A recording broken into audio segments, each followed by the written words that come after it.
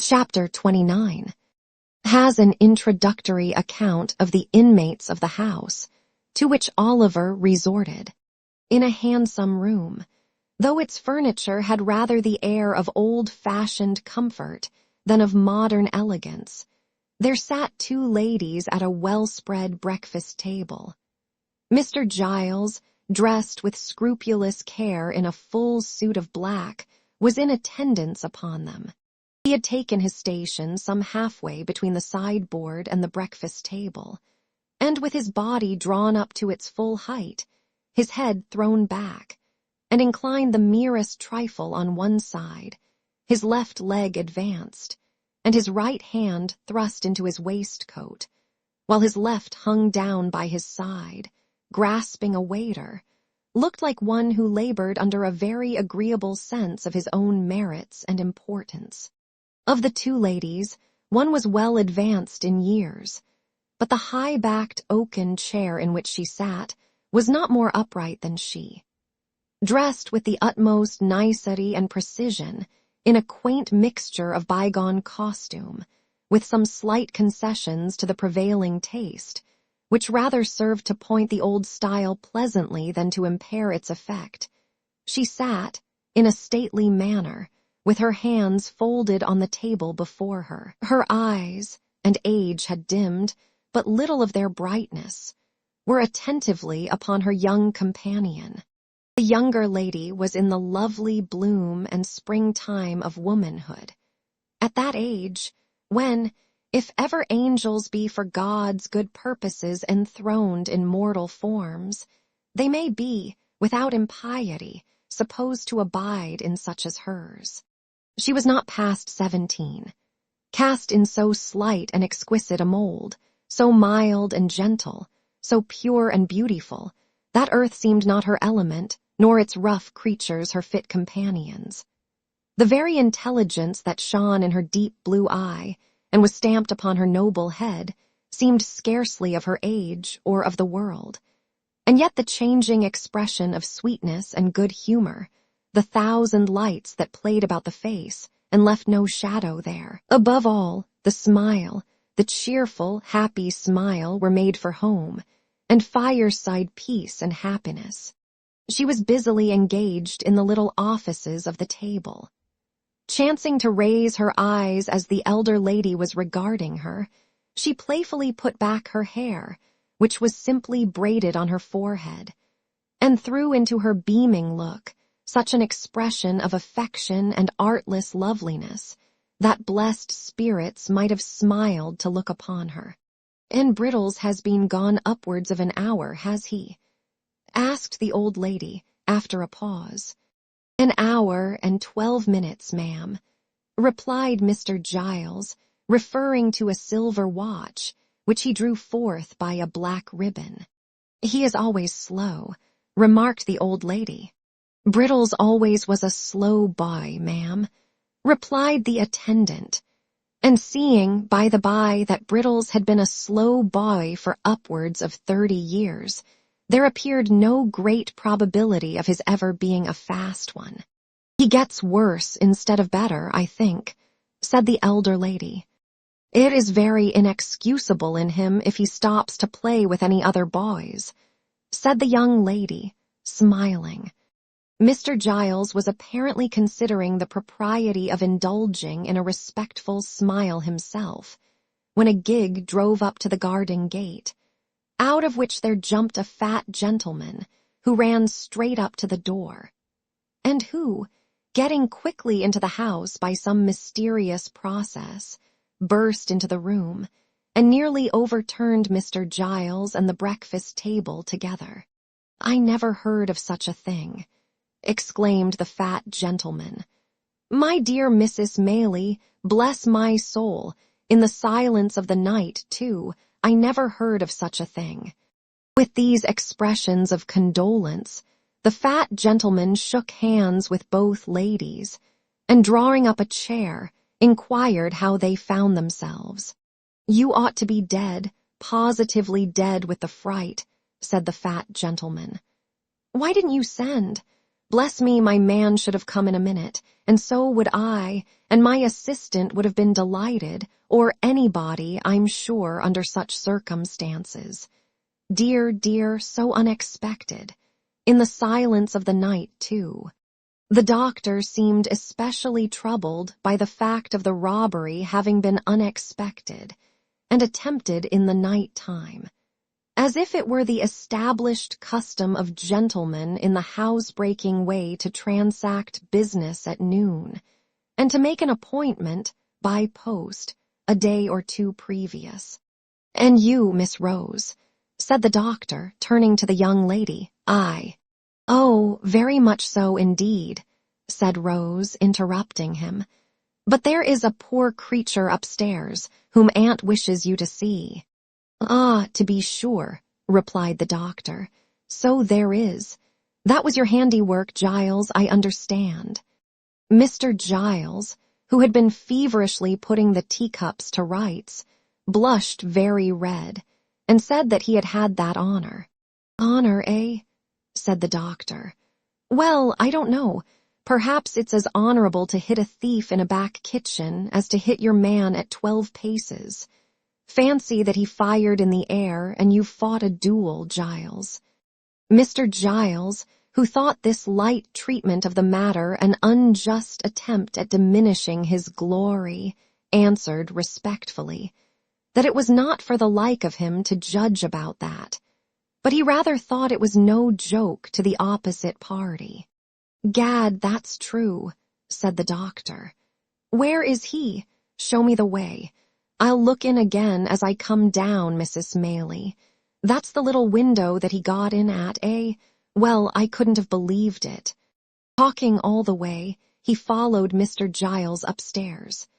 And while he is going upstairs, the reader may be informed that Mr. Losberne, a surgeon in the neighborhood, known through a circuit of 10 miles round as the doctor, had grown fat, more from good humor than from good living, and was as kind and hearty, and withal as eccentric an old bachelor as will be found in 5 times that space by any explorer alive. The doctor was absent, much longer than either he or the ladies had anticipated. A large flat box was fetched out of the gig, and a bedroom bell was rung very often, and the servants ran up and down stairs perpetually, from which tokens it was justly concluded that something important was going on above. At length he returned, and in reply to an anxious inquiry after his patient, looked very mysterious and closed the door carefully. This is a very extraordinary thing, Mrs. Maylie, said the doctor, standing with his back to the door as if to keep it shut. He is not in danger, I hope, said the old lady.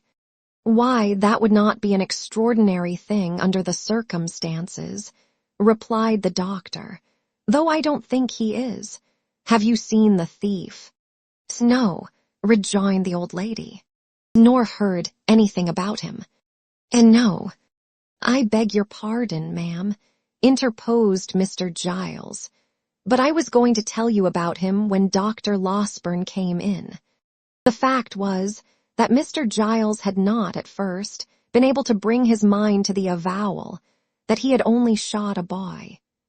Such commendations had been bestowed upon his bravery that he could not, for the life of him, help postponing the explanation for a few delicious minutes, during which he had flourished in the very zenith of a brief reputation for undaunted courage.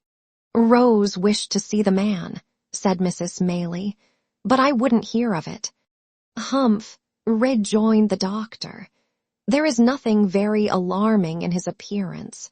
Have you any objection to see him in my presence? If it be necessary, replied the old lady, certainly not. Then I think it is necessary, said the doctor. At all events, I am quite sure that you would deeply regret not having done so if you postponed it. He is perfectly quiet and comfortable now. Allow me, Miss Rose, will you permit me? Not the slightest fear, I pledge you my honor. Chapter 30. relates what Oliver's new visitors thought of him, with many loquacious assurances that they would be agreeably surprised in the aspect of the criminal. The doctor drew the young lady's arm through one of his, and offering his disengaged hand to Mrs. Maylie, led them, with much ceremony and stateliness, upstairs. "Now," said the doctor in a whisper as he softly turned the handle of a bedroom door, "let us hear what you think of him. He has not been shaved very recently, but he don't look at all ferocious notwithstanding. Stop, though. Let me first see that he is in visiting order." Stepping before them, he looked into the room. Motioning them to advance, he closed the door when they had entered, and gently drew back the curtains of the bed. Upon it, in lieu of the dogged, black-visaged ruffian they had expected to behold, there lay a mere child, worn with pain and exhaustion, and sunk into a deep sleep. His wounded arm, bound and splintered up, was crossed upon his breast, his head reclined upon the other arm, which was half hidden by his long hair, as it streamed over the pillow. The honest gentleman held the curtain in his hand, and looked on for a minute or so, in silence. Whilst he was watching the patient thus, the younger lady glided softly past, and seating herself in a chair by the bedside, gathered Oliver's hair from his face.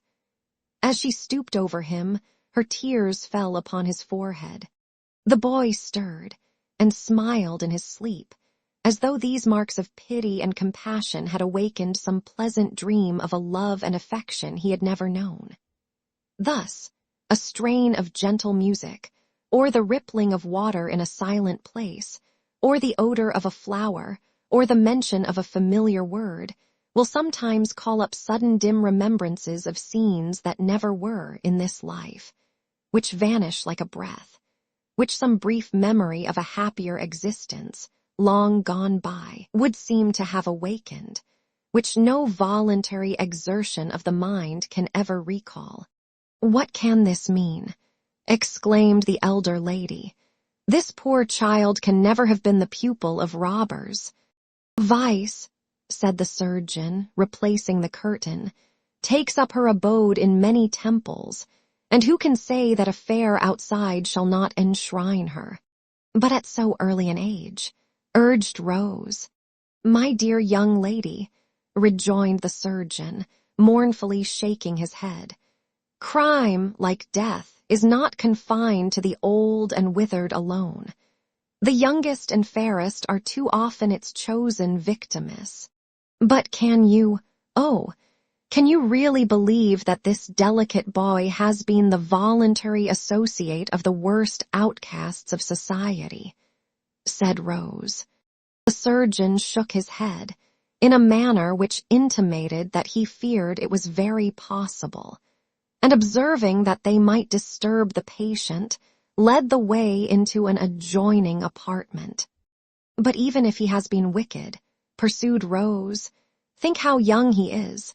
Think that he may never have known a mother's love or the comfort of a home, that ill usage and blows or the want of bread may have driven him to herd with men who have forced him to guilt. Aunt, dear aunt, for mercy's sake, think of this, before you let them drag this sick child to a prison, which in any case must be the grave of all his chances of amendment. Oh, as you love me, and know that I have never felt the want of parents in your goodness and affection, but that I might have done so, and might have been equally helpless and unprotected with this poor child, have pity upon him before it is too late." "My dear love," said the elder lady, as she folded the weeping girl to her bosom, "do you think I would harm a hair of his head?" "Oh, no," replied Rose eagerly. "No, surely," said the old lady. "My days are drawing to their close, and may mercy be shown to me as I show it to others. What can I do to save him, sir?" "Let me think, ma'am," said the doctor. "Let me think." Mr. Losberne thrust his hands into his pockets, and took several turns up and down the room, often stopping, and balancing himself on his toes and frowning frightfully.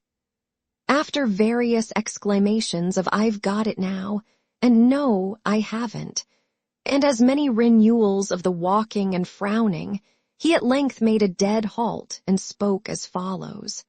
"I think if you give me a full and unlimited commission to bully Giles, and that little boy, Brittles, I can manage it. Giles is a faithful fellow and an old servant, I know, but you can make it up to him in 1,000 ways and reward him for being such a good shot besides. You don't object to that, unless there is some other way of preserving the child," replied Mrs. Maylie. "There is no other," said the doctor. "No other, take my word for it."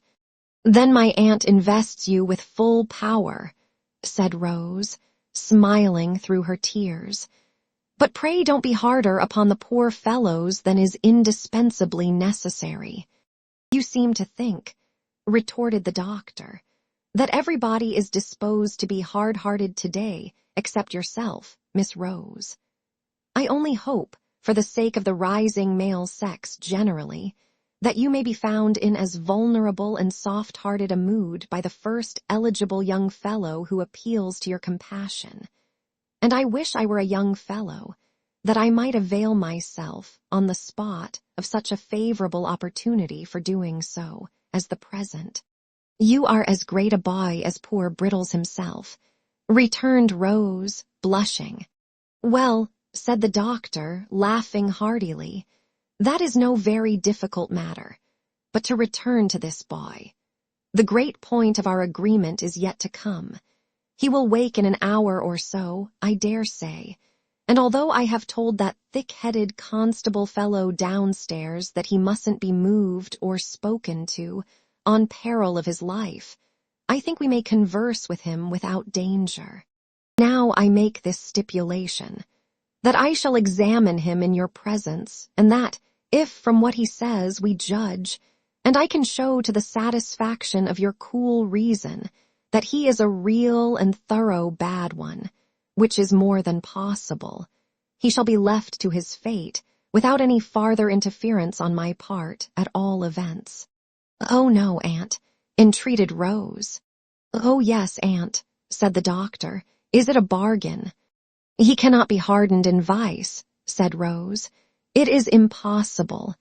"Very good," retorted the doctor. "Then so much the more reason for acceding to my proposition." Finally the treaty was entered into, and the parties thereunto sat down to wait, with some impatience, until Oliver should awake. The patience of the two ladies was destined to undergo a longer trial than Mr. Losberne had led them to expect, for hour after hour passed on, and still Oliver slumbered heavily.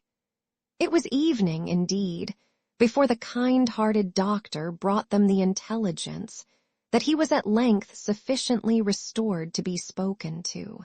The boy was very ill, he said, and weak from the loss of blood, but his mind was so troubled with anxiety to disclose something that he deemed it better to give him the opportunity than to insist upon his remaining quiet until next morning, which he should otherwise have done.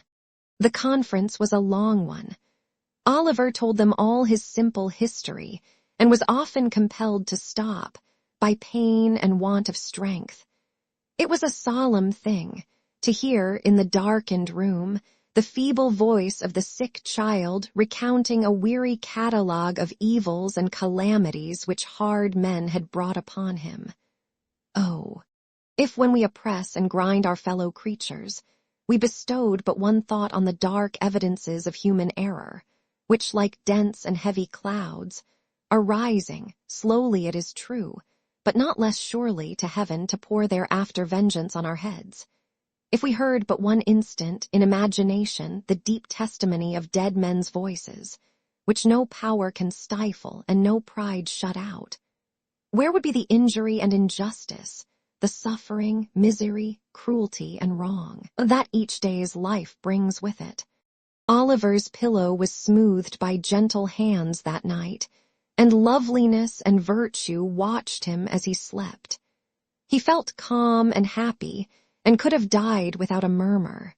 The momentous interview was no sooner concluded, and Oliver composed to rest again, than the doctor, after wiping his eyes, and condemning them for being weak all at once, betook himself downstairs to open upon Mr. Giles. And finding nobody about the parlors, it occurred to him that he could perhaps originate the proceedings with better effect in the kitchen. So into the kitchen he went.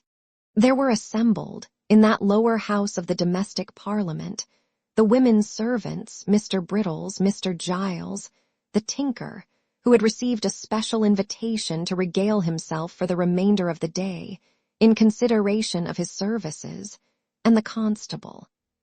The latter gentleman had a large staff, a large head, large features, and large half-boots, and he looked as if he had been taking a proportionate allowance of ale, as indeed he had. The adventures of the previous night were still under discussion, for Mr. Giles was expatiating upon his presence of mind when the doctor entered. Mr. Brittles, with a mug of ale in his hand, was corroborating everything before his superior said it. "Sit still," said the doctor, waving his hand. "Thank you, sir," said Mr. Giles. "Mrs. wished some ale to be given out, sir, and as I felt no ways inclined for my own little room, sir, and was disposed for company, I am taking mine among 'em here." Brittles headed a low murmur, by which the ladies and gentlemen generally were understood to express the gratification they derived from Mr. Giles's condescension. Mr. Giles looked round with a patronizing air, as much as to say that so long as they behaved properly, he would never desert them. "How is the patient tonight, sir?" asked Giles. "So," returned the doctor. "I am afraid you have got yourself into a scrape there, Mr. Giles." "I hope you don't mean to say, sir," said Mr. Giles, trembling, "that he's going to die. If I thought it, I should never be happy again. I wouldn't cut a boy off. No, not even Brittles here, not for all the plate in the county, sir." "That's not the point," said the doctor mysteriously. "Mr. Giles, are you a Protestant?" "Yes, sir, I hope so," faltered Mr. Giles, who had turned very pale. "And what are you by?" said the doctor, turning sharply upon Brittles. "Lord bless me, sir," replied Brittles, starting violently. "I'm the same as Mr. Giles, sir." "Then tell me this," said the doctor, both of you, are you going to take upon yourselves to swear that that boy upstairs is the boy that was put through the little window last night? Out with it. Come, we are prepared for you." The doctor, who was universally considered one of the best-tempered creatures on earth, made this demand in such a dreadful tone of anger that Giles and Brittles, who were considerably muddled by ale and excitement, stared at each other in a state of stupefaction. "Pay attention to the reply, constable, will you?" said the doctor, shaking his forefinger with great solemnity of manner, and tapping the bridge of his nose with it, to bespeak the exercise of that worthy's utmost acuteness. "Something may come of this before long." The constable looked as wise as he could, and took up his staff of office, which had been reclining indolently in the chimney corner. "It's a simple question of identity, you will observe," said the doctor. "That's what it is, sir," replied the constable, coughing with great violence, for he had finished his ale in a hurry, and some of it had gone the wrong way. "Here's the house broken into," said the doctor, "and a couple of men catch one moment's glimpse of a boy, in the midst of gunpowder smoke, and in all the distraction of alarm and darkness. Here's a boy comes to that very same house next morning, and because he happens to have his arm tied up, these men lay violent hands upon him. by doing which they place his life in great danger, and swear he is the thief. Now, the question is whether these men are justified by the fact. If not, in what situation do they place themselves? The constable nodded profoundly. He said, if that wasn't law, he would be glad to know what was. I ask you again, thundered the doctor, are you, on your solemn oaths, able to identify that boy? Brittles looked doubtfully at Mr. Giles. Mr. Giles looked doubtfully at Brittles. The constable put his hand behind his ear to catch the reply. The two women and the tinker leaned forward to listen.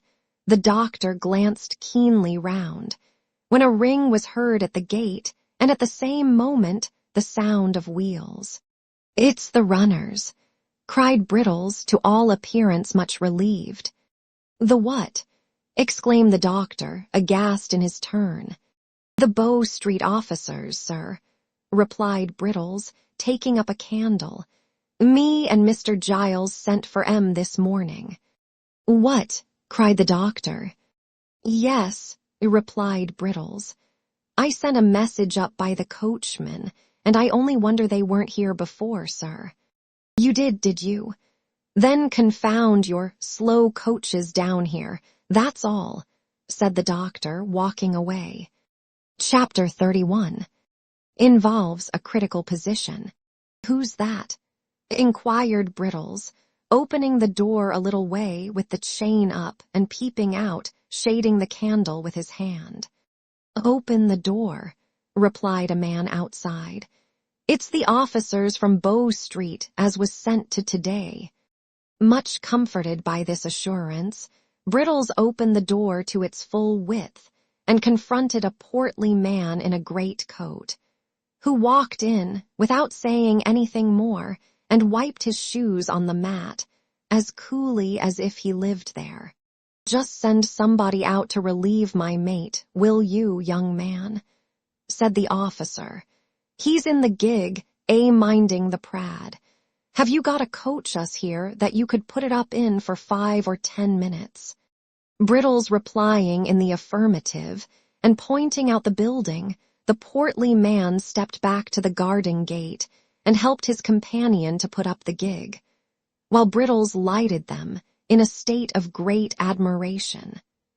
This done, they returned to the house, and being shown into a parlor, took off their great coats and hats, and showed like what they were. The man who had knocked at the door was a stout personage of middle height, aged about 50, with shiny black hair, cropped pretty close, half-whiskers, a round face, and sharp eyes. The other was a red-headed, bony man in top boots, with a rather ill-favored countenance and a turned-up, sinister-looking nose. "Tell your governor that Blathers and Duff is here, will you?" said the stouter man, smoothing down his hair and laying a pair of handcuffs on the table. "Oh, good evening, master. Can I have a word or two with you in private, if you please?" This was addressed to Mr. Losberne, who now made his appearance. That gentleman, motioning Brittles to retire, brought in the two ladies and shut the door. "This is the lady of the house," said Mr. Losberne, motioning towards Mrs. Maylie. Mr. Blathers made a bow. Being desired to sit down, he put his hat on the floor and, taking a chair, motioned to Duff to do the same. The latter gentleman, who did not appear quite so much accustomed to good society or quite so much at his ease in it, one of the two, seated himself, after undergoing several muscular affections of the limbs, and the head of his stick into his mouth, with some embarrassment. "Now, with regard to this here robbery, master," said Blathers, "what are the circumstances?" Mr. Losberne, who appeared desirous of gaining time, recounted them at great length and with much circumlocution. Messrs. Blathers and Duff looked very knowing meanwhile, and occasionally exchanged a nod. "I can't say for certain till I see the work, of course," said Blathers, "but my opinion at once is I don't mind committing myself to that extent, that this wasn't done by a yokel, a Duff." "Certainly not," replied Duff. "And translating the word yokel for the benefit of the ladies, I apprehend your meaning to be that this attempt was not made by a countryman," said Mr. Losberne with a smile. "That's it, master," replied Blathers. "This is all about the robbery, is it?" "All," replied the doctor. "Now, what is this about this here boy that the servants are talking on?" said Blathers.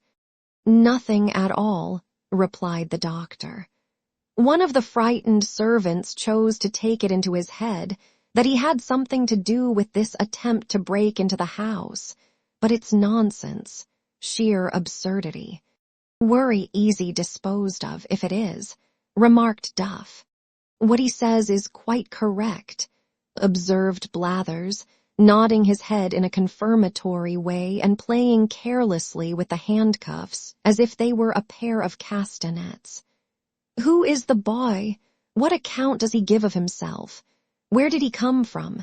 He didn't drop out of the clouds, did he, master?" "Of course not," replied the doctor, with a nervous glance at the two ladies. "I know his whole history, but we can talk about that presently.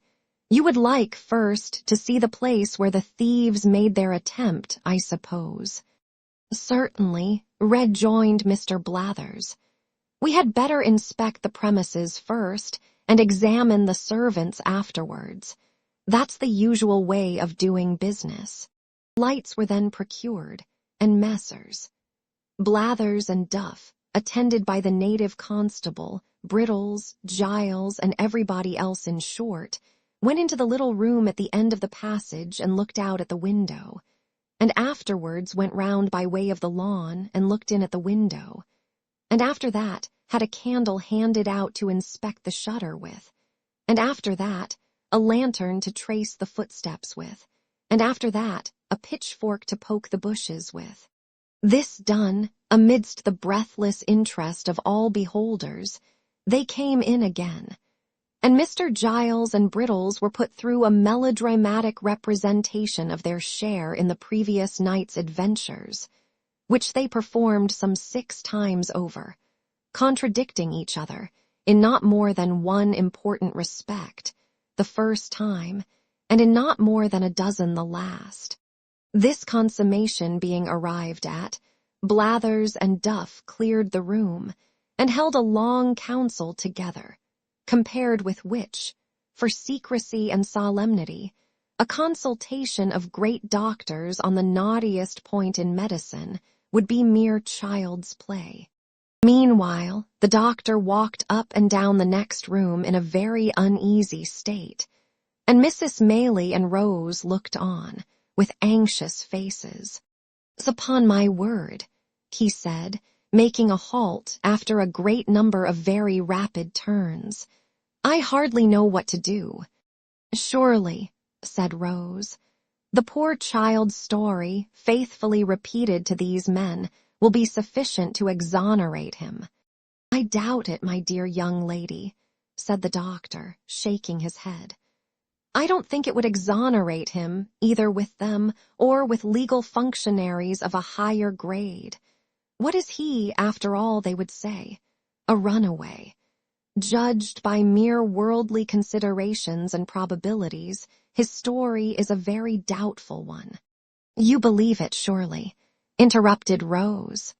"I believe it, strange as it is, and perhaps I may be an old fool for doing so," rejoined the doctor. "But I don't think it is exactly the tale for a practical police officer, nevertheless." "Why not?" demanded Rose. "Because, my pretty cross-examiner," replied the doctor, "because, viewed with their eyes, there are many ugly points about it.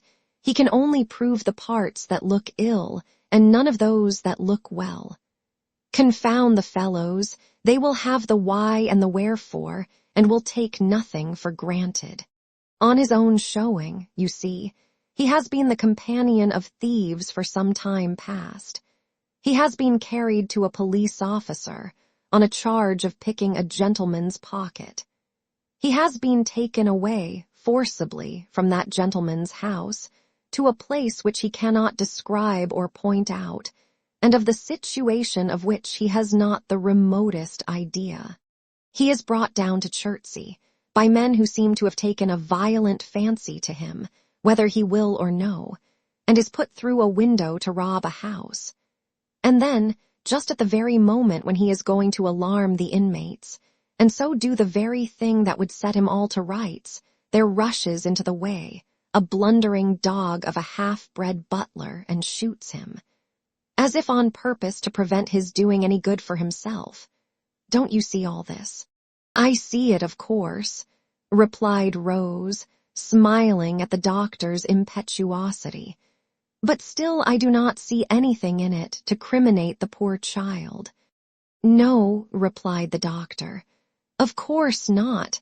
Bless the bright eyes of your sex. They never see, whether for good or bad, more than one side of any question, and that is always the one which first presents itself to them. Having given vent to this result of experience, the doctor put his hands into his pockets and walked up and down the room with even greater rapidity than before.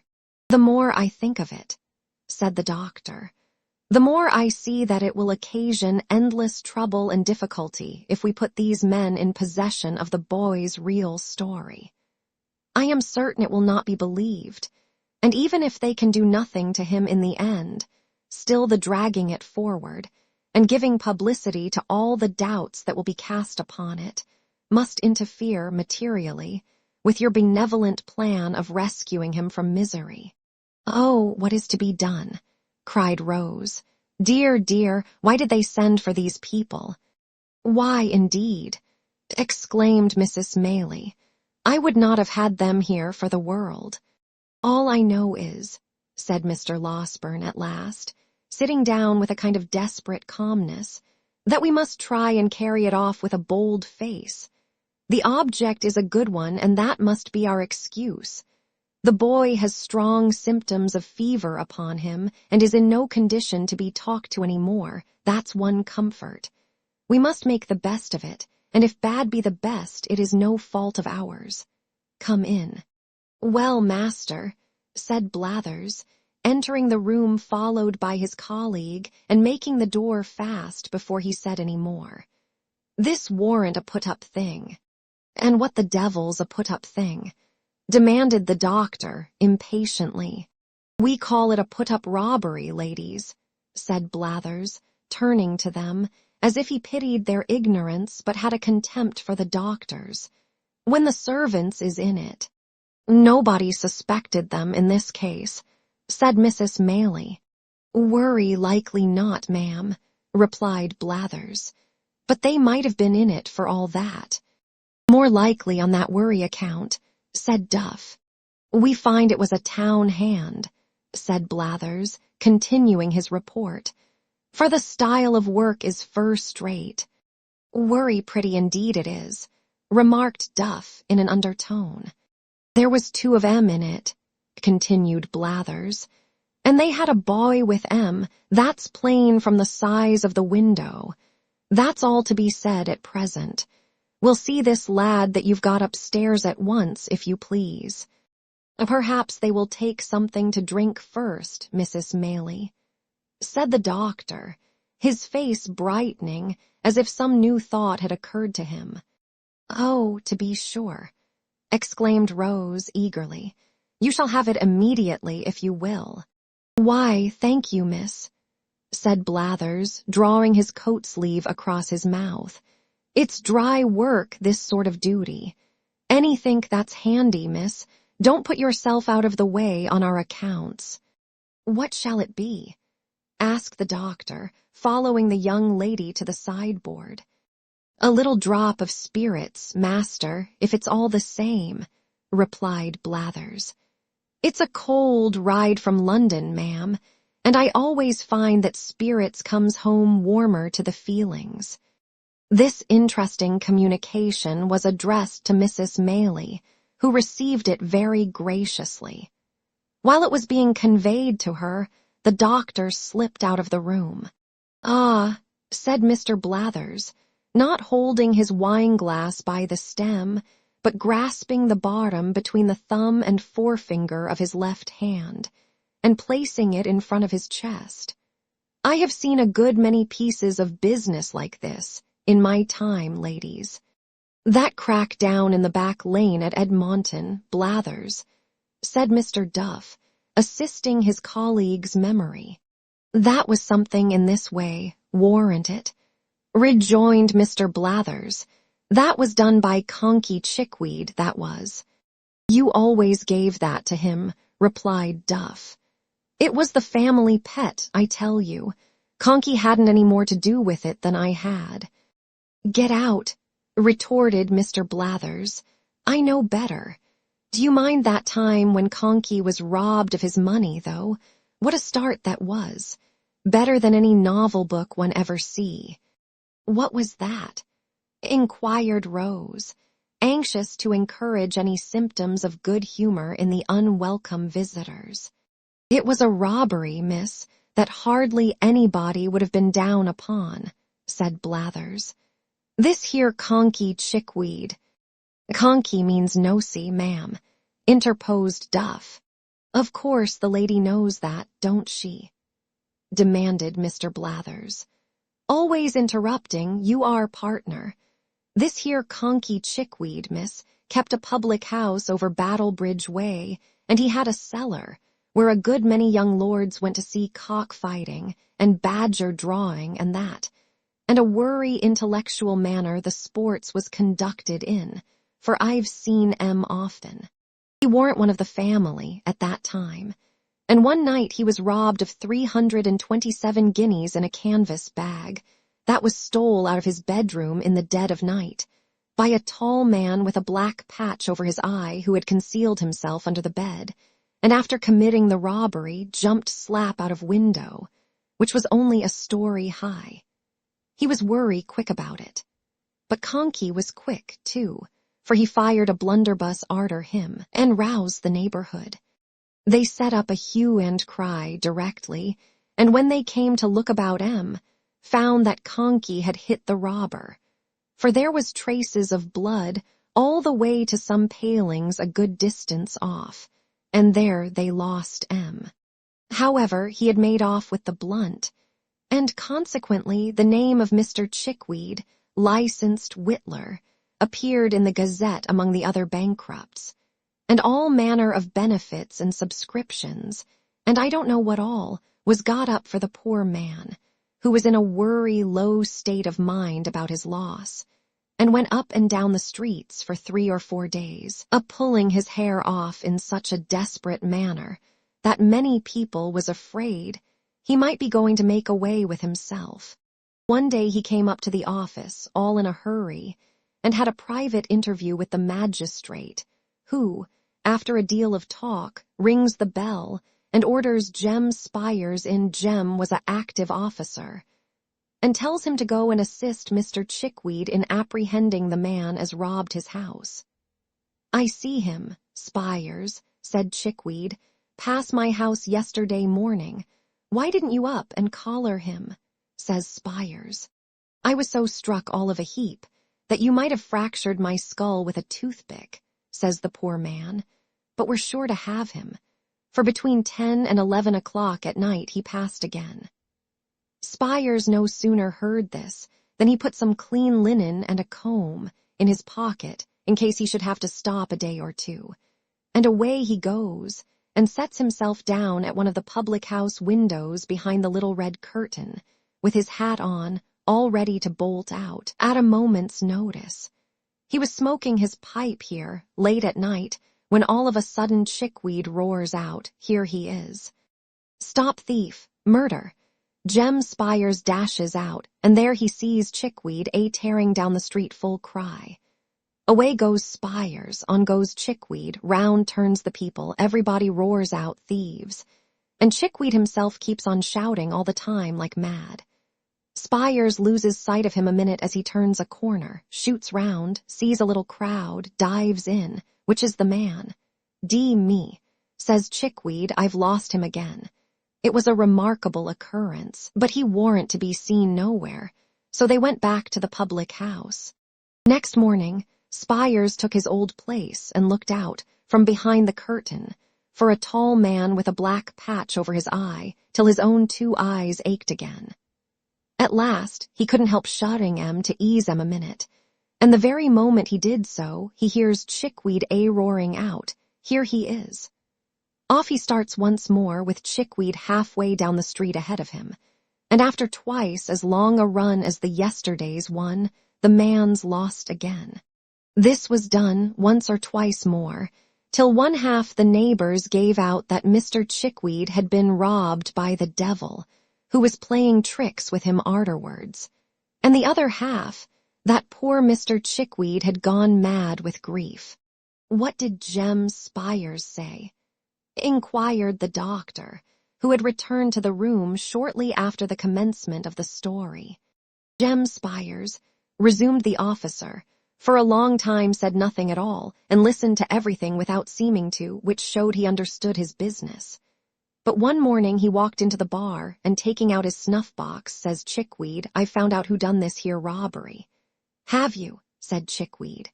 'Oh, my dear Spires, only let me have wengeance, and I shall die contented.' 'Oh, my dear Spires, where is the villain?' 'Come,' said Spires, offering him a pinch of snuff. 'It's none of that gammon. You did it yourself.' So he had, and a good bit of money he had made by it, too, and nobody would never have found it out if he hadn't been so precious anxious to keep up appearances," said Mr. Blathers, putting down his wine-glass and clinking the handcuffs together. "Very curious indeed," observed the doctor. "Now, if you please, you can walk upstairs." "If you please, sir," returned Mr. Blathers. Closely following Mr. Losberne, the 2 officers ascended to Oliver's bedroom, Mr. Giles preceding the party with a lighted candle. Oliver had been dozing, but looked worse and was more feverish than he had appeared yet. Being assisted by the doctor, he managed to sit up in bed for a minute or so, and looked at the strangers without at all understanding what was going forward, in fact, without seeming to recollect where he was or what had been passing.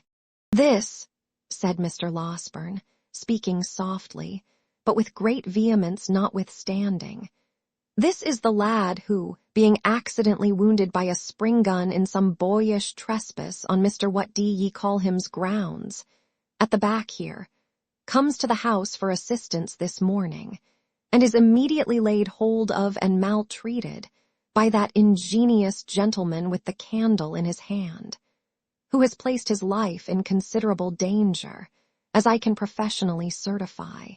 Messrs. Blathers and Duff looked at Mr. Giles as he was thus recommended to their notice. The bewildered butler gazed from them towards Oliver, and from Oliver towards Mr. Losberne, with a most ludicrous mixture of fear and perplexity. "You don't mean to deny that, I suppose," said the doctor, laying Oliver gently down again. "It was all done for the best, sir," answered Giles. "I am sure I thought it was the boy, or I wouldn't have meddled with him. I am not of an inhuman disposition, sir." "Thought it was what boy?" inquired the senior officer. "The housebreaker's boy, sir," replied Giles. They certainly had a boy." "Well, do you think so now?" inquired Blathers. "Think what now?" replied Giles, looking vacantly at his questioner. "I think it's the same boy, stupid head," rejoined Blathers impatiently. "I don't know, I really don't know," said Giles with a rueful countenance. "I couldn't swear to him." "What do you think?" asked Mr. Blathers. "I don't know what to think," replied poor Giles. "I don't think it is the boy. Indeed, I'm almost certain that it isn't. You know it can't be." "Has this man been drinking, sir?" inquired Blathers, turning to the doctor. "What a precious muddle-headed chap you are," said Duff, addressing Mr. Giles with supreme contempt. Mr. Losberne had been feeling the patient's pulse during this short dialogue, but he now rose from the chair by the bedside and remarked that if the officers had any doubts upon the subject, they would perhaps like to step into the next room and have Brittles before them. Acting upon this suggestion, they adjourned to a neighboring apartment, where Mr. Brittles, being called in, involved himself and his respected superior in such a wonderful maze of fresh contradictions and impossibilities, as tended to throw no particular light on anything, but the fact of his own strong mystification. Except, indeed, his declarations that he shouldn't know the real boy if he were put before him that instant, that he had only taken Oliver to be he, because Mr. Giles had said he was, and that Mr. Giles had, 5 minutes previously, admitted in the kitchen that he began to be very much afraid he had been a little too hasty. Among other ingenious surmises, the question was then raised whether Mr. Giles had really hit anybody, and upon examination of the fellow pistol to that which he had fired, it turned out to have no more destructive loading than gunpowder and brown paper.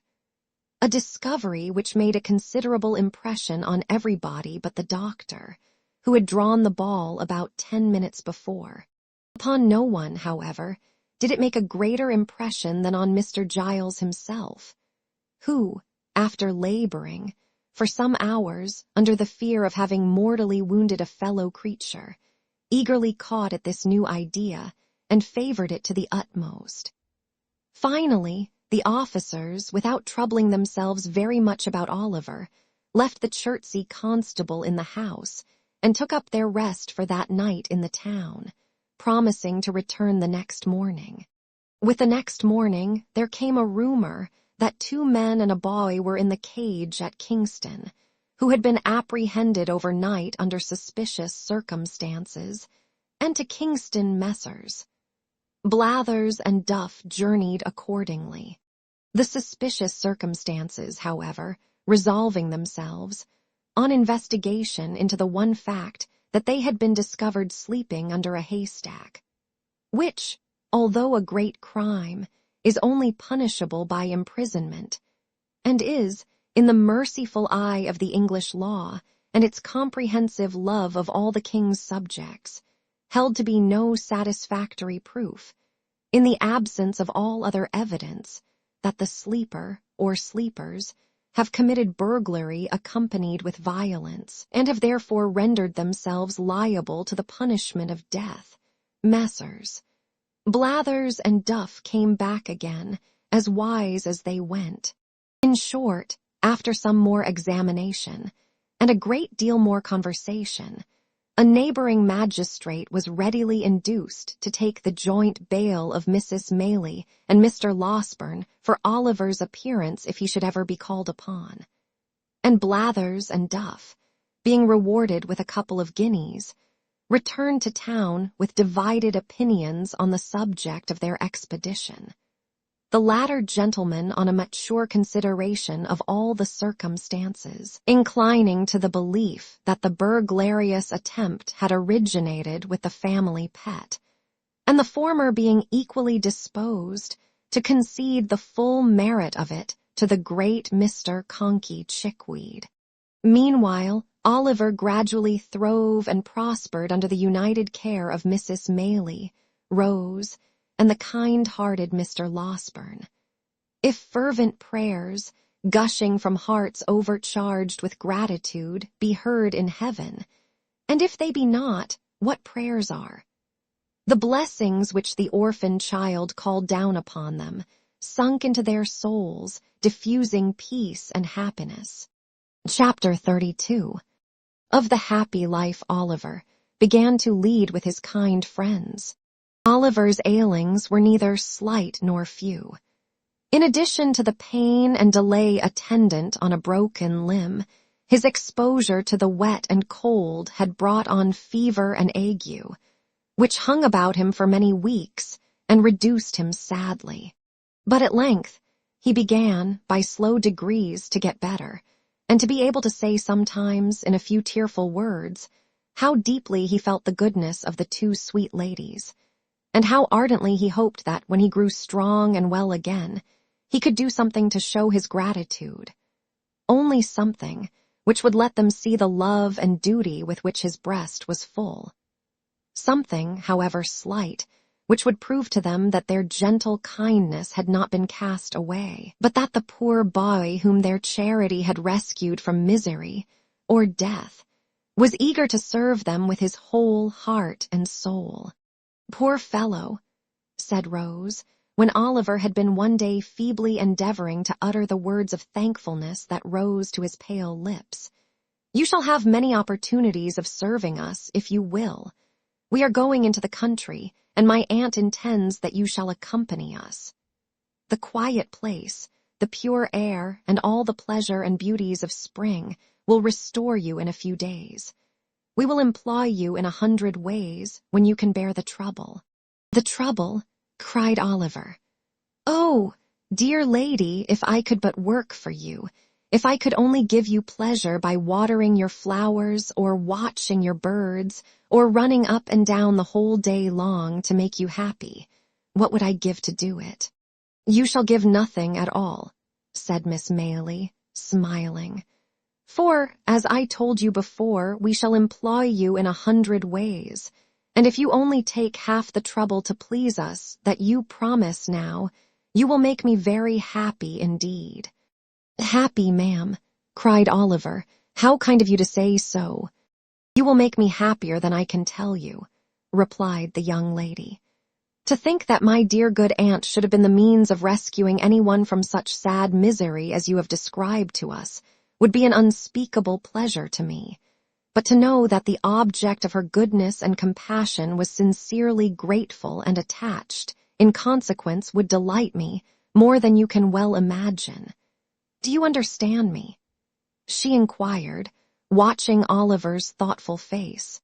"Oh, yes, ma'am, yes," replied Oliver eagerly, "but I was thinking that I am ungrateful now." "To whom?" inquired the young lady. "To the kind gentleman and the dear old nurse who took so much care of me before," rejoined Oliver. "If they knew how happy I am, they would be pleased, I am sure." "I am sure they would," rejoined Oliver's benefactress. "And Mr. Losberne has already been kind enough to promise that, when you are well enough to bear the journey, he will carry you to see them." "Has he, ma'am?" cried Oliver, his face brightening with pleasure. "I don't know what I shall do for joy when I see their kind faces once again." In a short time Oliver was sufficiently recovered to undergo the fatigue of this expedition. One morning he and Mr. Losberne set out, accordingly, in a little carriage which belonged to Mrs. Maylie. When they came to Chertsey Bridge, Oliver turned very pale and uttered a loud exclamation. "What's the matter with the boy?" cried the doctor, as usual, all in a bustle. "Do you see anything, hear anything, feel anything, eh?" "That, sir," cried Oliver, pointing out of the carriage window. "That house." "Yes, well, what of it?" "Stop, coachman, pull up here," cried the doctor. "What of the house, my man, eh?" "The thieves, the house they took me to," whispered Oliver. "The devil it is," cried the doctor. "Hallo there, let me out." But before the coachman could dismount from his box, he had tumbled out of the coach, by some means or other, and running down to the deserted tenement, began kicking at the door like a madman. "Halloa," said a little ugly hump-backed man, opening the door so suddenly that the doctor, from the very impetus of his last kick, nearly fell forward into the passage. "What's the matter here?" "Matter?" exclaimed the other, collaring him without a moment's reflection. "A good deal. Robbery is the matter." "There'll be murder the matter, too," replied the hump-backed man coolly, "if you don't take your hands off. Do you hear me?" "I hear you," said the doctor, giving his captive a hearty shake. "Where's, confound the fellow, what's his rascally name? Sykes, that's it. Where's Sykes, you thief?" The humpbacked man stared, as if in excess of amazement and indignation. Then, twisting himself dexterously from the doctor's grasp, growled forth a volley of horrid oaths and retired into the house. Before he could shut the door, however, the doctor had passed into the parlor without a word of parley. He looked anxiously round. Not an article of furniture, not a vestige of anything, animate or inanimate, not even the position of the cupboards, answered Oliver's description. "Now," said the hump-backed man who had watched him keenly, "what do you mean by coming into my house in this violent way? Do you want to rob me or to murder me? Which is it? Did you ever know a man come out to do either, in a chariot and pair, you ridiculous old vampire?" said the irritable doctor. "What do you want, then?" demanded the hunchback. "Will you take yourself off before I do you a mischief? Curse you." "As soon as I think proper," said Mr. Losberne, looking into the other parlor, which, like the first, bore no resemblance whatever to Oliver's account of it. "I shall find you out some day, my friend." "Will you?" sneered the ill-favored cripple. "If you ever want me, I'm here. I haven't lived here mad and all alone for 25 years to be scared by you. You shall pay for this. You shall pay for this." And so saying, the misshapen little demon set up a yell and danced upon the ground as if wild with rage. "Stupid enough, this," muttered the doctor to himself. "The boy must have made a mistake. Here, put that in your pocket and shut yourself up again." With these words he flung the hunchback a piece of money and returned to the carriage. The man followed to the chariot door, uttering the wildest imprecations and curses all the way.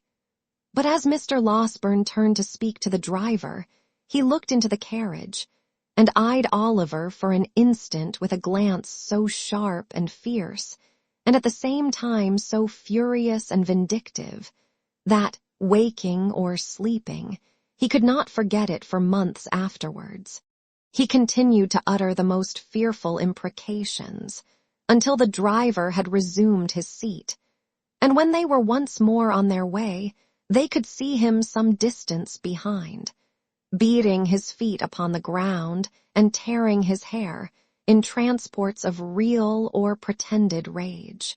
"I am an ass," said the doctor after a long silence. "Did you know that before, Oliver?" "No, sir." "Then don't forget it another time." "An ass," said the doctor again after a further silence of some minutes. "Even if it had been the right place and the right fellows had been there, what could I have done single-handed?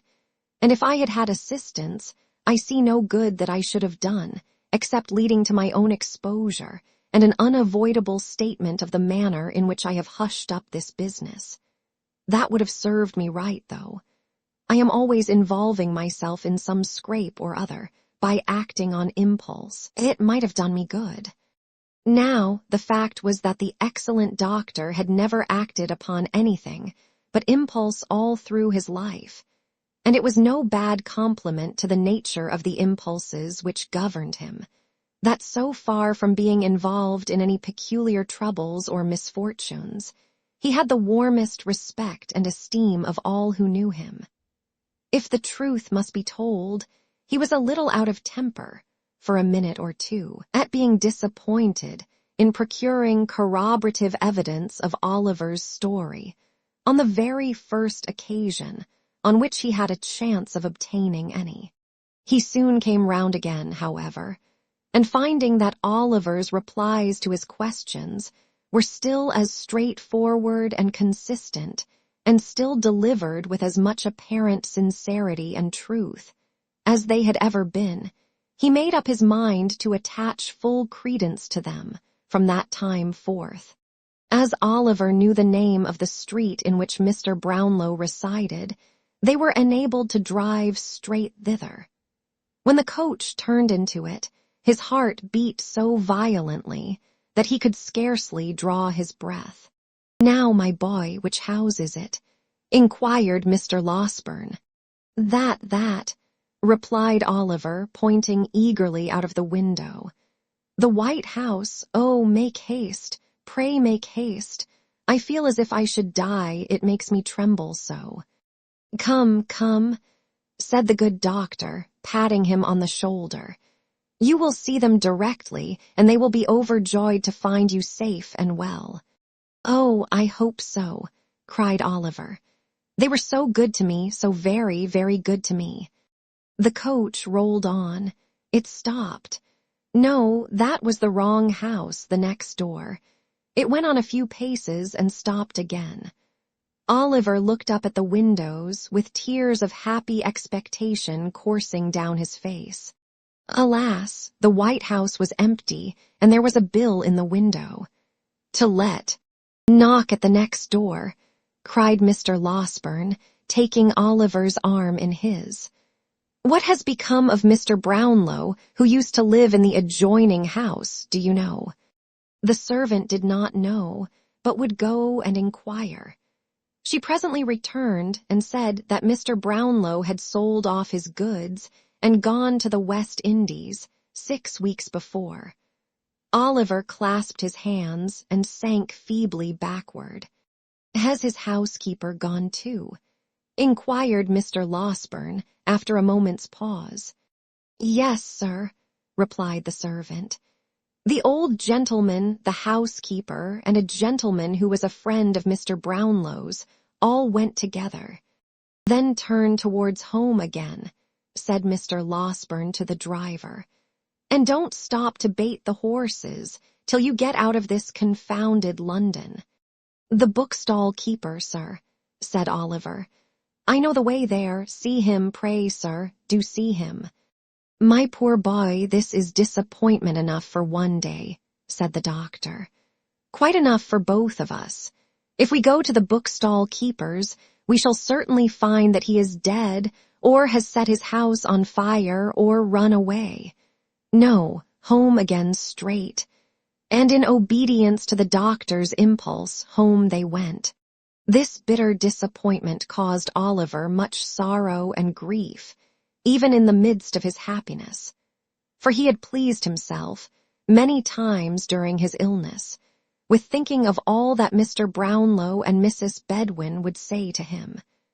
And what delight it would be to tell them how many long days and nights he had passed in reflecting on what they had done for him, and in bewailing his cruel separation from them. The hope of eventually clearing himself with them, too, and explaining how he had been forced away, had buoyed him up, and sustained him under many of his recent trials. And now, the idea that they should have gone so far and carried with them the belief that he was an impostor and a robber, a belief which might remain uncontradicted to his dying day, was almost more than he could bear. The circumstance occasioned no alteration, however, in the behavior of his benefactors.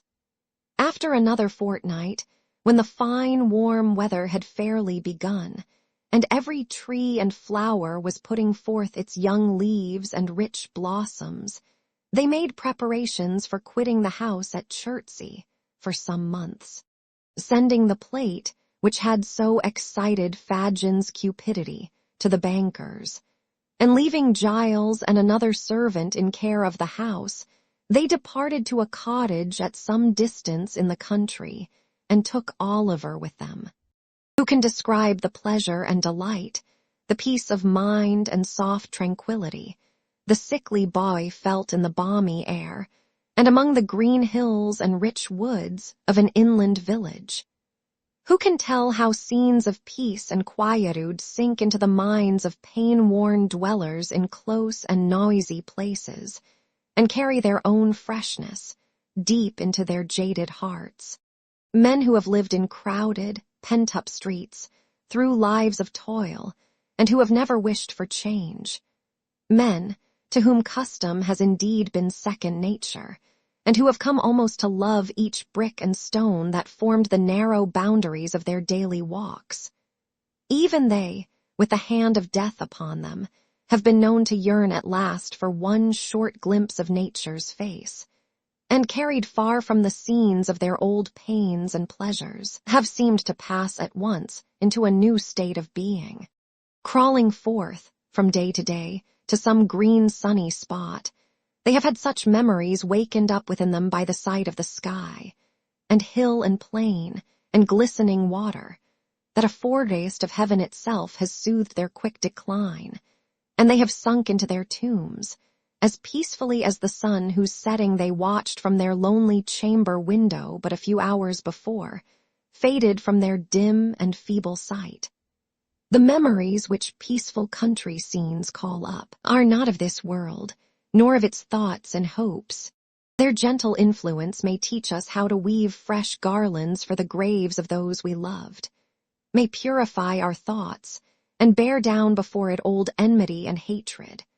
But beneath all this, there lingers, in the least reflective mind, a vague and half-formed consciousness of having held such feelings long before, in some remote and distant time, which calls up solemn thoughts of distant times to come, and bends down pride and worldliness beneath it. It was a lovely spot to which they repaired. Oliver, whose days had been spent among squalid crowds, and in the midst of noise and brawling, seemed to enter on a new existence there. The rose and honeysuckle clung to the cottage walls, the ivy crept round the trunks of the trees, and the garden flowers perfumed the air with delicious odors. Hard by was a little churchyard, not crowded with tall, unsightly gravestones, but full of humble mounds, covered with fresh turf and moss, beneath which the old people of the village lay at rest. Oliver often wandered here, and, thinking of the wretched grave in which his mother lay, would sometimes sit him down and sob unseen. But when he raised his eyes to the deep sky overhead, he would cease to think of her as lying in the ground, and would weep for her sadly, but without pain. It was a happy time. The days were peaceful and serene.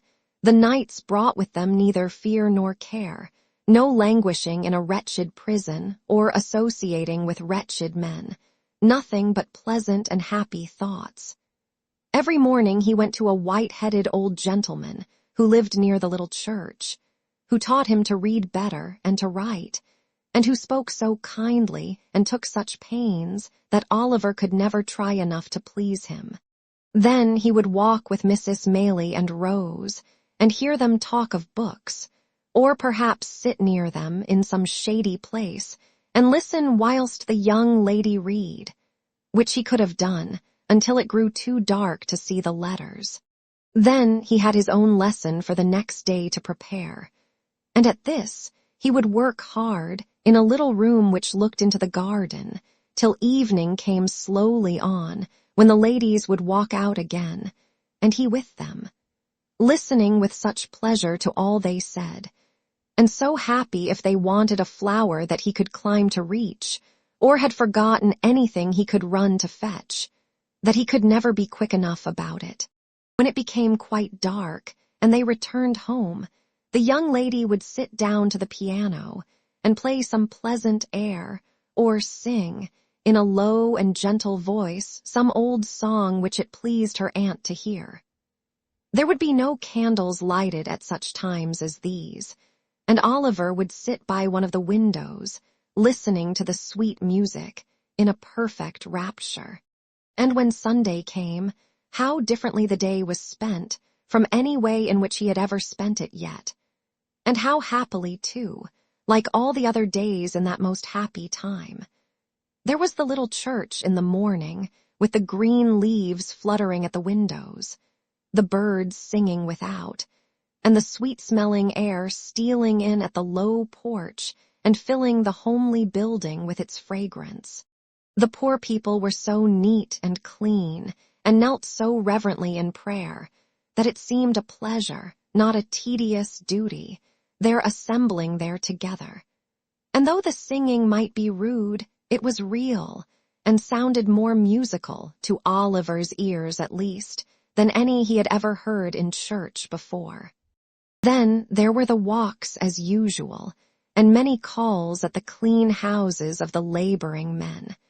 And at night, Oliver read a chapter or two from the Bible, which he had been studying all the week, and in the performance of which duty he felt more proud and pleased than if he had been the clergyman himself.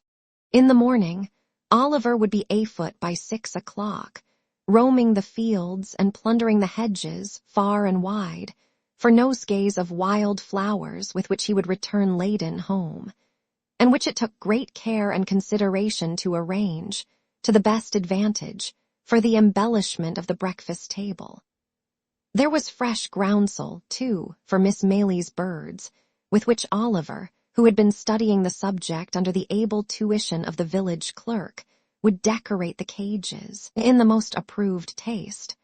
When the birds were made all spruce and smart for the day, there was usually some little commission of charity to execute in the village. Or, failing that, there was rare cricket playing, sometimes on the green. Or, failing that, there was always something to do in the garden or about the plants, to which Oliver, who had studied this science also under the same master, who was a gardener by trade, applied himself with hearty goodwill until Miss Rose made her appearance, when there were 1,000 commendations to be bestowed on all he had done. So 3 months glided away, 3 months which, in the life of the most blessed and favored of mortals, might have been unmingled happiness, and which, in Oliver's, were true felicity. With the purest and most amiable generosity on one side, and the truest, warmest, soul-felt gratitude on the other, it is no wonder that, by the end of that short time, Oliver Twist had become completely domesticated with the old lady and her niece, and that the fervent attachment of his young and sensitive heart was repaid by their pride in, and attachment to himself. Chapter 33, wherein the happiness of Oliver and his friends experiences a sudden check. Spring flew swiftly by, and summer came. If the village had been beautiful at first, it was now in the full glow and luxuriance of its richness.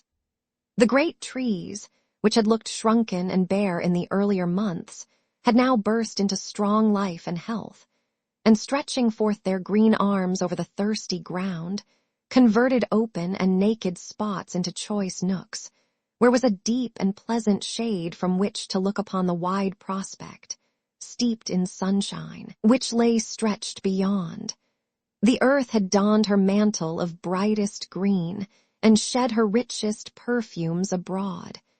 It was the prime and vigor of the year. All things were glad and flourishing. Still, the same quiet life went on at the little cottage, and the same cheerful serenity prevailed among its inmates. Oliver had long since grown stout and healthy, but health or sickness made no difference in his warm feelings of a great many people. He was still the same gentle, attached, affectionate creature that he had been when pain and suffering had wasted his strength, and when he was dependent for every slight attention and comfort on those who tended him. One beautiful night, when they had taken a longer walk than was customary with them, for the day had been unusually warm, and there was a brilliant moon, and a light wind had sprung up, which was unusually refreshing. Rose had been in high spirits, too, and they had walked on in merry conversation until they had far exceeded their ordinary bounds. Mrs. Maylie being fatigued, they returned more slowly home. The young lady, merely throwing off her simple bonnet, sat down to the piano as usual. After running abstractedly over the keys for a few minutes, she fell into a low and very solemn air, and as she played it, they heard a sound as if she were weeping. "Rose, my dear," said the elder lady. Rose made no reply, but played a little quicker, as though the words had roused her from some painful thoughts. "Rose, my love," cried Mrs. Maylie, rising hastily and bending over her. "What is this? In tears, my dear child, what distresses you?" "Nothing, aunt, nothing," replied the young lady. "I don't know what it is, I can't describe it, but I feel—" "Not ill, my love," interposed Mrs. Maylie. "No, no, oh, not ill," replied Rose, shuddering as though some deadly chillness were passing over her while she spoke. "I shall be better presently. Close the window, pray." Oliver hastened to comply with her request. The young lady, making an effort to recover her cheerfulness, strove to play some livelier tune, but her fingers dropped powerless over the keys. Covering her face with her hands, she sank upon a sofa and gave vent to the tears which she was now unable to repress. "My child," said the elderly lady, folding her arms about her, "I never saw you so before." "I would not alarm you if I could avoid it," rejoined Rose. "But indeed I have tried very hard and cannot help this. I fear I am ill, aunt." She was indeed, for when candles were brought they saw that in the very short time which had elapsed since their return home, the hue of her countenance had changed to a marble whiteness. Its expression had lost nothing of its beauty, but it was changed, and there was an anxious, haggard look about the gentle face which it had never worn before. Another minute, and it was suffused with a crimson flush, and a heavy wildness came over the soft blue eye. Again this disappeared, like the shadow thrown by a passing cloud, and she was once more deadly pale. Oliver, who watched the old lady anxiously, observed that she was alarmed by these appearances, and so in truth was he. But seeing that she affected to make light of them, he endeavored to do the same, and they so far succeeded that when Rose was persuaded by her aunt to retire for the night, she was in better spirits, and appeared even in better health, assuring them that she felt certain she should rise in the morning, quite well. "I hope," said Oliver, when Mrs. Maylie returned, "that nothing is the matter. She don't look well tonight, but—" The old lady motioned to him not to speak, and sitting herself down in a dark corner of the room, remained silent for some time. At length, she said, in a trembling voice, "I hope not, Oliver. I have been very happy with her for some years, too happy, perhaps. It may be time that I should meet with some misfortune, but I hope it is not this." "What?" inquired Oliver. "The heavy blow," said the old lady, "of losing the dear girl who has so long been my comfort and happiness." "Oh, God forbid!" exclaimed Oliver hastily. "Amen to that, my child," said the old lady, wringing her hands. "Surely there is no danger of anything so dreadful," said Oliver. 2 hours ago she was quite well." "She is very ill now," rejoined Mrs. Maylie, "and will be worse, I am sure. My dear, dear Rose, oh, what shall I do without her?" She gave way to such great grief that Oliver, suppressing his own emotion, ventured to remonstrate with her, and to beg earnestly that, for the sake of the dear young lady herself, she would be more calm. "And consider, ma'am," said Oliver, as the tears forced themselves into his eyes, despite of his efforts to the contrary. "Oh, consider how young and good she is, and what pleasure and comfort she gives to all about her. I am sure, certain, quite certain that for your sake, who are so good yourself, and for her own, and for the sake of all she makes so happy, she will not die. Heaven will never let her die so young." "Hush," said Mrs. Maylie, laying her hand on Oliver's head. "You think like a child, poor boy, but you teach me my duty, notwithstanding. I had forgotten it for a moment, Oliver, but I hope I may be pardoned, for I am old, and have seen enough of illness and death to know the agony of separation from the objects of our love. I have seen enough, too, to know that it is not always the youngest and best who are spared to those that love them. But this should give us comfort in our sorrow, for heaven is just, and such things teach us impressively that there is a brighter world than this, and that the passage to it is speedy. God's will be done. I love her, and he knows how well. Oliver was surprised to see that as Mrs. Maylie said these words, she checked her lamentations as though by one effort, and drawing herself up as she spoke, became composed and firm. He was still more astonished to find that this firmness lasted, and that, under all the care and watching which ensued, Mrs. Maylie was ever ready and collected, performing all the duties which had devolved upon her steadily, and to all external appearances even cheerfully. But he was young, and did not know what strong minds are capable of under trying circumstances. How should he, when their possessors so seldom know themselves? An anxious night ensued. When morning came, Mrs. Maylie's predictions were but too well verified. Rose was in the first stage of a high and dangerous fever. "We must be active, Oliver, and not give way to useless grief," said Mrs. Maylie, laying her finger on her lip as she looked steadily into his face. "This letter must be sent with all possible expedition to Mr. Losberne. It must be carried to the market town, which is not more than 4 miles off by the footpath across the field, and thence dispatched by an express on horseback straight to Chertsey. The people at the inn will undertake to do this, and I can trust to you to see it done, I know." Oliver could make no reply, but looked his anxiety to be gone at once. "Here is another letter," said Mrs. Maylie, pausing to reflect. "But whether to send it now or wait until I see how Rose goes on, I scarcely know. I would not forward it unless I feared the worst." "Is it for Chertsey, too, ma'am?" inquired Oliver, impatient to execute his commission and holding out his trembling hand for the letter. "No," replied the old lady, giving it to him mechanically. Oliver glanced at it and saw that it was directed to Harry Maylie, Esquire, at some great lord's house in the country, where he could not make out. "Shall it go, ma'am?" asked Oliver, looking up impatiently. "I think not," replied Mrs. Maylie, taking it back. "I will wait until tomorrow." With these words, she gave Oliver her purse, and he started off without more delay at the greatest speed he could muster.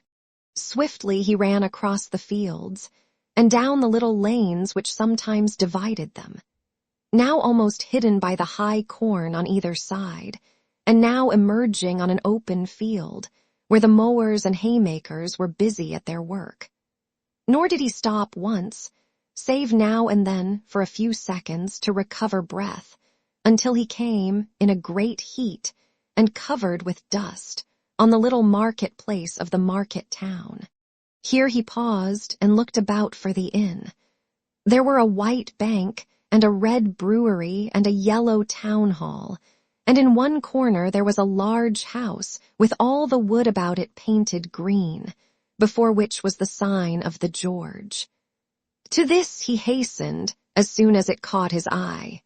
He spoke to a postboy who was dozing under the gateway, and who, after hearing what he wanted, referred him to the ostler, who, after hearing all he had to say again, referred him to the landlord, who was a tall gentleman in a blue neckcloth, a white hat, drab breeches, and boots with tops to match, leaning against a pump by the stable door, picking his teeth with a silver toothpick. This gentleman walked with much deliberation into the bar to make out the bill, which took a long time making out, and after it was ready and paid, a horse had to be saddled and a man to be dressed, which took up 10 good minutes more. Meanwhile, Oliver was in such a desperate state of impatience and anxiety that he felt as if he could have jumped upon the horse himself and galloped away, full tier, to the next stage. At length all was ready, and the little parcel having been handed up, with many injunctions and entreaties for its speedy delivery, the man set spurs to his horse, and rattling over the uneven paving of the marketplace, was out of the town, and galloping along the turnpike road in a couple of minutes. As it was something to feel certain that assistance was sent for, and that no time had been lost, Oliver hurried up the inn yard with a somewhat lighter heart. He was turning out of the gateway when he accidentally stumbled against a tall man wrapped in a cloak, who was at that moment coming out of the inn door. "Ha!" cried the man, fixing his eyes on Oliver and suddenly recoiling. "What the devil's this?" "I beg your pardon, sir," said Oliver. "I was in a great hurry to get home and didn't see you were coming." "Death," muttered the man to himself, glaring at the boy with his large, dark eyes. "Who would have thought it? Grind him to ashes. He'd start up from a stone coffin to come in my way." "I am sorry," stammered Oliver, confused by the strange man's wild look. "I hope I have not hurt you." "Rot you," murmured the man in a horrible passion between his clenched teeth. "If I had only had the courage to say the word, I might have been free of you in a night. Curses on your head and black death on your heart, you imp. What are you doing here?" The man shook his fist as he uttered these words incoherently. He advanced towards Oliver, as if with the intention of aiming a blow at him, but fell violently on the ground, writhing and foaming in a fit. Oliver gazed for a moment at the struggles of the madman, for such he supposed him to be, and then darted into the house for help. Having seen him safely carried into the hotel, he turned his face homewards, running as fast as he could to make up for lost time, and recalling with a great deal of astonishment and some fear the extraordinary behavior of the person from whom he had just parted. The circumstance did not dwell in his recollection long, however, for when he reached the cottage, there was enough to occupy his mind and to drive all considerations of self completely from his memory. Rose Maylie had rapidly grown worse. Before midnight she was delirious. A medical practitioner who resided on the spot was in constant attendance upon her, and after first seeing the patient, he had taken Mrs. Maylie aside and pronounced her disorder to be one of a most alarming nature. "In fact," he said, "it would be little short of a miracle if she recovered." How often did Oliver start from his bed that night, and stealing out with noiseless footstep to the staircase, listen for the slightest sound from the sick chamber. How often did a tremble shake his frame, and cold drops of terror start upon his brow, when a sudden trampling of feet caused him to fear that something too dreadful to think of had even then occurred.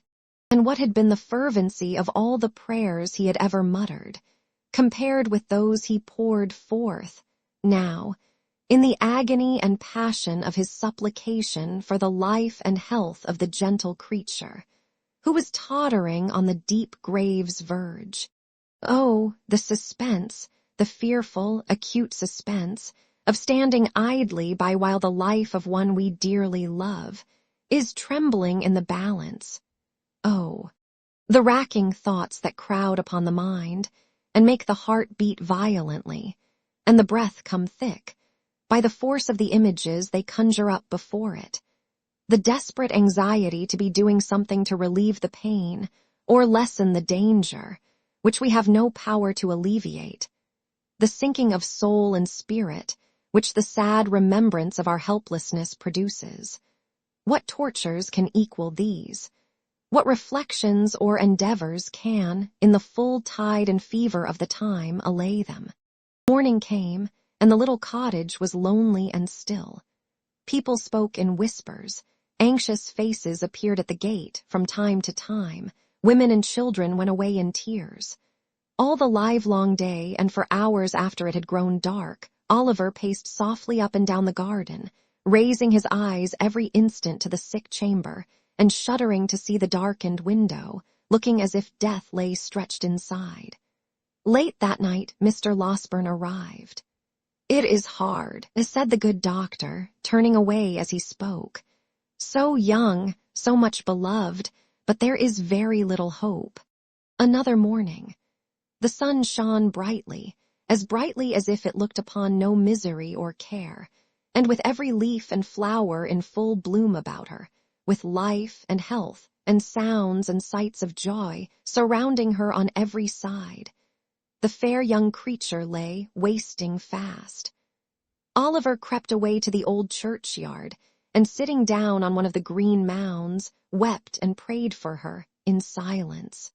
There was such peace and beauty in the scene, so much of brightness and mirth in the sunny landscape, such blithesome music in the songs of the summer birds, such freedom in the rapid flight of the rook, careering overhead, so much of life and joyousness in all, that, when the boy raised his aching eyes and looked about, the thought instinctively occurred to him that this was not a time for death. That rose could surely never die when humbler things were also glad and gay. That graves were for cold and cheerless winter, not for sunlight and fragrance. He almost thought that shrouds were for the old and shrunken, and that they never wrapped the young and graceful form in their ghastly folds. A knell from the church bell broke harshly on these youthful thoughts. Another, again, it was tolling for the funeral service. A group of humble mourners entered the gate, wearing white favors, for the corpse was young. They stood uncovered by a grave, and there was a mother once among the weeping train. But the sun shone brightly, and the birds sang on. Oliver turned homeward, thinking on the many kindnesses he had received from the young lady, and wishing that the time could come again, that he might never cease showing her how grateful and attached he was. He had no cause for self-reproach on the score of neglect or want of thought, for he had been devoted to her service. And yet 100 little occasions rose up before him, on which he fancied he might have been more zealous and more earnest, and wished he had been. We need be careful how we deal with those about us, when every death carries to some small circle of survivors thoughts of so much omitted and so little done, of so many things forgotten and so many more which might have been repaired. There is no remorse so deep as that which is unavailing. If we would be spared its tortures, let us remember this in time. When he reached home, Mrs. Maylie was sitting in the little parlor.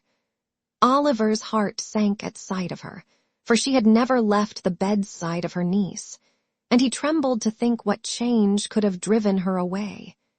He learnt that she had fallen into a deep sleep from which she would waken, either to recovery and life, or to bid them farewell and die. They sat, listening and afraid to speak, for hours. The untasted meal was removed. With looks which showed that their thoughts were elsewhere, they watched the sun as he sank lower and lower, and at length cast over sky and earth those brilliant hues which herald his departure. Their quick ears caught the sound of an approaching footstep. They both involuntarily darted to the door as Mr. Losberne entered. "What of Rose?" cried the old lady. "Tell me at once. I can bear it, anything but suspense. Oh, tell me, in the name of heaven." "You must compose yourself," said the doctor, supporting her. "Be calm, my dear ma'am, pray. Let me go, in God's name. My dear child, she is dead. She is dying." "No," cried the doctor passionately. "As he is good and merciful, she will live to bless us all for years to come." The lady fell upon her knees and tried to fold her hands together, but the energy which had supported her so long fled up to heaven with her first thanksgiving, and she sank into the friendly arms which were extended to receive her. Chapter 34 contains some introductory particulars relative to a young gentleman who now arrives upon the scene, and a new adventure which happened to Oliver.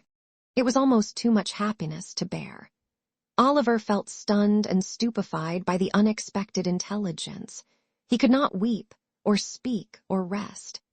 He had scarcely the power of understanding anything that had passed, until, after a long ramble in the quiet evening air, a burst of tears came to his relief, and he seemed to awaken, all at once, to a full sense of the joyful change that had occurred, and the almost insupportable load of anguish which had been taken from his breast. The night was fast closing in when he returned homeward, laden with flowers which he had culled with peculiar care for the adornment of the sick chamber. As he walked briskly along the road, he heard behind him the noise of some vehicle approaching at a furious pace. Looking round, he saw that it was a post-chaise, driven at great speed, and as the horses were galloping and the road was narrow, he stood leaning against a gate until it should have passed him. As it dashed on, Oliver caught a glimpse of a man in a white nightcap, whose face seemed familiar to him, although his view was so brief that he could not identify the person. In another second or two, the nightcap was thrust out of the chaise window, and a stentorian voice bellowed to the driver to stop, which he did, as soon as he could pull up his horses. Then the nightcap once again appeared, and the same voice called Oliver by his name. "Here," cried the voice. "Oliver, what's the news? Miss Rose, Master Oliver." "Is it you, Giles?" cried Oliver, running up to the chaise door. Giles popped out his nightcap again, preparatory to making some reply, when he was suddenly pulled back by a young gentleman who occupied the other corner of the chaise, and who eagerly demanded what was the news. "In a word," cried the gentleman, "better or worse?" "Better, much better," replied Oliver hastily. "Thank heaven," exclaimed the gentleman. "You are sure?" "Quite, sir," replied Oliver. "The change took place only a few hours ago, and Mr. Losberne says that all danger is at an end." The gentleman said not another word, but, opening the chaise door, leaped out, and taking Oliver hurriedly by the arm, led him aside. "You are quite certain? There is no possibility of any mistake on your part, my boy, is there?" demanded the gentleman in a tremulous voice. "Do not deceive me by awakening hopes that are not to be fulfilled." "I would not for the world, sir," replied Oliver. "Indeed, you may believe me. Mr. Losberne's words were that she would live to bless us all for many years to come. I heard him say so." The tears stood in Oliver's eyes as he recalled the scene which was the beginning of so much happiness, and the gentleman turned his face away and remained silent for some minutes. Oliver thought he heard him sob more than once, but he feared to interrupt him by any fresh remark, for he could well guess what his feelings were, and so stood apart, feigning to be occupied with his nosegay. All this time, Mr. Giles, with the white nightcap on, had been sitting on the steps of the chaise, supporting an elbow on each knee, and wiping his eyes with a blue cotton pocket handkerchief dotted with white spots. That the honest fellow had not been feigning emotion was abundantly demonstrated by the very red eyes with which he regarded the young gentleman, when he turned round and addressed him. "I think you had better go on to my mother's in the chaise, Giles," said he. "I would rather walk slowly on so as to gain a little time before I see her. You can say I am coming." "I beg your pardon, Mr. Harry," said Giles, giving a final polish to his ruffled countenance with the handkerchief. "But if you would leave the postboy to say that, I should be very much obliged to you. It wouldn't be proper for the maids to see me in this state, sir. I should never have any more authority with them if they did." "Well," rejoined Harry Maylie, smiling, "you can do as you like. Let him go on with the luggage if you wish it, and do you follow with us. Only first exchange that nightcap for some more appropriate covering, or we shall be taken for madmen." Mr. Giles, reminded of his unbecoming costume, snatched off and pocketed his nightcap, and substituted a hat of grave and sober shape which he took out of the chaise. This done, the postboy drove off. Giles, Mr. Maylie, and Oliver followed at their leisure. As they walked along, Oliver glanced from time to time with much interest and curiosity at the newcomer. He seemed about 25 years of age, and was of the middle height. His countenance was frank and handsome, and his demeanor easy and prepossessing.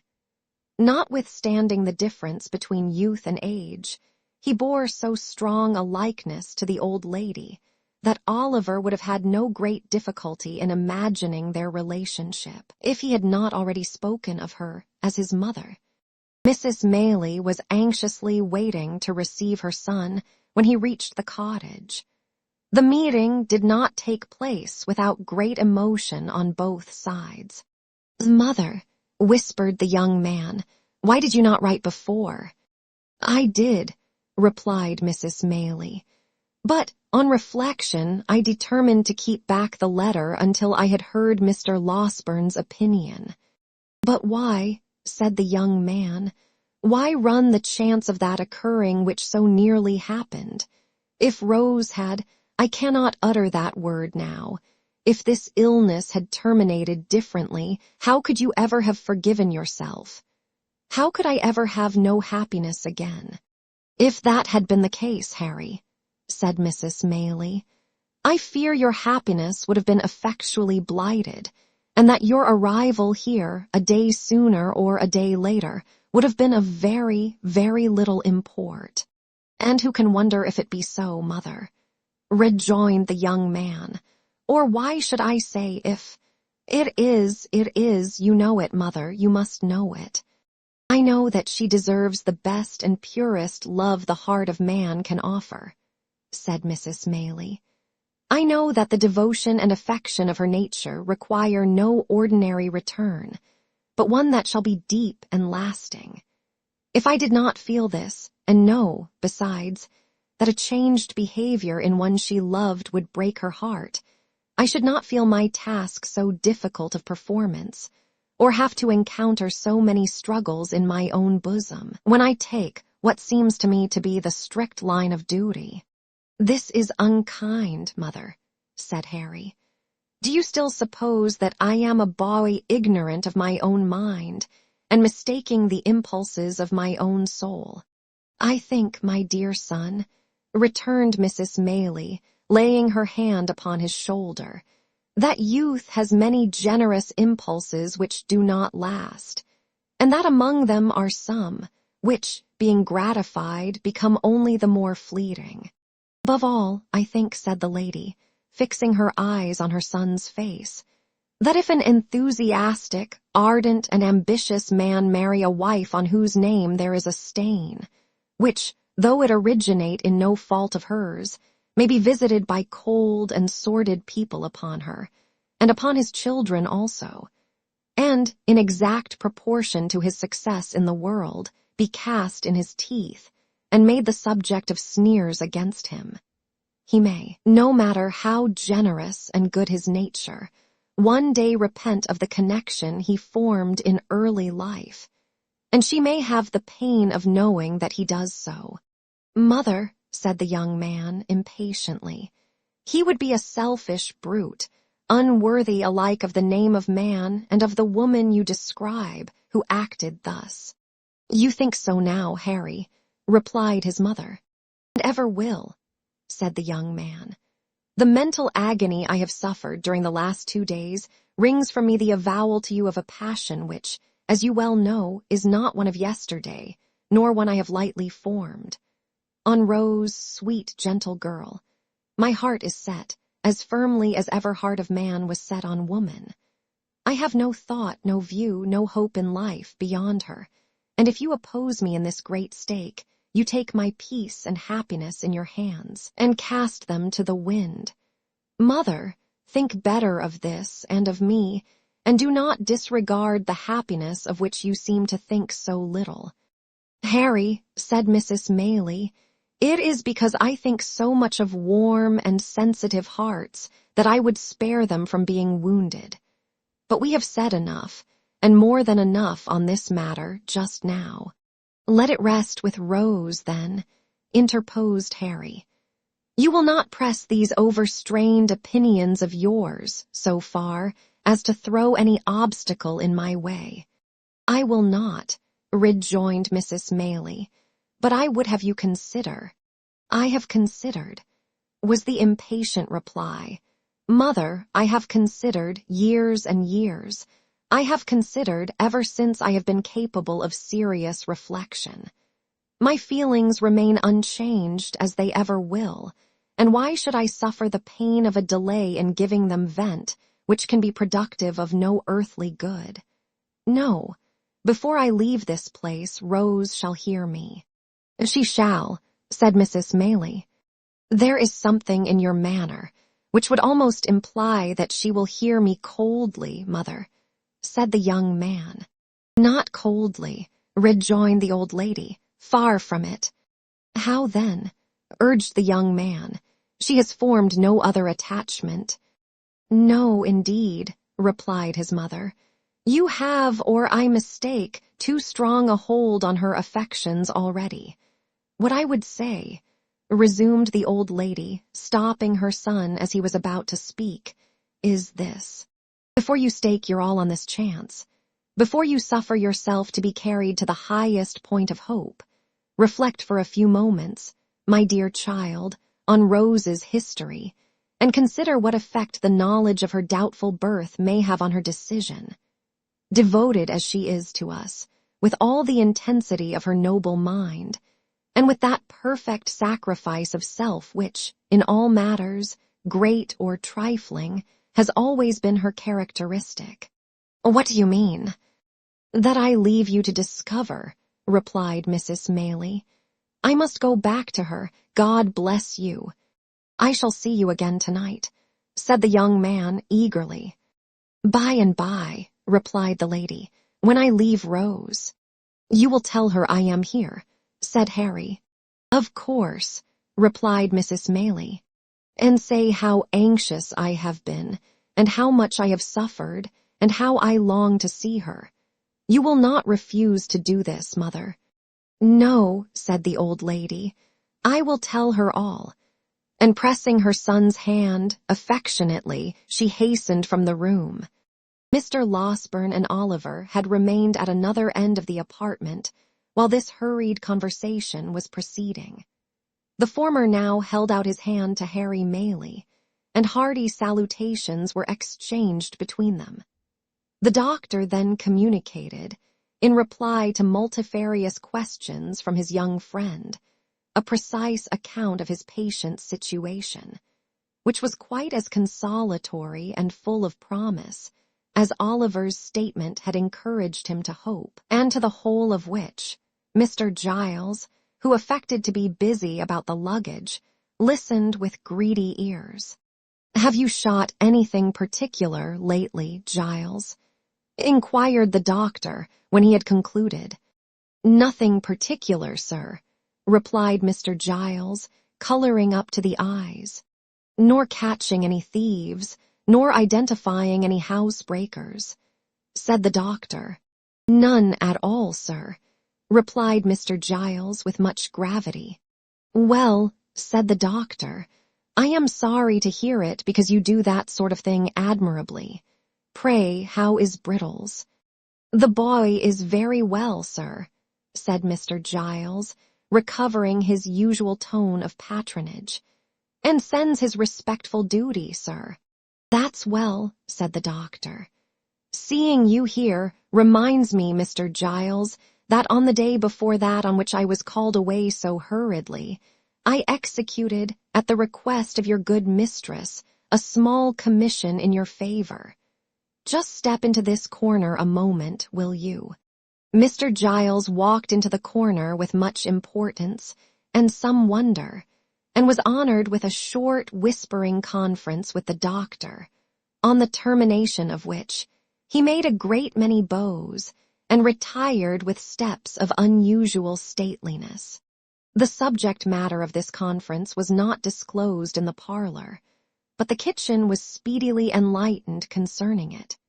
For Mr. Giles walked straight thither, and having called for a mug of ale, announced with an air of majesty, which was highly effective, that it had pleased his mistress, in consideration of his gallant behavior on the occasion of that attempted robbery, to deposit in the local savings bank the sum of £25 for his sole use and benefit. At this, the two women servants lifted up their hands and eyes, and supposed that Mr. Giles, pulling out his shirt frill, replied, "No, no," and that if they observed that he was at all haughty to his inferiors, he would thank them to tell him so. And then he made a great many other remarks, no less illustrative of his humility, which were received with equal favor and applause, and were, withal, as original and as much to the purpose, as the remarks of great men commonly are. Above stairs, the remainder of the evening passed cheerfully away, for the doctor was in high spirits, and however fatigued or thoughtful Harry Maylie might have been at first, he was not proof against the worthy gentleman's good humor, which displayed itself in a great variety of sallies and professional recollections, and an abundance of small jokes, which struck Oliver as being the drollest things he had ever heard, and caused him to laugh proportionately, to the evident satisfaction of the doctor, who laughed immoderately at himself, and made Harry laugh almost as heartily by the very force of sympathy. So they were as pleasant a party as, under the circumstances, they could well have been, and it was late before they retired, with light and thankful hearts, to take that rest of which, after the doubt and suspense they had recently undergone, they stood much in need. Oliver rose next morning in better heart, and went about his usual occupations, with more hope and pleasure than he had known for many days. The birds were once more hung out, to sing in their old places, and the sweetest wild flowers that could be found were once more gathered to gladden Rose with their beauty. The melancholy which had seemed to the sad eyes of the anxious boy to hang, for days past, over every object, beautiful as all were, was dispelled by magic.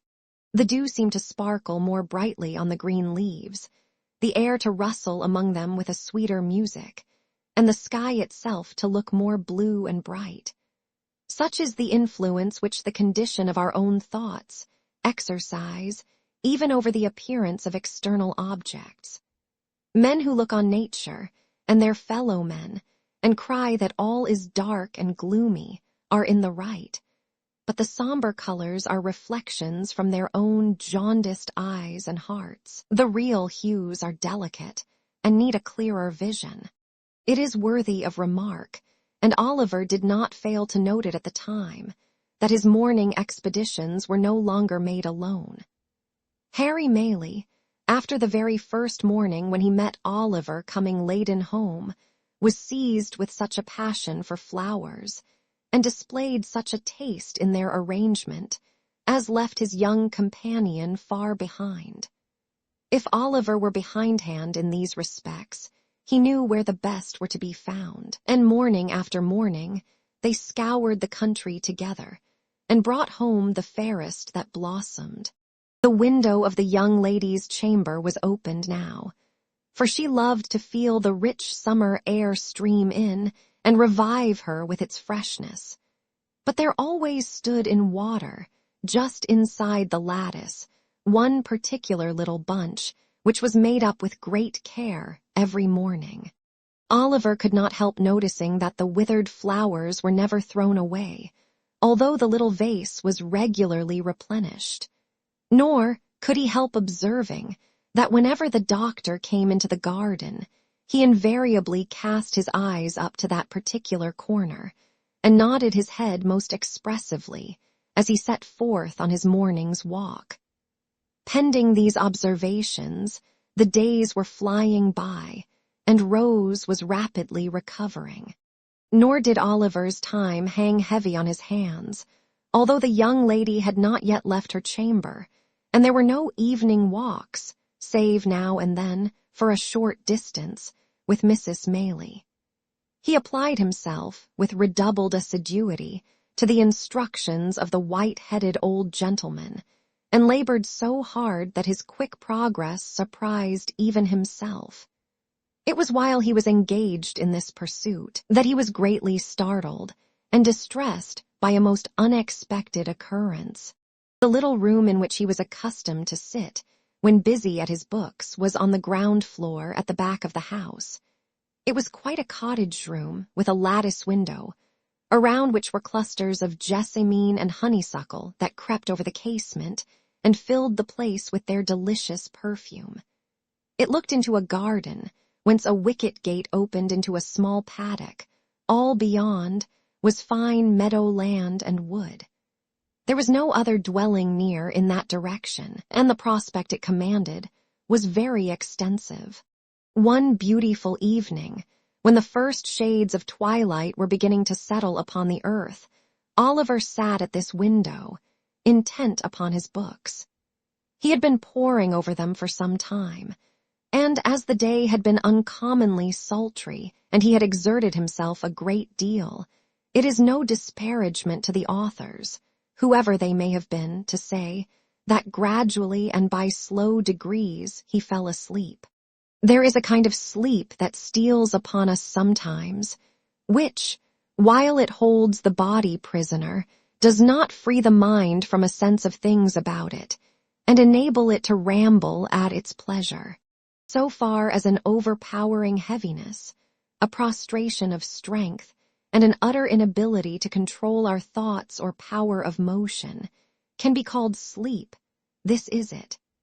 And yet, we have a consciousness of all that is going on about us, and if we dream at such a time, words which are really spoken, or sounds which really exist at the moment, accommodate themselves with surprising readiness to our visions, until reality and imagination become so strangely blended that it is afterwards almost matter of impossibility to separate the two. Nor is this the most striking phenomenon incidental to such a state. It is an undoubted fact that although our senses of touch and sight be for the time dead, yet our sleeping thoughts and the visionary scenes that pass before us will be influenced and materially influenced by the mere silent presence of some external object, which may not have been near us when we closed our eyes, and of whose vicinity we have had no waking consciousness. Oliver knew perfectly well that he was in his own little room, that his books were lying on the table before him, that the sweet air was stirring among the creeping plants outside. And yet he was asleep. Suddenly the scene changed, the air became close and confined, and he thought with a glow of terror that he was in the Jew's house again. There sat the hideous old man in his accustomed corner, pointing at him, and whispering to another man with his face averted who sat beside him. "Hush, my dear," he thought he heard the Jew say. "It is he, sure enough, come away." "He," the other man seemed to answer. "Could I mistake him, think you? If a crowd of ghosts were to put themselves into his exact shape, and he stood amongst them, there is something that would tell me how to point him out. If you buried him 50 feet deep and took me across his grave, I fancy I should know if there wasn't a mark above it that he lay buried there." The man seemed to say this with such dreadful hatred that Oliver awoke with the fear and started up. Good heaven! What was that which sent the blood tingling to his heart and deprived him of his voice and of power to move? There, at the window, close before him, so close that he could have almost touched him before he started back, with his eyes peering into the room and meeting his, there stood the Jew. And beside him, white with rage or fear or both, were the scowling features of the man who had accosted him in the inn yard. It was but an instant, a glance, a flash before his eyes, and they were gone. But they had recognized him, and he them, and their look was as firmly impressed upon his memory as if it had been deeply carved in stone and set before him from his birth. He stood transfixed for a moment, then, leaping from the window into the garden, called loudly for help. Chapter 35, containing the unsatisfactory result of Oliver's adventure, and a conversation of some importance between Harry Maylie and Rose. When the inmates of the house, attracted by Oliver's cries, hurried to the spot from which they proceeded, they found him, pale and agitated, pointing in the direction of the meadows behind the house, and scarcely able to articulate the words. "The Jew! The Jew!" Mr. Giles was at a loss to comprehend what this outcry meant, but Harry Maylie, whose perceptions were something quicker, and who had heard Oliver's history from his mother, understood it at once. "What direction did he take?" he asked, catching up a heavy stick which was standing in a corner. "That," replied Oliver, pointing out the course the man had taken. "I missed them in an instant." "Then they are in the ditch," said Harry. "Follow, and keep as near me as you can." So saying, he sprang over the hedge and darted off with a speed which rendered it matter of exceeding difficulty for the others to keep near him. Giles followed as well as he could, and Oliver followed too, and in the course of a minute or two, Mr. Losberne, who had been out walking, and just then returned, tumbled over the hedge after them, and picking himself up with more agility than he could have been supposed to possess, struck into the same course at no contemptible speed, shouting all the while, most prodigiously, to know what was the matter. On they all went, nor stopped they once to breathe, until the leader, striking off into an angle of the field indicated by Oliver, began to search, narrowly, the ditch and hedge adjoining, which afforded time for the remainder of the party to come up, and for Oliver to communicate to Mr. Losberne the circumstances that had led to so vigorous a pursuit. The search was all in vain. There were not even the traces of recent footsteps to be seen. They stood now, on the summit of a little hill, commanding the open fields in every direction for 3 or 4 miles. There was the village in the hollow on the left, but in order to gain that, after pursuing the track Oliver had pointed out, the men must have made a circuit of open ground, which it was impossible they could have accomplished in so short a time. A thick wood skirted the meadowland in another direction, but they could not have gained that covert for the same reason. "It must have been a dream, Oliver," said Harry Maylie. "Oh, no, indeed, sir," replied Oliver, shuddering at the very recollection of the old wretch's countenance. "I saw him too plainly for that. I saw them both, as plainly as I see you now." "Who was the other?" inquired Harry and Mr. Losberne together. "The very same man I told you of, who came so suddenly upon me at the inn," said Oliver. "We had our eyes fixed full upon each other, and I could swear to him." "They took this way," demanded Harry. "Are you sure?" "As I am that the men were at the window," replied Oliver, pointing down, as he spoke, to the hedge which divided the cottage garden from the meadow. "The tall man leaped over just there, and the Jew, running a few paces to the right, crept through that gap." The 2 gentlemen watched Oliver's earnest face, as he spoke, and looking from him to each other, seemed to feel satisfied of the accuracy of what he said. Still, in no direction were there any appearances of the trampling of men in hurried flight. The grass was long, but it was trodden down nowhere, save where their own feet had crushed it. The sides and brinks of the ditches were of damp clay, but in no one place could they discern the print of men's shoes, or the slightest mark, which would indicate that any feet had pressed the ground for hours before. "This is strange," said Harry. "Strange," echoed the doctor. Blathers and Duff themselves could make nothing of it. Notwithstanding the evidently useless nature of their search, they did not desist until the coming on of night rendered its further prosecution hopeless, and even then they gave it up with reluctance. Giles was dispatched to the different ale-houses in the village, furnished with the best description Oliver could give of the appearance and dress of the strangers.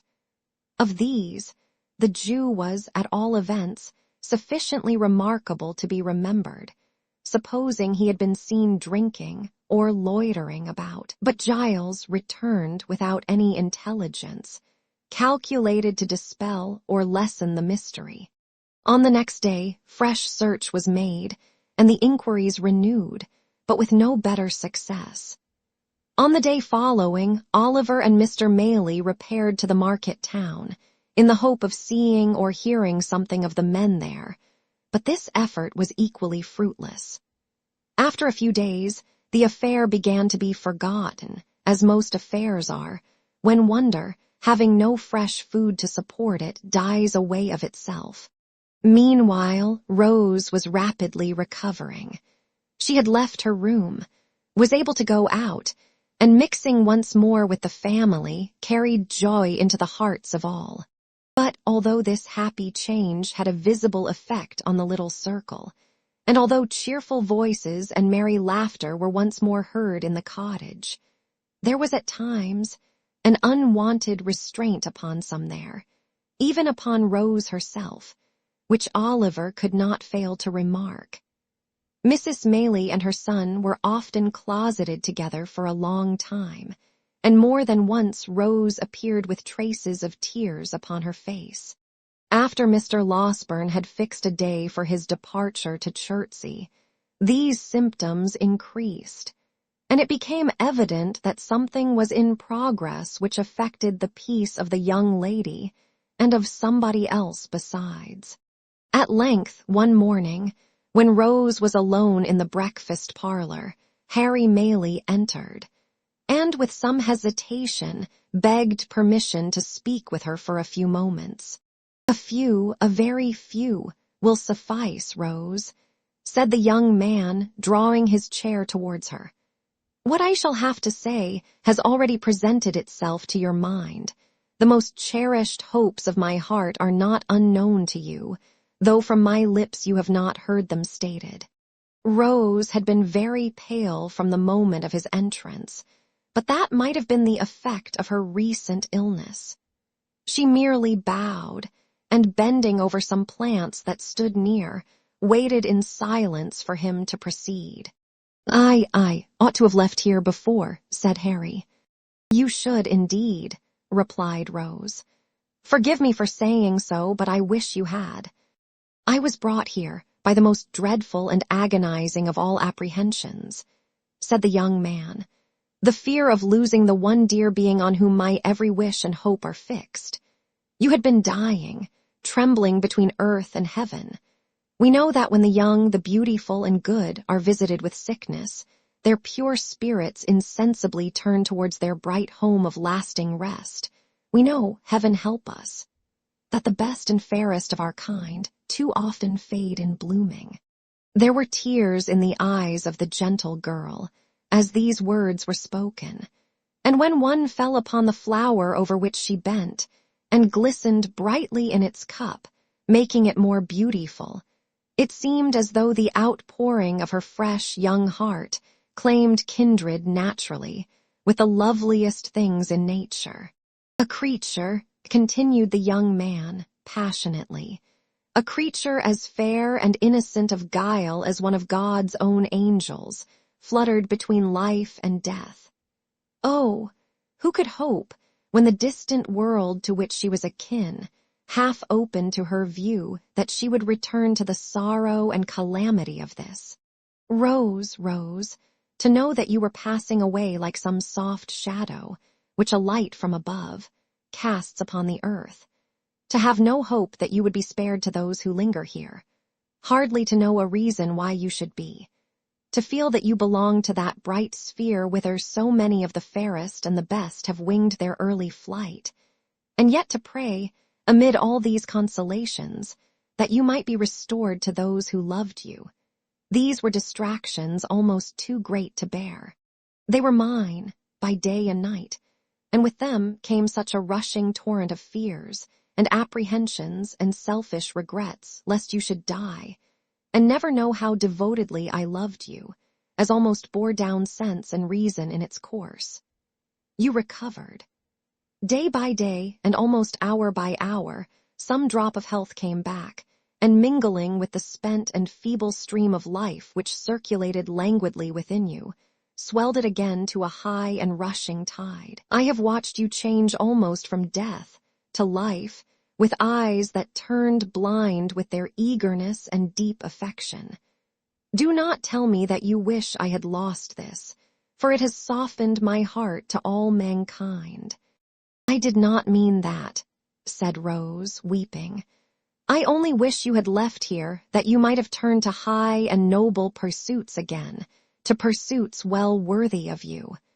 There is no pursuit more worthy of me, more worthy of the highest nature that exists, than the struggle to win such a heart as yours, said the young man, taking her hand. Rose, my own dear Rose, for years I have loved you, hoping to win my way to fame, and then come proudly home and tell you it had been pursued only for you to share. Thinking in my daydreams how I would remind you, in that happy moment, of the many silent tokens I had given of a boy's attachment, and claim your hand, as in redemption of some old mute contract that had been sealed between us. That time has not arrived, but here, with not fame won and no young vision realized, I offer you the heart so long your own, and stake my all upon the words with which you greet the offer. Your behavior has ever been kind and noble, said Rose, mastering the emotions by which she was agitated. As you believe that I am not insensible or ungrateful, so hear my answer. It is that I may endeavor to deserve you. It is, dear Rose. It is, replied Rose, that you must endeavor to forget me, not as your old and dearly attached companion, for that would wound me deeply, but as the object of your love. Look into the world, think how many hearts you would be proud to gain are there. Confide some other passion to me, if you will. I will be the truest, warmest, and most faithful friend you have. There was a pause, during which Rose, who had covered her face with one hand, gave free vent to her tears. Harry still retained the other. And your reasons, Rose, he said at length in a low voice. Your reasons for this decision. You have a right to know them, rejoined Rose. You can say nothing to alter my resolution. It is a duty that I must perform. I owe it alike to others and to myself. To yourself. Yes, Harry.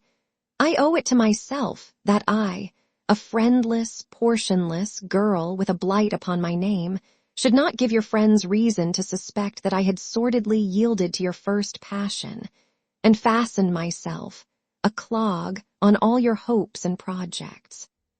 I owe it to you and yours, to prevent you from opposing, in the warmth of your generous nature, this great obstacle to your progress in the world. If your inclinations chime with your sense of duty, Harry began. They do not, replied Rose, coloring deeply. Then you return my love, said Harry. Say but that, dear Rose, say but that, and soften the bitterness of this hard disappointment. If I could have done so, without doing heavy wrong to him I loved, rejoined Rose, I could have received this declaration very differently, said Harry. Do not conceal that from me, at least, Rose. I could, said Rose. Stay, she added, disengaging her hand. "Why should we prolong this painful interview? Most painful to me, and yet productive of lasting happiness, notwithstanding. For it will be happiness to know that I once held the high place in your regard which I now occupy, and every triumph you achieve in life will animate me with new fortitude and firmness. Farewell, Harry. As we have met today, we meet no more. But in other relations than those in which this conversation have placed us, we may be long and happily entwined.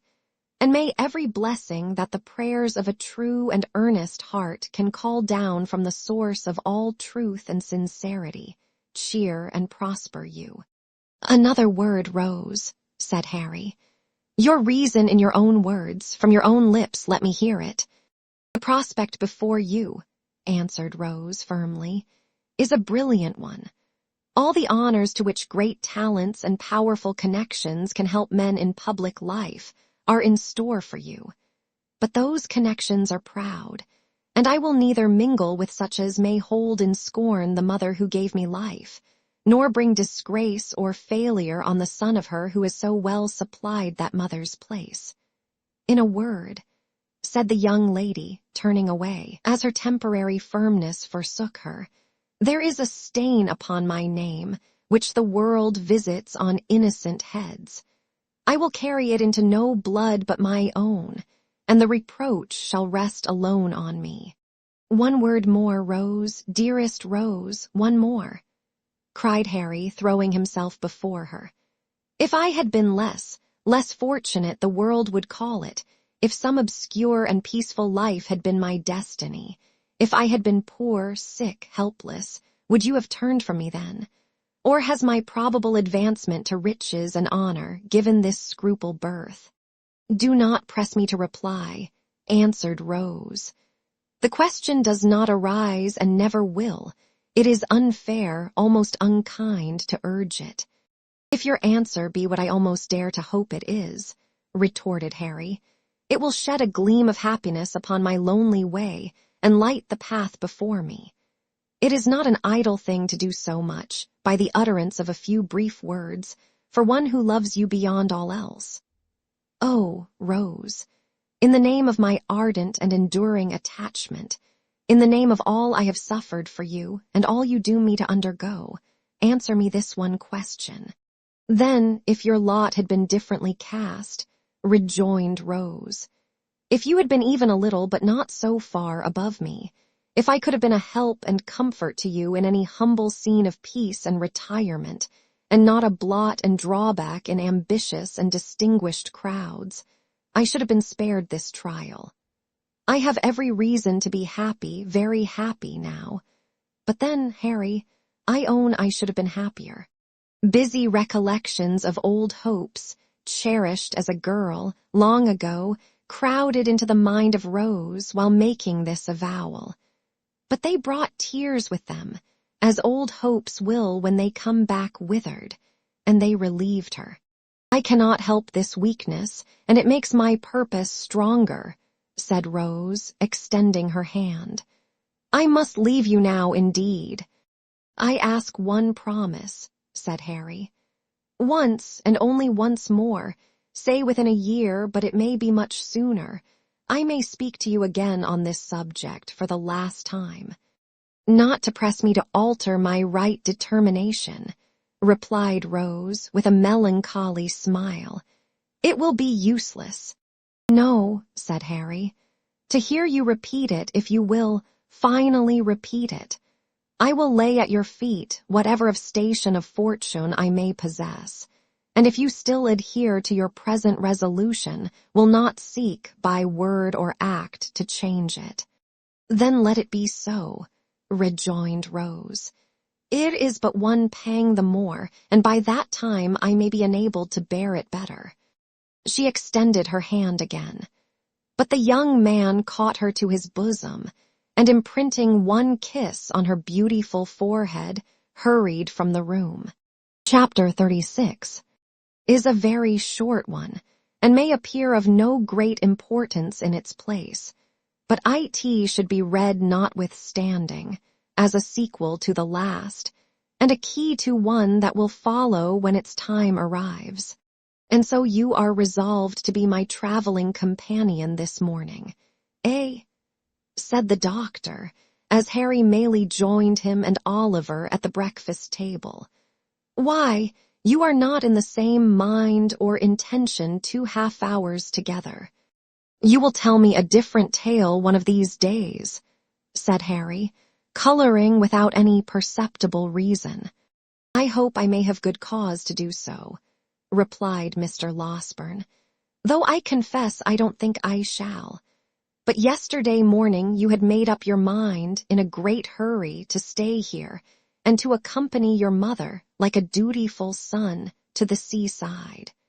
Before noon, you announce that you are going to do me the honor of accompanying me as far as I go, on your road to London. And at night you urge me, with great mystery, to start before the ladies are stirring, the consequence of which is that young Oliver here is pinned down to his breakfast when he ought to be ranging the meadows after botanical phenomena of all kinds. Too bad, isn't it, Oliver? I should have been very sorry not to have been at home when you and Mr. Maylie went away, sir, rejoined Oliver. That's a fine fellow, said the doctor. You shall come and see me when you return. But to speak seriously, Harry, has any communication from the great Knobs produced this sudden anxiety on your part to be gone? The great Knobs, replied Harry, under which designation, I presume you include my most stately uncle, have not communicated with me at all since I have been here. Nor, at this time of the year, is it likely that anything would occur to render necessary my immediate attendance among them. Well, said the doctor, you are a queer fellow. But of course they will get you into Parliament at the election before Christmas, and these sudden shiftings and changes are no bad preparation for political life. There's something in that. Good training is always desirable, whether the race be for place, cup, or sweepstakes. Harry Maylie looked as if he could have followed up this short dialogue by 1 or 2 remarks that would have staggered the doctor not a little. But he contented himself with saying, "We shall see," and pursued the subject no farther. The post-chaise drove up to the door shortly afterwards, and Giles coming in for the luggage, the good doctor bustled out to see it packed. "Oliver," said Harry Maylie in a low voice, "let me speak a word with you." Oliver walked into the window recess to which Mr. Maylie beckoned him, much surprised at the mixture of sadness and boisterous spirits which his whole behavior displayed. "You can write well now," said Harry, laying his hand upon his arm. "I hope so, sir," replied Oliver. "I shall not be at home again, perhaps, for some time. I wish you would write to me, say once a fortnight, every alternate Monday, to the General Post Office in London. Will you?" "Oh, certainly, sir. I shall be proud to do it," exclaimed Oliver, greatly delighted with the commission. "I should like to know how my mother and Miss Maylie are," said the young man. "And you can fill up a sheet by telling me what walks you take and what you talk about and whether they, I mean, seem happy and quite well. You understand me." "Oh, quite, sir, quite," replied Oliver. "I would rather you did not mention it to them," said Harry, hurrying over his words, "because it might make my mother anxious to write to me oftener, and it is a trouble and worry to her. Let it be a secret between you and me, and mind you tell me everything. I depend upon you." Oliver, quite elated and honored by a sense of his importance, faithfully promised to be secret and explicit in his communications. Mr. Maylie took leave of him, with many assurances of his regard and protection. The doctor was in the chaise. Giles, who, it had been arranged, should be left behind, held the door open in his hand, and the women servants were in the garden looking on. Harry cast one slight glance at the latticed window and jumped into the carriage. "Drive on," he cried, "hard, fast, full gallop. Nothing short of flying will keep pace with me today." "Halloa," cried the doctor, letting down the front glass in a great hurry and shouting to the postilion. "Something very short of flying will keep pace with me. Do you hear? Jingling and clattering, till distance rendered its noise inaudible, and its rapid progress only perceptible to the eye. The vehicle wound its way along the road, almost hidden in a cloud of dust, now wholly disappearing, and now becoming visible again as intervening objects or the intricacies of the way permitted. It was not until even the dusty cloud was no longer to be seen that the gazers dispersed, and there was one looker-on who remained with eyes fixed upon the spot where the carriage had disappeared, long after it was many miles away. For, behind the white curtain which had shrouded her from view when Harry raised his eyes towards the window, sat Rose herself. "He seems in high spirits and happy," she said at length. "I feared for a time he might be otherwise. I was mistaken. I am very, very glad." Tears are signs of gladness as well as grief, but those which coursed down Rose's face as she sat pensively at the window, still gazing in the same direction, seemed to tell more of sorrow than of joy. Chapter 37, in which the reader may perceive a contrast, not uncommon in matrimonial cases. Mr. Bumble sat in the workhouse parlor, with his eyes moodily fixed on the cheerless grate, whence, as it was summer time, no brighter gleam proceeded than the reflection of certain sickly rays of the sun, which were sent back from its cold and shining surface. A paper fly-cage dangled from the ceiling, to which he occasionally raised his eyes in gloomy thought, and as the heedless insects hovered round the gaudy network, Mr. Bumble would heave a deep sigh, while a more gloomy shadow overspread his countenance. Mr. Bumble was meditating.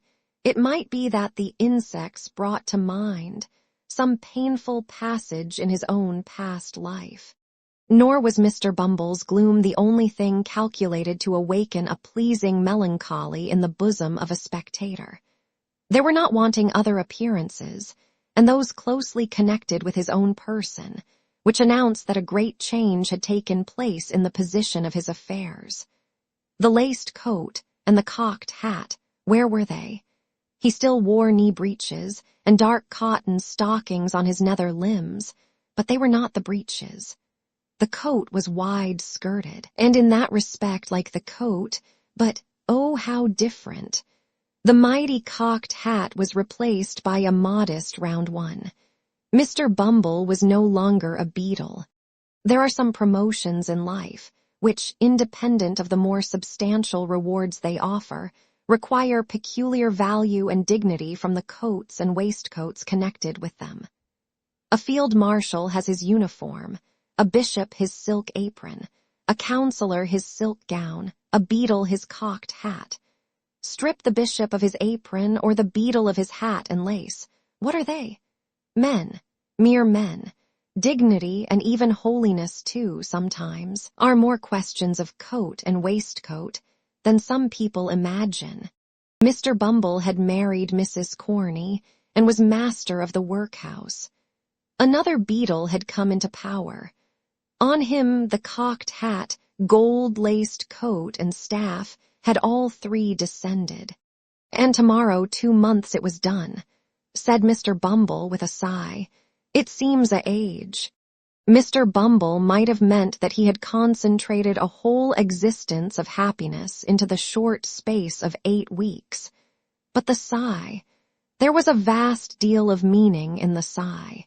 "I sold myself," said Mr. Bumble, pursuing the same train of reflection, "for 6 teaspoons, a pair of sugar tongs, and a milk pot, with a small quantity of second-hand furniture and £20 in money. I went very reasonable.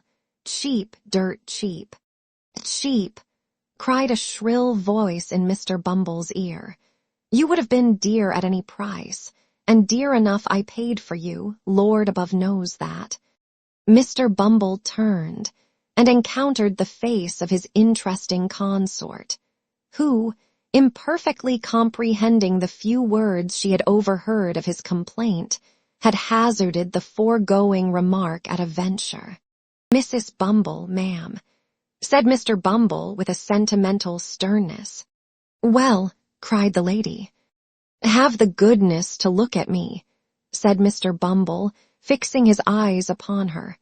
If she stands such a eye as that, said Mr. Bumble to himself, she can stand anything. It is a eye I never knew to fail with paupers. If it fails with her, my power is gone. Whether an exceedingly small expansion of eye be sufficient to quell paupers, who, being lightly fed, are in no very high condition, or whether the late Mrs. Corney was particularly proof against eagle glances, are matters of opinion. The matter of fact is that the matron was in no way overpowered by Mr. Bumble's scowl, but on the contrary treated it with great disdain, and even raised a laugh thereat, which sounded as though it were genuine. On hearing this most unexpected sound, Mr. Bumble looked, first incredulous, and afterwards amazed. He then relapsed into his former state, nor did he rouse himself until his attention was again awakened by the voice of his partner. Are you going to sit snoring there all day? Inquired Mrs. Bumble. I am going to sit here as long as I think proper, ma'am, rejoined Mr. Bumble.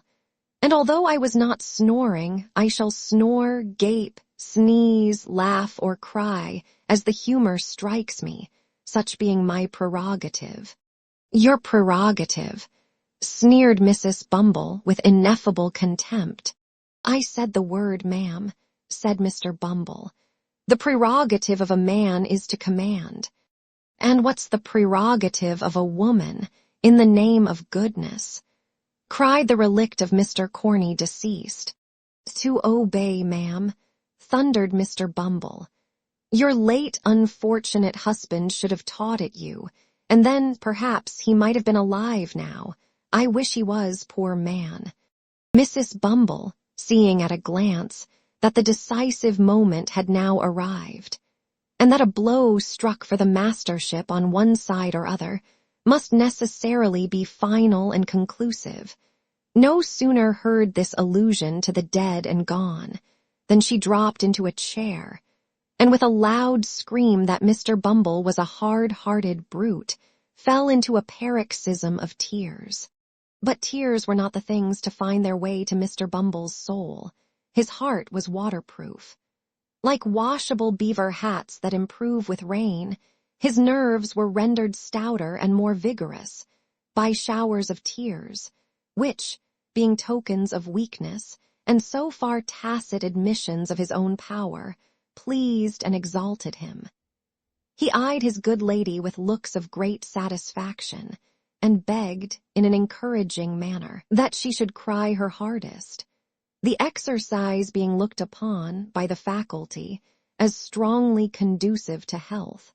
It opens the lungs, washes the countenance, exercises the eyes, and softens down the temper, said Mr. Bumble. So cry away. As he discharged himself of this pleasantry, Mr. Bumble took his hat from a peg, and putting it on rather rakishly on one side, as a man might, who felt he had asserted his superiority in a becoming manner, thrust his hands into his pockets, and sauntered towards the door, with much ease and waggishness depicted in his whole appearance. Now Mrs. Corney, that was, had tried the tears, because they were less troublesome than a manual assault. But she was quite prepared to make trial of the latter mode of proceeding, as Mr. Bumble was not long in discovering. The first proof he experienced of the fact was conveyed in a hollow sound, immediately succeeded by the sudden flying off of his hat to the opposite end of the room. This preliminary proceeding laying bare his head, the expert lady, clasping him tightly round the throat with one hand, inflicted a shower of blows, dealt with singular vigor and dexterity, upon it with the other.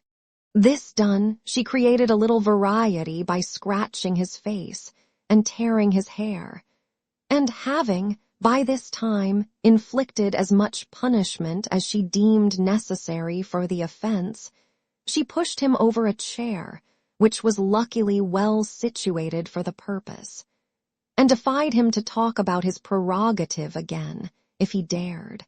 "Get up," said Mrs. Bumble in a voice of command, "and take yourself away from here, unless you want me to do something desperate." Mr. Bumble rose with a very rueful countenance, wondering much what something desperate might be. Picking up his hat, he looked towards the door. "Are you going?" demanded Mrs. Bumble. "Certainly, my dear, certainly," rejoined Mr. Bumble, making a quicker motion towards the door. "I didn't intend to. I'm going, my dear.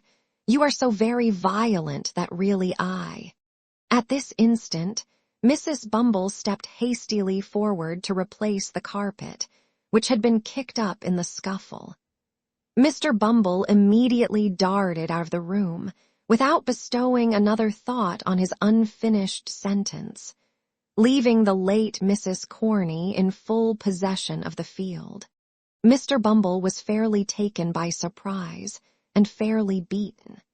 He had a decided propensity for bullying, derived no inconsiderable pleasure from the exercise of petty cruelty, and consequently was, it is needless to say, a coward.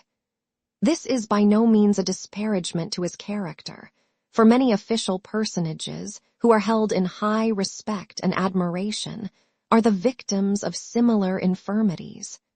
The remark is made, indeed, rather in his favor than otherwise, and with a view of impressing the reader with a just sense of his qualifications for office. But the measure of his degradation was not yet full.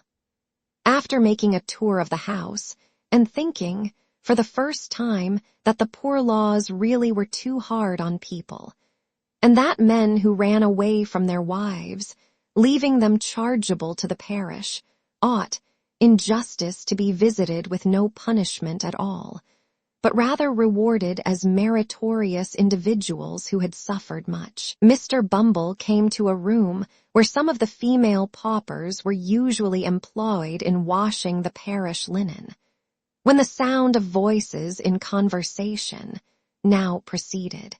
"Hem," said Mr. Bumble, summoning up all his native dignity. "These women at least shall continue to respect the prerogative. Hallo, hallo there. What do you mean by this noise, you husses?" With these words, Mr. Bumble opened the door and walked in with a very fierce and angry manner, which was at once exchanged for a most humiliated and cowering air, as his eyes unexpectedly rested on the form of his lady wife. "My dear," said Mr. Bumble, "I didn't know you were here." "Didn't know I was here," repeated Mrs. Bumble. "What do you do here?"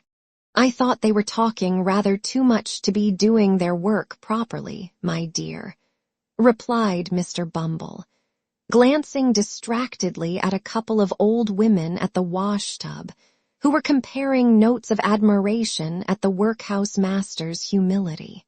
"You thought they were talking too much," said Mrs. Bumble.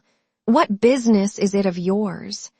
"Why, my dear," urged Mr. Bumble submissively. "What business is it of yours?" demanded Mrs. Bumble again. "It's very true, your matron here, my dear," submitted Mr. Bumble, "but I thought you mightn't be in the way just then." "I'll tell you what, Mr. Bumble," returned his lady. "We don't want any of your interference. You're a great deal too fond of poking your nose into things that don't concern you, making everybody in the house laugh, The moment your back is turned, and making yourself look like a fool every hour in the day. Be off, come. Mr. Bumble, seeing with excruciating feelings the delight of the two old paupers, who were tittering together most rapturously, hesitated for an instant. Mrs. Bumble, whose patience brooked no delay, caught up a bowl of soapsuds, and motioning him towards the door, ordered him instantly to depart, on pain of receiving the contents upon his portly person. What could Mr. Bumble do? He looked dejectedly round and slunk away, and as he reached the door, the titterings of the paupers broke into a shrill chuckle of irrepressible delight. It wanted but this. He was degraded in their eyes. He had lost caste and station before the very paupers. He had fallen from all the height and pomp of beadleship to the lowest depth of the most snubbed henpeckery. All in 2 months, said Mr. Bumble, filled with dismal thoughts. 2 months! No more than 2 months ago, I was not only my own master, but everybody else's, so far as the parochial workhouse was concerned, and now it was too much. Mr. Bumble boxed the ears of the boy who opened the gate for him, for he had reached the portal in his reverie, and walked distractedly into the street. He walked up one street and down another until exercise had abated the first passion of his grief, and then the revulsion of feeling made him thirsty. He passed a great many public houses, but at length paused before one in a by-way, whose parlor, as he gathered from a hasty peep over the blinds, was deserted, save by one solitary customer. It began to rain heavily at the moment. This determined him. Mr. Bumble stepped in, and ordering something to drink, as he passed the bar, entered the apartment into which he had looked from the street. The man who was seated there was tall and dark, and wore a large cloak. He had the air of a stranger, and seemed, by a certain haggardness in his look, as well as by the dusty soils on his dress, to have traveled some distance. He eyed Bumble askance as he entered, but scarcely deigned to nod his head in acknowledgment of his salutation. Mr. Bumble had quite dignity enough for two, supposing even that the stranger had been more familiar. So he drank his gin and water in silence, and read the paper with great show of pomp and circumstance. It so happened, however, as it will happen very often when men fall into company under such circumstances, that Mr. Bumble felt, every now and then, a powerful inducement, which he could not resist, to steal a look at the stranger, and that whenever he did so, he withdrew his eyes, in some confusion, to find that the stranger was at that moment stealing a look at him. Mr. Bumble's awkwardness was enhanced by the very remarkable expression of the stranger's eye, which was keen and bright, but shadowed by a scowl of distrust and suspicion, unlike anything he had ever observed before, and repulsive to behold. When they had encountered each other's glance several times in this way, the stranger, in a harsh, deep voice, broke silence. "Were you looking for me," he said, "when you peered in at the window?" "Not that I am aware of, unless you're Mr." Here Mr. Bumble stopped short, for he was curious to know the stranger's name, and thought in his impatience he might supply the blank. "I see you were not," said the stranger, an expression of quiet sarcasm playing about his mouth. "Or you have known my name. You don't know it. I would recommend you not to ask for it." "I meant no harm, young man," observed Mr. Bumble majestically. "And have done none," said the stranger. Another silence succeeded this short dialogue, which was again broken by the stranger. "I have seen you before, I think," said he. "You were differently dressed at that time, and I only passed you in the street, but I should know you again. You were beadle here once, were you not?" "I was," said Mr. Bumble in some surprise. Parochial beadle. Just so, rejoined the other, nodding his head. It was in that character I saw you. What are you now? Master of the workhouse, rejoined Mr. Bumble, slowly and impressively, to check any undue familiarity the stranger might otherwise assume. Master of the workhouse, young man. You have the same eye to your own interest that you always had, I doubt not. Resumed the stranger, looking keenly into Mr. Bumble's eyes, as he raised them in astonishment at the question. Don't scruple to answer freely, man. I know you pretty well, you see.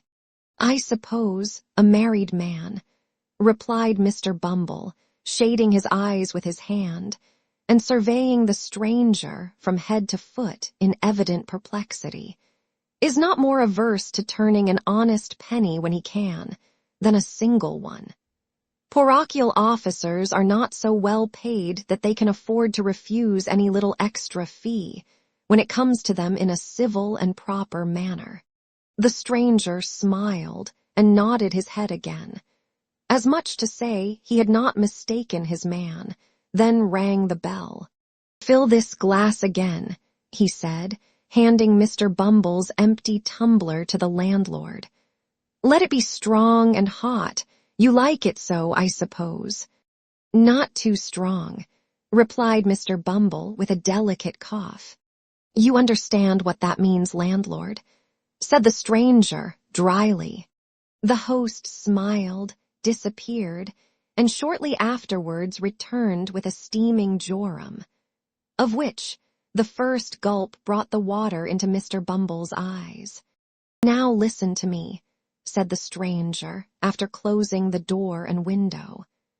I came down to this place today to find you out, and by one of those chances which the devil throws in the way of his friends sometimes, you walked into the very room I was sitting in while you were uppermost in my mind. I want some information from you. I don't ask you to give it for nothing, slight as it is. Put up that to begin with. As he spoke, he pushed a couple of sovereigns across the table to his companion, carefully, as though unwilling that the chinking of money should be heard without. When Mr. Bumble had scrupulously examined the coins, to see that they were genuine, and had put them up, with much satisfaction, in his waistcoat pocket, he went on. Carry your memory back. Let me see. 12 years last winter. It's a long time, said Mr. Bumble. Very good, I've done it. The scene, the workhouse. Good. And the time, night. Yes. And the place, the crazy hole, wherever it was, in which miserable drabs brought forth the life and health so often denied to themselves, gave birth to puling children for the parish to rear, and hid their shame, rot 'em in the grave. The lying-in room, I suppose, said Mr. Bumble, not quite following the stranger's excited description. Yes, said the stranger, a boy was born there.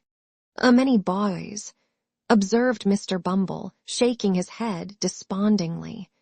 A murrain on the young devils, cried the stranger. I speak of one, a meek-looking, pale-faced boy who was apprenticed down here to a coffin-maker. I wish he had made his coffin and screwed his body in it, and who afterwards ran away to London, as it was supposed.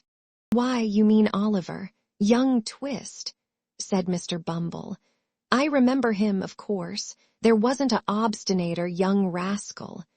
It's not of him I want to hear. I've heard enough of him, said the stranger, stopping Mr. Bumble in the outset of a tirade on the subject of poor Oliver's vices. It's of a woman, the hag that nursed his mother. Where is she? Where is she? Said Mr. Bumble, whom the gin and water had rendered facetious. It would be hard to tell. There's no midwifery there, whichever place she's gone to, so I suppose she's out of employment anyway. What do you mean? Demanded the stranger sternly. That she died last winter. rejoined Mr. Bumble. The man looked fixedly at him when he had given this information, and although he did not withdraw his eyes for some time afterwards, his gaze gradually became vacant and abstracted, and he seemed lost in thought. For some time, he appeared doubtful whether he ought to be relieved or disappointed by the intelligence, but at length he breathed more freely, and withdrawing his eyes, observed that it was no great matter. With that he rose, as if to depart. But Mr. Bumble was cunning enough, and he at once saw that an opportunity was opened for the lucrative disposal of some secret in the possession of his better half. He well remembered the night of old Sally's death, which the occurrences of that day had given him good reason to recollect, as the occasion on which he had proposed to Mrs. Corney. And although that lady had never confided to him the disclosure of which she had been the solitary witness, he had heard enough to know that it related to something that had occurred in the old woman's attendance, as workhouse nurse, upon the young mother of Oliver Twist.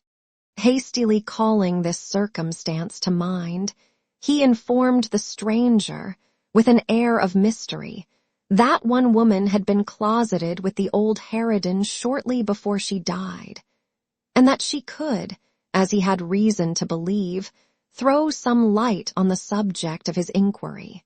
"How can I find her?" said the stranger, thrown off his guard, and plainly showing that all his fears, whatever they were aroused afresh by the intelligence. "Only through me," rejoined Mr. Bumble. "When?" cried the stranger hastily. "Tomorrow," rejoined Bumble. "At 9 in the evening," said the stranger, producing a scrap of paper and writing down upon it an obscure address by the water's side, in characters that betrayed his agitation. "At 9 in the evening, bring her to me there.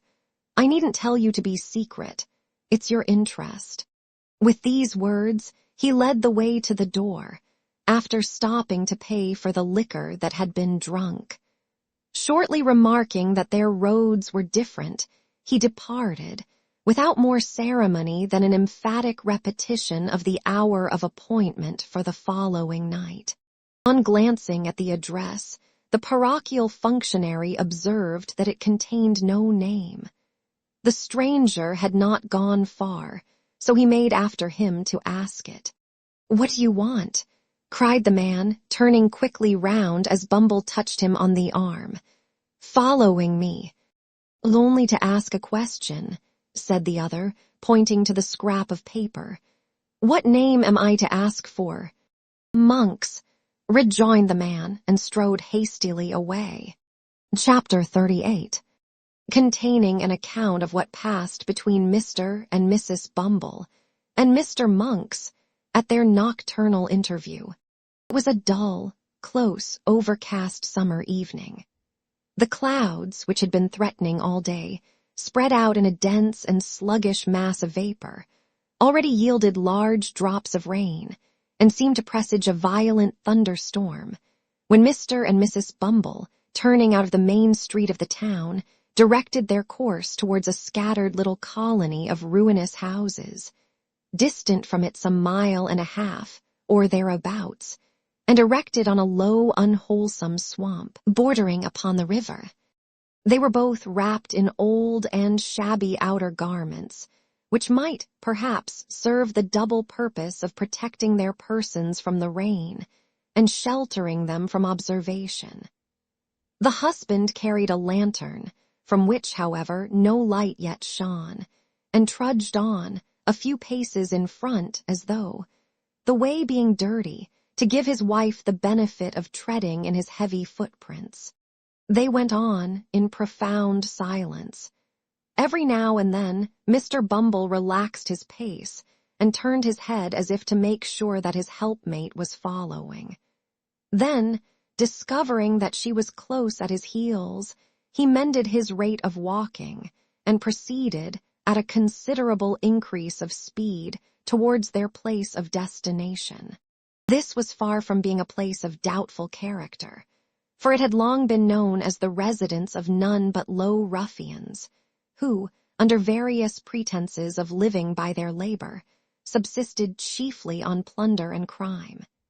It was a collection of mere hovels, some hastily built with loose bricks, others of old worm-eaten ship timber, jumbled together without any attempt at order or arrangement, and planted, for the most part, within a few feet of the river's bank. A few leaky boats drawn up on the mud, and made fast to the dwarf wall which skirted it, and here and there an oar or coil of rope, appeared at first to indicate that the inhabitants of these miserable cottages pursued some avocation on the river. But a glance at the shattered and useless condition of the articles thus displayed would have led a passer-by, without much difficulty, to the conjecture that they were disposed there, rather for the preservation of appearances than with any view to their being actually employed. In the heart of this cluster of huts, and skirting the river which its upper stories overhung, stood a large building, formerly used as a manufactory of some kind. It had, in its day, probably furnished employment to the inhabitants of the surrounding tenements, but it had long since gone to ruin. The rat, the worm, and the action of the damp had weakened and rotted the piles on which it stood, and a considerable portion of the building had already sunk down into the water, while the remainder, tottering and bending over the dark stream, seemed to wait a favorable opportunity of following its old companion and involving itself in the same fate. It was before this ruinous building that the worthy couple paused, as the first peal of distant thunder reverberated in the air, and the rain commenced pouring violently down. "The place should be somewhere here," said Bumble, consulting a scrap of paper he held in his hand. "Halloa there," cried a voice from above. Following the sound, Mr. Bumble raised his head and descried a man looking out of a door, breast high, on the second story. "Stand still a minute," cried the voice. "I'll be with you directly," with which the head disappeared and the door closed. "Is that the man?" asked Mr. Bumble's good lady. Mr. Bumble nodded in the affirmative. "Then mind what I told you," said the matron, "and be careful to say as little as you can, or you'll betray us at once." Mr. Bumble, who had eyed the building with very rueful looks, was apparently about to express some doubts relative to the advisability of proceeding any further with the enterprise just then, when he was prevented by the appearance of Monks, who opened a small door near which they stood and beckoned them inwards. "Come in," he cried impatiently, stamping his foot upon the ground. "Don't keep me here." The woman, who had hesitated at first, walked boldly in, without any other invitation. Mr. Bumble, who was ashamed or afraid to lag behind, followed, obviously very ill at ease and with scarcely any of that remarkable dignity which was usually his chief characteristic. "What the devil made you stand lingering there in the wet?" said Monks, turning round and addressing Bumble after he had bolted the door behind them. We were only cooling ourselves," stammered Bumble, looking apprehensively about him. "Cooling yourselves?" retorted Monks. "Not all the rain that ever fell or ever will fall will put as much of hell's fire out as a man can carry about with him.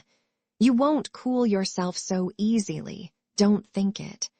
With this agreeable speech, Monks turned short upon the matron and bent his gaze upon her, till even she, who was not easily cowed, was fain to withdraw her eyes and turn them towards the ground. "This is the woman, is it?" demanded Monks. "Hem, that is the woman," replied Mr. Bumble, mindful of his wife's caution. "You think women never can keep secrets, I suppose," said the matron, interposing and returning, as she spoke, the searching look of Monks. "I know they will always keep one till it's found out," said Monks. "And what may that be?" asked the matron. "The loss of their own good name," replied Monks. "So, by the same rule, if a woman's a party to a secret that might hang or transport her, I'm not afraid of her telling it to anybody, not I. Do you understand, mistress?" "No," rejoined the matron, slightly coloring as she spoke. "Of course you don't," said Monks. "How should you?"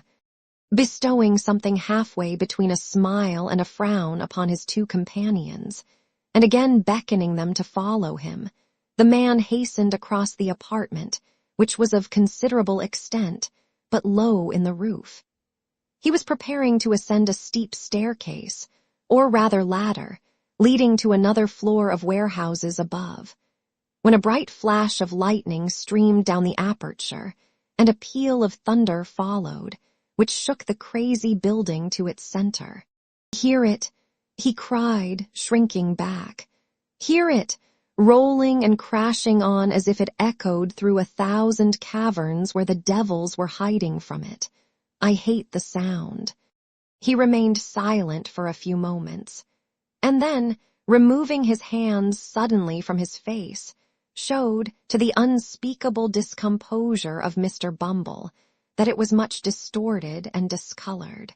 "These fits come over me now and then," said Monks, observing his alarm, "and thunder sometimes brings them on.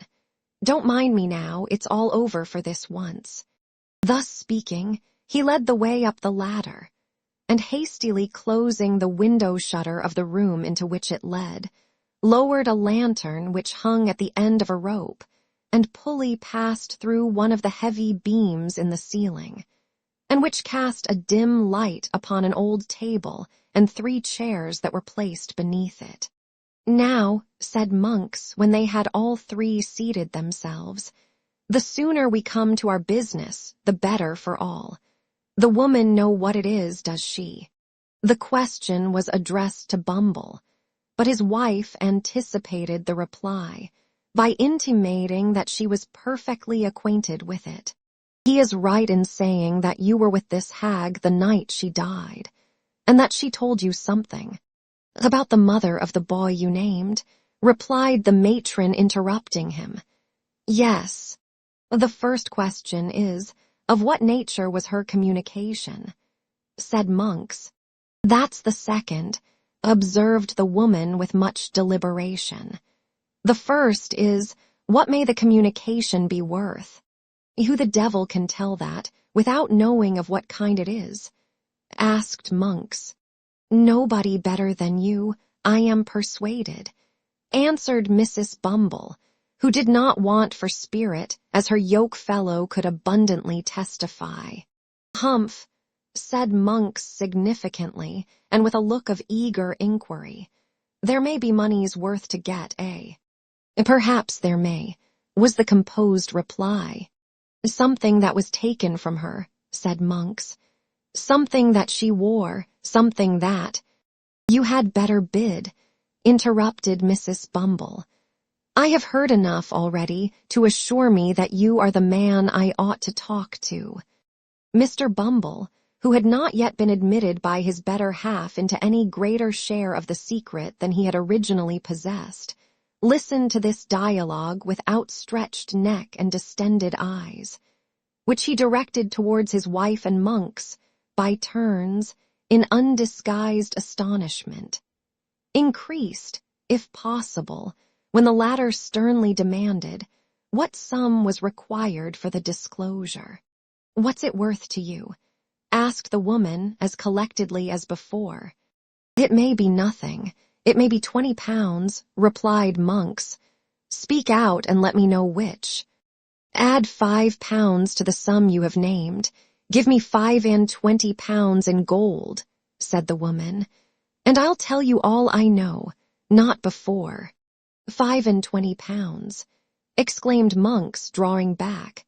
"I spoke as plainly as I could," replied Mrs. Bumble. It's not a large sum either. Not a large sum for a paltry secret that may be nothing when it's told," cried Monks impatiently, "and which has been lying dead for 12 years past or more. Such matters keep well, and, like good wine, often double their value in course of time," answered the matron, still preserving the resolute indifference she had assumed. "As to lying dead, there are those who will lie dead for 12,000 years to come, or 12,000,000, for anything you or I know, who will tell strange tales at last.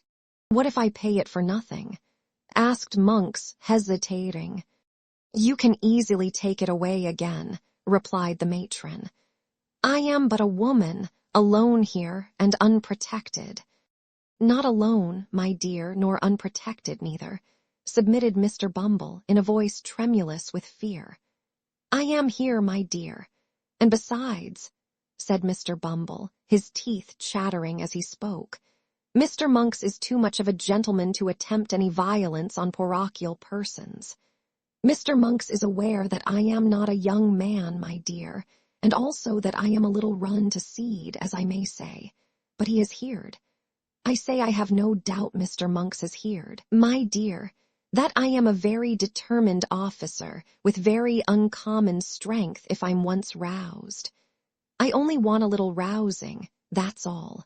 As Mr. Bumble spoke, he made a melancholy feint of grasping his lantern with fierce determination, and plainly showed, by the alarmed expression of every feature, that he did want a little rousing, and not a little, prior to making any very warlike demonstration. Unless, indeed, against paupers or other person or persons trained down for the purpose. "You are a fool," said Mrs. Bumble in reply, "and had better hold your tongue. He had better have cut it out before he came if he can't speak in a lower tone," said Monks grimly. "So, he's your husband, eh?" "He my husband," tittered the matron, parrying the question. "I thought as much when you came in," rejoined Monks, marking the angry glance which the lady darted at her spouse as she spoke. "So much the better.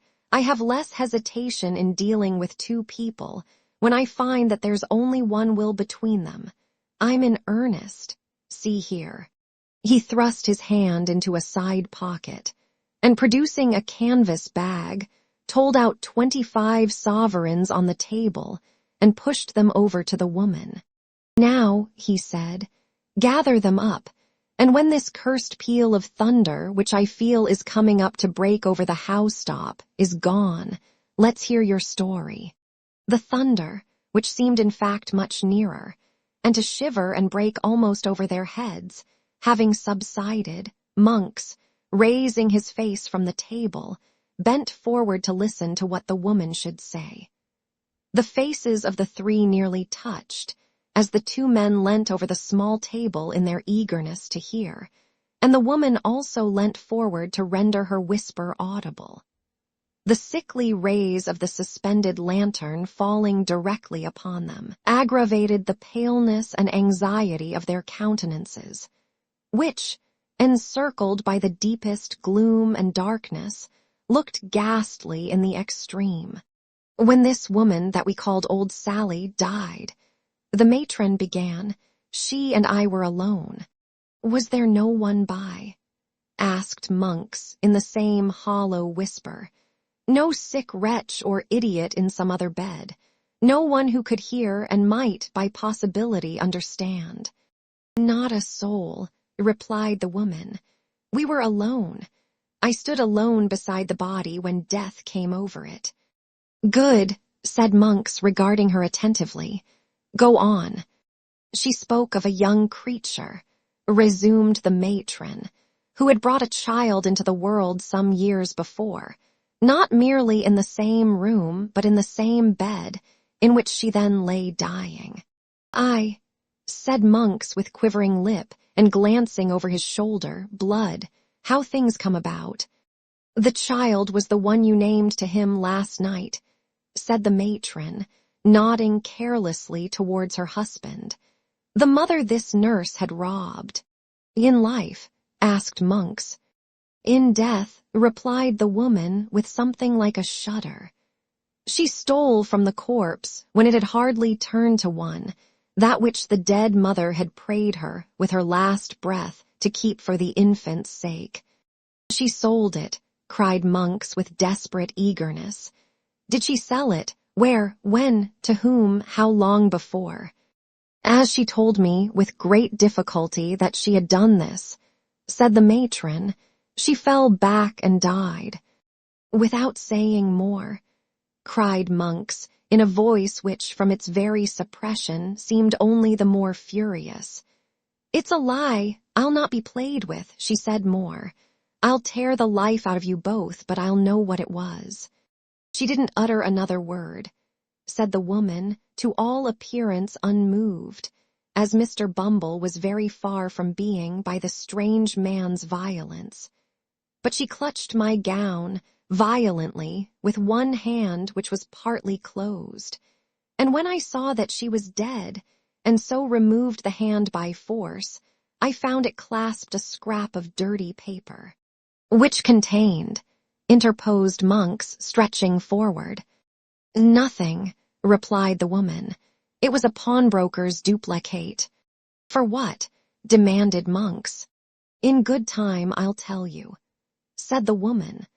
I judged that she had kept the trinket for some time in the hope of turning it to better account, and then had pawned it, and had saved or scraped together money to pay the pawnbroker's interest year by year and prevent its running out, so that if anything came of it, it could still be redeemed. Nothing had come of it, and, as I tell you, she died with the scrap of paper, all worn and tattered, in her hand. The time was out in 2 days. I thought something might one day come of it too, and so redeemed the pledge. Where is it now? Asked Monks quickly. There, replied the woman, and as if glad to be relieved of it, she hastily threw upon the table a small kid bag scarcely large enough for a French watch, which Monks, pouncing upon, tore open with trembling hands. It contained a little gold locket, in which were 2 locks of hair and a plain gold wedding ring. It has the word Agnes engraved on the inside, said the woman. There is a blank left for the surname, and then follows the date, which is within a year before the child was born. I found out that, and this is all, said Monks, after a close and eager scrutiny of the contents of the little packet. It's all, replied the woman. Mr. Bumble drew a long breath, as if he were glad to find that the story was over, and no mention made of taking the 25 pounds back again. And now he took courage to wipe the perspiration which had been trickling over his nose, unchecked, during the whole of the previous dialogue. I know nothing of the story beyond what I can guess at, said his wife, addressing Monks after a short silence, and I want to know nothing, for it's safe or not. But I may ask you 2 questions, may I? You may ask, said Monks with some show of surprise, but whether I answer or not is another question. Which makes 3, observed Mr. Bumble, essaying a stroke of facetiousness. Is that what you expected to get from me? Demanded the matron. It is, replied Monks. The other question. What do you propose to do with it? Can it be used against me? Never, rejoined Monks. Nor against me either, see here. But don't move a step forward, or your life is not worth a bulrush. With these words, he suddenly wheeled the table aside, and pulling an iron ring in the boarding, threw back a large trapdoor which opened close at Mr. Bumble's feet, and caused that gentleman to retire several paces backward, with great precipitation. Look down, said Monks, lowering the lantern into the gulf. Don't fear me. I could have let you down quietly enough when you were seated over it, if that had been my game. Thus encouraged, The matron drew near to the brink, and even Mr. Bumble himself, impelled by curiosity, ventured to do the same. The turbid water, swollen by the heavy rain, was rushing rapidly on below, and all other sounds were lost in the noise of its plashing and eddying against the green and slimy piles. There had once been a watermill beneath, the tide foaming and chafing round the few rotten stakes, and fragments of machinery that yet remained seemed to dart onward with a new impulse, when freed from the obstacles which had unavailingly attempted to stem its headlong course. If you flung a man's body down there, where would it be tomorrow morning? Said Monks, swinging the lantern to and fro in the dark well. 12 miles down the river, and cut to pieces besides, replied Bumble, recoiling at the thought. Monks drew the little packet from his breast, where he had hurriedly thrust it, and tying it to a leaden weight which had formed a part of some pulley and was lying on the floor, dropped it into the stream. It fell straight and true as a die, clove the water with a scarcely audible splash, and was gone. The three, looking into each other's faces, seemed to breathe more freely.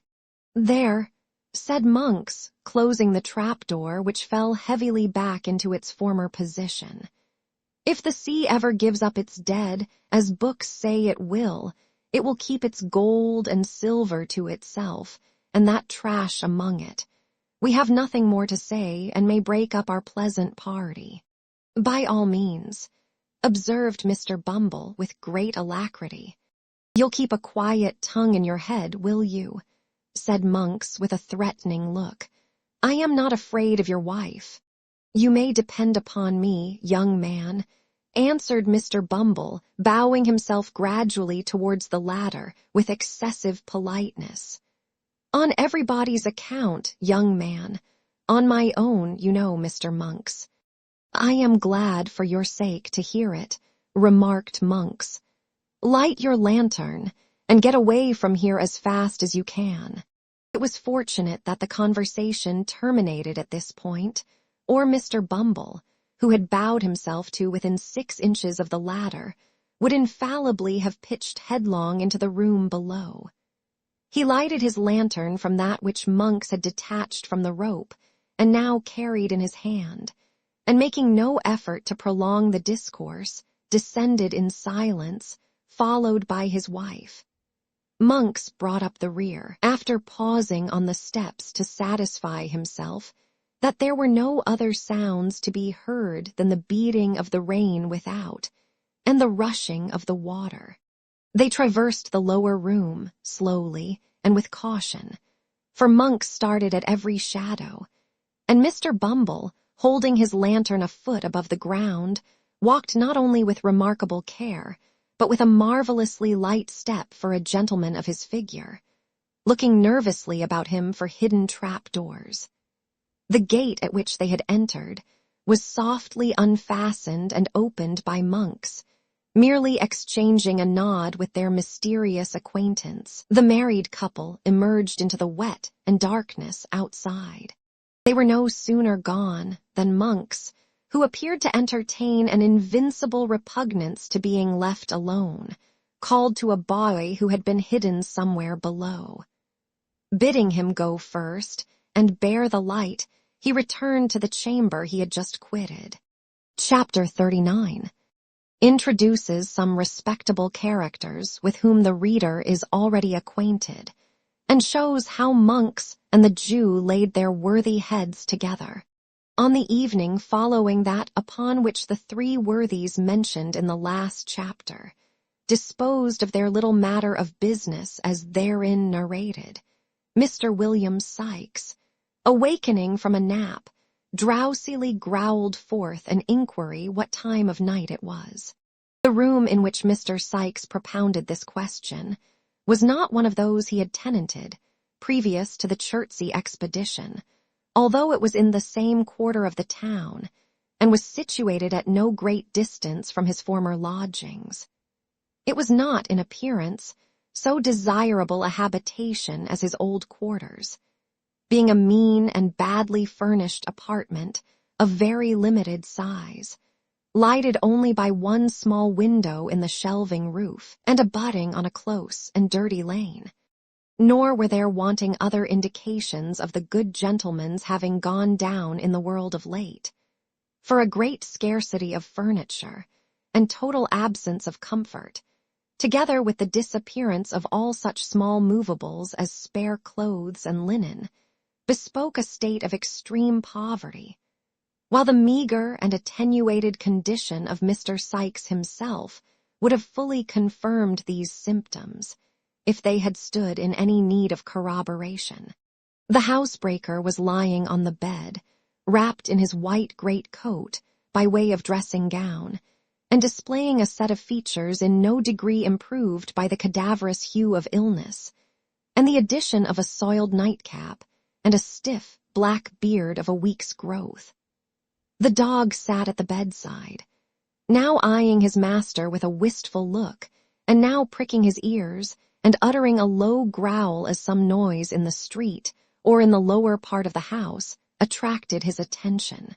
Seated by the window, busily engaged in patching an old waistcoat which formed a portion of the robber's ordinary dress, was a female so pale and reduced with watching and privation that there would have been considerable difficulty in recognizing her as the same Nancy who has already figured in this tale, but for the voice in which she replied to Mr. Sikes's question. "Not long gone 7, said the girl. "How do you feel tonight, Bill?" "As weak as water," replied Mr. Sikes, with an imprecation on his eyes and limbs. "Here, lend us a hand, and let me get off this thundering bed anyhow." Illness had not improved Mr. Sikes's temper, for, as the girl raised him up and led him to a chair, he muttered various curses on her awkwardness and struck her. "Whining are you?" said Sikes. "Come, don't stand sniveling there. If you can't do anything better than that, cut off altogether. D'ye hear me?" "I hear you," replied the girl, turning her face aside and forcing a laugh. "What fancy have you got in your head now?" "Oh, you've thought better of it, have you?" growled Sikes, marking the tear which trembled in her eye. "All the better for you, you have." "Why, you don't mean to say you'd be hard upon me tonight, Bill," said the girl, laying her hand upon his shoulder. "No," cried Mr. Sikes. "Why not?" "Such a number of nights," said the girl, with a touch of woman's tenderness, which communicated something like sweetness of tone, even to her voice. "Such a number of nights as I've been patient with you, nursing and caring for you as if you had been a child. And this the first that I've seen you like yourself. You wouldn't have served me as you did just now if you'd thought of that, would you? Come, say you wouldn't." "Well then," rejoined Mr. Sikes, "I wouldn't. Why, damn now, the girls is whining again." "It's nothing," said the girl, throwing herself into a chair. "Don't you seem to mind me. It'll soon be over." "What'll be over?" demanded Mr. Sikes in a savage voice. "What foolery are you up to now again? Get up and bustle about, and don't come over me with your woman's nonsense." At any other time, this remonstrance, and the tone in which it was delivered, would have had the desired effect. But the girl, being really weak and exhausted, dropped her head over the back of the chair, and fainted, before Mr. Sikes could get out a few of the appropriate oaths with which, on similar occasions, he was accustomed to garnish his threats. Not knowing very well what to do in this uncommon emergency, for Miss Nancy's hysterics were usually of that violent kind which the patient fights and struggles out of, without much assistance. Mr. Sikes tried a little blasphemy, and finding that mode of treatment wholly ineffectual, called for assistance. "What's the matter here, my dear?" said Fadgen, looking in. "Lend a hand to the girl, can't you?" replied Sikes impatiently. "Don't stand chattering and grinning at me." With an exclamation of surprise, Fadgen hastened to the girl's assistance, while Mr. John Dawkins, otherwise the artful Dodger, who had followed his venerable friend into the room, hastily deposited on the floor a bundle with which he was laden, and snatching a bottle from the grasp of Master Charles Bates, who came close at his heels, uncorked it in a twinkling with his teeth, and poured a portion of its contents down the patient's throat, previously taking a taste, himself, to prevent mistakes. "Give her a whiff of fresh air with the bellows, Charlie," said Mr. Dawkins, "and you slap her hands, Fadgen, while Bill undoes the petticoats." These united restoratives, administered with great energy, especially that department consigned to Master Bates, who appeared to consider his share in the proceedings a piece of unexampled pleasantry, were not long in producing the desired effect. The girl gradually recovered her senses, and, staggering to a chair by the bedside, hid her face upon the pillow, leaving Mr. Sikes to confront the newcomers in some astonishment at their unlooked-for appearance. "Why, what evil wind has blowed you here?" he asked Fadgen. "No evil wind at all, my dear, for evil winds blow nobody any good. And I've brought something good with me that you'll be glad to see.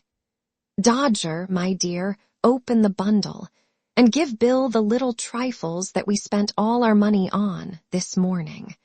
In compliance with Mr. Fadgen's request, the artful untied this bundle, which was of large size and formed of an old tablecloth, and handed the articles it contained, one by one, to Charlie Bates, who placed them on the table with various encomiums on their rarity and excellence. "Sich a rabbit pie, Bill," exclaimed that young gentleman, disclosing to view a huge pasty. "Sich delicate creeters, with sich tender limbs, Bill, that the worry bones melt in your mouth, and there's no occasion to pick 'em. Half a pound of 7 and 6 green, so precious strong that if you mix it with biling water, it'll go nigh to blow the lid of the teapot off. 1.5 pounds of moist sugar that the niggers didn't work at all at, afore they got it up to sich a pitch of goodness. Oh no, 2 half-quartern brands, pound of best fresh, piece of double Gloucester, and to wind up all, some of the richest sort you ever lushed." Uttering this last panegyric, Master Bates produced, from one of his extensive pockets, a full-sized wine bottle carefully corked, while Mr. Dawkins, at the same instant, poured out a wine-glassful of raw spirits from the bottle he carried, which the invalid tossed down his throat without a moment's hesitation. "Ah," said Fadgen, rubbing his hands with great satisfaction. "You'll do, Bill, you'll do now." "Do?" exclaimed Mr. Sikes. "I might have been done for 20 times over afore you'd have done anything to help me. What do you mean by leaving a man in this state, 3 weeks and more, you false-hearted vagabond?" "Only hear him, boys," said Fadgen, shrugging his shoulders, "and us come to bring him all these bow-tie-full things." "The things is well enough in their way," observed Mr. Sikes, a little soothed as he glanced over the table. "But what have you got to say for yourself, why you should leave me here, down in the mouth, health, blunt, and everything else, and take no more notice of me, all this mortal time, than if I was that 'ere dog? Drive him down, Charlie." "I never see such a jolly dog as that," cried Master Bates, doing as he was desired. "Smelling the grub like a old lady a-going to market. He'd make his fortune on the stage, that dog would, and revive the drama besides." "Hold your din," cried Sikes, as the dog retreated under the bed, still growling angrily. "What have you got to say for yourself, you withered old fence, eh?" "I was away from London, a week and more, my dear, on a plant," replied the Jew. "And what about the other fortnight?" demanded Sikes. What about the other fortnight that you've left me lying here, like a sick rat in his hole? I couldn't help it, Bill. I can't go into a long explanation before company, but I couldn't help it, upon my honor. Upon your what? Growled Sykes with excessive disgust. Here, cut me off a piece of that pie, one of you boys, to take the taste of that out of my mouth, or it'll choke me dead. Don't be out of temper, my dear, urged Fadgen submissively. I have never forgot you, Bill, never once. No, I'll pound it that you han't, replied Sykes with a bitter grin. You've been scheming and plotting away every hour that I have laid shivering and burning here, and Bill was to do this, and Bill was to do that, and Bill was to do it all dirt cheap as soon as he got well, and was quite poor enough for your work.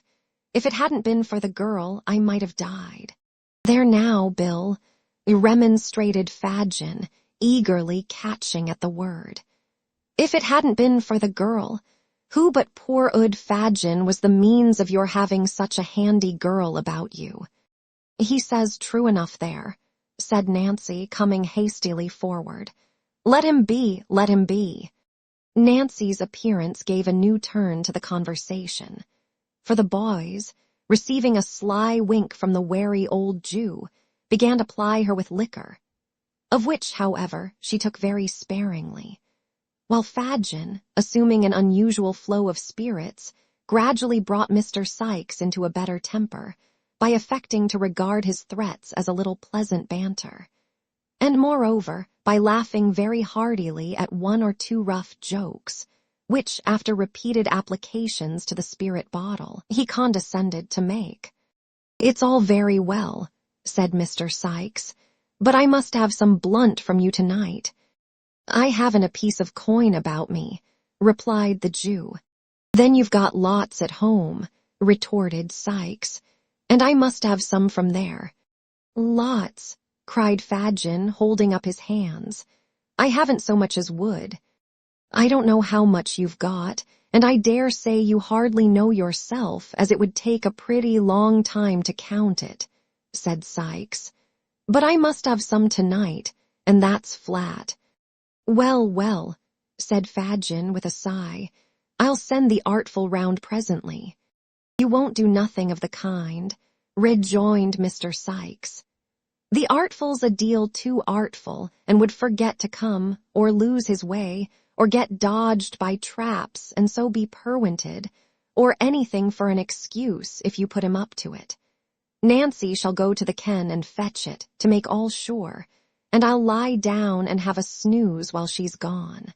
After a great deal of haggling and squabbling, Fadgen beat down the amount of the required advance from £5 to £3 4 and sixpence, protesting with many solemn asseverations that would only leave him 18 pence to keep house with, Mr. Sykes sullenly remarking that if he couldn't get any more he must accompany him home, with the Dodger, and Master Bates put the eatables in the cupboard. The Jew then, taking leave of his affectionate friend, returned homeward, attended by Nancy and the boys. Mr. Sykes, meanwhile, flinging himself on the bed, and composing himself to sleep away the time until the young ladies' return.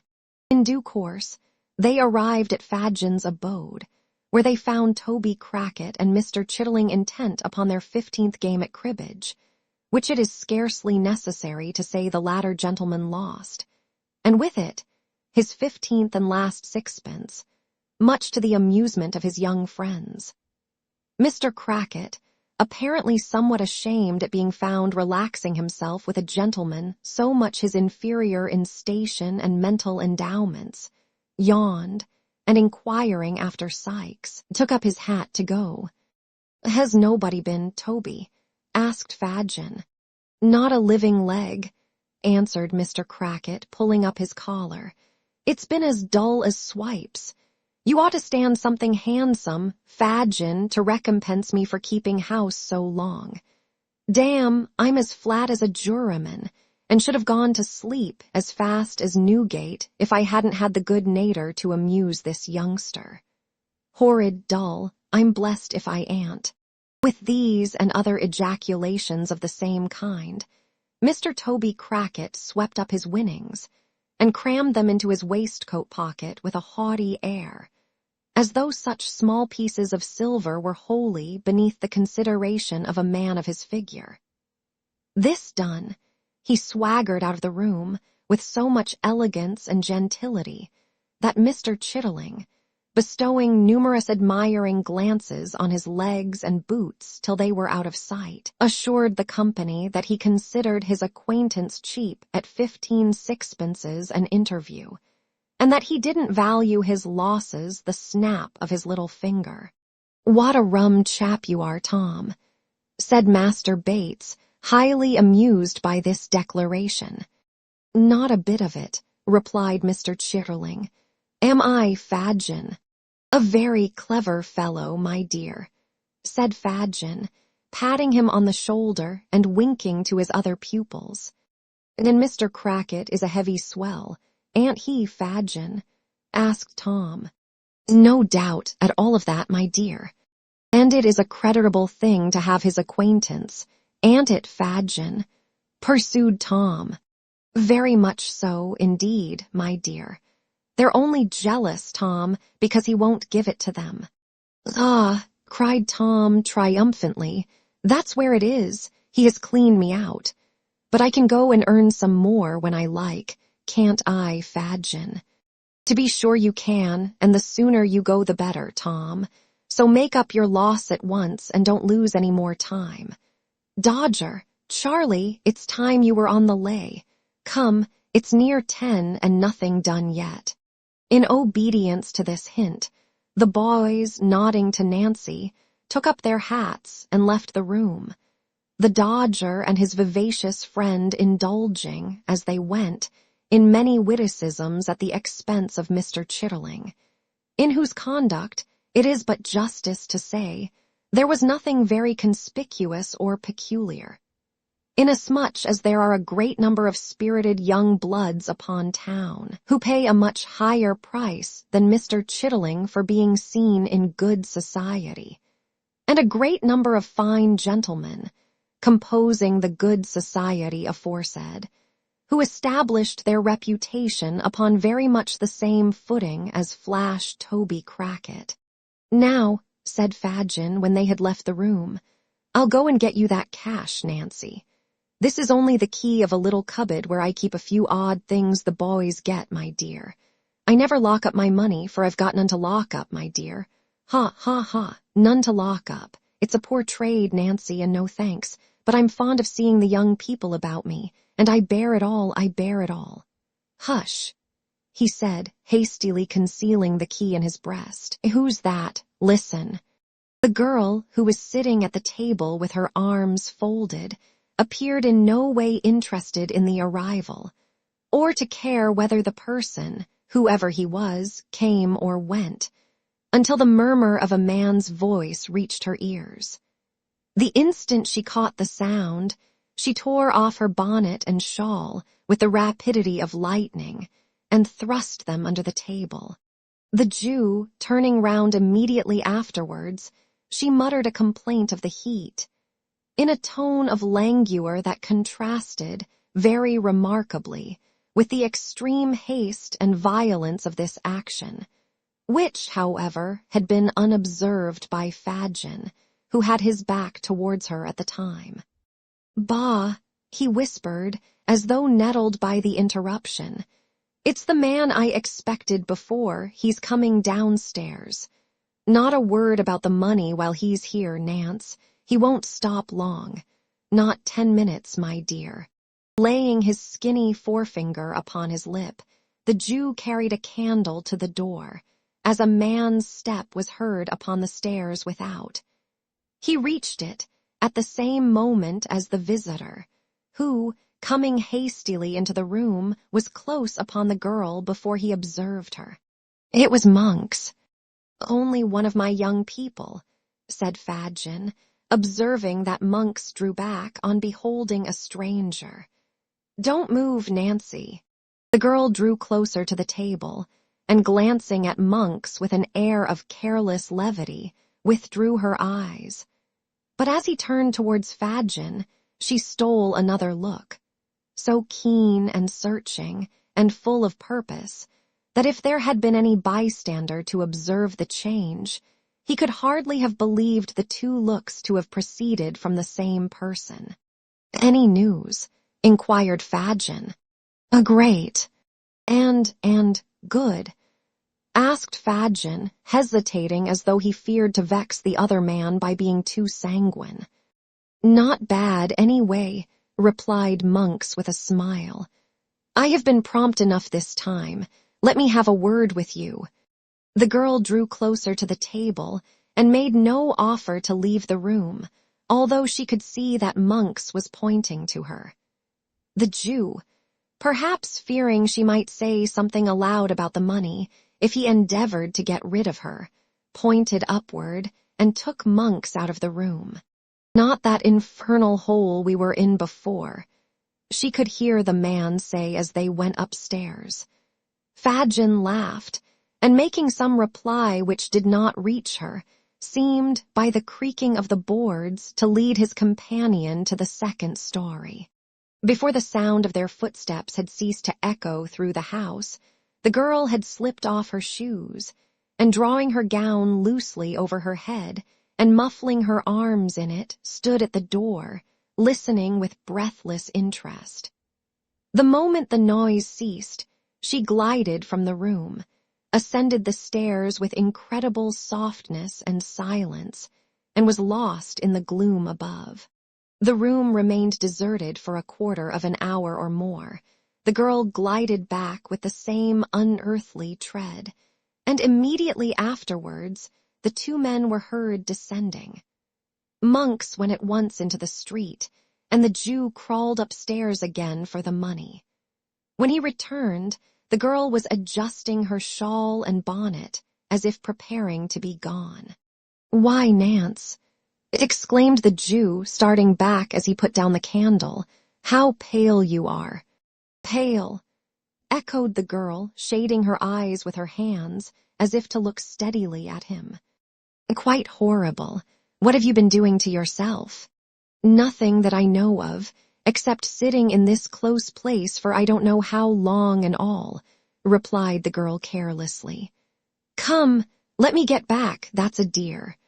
With a sigh for every piece of money, Fadgen told the amount into her hand. They parted without more conversation, merely interchanging a good night. When the girl got into the open street, she sat down upon a doorstep, and seemed, for a few moments, wholly bewildered and unable to pursue her way. Suddenly she arose, and hurrying on in a direction quite opposite to that in which Sykes was awaiting her return, quickened her pace, until it gradually resolved into a violent run. After completely exhausting herself, she stopped to take breath, and as if suddenly recollecting herself and deploring her inability to do something she was bent upon, wrung her hands and burst into tears. It might be that her tears relieved her, or that she felt the full hopelessness of her condition, but she turned back, and hurrying with nearly as great rapidity in the contrary direction, partly to recover lost time, and partly to keep pace with the violent current of her own thoughts, soon reached the dwelling where she had left the housebreaker. If she betrayed any agitation, when she presented herself to Mr. Sykes, he did not observe it, for merely inquiring if she had brought the money, and receiving a reply in the affirmative, he uttered a growl of satisfaction, and replacing his head upon the pillow, resumed the slumbers which her arrival had interrupted. It was fortunate for her that the possession of money occasioned him so much employment next day in the way of eating and drinking, and withal had so beneficial an effect in smoothing down the asperities of his temper, that he had neither time nor inclination to be very critical upon her behavior and deportment. that she had all the abstracted and nervous manner of one who is on the eve of some bold and hazardous step, which it has required no common struggle to resolve upon, would have been obvious to the lynx-eyed Fadgen, who would most probably have taken the alarm at once. But Mr. Sikes, lacking the niceties of discrimination, and being troubled with no more subtle misgivings than those which resolve themselves into a dogged roughness of behavior towards everybody, and being, furthermore, in an unusually amiable condition, as has been already observed, saw nothing unusual in her demeanor, and indeed troubled himself so little about her that, had her agitation been far more perceptible than it was, it would have been very unlikely to have awakened his suspicions. As that day closed in, the girl's excitement increased, and when night came on and she sat by, watching until the housebreaker should drink himself asleep, there was an unusual paleness in her cheek and a fire in her eye that even Sikes observed with astonishment.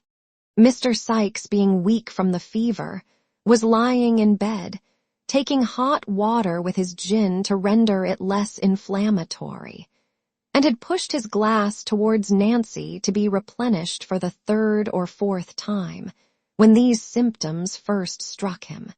"Why burn my body?" said the man, raising himself on his hands as he stared the girl in the face. "You look like a corpse come to life again. What's the matter?" "Matter?" replied the girl. "Nothing. What do you look at me so hard for?" "What foolery is this?" demanded Sikes, grasping her by the arm and shaking her roughly. "What is it? What do you mean? What are you thinking of?" "Of many things, Bill," replied the girl, shivering, and as she did so, pressing her hands upon her eyes. "But, Lord, what odds in that?" The tone of forced gaiety in which the last words were spoken seemed to produce a deeper impression on Sikes than the wild and rigid look which had preceded them. "I tell you what it is," said Sikes. "If you haven't caught the fever and got it common on now, there's something more than usual in the wind and something dangerous too. You're not a-going to. No, damn, you wouldn't do that." "Do what?" asked the girl. "There ain't," said Sikes, fixing his eyes upon her and muttering the words to himself. "There ain't a stauncher-hearted gal going, or I'd have cut her throat 3 months ago. She's got the fever coming on, that's it." Fortifying himself with this assurance, Sikes drained the glass to the bottom, and then, with many grumbling oaths, called for his physic. The girl jumped up with great alacrity, poured it quickly out but with her back towards him, and held the vessel to his lips while he drank off the contents. "Now," said the robber, "come and sit aside of me and put on your own face, or I'll alter it so that you won't know it again when you do want it." The girl obeyed. Sikes, locking her hand in his, fell back upon the pillow, turning his eyes upon her face. They closed, opened again, closed once more, again opened. He shifted his position restlessly, and after dozing again and again for 2 or 3 minutes, and as often springing up with a look of terror and gazing vacantly about him, was suddenly stricken, as it were, while in the very attitude of rising, into a deep and heavy sleep. The grasp of his hand relaxed, the upraised arm fell languidly by his side, and he lay like one in a profound trance. "The laudanum has taken effect at last," murmured the girl as she rose from the bedside. "I may be too late even now."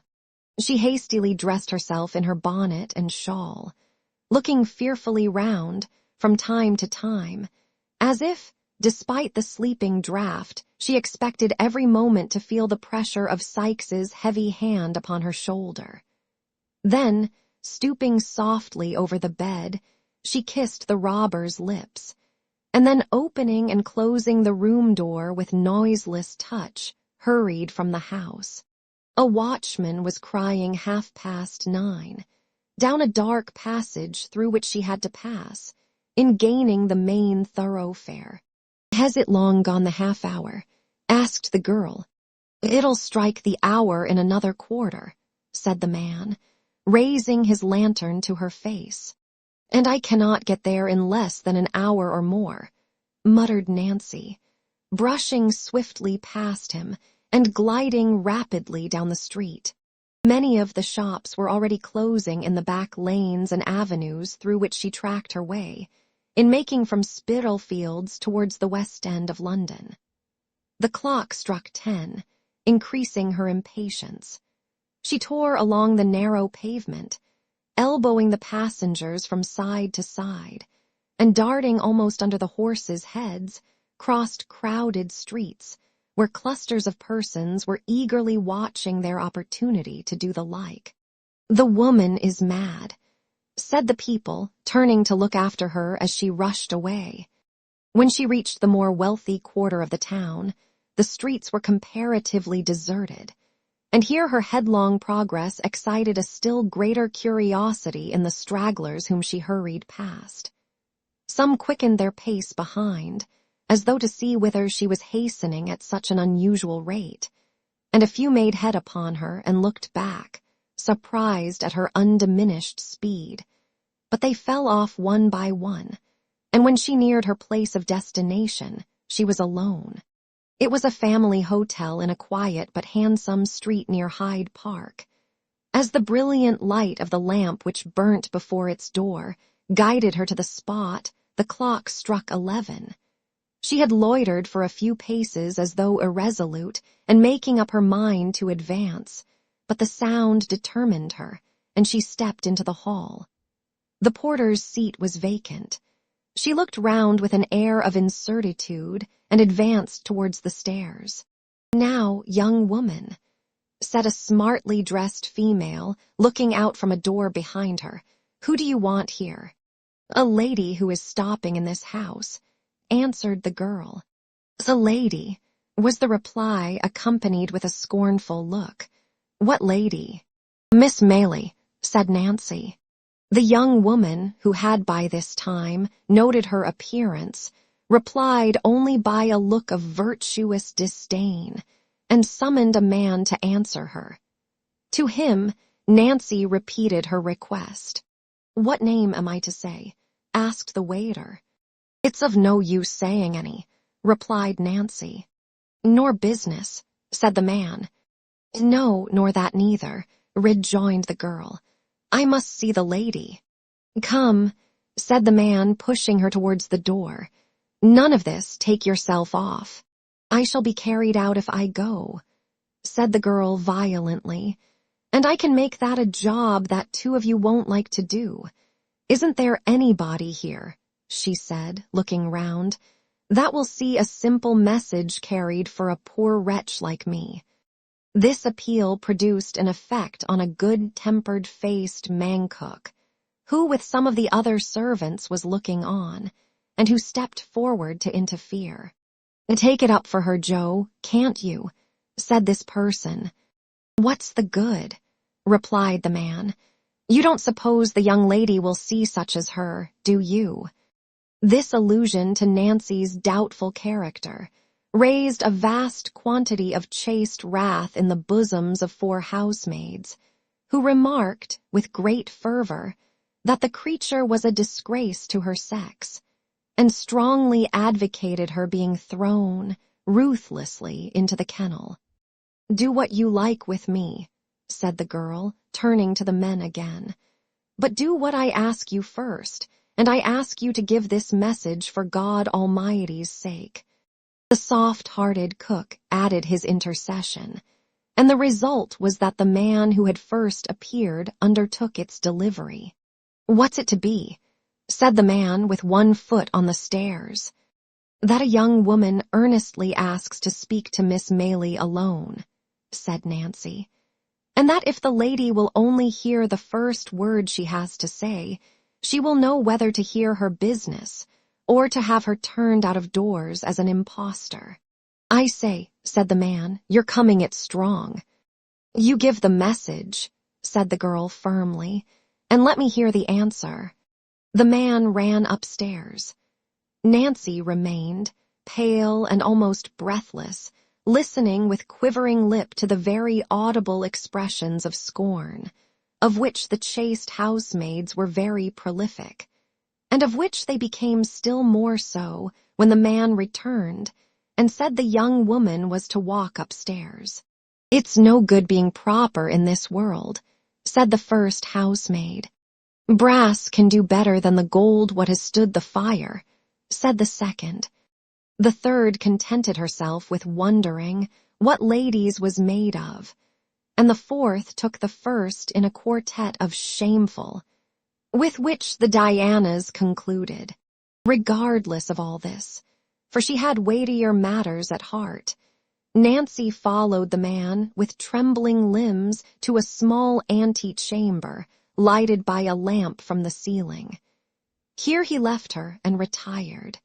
Chapter 40. A strange interview, which is a sequel to the last chamber. The girl's life had been squandered in the streets, and among the most noisome of the stews and dens of London, but there was something of the woman's original nature left in her still. And when she heard a light step approaching the door opposite to that by which she had entered, and thought of the wide contrast which the small room would in another moment contain, she felt burdened with the sense of her own deep shame, and shrunk as though she could scarcely bear the presence of her with whom she had sought this interview. But struggling with these better feelings was pride, the vice of the lowest and most debased creatures, no less than of the high and self-assured. The miserable companion of thieves and ruffians, the fallen outcast of low haunts, the associate of the scourings of the jails and hulks, living within the shadow of the gallows itself.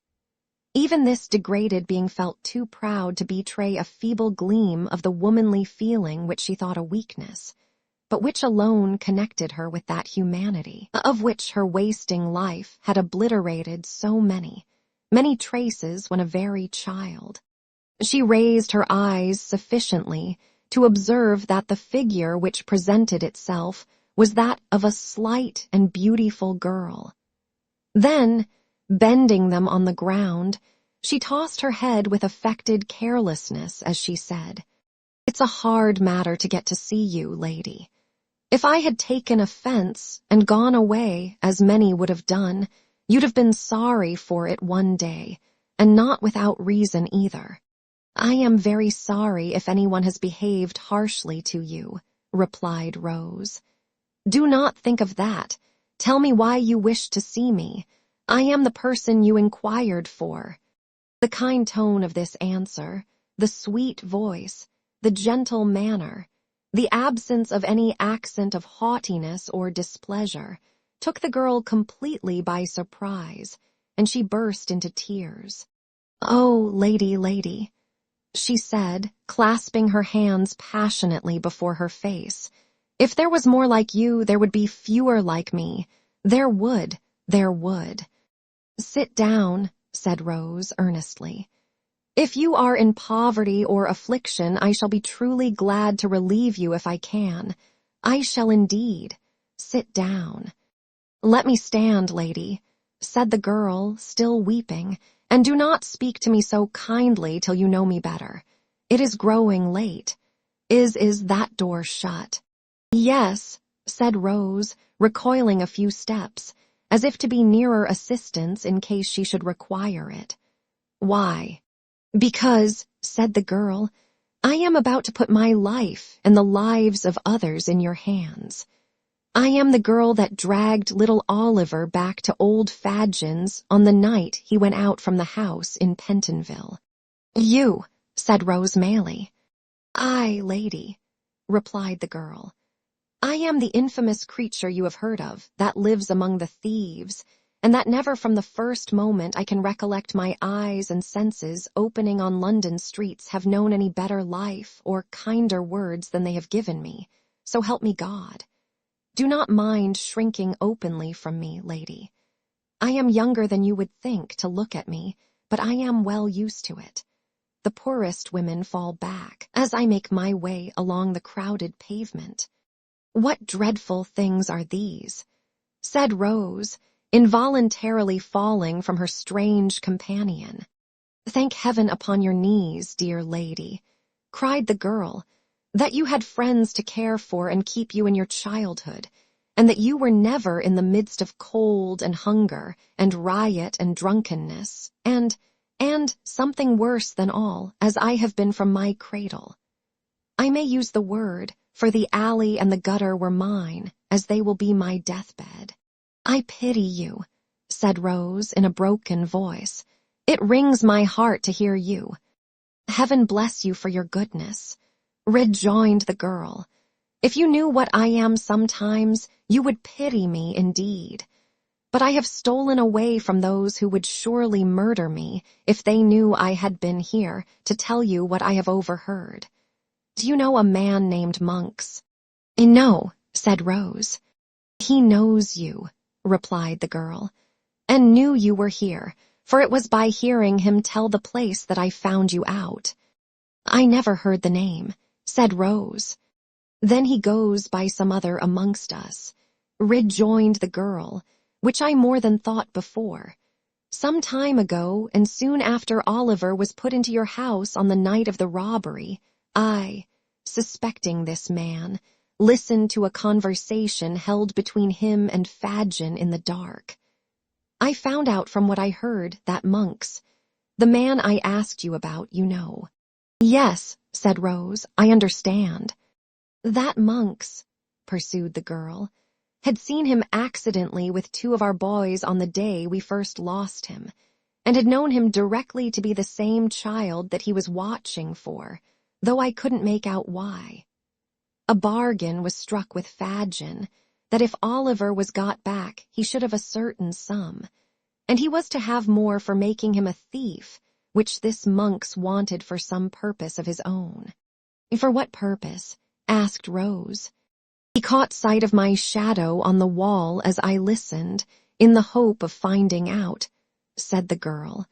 And there are not many people besides me that could have got out of their way in time to escape discovery. But I did, and I saw him no more till last night. And what occurred then? I'll tell you, lady. Last night he came again. Again they went upstairs, and I, wrapping myself up so that my shadow would not betray me, again listened at the door. The first words I heard Monks say were these. So the only proofs of the boy's identity lie at the bottom of the river, and the old hag that received them from the mother is rotting in her coffin. They laughed and talked of his success in doing this. And Monks, talking on about the boy and getting very wild, said that though he had got the young devil's money safely now, he'd rather have had it the other way. For what a game it would have been to have brought down the boast of the father's will by driving him through every jail in town, and then hauling him up for some capital felony which Fadgen could easily manage, after having made a good profit of him besides. What is all this? Said Rose. The truth, lady, though it comes from my lips, replied the girl. Then, he said, with oaths common enough in my ears, but strange to yours, that if he could gratify his hatred by taking the boy's life without bringing his own neck in danger, he would. But as he couldn't, he'd be upon the watch to meet him at every turn in life, and if he took advantage of his birth and history, he might harm him yet. In short, Fadgen, he says, Jew as you are, you never laid such snares as I'll contrive for my young brother, Oliver. His brother, exclaimed Rose. Those were his words, said Nancy, glancing uneasily round as she had scarcely ceased to do since she began to speak, for a vision of Sykes haunted her perpetually. And more. When he spoke of you and the other lady, and said it seemed contrived by heaven or the devil against him, that Oliver should come into your hands, he laughed, and said there was some comfort in that too, for how many thousands and hundreds of thousands of pounds would you not give, if you had them, to know who your two-legged spaniel was? You do not mean, said Rose, turning very pale, to tell me that this was said in earnest. He spoke in hard and angry earnest, if a man ever did, replied the girl, shaking her head. He is an earnest man when his hatred is up. I know many who do worse things, but I'd rather listen to them all a dozen times than to that monk's once. It is growing late, and I have to reach home without suspicion of having been on such an errand as this. I must get back quickly. But what can I do? Said Rose. To what use can I turn this communication without you? Back. Why do you wish to return to companions you paint in such terrible colors? If you repeat this information to a gentleman whom I can summon in an instant from the next room, you can be consigned to some place of safety without half an hour's delay. I wish to go back, said the girl. I must go back because how can I tell such things to an innocent lady like you?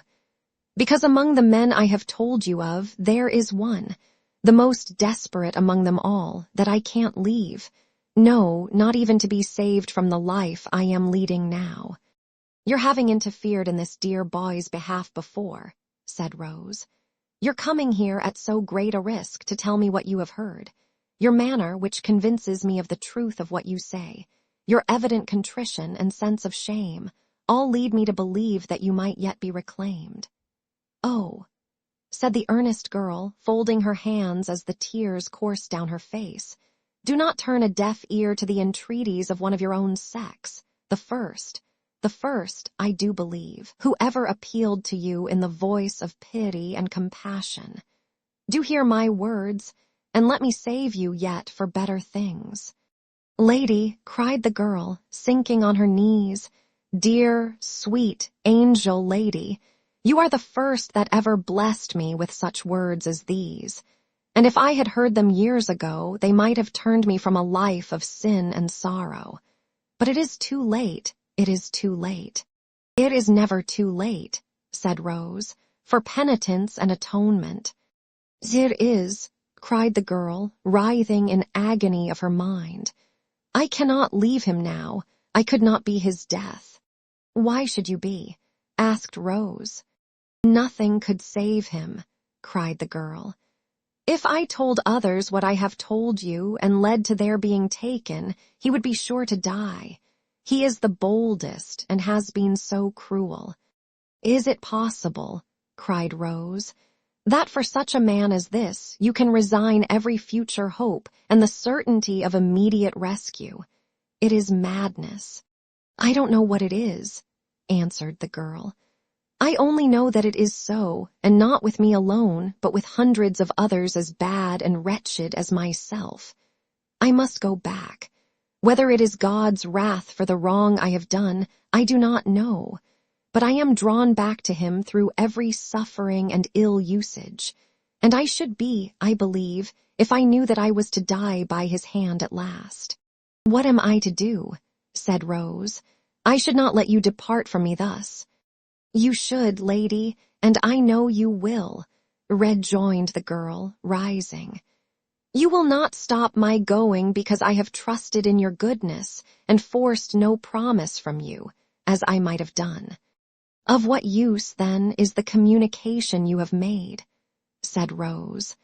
This mystery must be investigated, or how will its disclosure to me benefit Oliver, whom you are anxious to serve?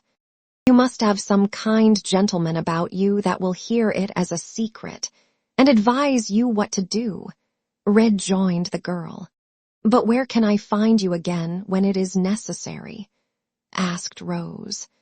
I do not seek to know where these dreadful people live, but where will you be walking or passing at any settled period from this time? Will you promise me that you will have my secret strictly kept, and come alone, or with the only other person that knows it, and that I shall not be watched or followed? Asked the girl. I promise you solemnly, answered Rose. Every Sunday night from 11 until the clock strikes 12, said the girl without hesitation. I will walk on London Bridge if I am alive. Stay another moment, interposed Rose as the girl moved hurriedly towards the door. Think once again on your own condition and the opportunity you have of escaping from it. You have a claim on me, not only as the voluntary bearer of this intelligence, but as a woman lost almost beyond redemption. Will you return to this gang of robbers and to this man when a word can save you? What fascination is it that can take you back and make you cling to wickedness and misery? Oh, is there no chord in your heart that I can touch? Is there nothing left to which I can appeal against this terrible infatuation? When ladies as young and good and beautiful as you are, replied the girl steadily, give away your hearts, love will carry you all lengths, even such as you who have home, friends, other admirers, everything to fill them. When such as I, who have no certain roof but the coffin lid, and no friend in sickness or death but the hospital nurse, set our rotten hearts on any man, and let him fill the place that has been a blank through all our wretched lives, who can hope to cure us? Pity us, lady, pity us for having only one feeling of the woman left, and for having that turned, by a heavy judgment, from a comfort and a pride, into a new means of violence and suffering. You will, said Rose after a pause, take some money from me, which may enable you to live without dishonesty, at all events until we meet again. Not a penny, replied the girl, waving her hand. Do not close your heart against all my efforts to help you, said Rose, stepping gently forward. I wish to serve you indeed. You would serve me best, lady, replied the girl, wringing her hands, if you could take my life at once, for I have felt more grief to think of what I am, tonight, than I ever did before, and it would be something not to die in the hell in which I have lived. God bless you, sweet lady, and send as much happiness on your head as I have brought shame on mine. Thus speaking and sobbing aloud, the unhappy creature turned away, while Rose Maylie, overpowered by this extraordinary interview, which had more the semblance of a rapid dream than an actual occurrence, sank into a chair and endeavored to collect her wandering thoughts. Chapter 41, containing fresh discoveries, and showing that surprises, like misfortunes, seldom come alone. Her situation was, indeed, one of no common trial and difficulty. While she felt the most eager and burning desire to penetrate the mystery in which Oliver's history was enveloped, she could not but hold sacred the confidence which the miserable woman with whom she had just conversed had reposed in her, as a young and guileless girl. Her words and manner had touched Rose Maylie's heart, and mingled with her love for her young charge, and scarcely less intense in its truth and fervor, was her fond wish to win the outcast back to repentance and hope. They purposed remaining in London only 3 days, prior to departing for some weeks to a distant part of the coast. It was now midnight of the first day. What course of action could she determine upon, which could be adopted in 48 hours? Or how could she postpone the journey without exciting suspicion? Mr. Losberne was with them, and would be for the next 2 days. But Rose was too well acquainted with the excellent gentleman's impetuosity, and foresaw too clearly the wrath with which, in the first explosion of his indignation, he would regard the instrument of Oliver's recapture, to trust him with the secret, when her representations in the girl's behalf could be seconded by no experienced person. These were all reasons for the greatest caution and most circumspect behavior in communicating it to Mrs. Maylie, whose first impulse would infallibly be to hold a conference with the worthy doctor on the subject. As to resorting to any legal adviser, even if she had known how to do so, it was scarcely to be thought of, for the same reason. Once the thought occurred to her of seeking assistance from Harry, but this awakened the recollection of their last parting, and it seemed unworthy of her to call him back when, The tears rose to her eyes as she pursued this train of reflection. He might have by this time learnt to forget her and to be happier away. Disturbed by these different reflections, inclining now to one course and then to another, and again recoiling from all, as each successive consideration presented itself to her mind, Rose passed a sleepless and anxious night. After more communing with herself next day, she arrived at the desperate conclusion of consulting Harry. If it be painful to him, she thought, to come back here, how painful it will be to me. But perhaps he will not come. He may write, or he may come himself and studiously abstain from meeting me. He did when he went away. I hardly thought he would, but it was better for us both. And here Rose dropped the pen and turned away, as though the very paper which was to be her messenger should not see her weep. She had taken up the same pen, and laid it down again 50 times, and had considered and reconsidered the first line of her letter without writing the first word, when Oliver, who had been walking in the streets, with Mr. Giles for a bodyguard, entered the room in such breathless haste and violent agitation, as seemed to betoken some new cause of alarm.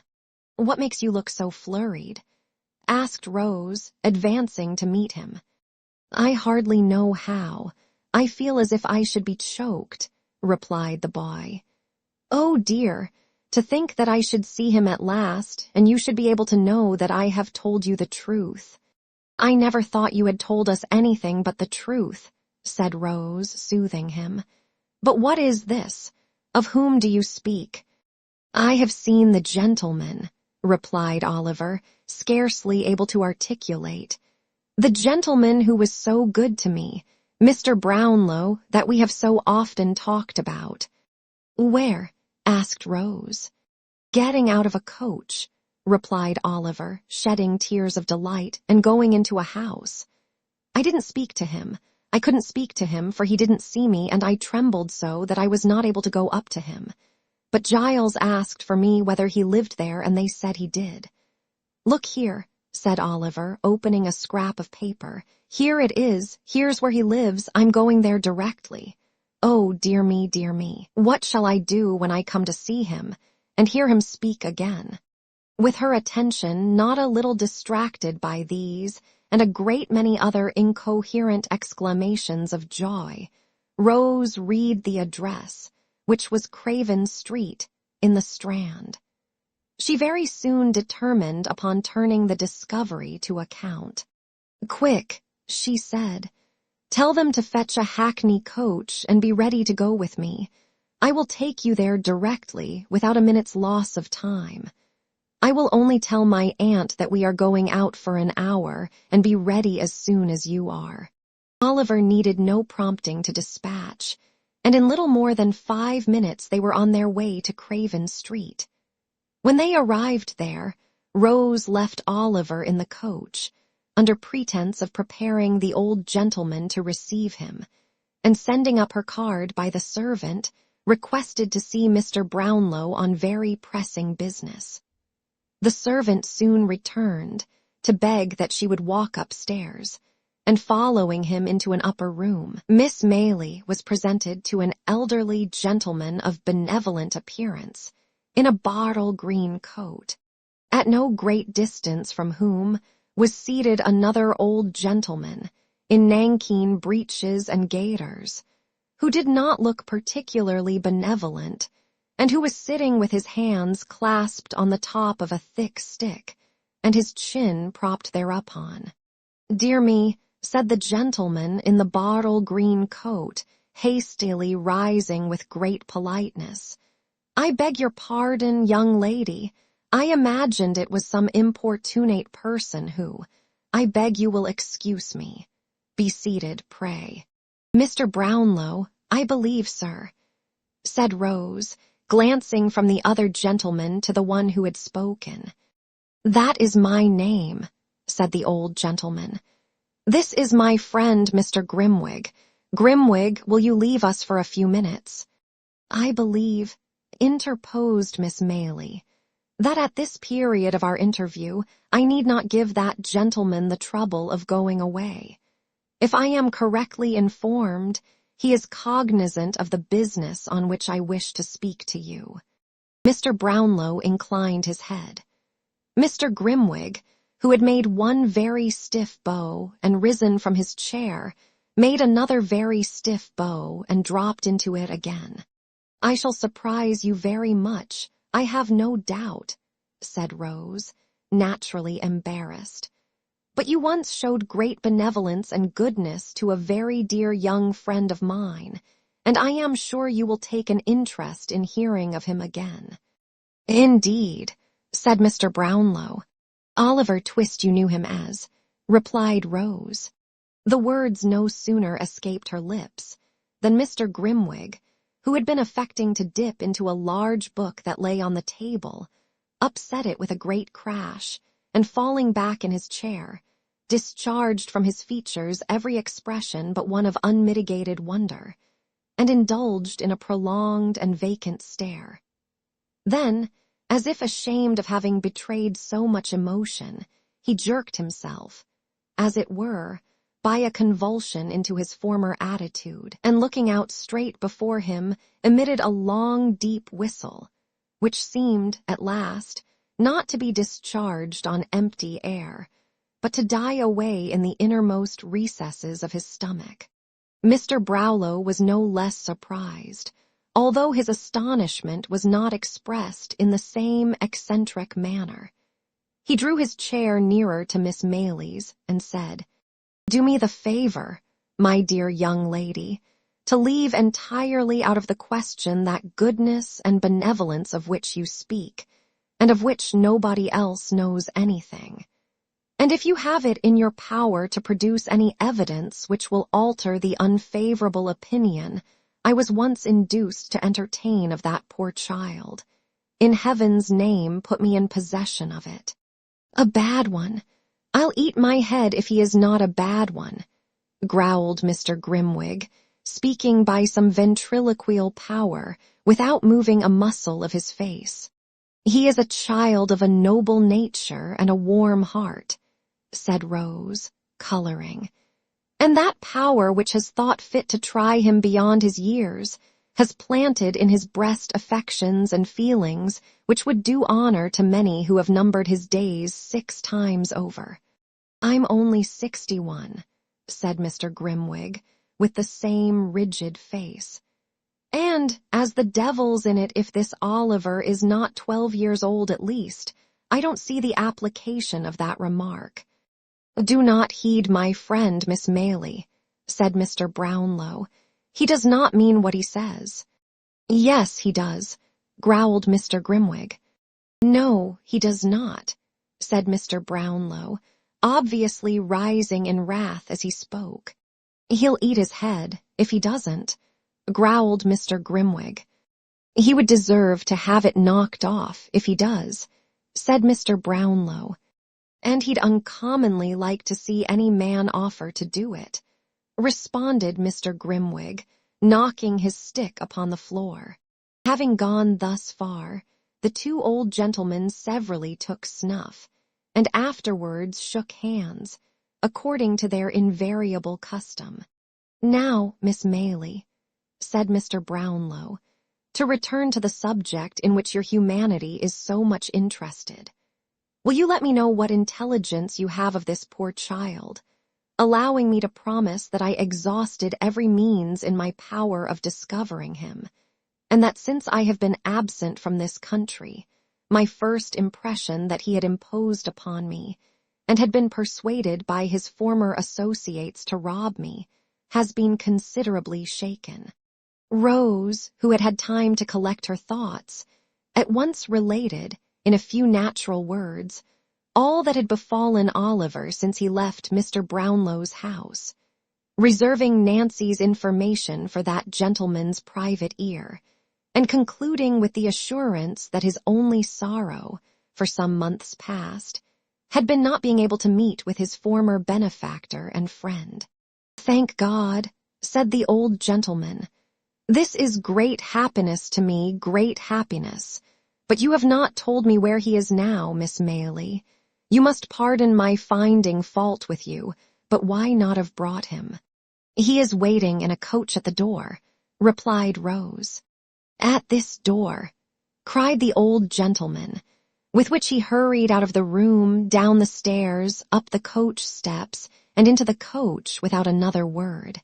When the room door closed behind him, Mr. Grimwig lifted up his head, and converting one of the hind legs of his chair into a pivot, described 3 distinct circles with the assistance of his stick and the table, sitting in it all the time. After performing this evolution, he rose and limped as fast as he could up and down the room at least 12 times, and then stopping suddenly before Rose, kissed her without the slightest preface. "Hush," he said, as the young lady rose in some alarm at this unusual proceeding. "Don't be afraid. I'm old enough to be your grandfather. You're a sweet girl. I like you. Here they are." In fact, as he threw himself at one dexterous dive into his former seat, Mr. Brownlow returned, accompanied by Oliver, whom Mr. Grimwig received very graciously. And if the gratification of that moment had been the only reward for all her anxiety and care in Oliver's behalf, Rose Maylie would have been well repaid. "There is somebody else who should not be forgotten, by the by," said Mr. Brownlow, ringing the bell. "Send Mrs. Bedwin here, if you please." The old housekeeper answered the summons with all dispatch, and dropping a curtsy at the door, waited for orders. "Why, you get blinder every day, Bedwin," said Mr. Brownlow, rather testily. "Well, that I do, sir," replied the old lady. "People's eyes, at my time of life, don't improve with age, sir." "I could have told you that," rejoined Mr. Brownlow. "But put on your glasses and see if you can't find out what you were wanted for, will you?" The old lady began to rummage in her pocket for her spectacles. But Oliver's patience was not proof against this new trial, and yielding to his first impulse, he sprang into her arms. "God be good to me," cried the old lady, embracing him. "It is my innocent boy." "My dear old nurse," cried Oliver. "He would come back, I knew he would," said the old lady, holding him in her arms. "How well he looks, and how like a gentleman's son he is dressed again. Where have you been this long, long while? Ah, the same sweet face, but not so pale, the same soft eye, but not so sad. I have never forgotten them or his quiet smile, but have seen them every day, side by side with those of my own dear children, dead and gone since I was a lightsome young creature." Running on thus, and now holding Oliver from her to mark how he had grown, now clasping him to her and passing her fingers fondly through his hair, the good soul laughed and wept upon his neck by turns. Leaving her and Oliver to compare notes at leisure, Mr. Brownlow led the way into another room, and there heard from Rose a full narration of her interview with Nancy, which occasioned him no little surprise and perplexity. Rose also explained her reasons for not confiding in her friend Mr. Losberne in the first instance. The old gentleman considered that she had acted prudently, and readily undertook to hold solemn conference with the worthy doctor himself. To afford him an early opportunity for the execution of this design, it was arranged that he should call at the hotel at 8 o'clock that evening, and that in the meantime Mrs. Maylie should be cautiously informed of all that had occurred. These preliminaries adjusted, Rose and Oliver returned home. Rose had by no means overrated the measure of the good doctor's wrath. Nancy's history was no sooner unfolded to him than he poured forth a shower of mingled threats and execrations, threatened to make her the first victim of the combined ingenuity of Messrs. Blathers and Duff, and actually put on his hat preparatory to sallying forth to obtain the assistance of those worthies. And doubtless, he would, in this first outbreak, have carried the intention into effect without a moment's consideration of the consequences, if he had not been restrained, in part, by corresponding violence on the side of Mr. Brownlow, who was himself of an irascible temperament, and partly by such arguments and representations as seemed best calculated to dissuade him from his hot-brained purpose. "Then what the devil is to be done?" said the impetuous doctor, when they had rejoined the two ladies.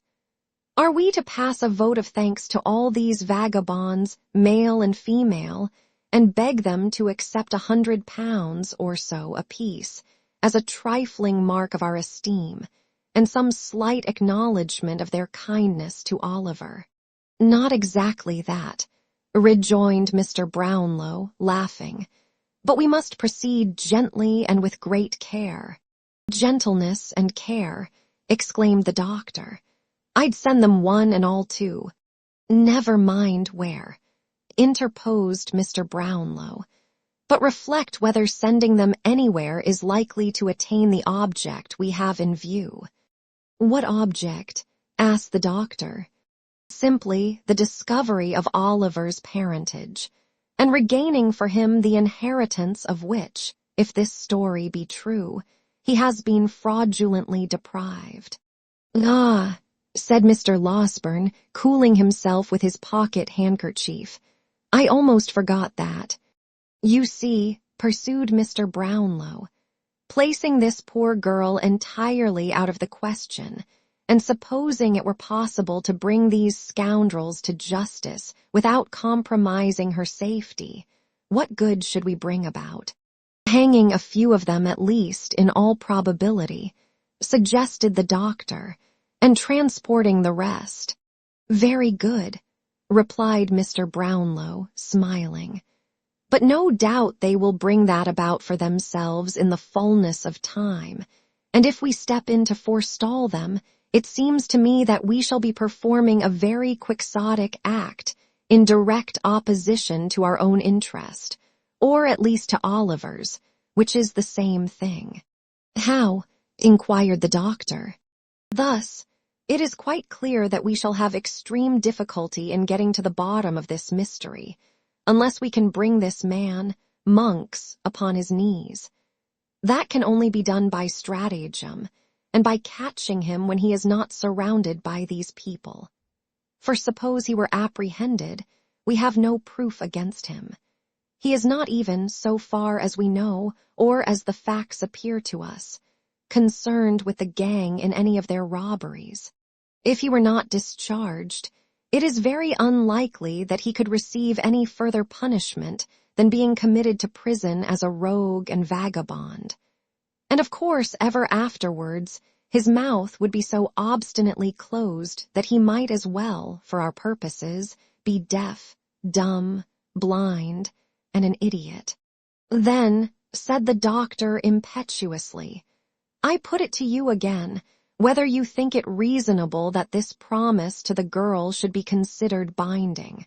A promise made with the best and kindest intentions, but really—" "Do not discuss the point, my dear young lady, pray," said Mr. Brownlow, interrupting Rose as she was about to speak. "The promise shall be kept. I don't think it will in the slightest degree interfere with our proceedings. But before we can resolve upon any precise course of action, it will be necessary to see the girl, to ascertain from her whether she will point out this Monks, on the understanding that he is to be dealt with by us, and not by the law, or, if she will not, or cannot do that, to procure from her such an account of his haunts and description of his person, as will enable us to identify him. She cannot be seen until next Sunday night. This is Tuesday. I would suggest that in the meantime, we remain perfectly quiet, and keep these matters secret even from Oliver himself." Although Mr. Losberne received with many wry faces a proposal involving a delay of 5 whole days, He was fain to admit that no better course occurred to him just then. And as both Rose and Mrs. Maylie sided very strongly with Mr. Brownlow, that gentleman's proposition was carried unanimously. "I should like," he said, "to call in the aid of my friend Grimwig. He is a strange creature, but a shrewd one, and might prove of material assistance to us. I should say that he was bred a lawyer, and quitted the bar in disgust because he had only one brief and a motion of course.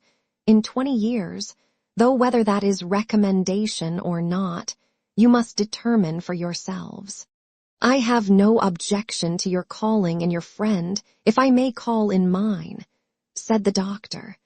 "We must put it to the vote," replied Mr. Brownlow. "Who may he be?" "That lady's son, and this young lady's, very old friend," said the doctor, motioning towards Mrs. Maylie, and concluding with an expressive glance at her niece. Rose blushed deeply, but she did not make any audible objection to this motion. Possibly she felt in a hopeless minority. And Harry Maylie and Mr. Grimwig were accordingly added to the committee. "We stay in town, of course," said Mrs. Maylie, "while there remains the slightest prospect of prosecuting this inquiry with a chance of success. I will spare neither trouble nor expense in behalf of the object in which we are all so deeply interested, and I am content to remain here, if it be for 12 months, so long as you assure me that any hope remains." "Good," rejoined Mr. Brownlow, "and as I see on the faces about me, a disposition to inquire how it happened that I was not in the way to corroborate Oliver's tale, and had so suddenly left the kingdom, let me stipulate that I shall be asked no questions until such time as I may deem it expedient to forestall them by telling my own story. Believe me, I make this request with good reason, for I might otherwise excite hopes destined never to be realized, and only increase difficulties and disappointments already quite numerous enough. Come, supper has been announced, and young Oliver, who is all alone in the next room, will have begun to think, by this time, that we have wearied of his company, and entered into some dark conspiracy to thrust him forth upon the world." With these words, the old gentleman gave his hand to Mrs. Maylie, and escorted her into the supper-room.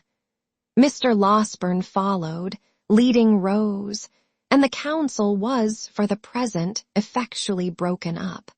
Chapter 42. An old acquaintance of Oliver's, exhibiting decided marks of genius, becomes a public character in the metropolis.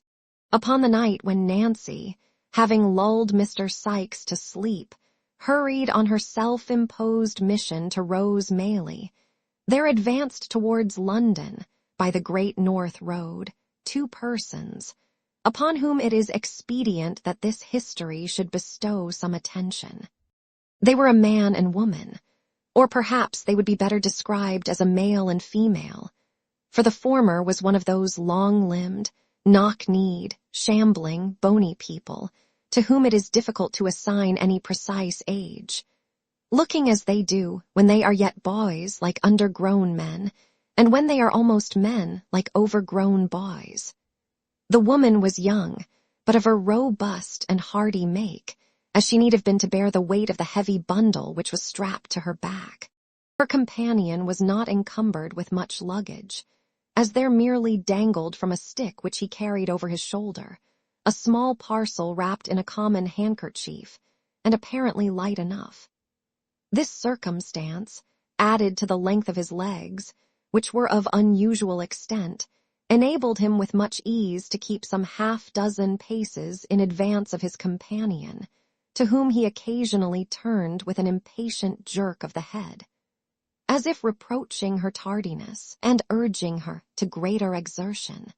Thus they had toiled along the dusty road, taking little heed of any object within sight, save when they stepped aside to allow a wider passage for the mail coaches which were whirling out of town, until they passed through Highgate Archway, when the foremost traveler stopped and called impatiently to his companion. "Come on, can't yer? What a lazybones you are, Charlotte. It's a heavy load, I can tell you," said the female, coming up, almost breathless with fatigue. "Heavy? What are you talking about? What are you made for?" rejoined the male traveler, changing his own little bundle as he spoke to the other shoulder. "Oh, there you are, resting again. Well, if you ain't enough to tire anybody's patience out, I don't know what is." "Is it much farther?" asked the woman, resting herself against a bank and looking up with the perspiration streaming from her face. "Much farther, you're as good as there," said the long-legged tramper, pointing out before him. "Look there, those are the lights of London." "They're a good 2 miles off at least," said the woman despondingly. "Never mind whether they are 2 miles off or 20, said Noah Claypole, for he it was. "But get up and come on, or I'll kick yer, and so I give your notice." As Noah's red nose grew redder with anger, and as he crossed the road while speaking, as if fully prepared to put his threat into execution, the woman rose without any further remark and trudged onward by his side. "Where do you mean to stop for the night, Noah?" she asked, after they had walked a few hundred yards. "How should I know?" replied Noah, whose temper had been considerably impaired by walking. "Near, I hope," said Charlotte. "No, not near," replied Mr. Claypole. "There, not near, so don't think it." "Why not?" "When I tell yer that I don't mean to do a thing, that's enough, without any why or because either," replied Mr. Claypole with dignity. "Well, you needn't be so cross," said his companion. "A pretty thing it would be, wouldn't it, to go and stop at the very first public house outside the town, so that Sowerberry, if he come up after us, might poke in his old nose, and have us taken back in a cart with handcuffs on," said Mr. Claypole in a jeering tone. "No, I shall go and lose myself among the narrowest streets I can find, and not stop till we come to the very out-of-the-wayest house I can set eyes on. Cod, yer may thanks your stars I've got ahead, for if we hadn't gone, at first, the wrong road a purpose, and come back across country, you'd have been locked up hard and fast a week ago, my lady. And serve you right for being a fool." "I know I ain't as cunning as you are," replied Charlotte, "but don't put all the blame on me and say I should have been locked up. You would have been if I had been, anyway." "Yer took the money from the till, yer know yer did," said Mr. Claypole. "I took it for you, Noah, dear," rejoined Charlotte. "Did I keep it?" asked Mr. Claypole. "No, you trusted in me, and let me carry it like a dear, and so you are," said the lady, chucking him under the chin and drawing her arm through his. This was indeed the case, but as it was not Mr. Claypole's habit to repose a blind and foolish confidence in anybody, it should be observed, in justice to that gentleman, that he had trusted Charlotte to this extent, in order that, if they were pursued, the money might be found on her, which would leave him an opportunity of asserting his innocence of any theft, and would greatly facilitate his chances of escape. Of course, he entered at this juncture into no explanation of his motives, and they walked on very lovingly together.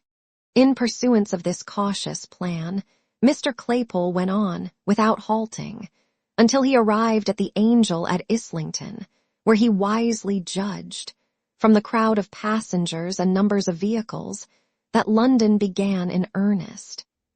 Just pausing to observe which appeared the most crowded streets, and consequently the most to be avoided, he crossed into St. John's Road, and was soon deep in the obscurity of the intricate and dirty ways, which, lying between Gray's Inn and Smithfield, render that part of the town one of the lowest and worst that improvement has left in the midst of London.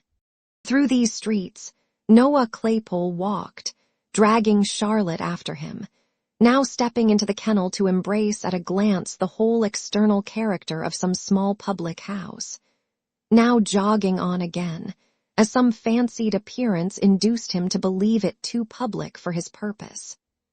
At length, he stopped in front of one, more humble in appearance and more dirty than any he had yet seen, and having crossed over and surveyed it from the opposite pavement, graciously announced his intention of putting up there, for the night.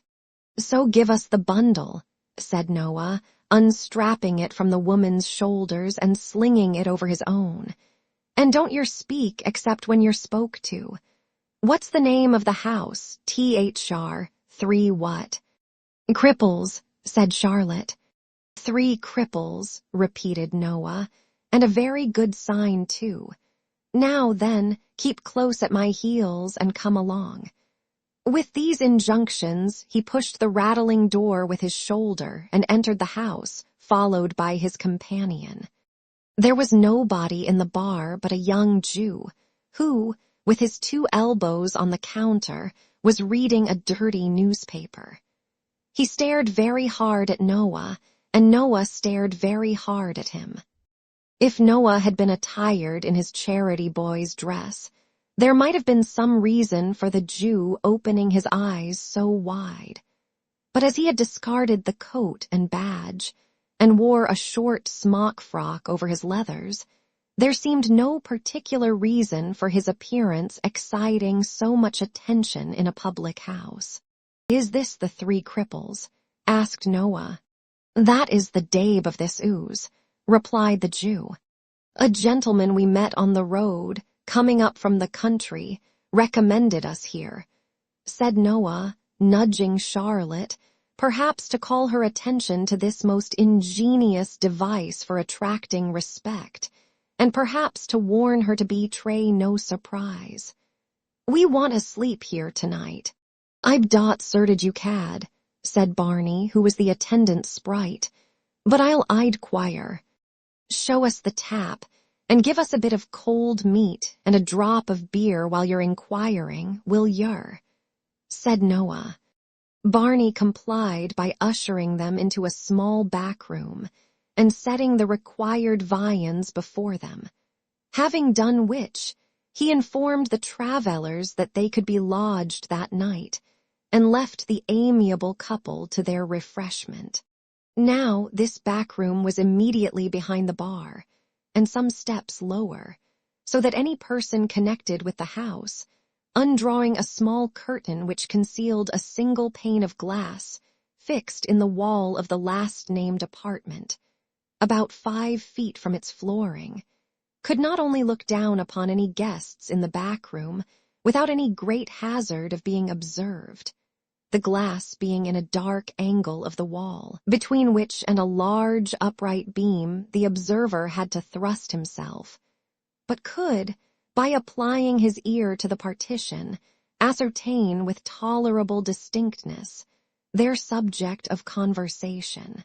The landlord of the house had not withdrawn his eye from this place of espial for 5 minutes, and Barney had only just returned from making the communication above related, when Fadgen, in the course of his evening's business, came into the bar to inquire after some of his young pupils. "Hush," said Barney, "strangers ID the next rube." "Strangers," repeated the old man in a whisper. "Ah, add rub uds too," added Barney. "Frob the country, but something in your way or I by staked." Fadgen appeared to receive this communication with great interest. Mounting a stool, he cautiously applied his eye to the pane of glass, from which secret post he could see Mr. Claypole taking cold beef from the dish, and porter from the pot, and administering homeopathic doses of both to Charlotte, who sat patiently by, eating and drinking at his pleasure. "Aha," he whispered, looking round to Barney, "I like that fellow's looks. He'd be of use to us. He knows how to train the girl already. Don't make as much noise as a mouse, my dear, and let me hear M talk. Let me hear M. He again applied his eye to the glass, and turning his ear to the partition, listened attentively. With a subtle and eager look upon his face, that might have appertained to some old goblin. "So I mean to be a gentleman," said Mr. Claypole, kicking out his legs, and continuing a conversation, the commencement of which Fadgen had arrived too late to hear.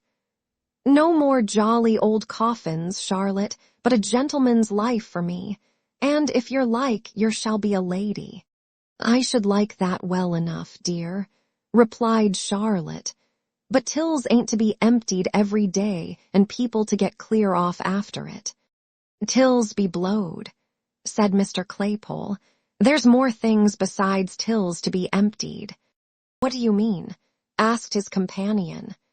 "Pockets, women's ridicules, houses, mail coaches, banks," said Mr. Claypole, rising with the porter. "But you can't do all that, dear," said Charlotte. "I shall look out to get into company with them as can," replied Noah. "They'll be able to make us useful some way or another. Why, you yourself are worth 50 women. I never see such a precious, sly, and deceitful creetur as yer can be when I let yer." "Lor, how nice it is to hear yer say so," exclaimed Charlotte, imprinting a kiss upon his ugly face. "There, that'll do. Don't yer be too affectionate, in case I'm cross with yer," said Noah, disengaging himself with great gravity. "I should like to be the captain of some band, and have the whopping of 'em, and follering 'em about, unbeknown to themselves. That would suit me, if there was good profit, and if we could only get in with some gentleman of this sort. I say it would be cheap at that 20-pound note you've got, especially as we don't very well know how to get rid of it ourselves." After expressing this opinion, Mr. Claypole looked into the porter-pot with an aspect of deep wisdom, and having well shaken its contents, nodded condescendingly to Charlotte, and took a draught, wherewith he appeared greatly refreshed. He was meditating another, when the sudden opening of the door and the appearance of a stranger interrupted him. The stranger was Mr. Fadgen, and very amiable he looked, and a very low bow he made, as he advanced, and setting himself down at the nearest table, ordered something to drink of the grinning Barney. "A pleasant night, sir, but cool for the time of year," said Fadgen, rubbing his hands. "From the country, I see, sir." "How do you see that?" asked Noah Claypole. "We have not so much dust as that in London," replied Fadgen, pointing from Noah's shoes to those of his companion, and from them to the 2 bundles. "You're a sharp feller," said Noah. "Ha, ha, only hear that, Charlotte." "Why, one need be sharp in this town, my dear," replied the Jew, sinking his voice to a confidential whisper. "And that's the truth." Fadgen followed up this remark by striking the side of his nose with his right forefinger, a gesture which Noah attempted to imitate, though not with complete success, in consequence of his own nose not being large enough for the purpose. However, Mr. Fadgen seemed to interpret the endeavor as expressing a perfect coincidence with his opinion, and put about the liquor which Barney reappeared with, in a very friendly manner. "Good stuff, that," observed Mr. Claypole, smacking his lips. "Dear," said Fadgen, "a man need be always emptying a till, or a pocket, or a woman's reticule, or a house, or a mail coach, or a bank, if he drinks it regularly." Mr. Claypole no sooner heard this extract from his own remarks than he fell back in his chair, and looked from the Jew to Charlotte with a countenance of ashy paleness and excessive terror. "Don't mind me, my dear," said Fadgen, drawing his chair closer. "Ha, ha, it was lucky it was only me that heard you by chance. It was very lucky it was only me." "I didn't take it," stammered Noah. no longer stretching out his legs like an independent gentleman, but coiling them up as well as he could under his chair. It was all her doing. You're have got it now, Charlotte, you're no your have. No matter who's got it or who did it, my dear, replied Fadgen, glancing, nevertheless, with a hawk's eye at the girl and the two bundles. I'm in that way myself, and I like you for it. In what way? Asked Mr. Claypole, a little recovering. In that way of business, rejoined Fadgen, and so are the people of the house. You've hit the right nail upon the head and are as safe here as you could be. There is not a safer place in all this town than is the Cripples. That is, when I like to make it so. And I have taken a fancy to you and the young woman, so I've said the word, and you may make your minds easy. Noah Claypole's mind might have been at ease after this assurance, but his body certainly was not, for he shuffled and writhed about into various uncouth positions, eyeing his new friend meanwhile with mingled fear and suspicion. I'll tell you more, said Fadgen, after he had reassured the girl, by dint of friendly nods and muttered encouragements.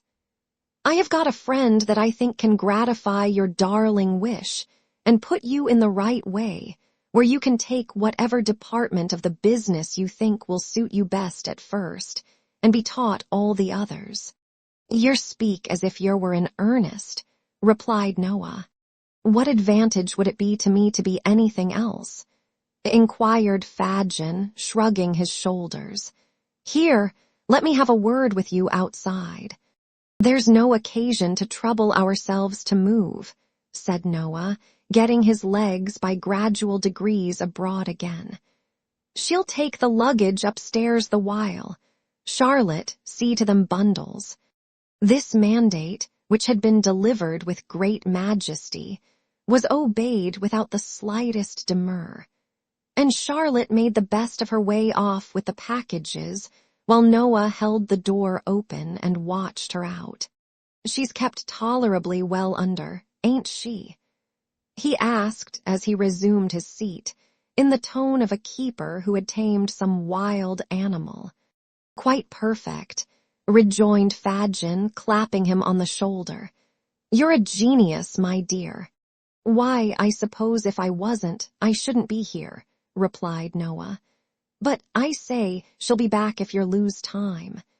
Now, what do you think? Said Fadgen.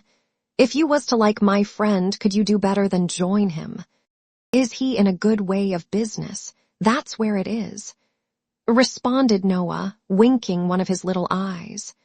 The top of the tree, employs a power of hands, has the very best society in the profession. Regular town maters, asked Mr. Claypole. Not a countryman among 'em, and I don't think he'd take you, even on my recommendation, if he didn't run rather short of assistance just now, replied Fadgen. Should I have to hand over? Said Noah, slapping his breeches pocket. It couldn't possibly be done without, replied Fadgen, in a most decided manner. £20, though, it's a lot of money.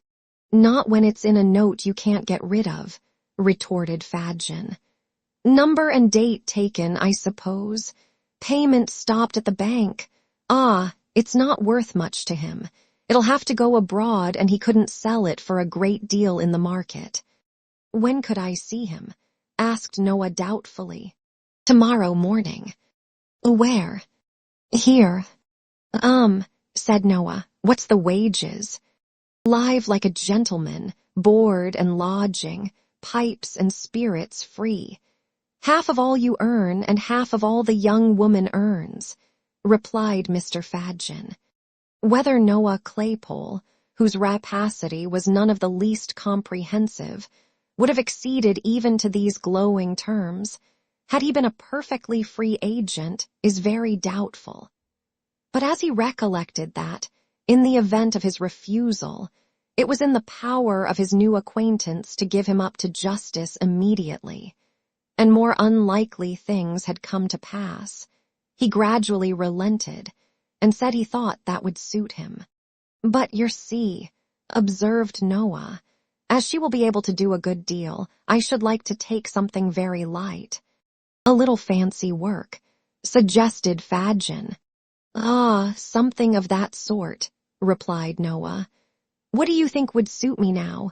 Something not too trying for the strength and not very dangerous, you know. That's the sort of thing." "I heard you talk of something in the spy way upon the others, my dear," said Fadgen. "My friend wants somebody who would do that well, very much." "Why, I did mention that, and I shouldn't mind turning my hand to it sometimes," rejoined Mr. Claypole slowly. "But it wouldn't pay by itself, you know." "That's true," observed the Jew, ruminating or pretending to ruminate. "No, it might not." "What do you think, then?" asked Noah, anxiously regarding him. "Something in the sneaking way where it was pretty sure work and not much more risk than being at home." "What do you think of the old ladies?" asked Fadgen. "There's a good deal of money made in snatching their bags and parcels and running round the corner." "Don't they holler out a good deal and scratch sometimes?" asked Noah, shaking his head. "I don't think that would answer my purpose. Ain't there any other line open?" "Stop," said Fadgen, laying his hand on Noah's knee. "The kinchin lay." "What's that?" demanded Mr. Claypole. "The kinchins, my dear," said Fadgen, "is the young children that's sent on errands by their mothers, with sixpences and shillings, and the lay is just to take their money away. They've always got it ready in their hands, then knock 'em into the kennel and walk off very slow as if there were nothing else the matter but a child fallen down and hurt itself."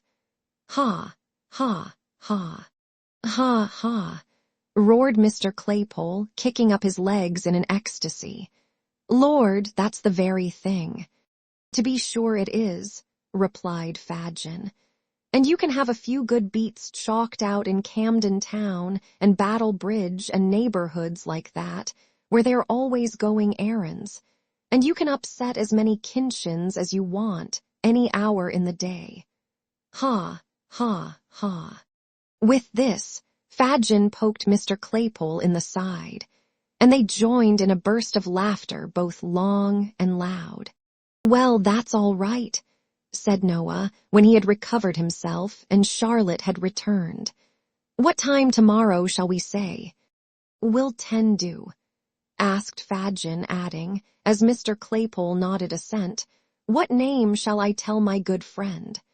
"Mr. Bolter," replied Noah, who had prepared himself for such emergency. "Mr. Morris Bolter, this is Mrs. Bolter." "Mrs. Bolter's humble servant," said Fadgen, bowing with grotesque politeness. "I hope I shall know her better very shortly." "Do you hear the gentleman, Charlotte?" thundered Mr. Claypole. "Yes, Noah, dear," replied Mrs. Bolter, extending her hand. "She calls me Noah as a sort of fond way of talking," said Mr. Morris Bolter, late Claypole, turning to Fadgen. "You understand." "Oh, yes, I understand perfectly," replied Fadgen, telling the truth for once. "Good night, good night." With many adieus and good wishes, Mr. Fadgen went his way.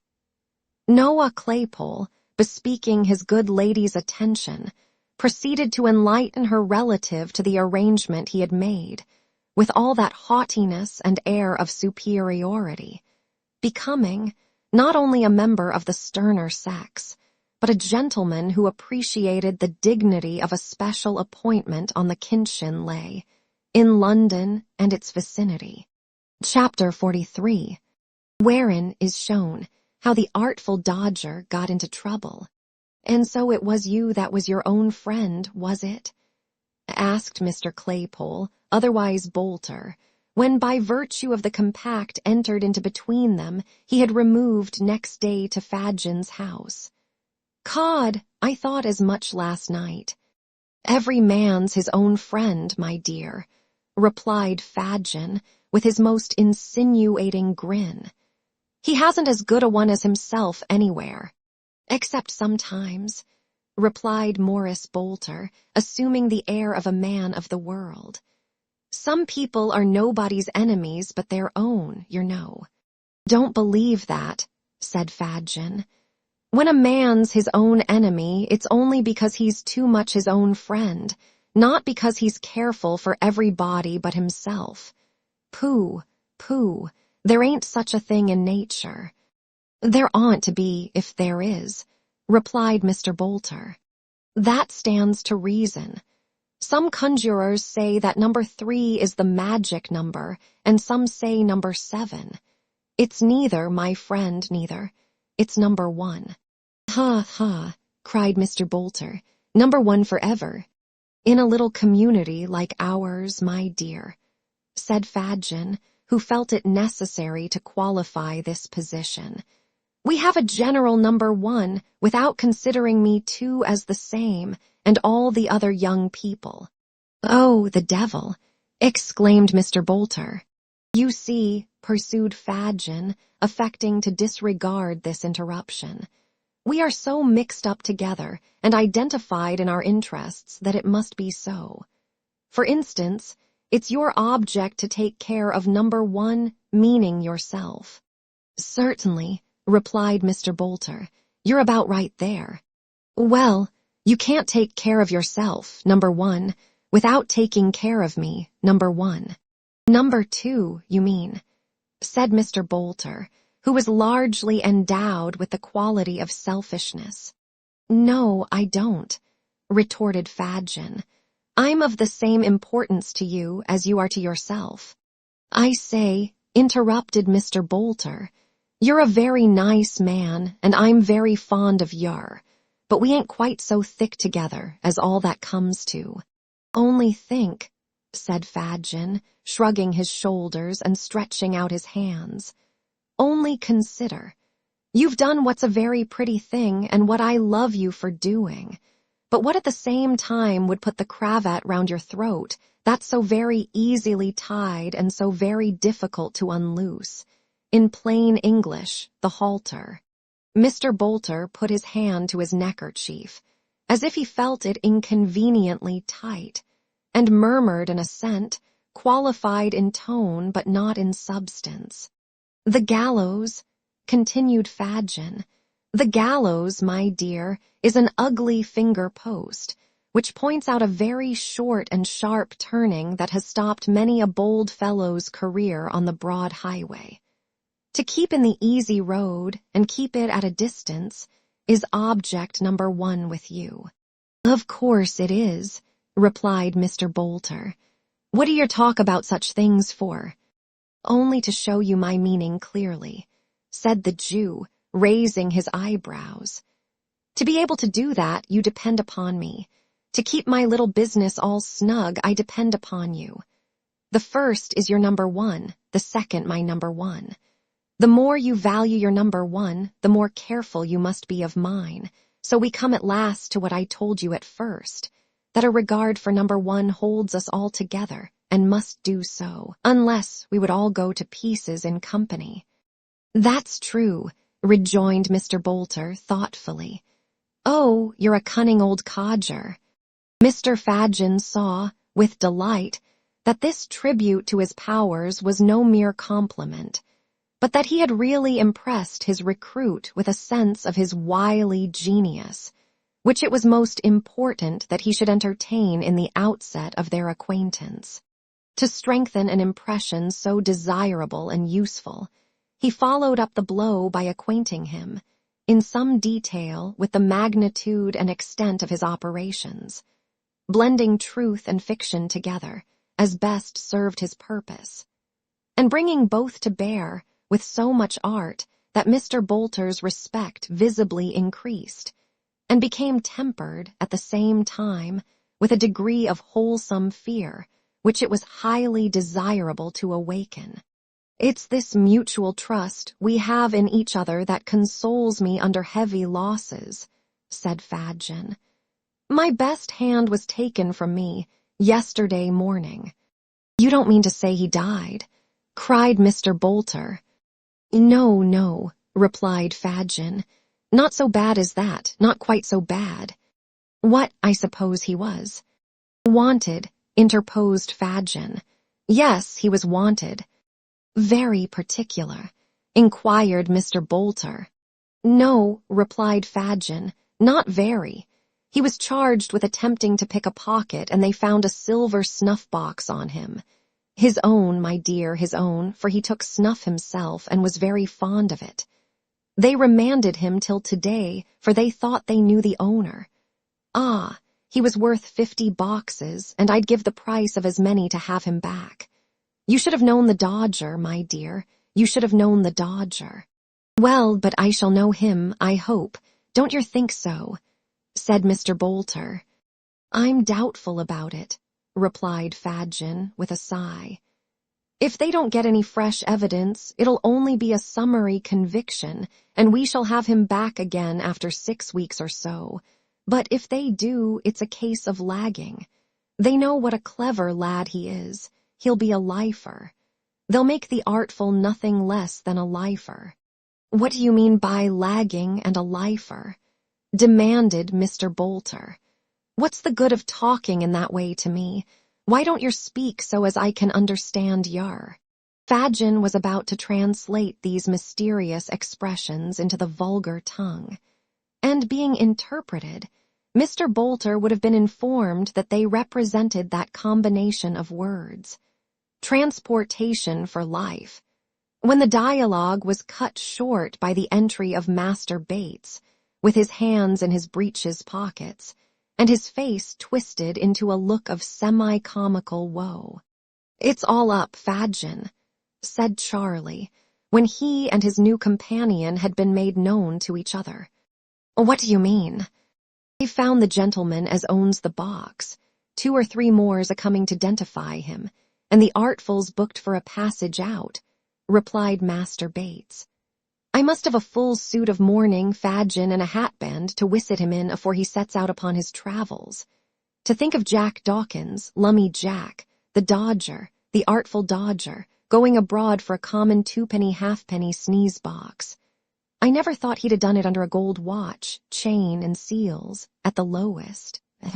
Oh, why didn't he rob some rich old gentleman of all his whaleables, and go out as a gentleman, and not like a common prig, without no honor nor glory?" With this expression of feeling for his unfortunate friend, Master Bates sat himself on the nearest chair with an aspect of chagrin and despondency. "What do you talk about his having neither honor nor glory for?" exclaimed Fadgen, darting an angry look at his pupil. "Wasn't he always the top sawyer among you all? Is there one of you that could touch him or come near him on any scent? Eh?" "Not one," replied Master Bates, in a voice rendered husky by regret. "Not one." "Then what do you talk of?" replied Fadgen angrily. "What are you blubbering for?" "'Cause it isn't on the record, is it?" said Charlie, chafed into perfect defiance of his venerable friend by the current of his regrets. "'Cause it can't come out in the dictment, 'cause nobody will never know half of what he was. How will he stand in the Newgate calendar? P-Rap's not be there at all. Oh, my eye, what a blow it is." "Ha, ha," cried Fadgen, extending his right hand, and turning to Mr. Bolter in a fit of chuckling which shook him as though he had the palsy. "See what a pride they take in their profession, my dear. Ain't it beautiful?" Mr. Bolter nodded assent, and Fadgen, after contemplating the grief of Charlie Bates for some seconds with evident satisfaction, stepped up to that young gentleman and patted him on the shoulder. "Never mind, Charlie," said Fadgen soothingly. "It'll come out, it'll be sure to come out. They'll all know what a clever fellow he was. He'll show it himself, and not disgrace his old pals and teachers. Think how young he is, too. What a distinction, Charlie, to be lagged at his time of life." "Well, it is a honor, that is," said Charlie, a little consoled. He shall have all he wants, continued the Jew. He shall be kept in the stone jug, Charlie, like a gentleman, with his beer every day and money in his pocket to pitch and toss with if he can't spend it. No, shall he though? Cried Charlie Bates. Aye, that he shall, replied Fadgen, and we'll have a big wig, Charlie, one that's got the greatest gift of the gab to carry on his defense, and he shall make a speech for himself too, if he likes, and we'll read it all in the papers, artful dodger, shrieks of laughter. Here the court was convulsed. Charlie, Ha, ha, laughed Master Bates. What a lark that would be, wouldn't it, Fadgen? I say, how the artful would bother wouldn't he? Would, cried Fadgen. He shall, he will.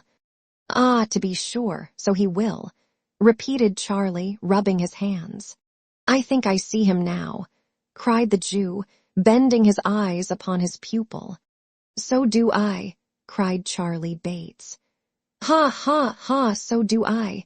I see it all afore me, upon my soul I do, Fadgen. What a game, what a regular game. All the bigwigs trying to look solemn, and Jack Dawkins addressing of em as intimate and comfortable as if he was the judge's own son making a speech arter dinner. Ha, ha, ha. In fact, Mr. Fadgen had so well humored his young friend's eccentric disposition that Master Bates, who had at first been disposed to consider the imprisoned dodger rather in the light of a victim, now looked upon him as the chief actor in a scene of most uncommon and exquisite humor, and felt quite impatient for the arrival of the time when his old companion should have so favorable an opportunity of displaying his abilities. We must know how he gets on today by some handy means or other, said Fadgen. Let me think. Shall I go? Asked Charlie. Not for the world, replied Fadgen.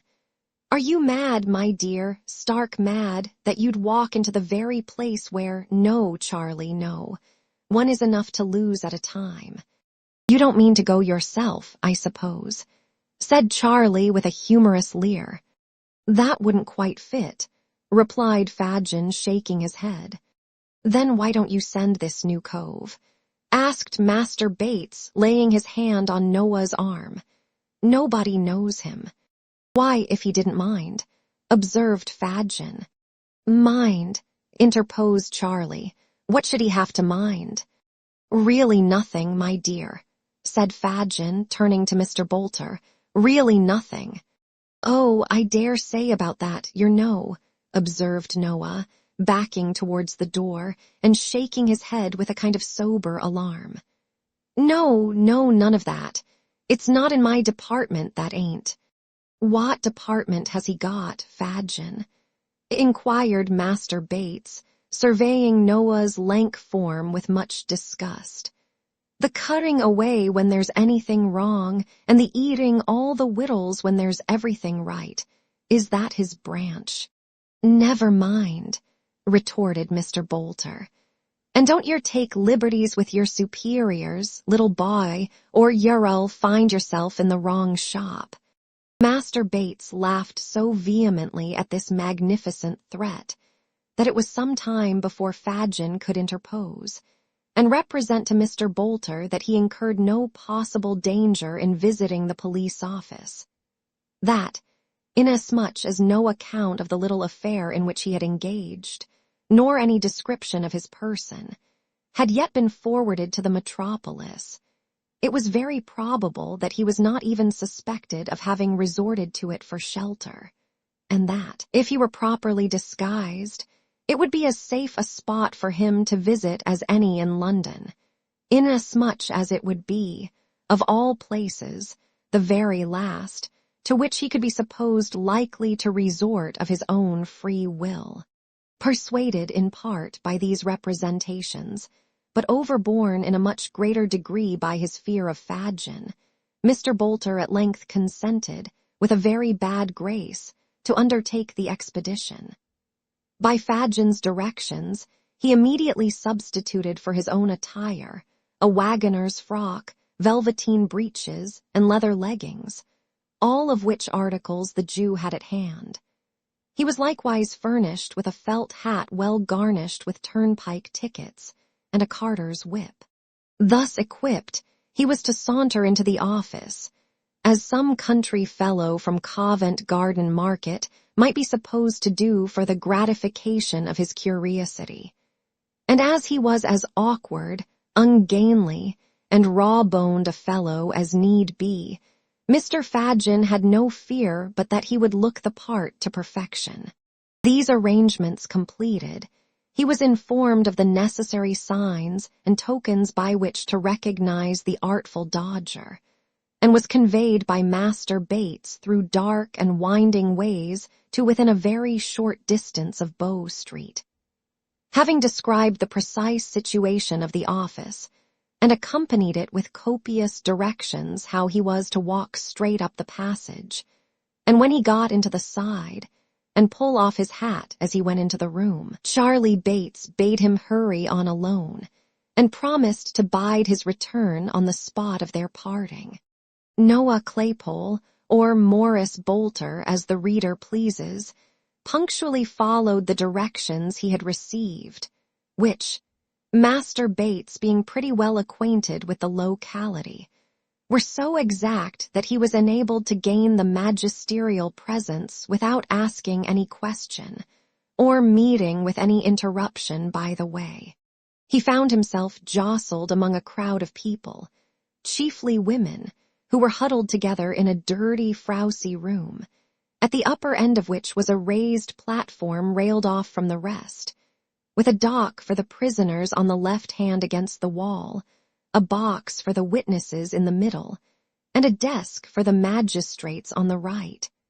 The awful locality last named, being screened off by a partition which concealed the bench from the common gaze, and left the vulgar to imagine, if they could, the full majesty of justice. There were only a couple of women in the dock, who were nodding to their admiring friends, while the clerk read some depositions to a couple of policemen and a man in plain clothes who leant over the table.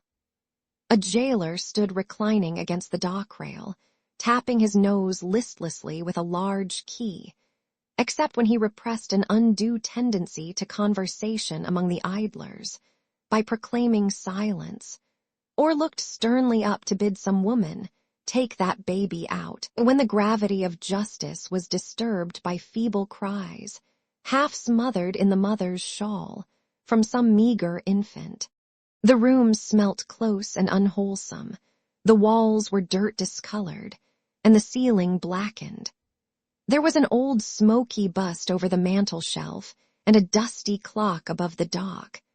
The only thing present that seemed to go on as it ought, for depravity or poverty or an habitual acquaintance with both had left a taint on all the animate matter, hardly less unpleasant than the thick greasy scum on every inanimate object that frowned upon it. Noah looked eagerly about him for the dodger, but although there were several women who would have done very well for that distinguished character's mother or sister, and more than one man who might be supposed to bear a strong resemblance to his father, nobody at all answering the description given him of Mr. Dawkins was to be seen. He waited in a state of much suspense and uncertainty until the women, being committed for trial, went flaunting out, and then was quickly relieved by the appearance of another prisoner who he felt at once could be no other than the object of his visit. It was indeed Mr. Dawkins, who, shuffling into the office with the big coat sleeves tucked up as usual, his left hand in his pocket, and his hat in his right hand, preceded the jailer with a rolling gait altogether indescribable, and taking his place in the dock, requested in an audible voice to know what he was placed in that disgraceful situation for. "Hold your tongue, will you?" said the jailer. "I'm an Englishman, ain't I?" rejoined the dodger. "Where are my privileges?" "You'll get your privileges soon enough," retorted the jailer, "and pepper with 'em." We'll see what the Secretary of State for the Home Affairs has got to say to the beaks, if I don't," replied Mr. Dawkins. "Now then, what is this here business? I shall thank the magistrates to dispose of this here little affair, and not to keep me while they read the paper. For I've got an appointment with a gentleman in the city, and as I am a man of my word and worry punctual in business matters, he'll go away if I ain't there to my time, and then PR raps there won't be an action for damage against them as kept me away. Oh no, certainly not." At this point, the Dodger, with a show of being very particular with a view to proceedings to be had thereafter, desired the jailer to communicate the names of them 2 files as was on the bench, which so tickled the spectators that they laughed almost as heartily as Master Bates could have done if he had heard the request. "Silence there," cried the jailer. "What is this?" inquired one of the magistrates. "A pickpocketing case, your worship." "Has the boy ever been here before?" "He ought to have been a many times," replied the jailer. "He has been pretty well everywhere else. I know him well, your worship." "Oh, you know me, do you?" cried the artful, making a note of the statement. "Worry good. That's a case of deformation of character, anyway." Here there was another laugh, and another cry of silence. "Now then, where are the witnesses?" said the clerk. "Ah, that's right," added the Dodger. "Where are they? I should like to see 'em." This wish was immediately gratified, for a policeman stepped forward who had seen the prisoner attempt the pocket of an unknown gentleman in a crowd, and indeed take a handkerchief therefrom, which, being a very old one, he deliberately put back again, after trying it on his own countenance. For this reason, he took the Dodger into custody as soon as he could get near him, and the said Dodger, being searched, had upon his person a silver snuff-box, with the owner's name, engraved upon the lid. This gentleman had been discovered on reference to the court guide, and being then and there present, swore that the snuff-box was his, and that he had missed it on the previous day, the moment he had disengaged himself from the crowd before referred to. He had also remarked a young gentleman in the throng, particularly active in making his way about, and that young gentleman was the prisoner before him. "Have you anything to ask this witness, boy?" said the magistrate. "I wouldn't abase myself by descending to hold no conversation with him," replied the Dodger. "Have you anything to say at all?" "Do you hear his worship ask if you've anything to say?" inquired the jailer, nudging the silent Dodger with his elbow. "I beg your pardon," said the Dodger, looking up with an air of abstraction. "Did you redress yourself to me, my man?" "I never see such an out-and-out young vagabond, your worship," observed the officer with a grin. "Do you mean to say anything, you young shaver?" "No," replied the Dodger. "Not here, for this ain't the shop for justice. Besides which, my attorney is breakfasting this morning with the vice president of the House of Commons. But I shall have something to say elsewhere, and so will he, and so will a worry numerous and spectable circle of acquaintance as'll make them beaks wish they'd never been born, or that they'd got their footmen to hang 'em up to their own hat pegs, afore they let 'em come out this morning to try it on upon me. There he's fully committed," interposed the clerk. "Take him away." "Come on," said the jailer. "Oh, I'll come on," replied the Dodger, brushing his hat with the palm of his hand.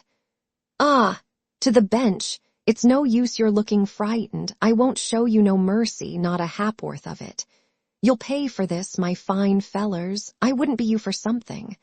I wouldn't go free now if you was to fall down on your knees and ask me. Here, carry me off to prison, take me away." With these last words, the Dodger suffered himself to be led off by the collar, threatening, till he got into the yard, to make a parliamentary business of it, and then grinning in the officer's face with great glee and self-approval. Having seen him locked up by himself in a little cell, Noah made the best of his way back to where he had left Master Bates. After waiting here some time, he was joined by that young gentleman who had prudently abstained from showing himself until he had looked carefully abroad from a snug retreat and ascertained that his new friend had not been followed by any impertinent person. The two hastened back together to bear to Mr. Fadgen the animating news that the Dodger was doing full justice to his bringing up and establishing for himself a glorious reputation. Chapter 44. The time arrives for Nancy to redeem her pledge to Rose Maylie. She fails. Adept as she was in all the arts of cunning and dissimulation, the girl Nancy could not wholly conceal the effect which the knowledge of the step she had taken wrought upon her mind. She remembered that both the crafty Jew and the brutal Sikes had confided to her schemes, which had been hidden from all others, in the full confidence that she was trustworthy and beyond the reach of their suspicion. Vile as those schemes were, desperate as were their originators, and bitter as were her feelings towards Fadgen, who had led her, step by step, deeper and deeper down into an abyss of crime and misery, whence was no escape.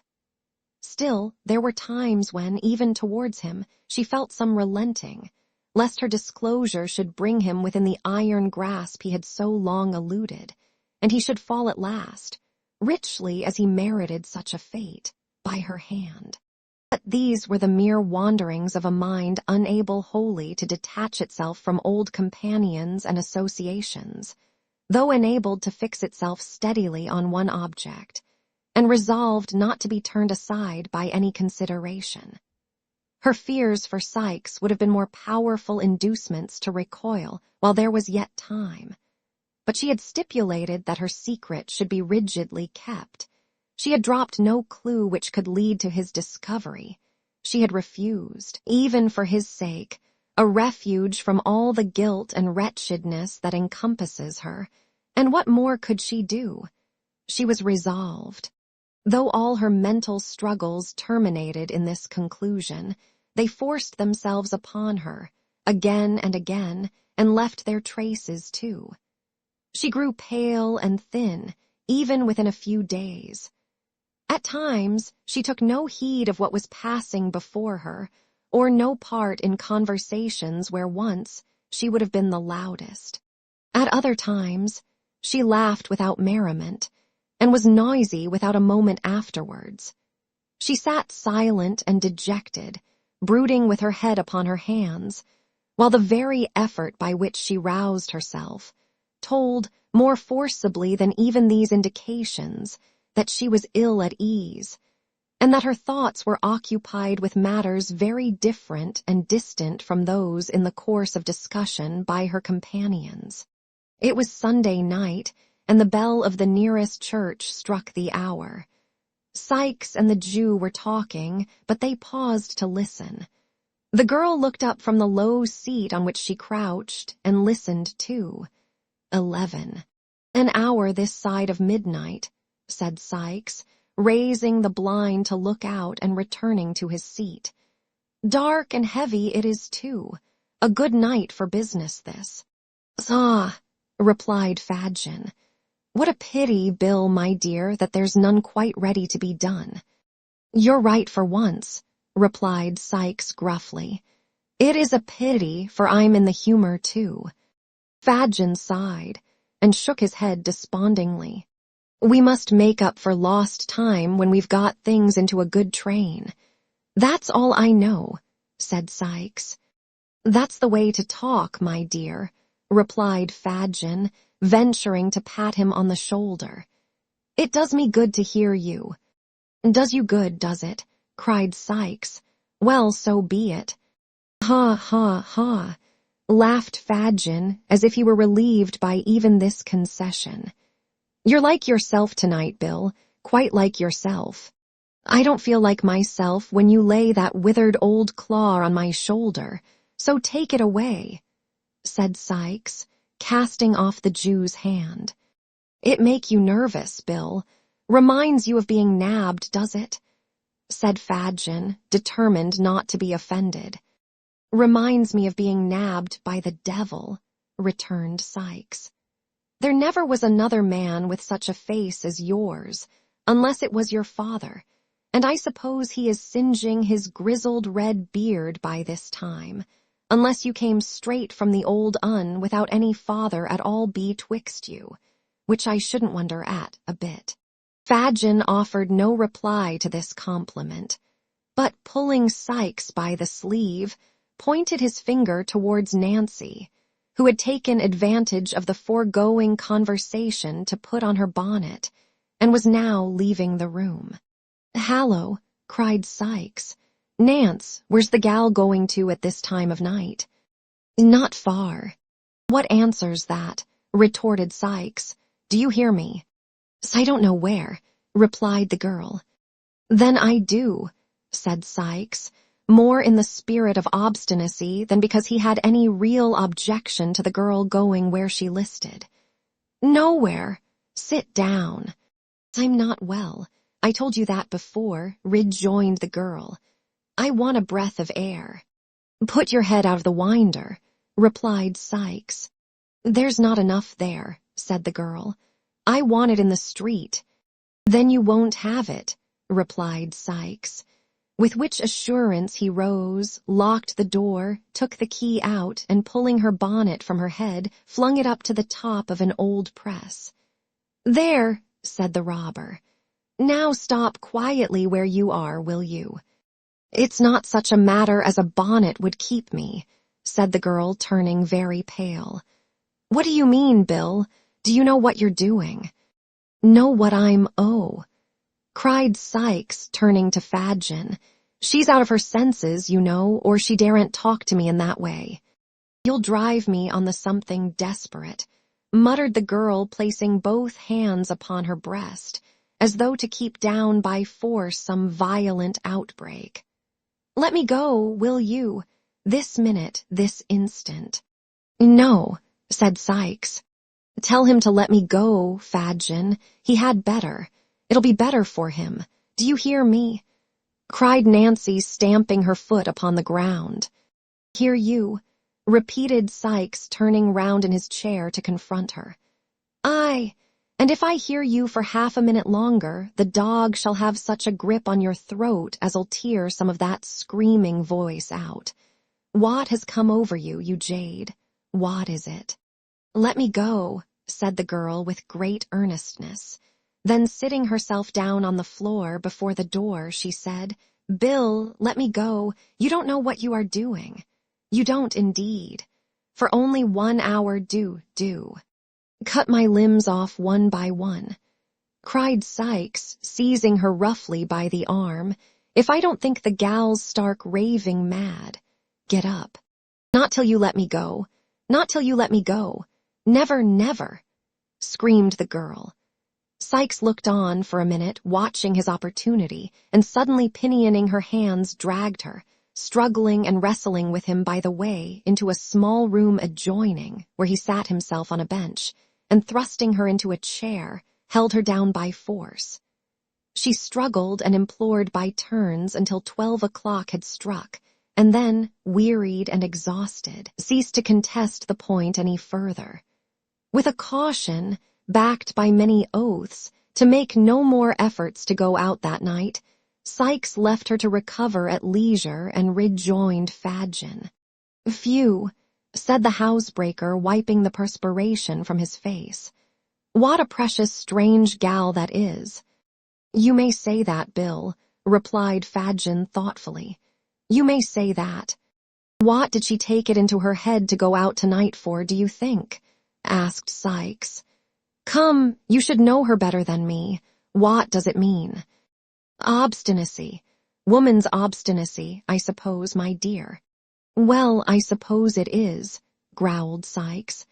"I thought I had tamed her, but she's as bad as ever." "Worse," said Fadgen thoughtfully. I never knew her like this for such a little cause." "Nor I," said Sikes. "I think she's got a touch of that fever in her blood yet, and it won't come out, eh?" "Like enough. I'll let her a little blood, without troubling the doctor, if she's took that way again," said Sikes. Fadgen nodded an expressive approval of this mode of treatment. "She was hanging about me all day, and night too, when I was stretched on my back, and you, like a black-hearted wolf as you are, kept yourself aloof," said Sikes. "We was poor too all the time, and I think one way or other it's worried and fretted her, and that being shut up here so long has made her restless, eh?" "That's it, my dear," replied the Jew in a whisper. "Hush." As he uttered these words, the girl herself appeared and resumed her former seat. Her eyes were swollen and red. She rocked herself to and fro, tossed her head, and after a little time burst out laughing. "Why, now she's on the other tack," exclaimed Sikes, turning a look of excessive surprise on his companion. Fadgen nodded to him to take no further notice just then, and in a few minutes the girl subsided into her accustomed demeanor. Whispering Sikes that there was no fear of her relapsing, Fadgen took up his hat and bade him good night. He paused when he reached the room door, and looking round, asked if somebody would light him down the dark stairs. "Light him down," said Sikes, who was filling his pipe. "It's a pity he should break his neck himself and disappoint the sightseers. Show him a light." Nancy followed the old man downstairs with a candle. When they reached the passage, he laid his finger on his lip and, drawing close to the girl, said in a whisper, "What is it, Nancy, dear?" "What do you mean?" replied the girl in the same tone. "The reason of all this," replied Fadgen. "If he pointed with his skinny forefinger up the stairs, "is so hard with you, he's a brute, Nance, a brute beast. Why don't you?" "Well," said the girl as Fadgen paused, with his mouth almost touching her ear and his eyes looking into hers. "No matter just now. We'll talk of this again. You have a friend in me, Nance, a staunch friend. I have the means at hand, quiet and close. If you want revenge on those that treat you like a dog, worse than his dog, for he humors him sometimes, come to me. I say come to me. He is the mere hound of a day, but you know me of old, Nance." "I know you well," replied the girl without manifesting the least emotion. "Good night." She shrank back, as Fadgen offered to lay his hand on hers, but said good night again in a steady voice, and, answering his parting look with a nod of intelligence, closed the door between them. Fadgen walked towards his home, intent upon the thoughts that were working within his brain. He had conceived the idea, not from what had just passed, though that had tended to confirm him, but slowly and by degrees, that Nancy, wearied of the housebreaker's brutality, had conceived an attachment for some new friend. Her altered manner, her repeated absences from home alone, her comparative indifference to the interests of the gang for which she had once been so zealous, and added to these, her desperate impatience to leave home that night at a particular hour, all favored the supposition, and rendered it, to him at least, almost matter of certainty. The object of this new liking was not among his myrmidons. He would be a valuable acquisition with such an assistant as Nancy, and must, thus Fadgen argued, be secured without delay. There was another and a darker object to be gained. Sikes knew too much, and his ruffian taunts had not galled Fadgen the less because the wounds were hidden. The girl must know, well, that if she shook him off she could never be safe from his fury, and that it would be surely wreaked, to the maiming of limbs or perhaps the loss of life, on the object of her more recent fancy. With a little persuasion, thought Fadgen, What more likely than that she would consent to poison him? Women have done such things and worse to secure the same object before now. There would be the dangerous villain, the man I hate, gone, another secured in his place, and my influence over the girl with a knowledge of this crime to back it, unlimited. These things passed through the mind of Fadgen during the short time he sat alone in the housebreaker's room, and with them uppermost in his thoughts, he had taken the opportunity afterwards afforded him of sounding the girl in the broken hints he threw out at parting. There was no expression of surprise, no assumption of an inability to understand his meaning. The girl clearly comprehended it. Her glance at parting showed that. But perhaps she would recoil from a plot to take the life of Sykes, and that was one of the chief ends to be attained. How, thought Fadgen as he crept homeward, can I increase my influence with her? What new power can I acquire? Such brains are fertile in expedients.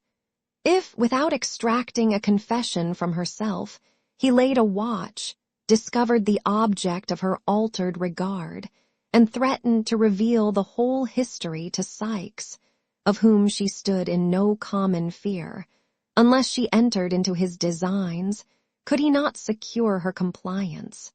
I can, said Fadgen, almost aloud. She durst not refuse me then. Not for her life, not for her life. I have it all. The means are ready and shall be set to work. I shall have you yet.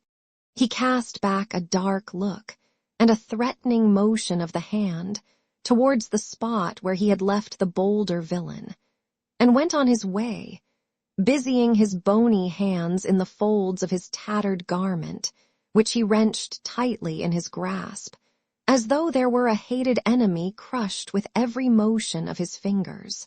Chapter 45. Noah Claypole is employed by Fadgen on a secret mission. The old man was up betimes next morning, and waited impatiently for the appearance of his new associate, who after a delay that seemed interminable, at length presented himself, and commenced a voracious assault on the breakfast. Bolter, said Fadgen, drawing up a chair and seating himself opposite Morris Bolter. Well, here I am, returned Noah. What's the matter? Don't you ask me to do anything till I have done eating. That's a great fault in this place. You never get time enough over your meals. You can talk as you eat, can't you? Said Fadgen, cursing his dear young friend's greediness from the very bottom of his heart. Oh yes, I can talk. I get on better when I talk, said Noah, cutting a monstrous slice of bread.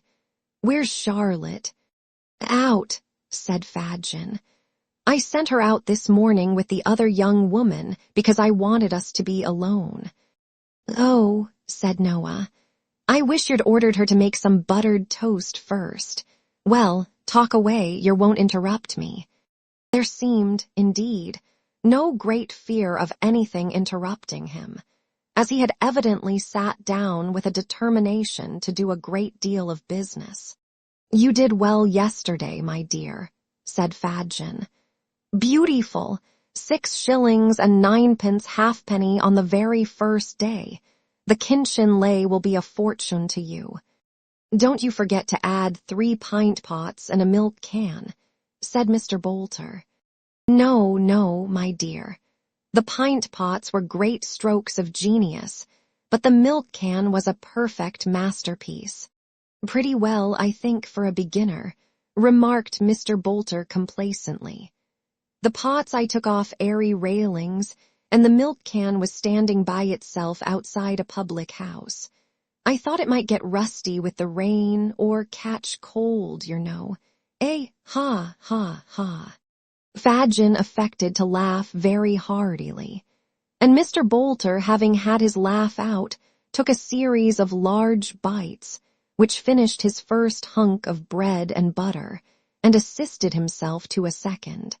I want you, Bolter, said Fadgen, leaning over the table, To do a piece of work for me, my dear, that needs great care and caution." "I say," rejoined Bolter, "don't you go shoving me into danger or sending me any more your police offices. That don't suit me, that don't, and so I tell yer. That's not the smallest danger in it, not the very smallest," said the Jew. "It's only to dodge a woman." "An old woman?" demanded Mr. Bolter. "A young one," replied Fadgen. "I can do that pretty well, I know," said Bolter. "I was a regular cunning sneak when I was at school. What am I to dodge her for? Not to do anything but to tell me where she goes, who she sees, and if possible, what she says. To remember the street, if it is a street, or the house, if it is a house, and to bring me back all the information you can." "What'll you give me?" asked Noah, setting down his cup and looking his employer eagerly in the face. "If you do it well, £1, my dear." £1, said Fadgen, wishing to interest him in the cent as much as possible. "And that's what I never gave yet for any job of work where there wasn't valuable consideration to be gained." "Who is she?" inquired Noah. "One of us." "So lor," cried Noah, curling up his nose. "You're doubtful of her, are yer? She has found out some new friends, my dear, and I must know who they are," replied Fadgen.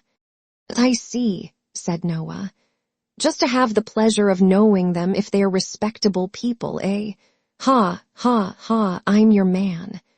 "I knew you would be," cried Fadgen, elated by the success of his proposal. Of course, replied Noah. "Where is she? Where am I to wait for her? Where am I to go?" "All that, my dear, you shall hear from me.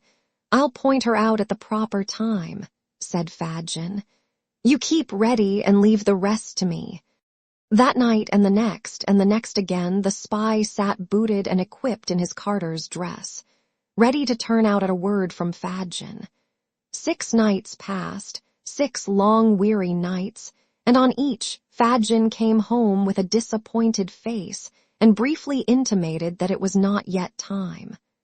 On the 7th he returned earlier, and with an exultation he could not conceal. It was Sunday. "She goes abroad tonight," said Fadgen, "and on the right errand, I'm sure, for she has been alone all day, and the man she is afraid of will not be back much before daybreak. Come with me, quick."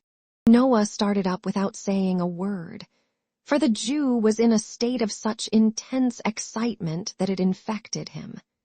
They left the house stealthily, and hurrying through a labyrinth of streets, arrived at length before a public house, which Noah recognized as the same in which he had slept on the night of his arrival in London. It was past 11 o'clock, and the door was closed. It opened softly on its hinges as Fadgen gave a low whistle. They entered, without noise, and the door was closed behind them. Scarcely venturing to whisper, but substituting dumb show for words, Fadgen, and the young Jew who had admitted them, pointed out the pane of glass to Noah, and signed to him to climb up and observe the person in the adjoining room. "Is that the woman?" he asked, scarcely above his breath. Fadgen nodded yes. "I can't see her face well," whispered Noah. "She is looking down, and the candle is behind her." "Stay there," whispered Fadgen. He signed to Barney, who withdrew. In an instant, the lad entered the room adjoining, and under pretense of snuffing the candle, moved it in the required position, and speaking to the girl, caused her to raise her face. "I see her now," cried the spy. "Plainly. I should know her among 1,000. He hastily descended, as the room door opened, and the girl came out. Fadgen drew him behind a small partition which was curtained off, and they held their breaths as she passed within a few feet of their place of concealment, and emerged by the door at which they had entered. "Hist!" cried the lad who held the door. "Dow." Noah exchanged a look with Fadgen and darted out. "To the left," whispered the lad. "Take the left hand and keep on the other side." He did so, and by the light of the lamps saw the girl's retreating figure already at some distance before him. He advanced as near as he considered prudent, and kept on the opposite side of the street, the better to observe her motions. She looked nervously round twice or thrice, and once stopped to let two men who were following close behind her pass on. She seemed to gather courage as she advanced, and to walk with a steadier and firmer step. The spy preserved the same relative distance between them, and followed, with his eye upon her. Chapter 46. The appointment kept. The church clocks chimed 11:15 as two figures emerged on London Bridge. One, which advanced with a swift and rapid step, was that of a woman who looked eagerly about her as though in quest of some expected object. The other figure was that of a man who slunk along in the deepest shadow he could find, and at some distance accommodated his pace to hers, stopping when she stopped, and as she moved again creeping stealthily on, but never allowing himself, in the ardor of his pursuit, to gain upon her footsteps. Thus they crossed the bridge from the Middlesex to the Surrey shore, when the woman, apparently disappointed in her anxious scrutiny of the foot passengers, turned back. The movement was sudden, but he who watched her was not thrown off his guard by it, for shrinking into one of the recesses which surmount the piers of the bridge, and leaning over the parapet the better to conceal his figure, he suffered her to pass on the opposite pavement. When she was about the same distance in advance as she had been before, he slipped quietly down and followed her again. At nearly the center of the bridge, she stopped. The man stopped too. It was a very dark night. The day had been unfavorable, and at that hour and place there were few people stirring. Such as there were hurried quickly past, very possibly without seeing, but certainly without noticing either the woman or the man who kept her in view. Their appearance was not calculated to attract the importunate regards of such of London's destitute population as chanced to take their way over the bridge that night in search of some cold arch or doorless hovel wherein to lay their heads. They stood there in silence, neither speaking nor spoken to by anyone who passed. A mist hung over the river, deepening the red glare of the fires that burnt upon the small craft moored off the different wharfs, and rendering darker and more indistinct the murky buildings on the banks. The old smoke-stained storehouses on either side rose heavy and dull from the dense mass of roofs and gables, and frowned sternly upon water too black to reflect even their lumbering shapes. The tower of old St. Saviour's Church and the spire of St. Magnus, so long the giant warders of the ancient bridge, were visible in the gloom. But the forest of shipping below bridge and the thickly scattered spires of churches above were nearly all hidden from sight. The girl had taken a few restless turns to and fro, closely watched meanwhile by her hidden observer, when the heavy bell of St. Paul's tolled for the death of another day. Midnight had come upon the crowded city. The palace, the night cellar, the jail, the madhouse, the chambers of birth and death, of health and sickness, the rigid face of the corpse and the calm sleep of the child. Midnight was upon them all.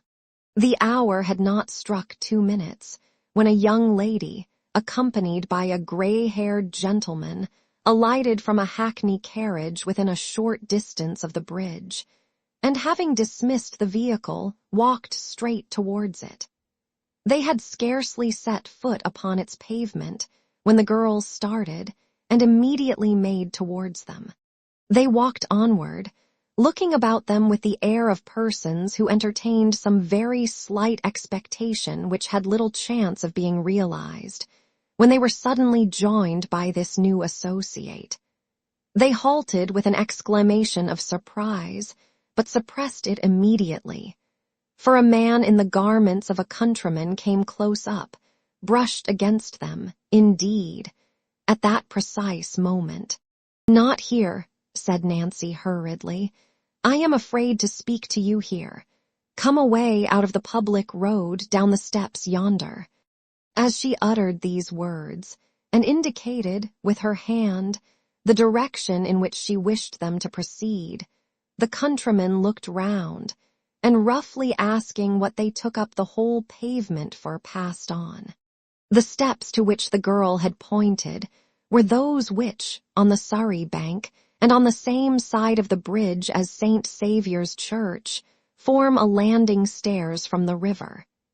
To this spot, the man bearing the appearance of a countryman hastened unobserved, and after a moment's survey of the place, he began to descend. These stairs are a part of the bridge. They consist of 3 flights. Just below the end of the second, going down, the stone wall on the left terminates in an ornamental pilaster facing towards the Thames. At this point the lower steps widen, so that a person turning that angle of the wall is necessarily unseen by any others on the stairs who chance to be above him, if only a step. The countryman looked hastily round when he reached this point, and as there seemed no better place of concealment, and, the tide being out, there was plenty of room, he slipped aside with his back to the pilaster, and there waited, pretty certain that they would come no lower, and that even if he could not hear what was said, he could follow them again with safety. So tardily stole the time in this lonely place, and so eager was the spy to penetrate the motives of an interview so different from what he had been led to expect, that he more than once gave the matter up for lost, and persuaded himself, either that they had stopped far above, or had resorted to some entirely different spot to hold their mysterious conversation.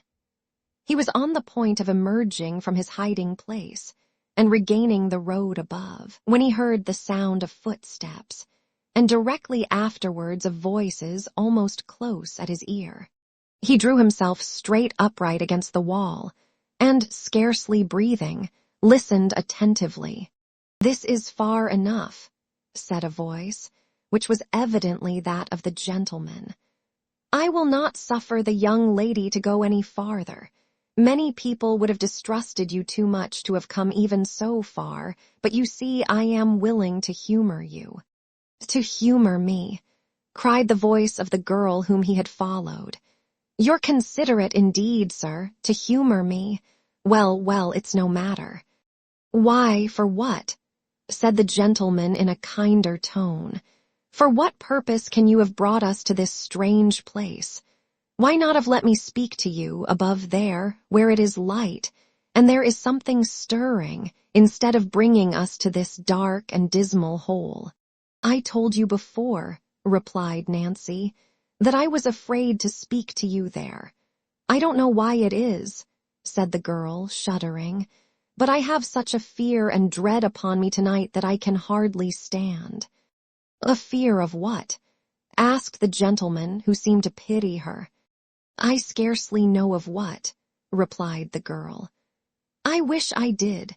Horrible thoughts of death and shrouds with blood upon them, and a fear that has made me burn as if I was on fire, have been upon me all day. I was reading a book tonight to while the time away, and the same things came into the print." "Imagination," said the gentleman, soothing her. "No imagination," replied the girl in a hoarse voice. "I'll swear I saw coffin written in every page of the book in large black letters. Aye, and they carried one close to me in the streets tonight." "There is nothing unusual in that," said the gentleman. "They have passed me often." "Real ones," rejoined the girl. "This was not.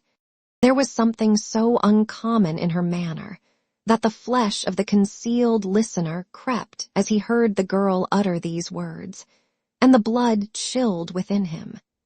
He had never experienced a greater relief than in hearing the sweet voice of the young lady as she begged her to be calm, and not allow herself to become the prey of such fearful fancies. "Speak to her kindly," said the young lady to her companion. "Poor creature, she seems to need it.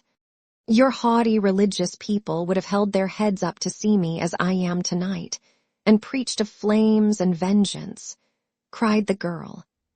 "Oh, dear lady, why aren't those who claim to be God's own folks as gentle and as kind to us poor wretches as you, who, having youth and beauty and all that they have lost, might be a little proud instead of so much humbler?" "Ah," said the gentleman, "a Turk turns his face after washing it well to the east when he says his prayers. These good people, after giving their faces such a rub against the world as to take the smiles off, turn with no less regularity to the darkest side of heaven. Between the Mussulman and the Pharisee, commend me to the first." These words appeared to be addressed to the young lady, and were perhaps uttered with the view of affording Nancy time to recover herself. The gentleman, shortly afterwards, addressed himself to her. "You were not here last Sunday night," he said. "I couldn't come," replied Nancy. "I was kept by force." "By whom?" "Him that I told the young lady of before." "You were not suspected of holding any communication with anybody on the subject which has brought us here tonight, I hope?" asked the old gentleman. "No," replied the girl, shaking her head. "It's not very easy for me to leave him unless he knows why. I couldn't give him a drink of laudanum before I came away." "Did he awake before you returned?" inquired the gentleman. "No, and neither he nor any of them suspect me." "Good," said the gentleman. "Now listen to me." "I am ready," replied the girl as he paused for a moment. "This young lady," the gentleman began, "has communicated to me, and to some other friends who can be safely trusted, what you told her nearly a fortnight since. I confess to you that I had doubts, at first, whether you were to be implicitly relied upon, but now I firmly believe you are." "I am," said the girl earnestly. "I repeat that I firmly believe it. To prove to you that I am disposed to trust you, I tell you without reserve that we propose to extort the secret, whatever it may be, from the fear of this man Monks. But if, said the gentleman, he cannot be secured, or, if secured, cannot be acted upon as we wish, you must deliver up the Jew." "Fagin," cried the girl, recoiling. "That man must be delivered up by you," said the gentleman. "I will not do it. I will never do it," replied the girl. "Devil that he is, and worse than devil as he has been to me, I will never do that."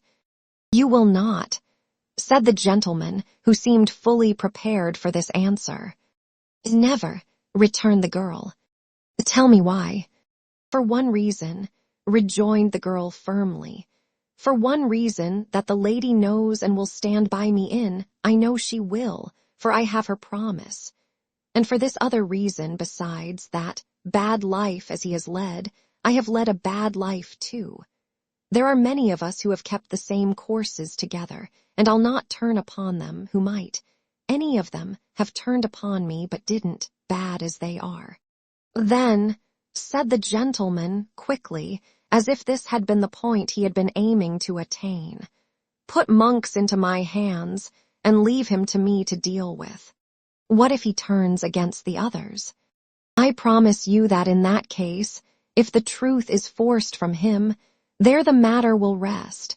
There must be circumstances in Oliver's little history which it would be painful to drag before the public eye, and if the truth is once elicited, they shall go scot-free. And if it is not, suggested the girl. Then, pursued the gentleman, this Fadgin shall not be brought to justice without your consent. In such a case I could show you reasons, I think, which would induce you to yield it. Have I the lady's promise for that? Asked the girl. You have, replied Rose, my true and faithful pledge. Monks would never learn how you knew what you do, said the girl after a short pause. Never, replied the gentleman. The intelligence should be brought to bear upon him that he could never even guess. I have been a liar, and among liars from a little child, said the girl after another interval of silence, but I will take your words. After receiving an assurance from both that she might safely do so, she proceeded in a voice so low that it was often difficult for the listener to discover even the purport of what she said, to describe, by name and situation, the public house whence she had been followed that night. From the manner in which she occasionally paused, it appeared as if the gentleman were making some hasty notes of the information she communicated. When she had thoroughly explained the localities of the place, the best position from which to watch it without exciting observation, and the night and hour on which Monks was most in the habit of frequenting it, she seemed to consider for a few moments, for the purpose of recalling his features and appearances more forcibly to her recollection. He is tall, said the girl, and a strongly made man, but not stout. He has a lurking walk, and as he walks, constantly looks over his shoulder, first on one side and then on the other. Don't forget that, for his eyes are sunk in his head so much deeper than any other man's that you might almost tell him by that alone. His face is dark, like his hair and eyes, and although he can't be more than 6 or 8 and 20, withered and haggard. His lips are often discolored and disfigured with the marks of teeth, for he has desperate fits and sometimes even bites his hands and covers them with wounds.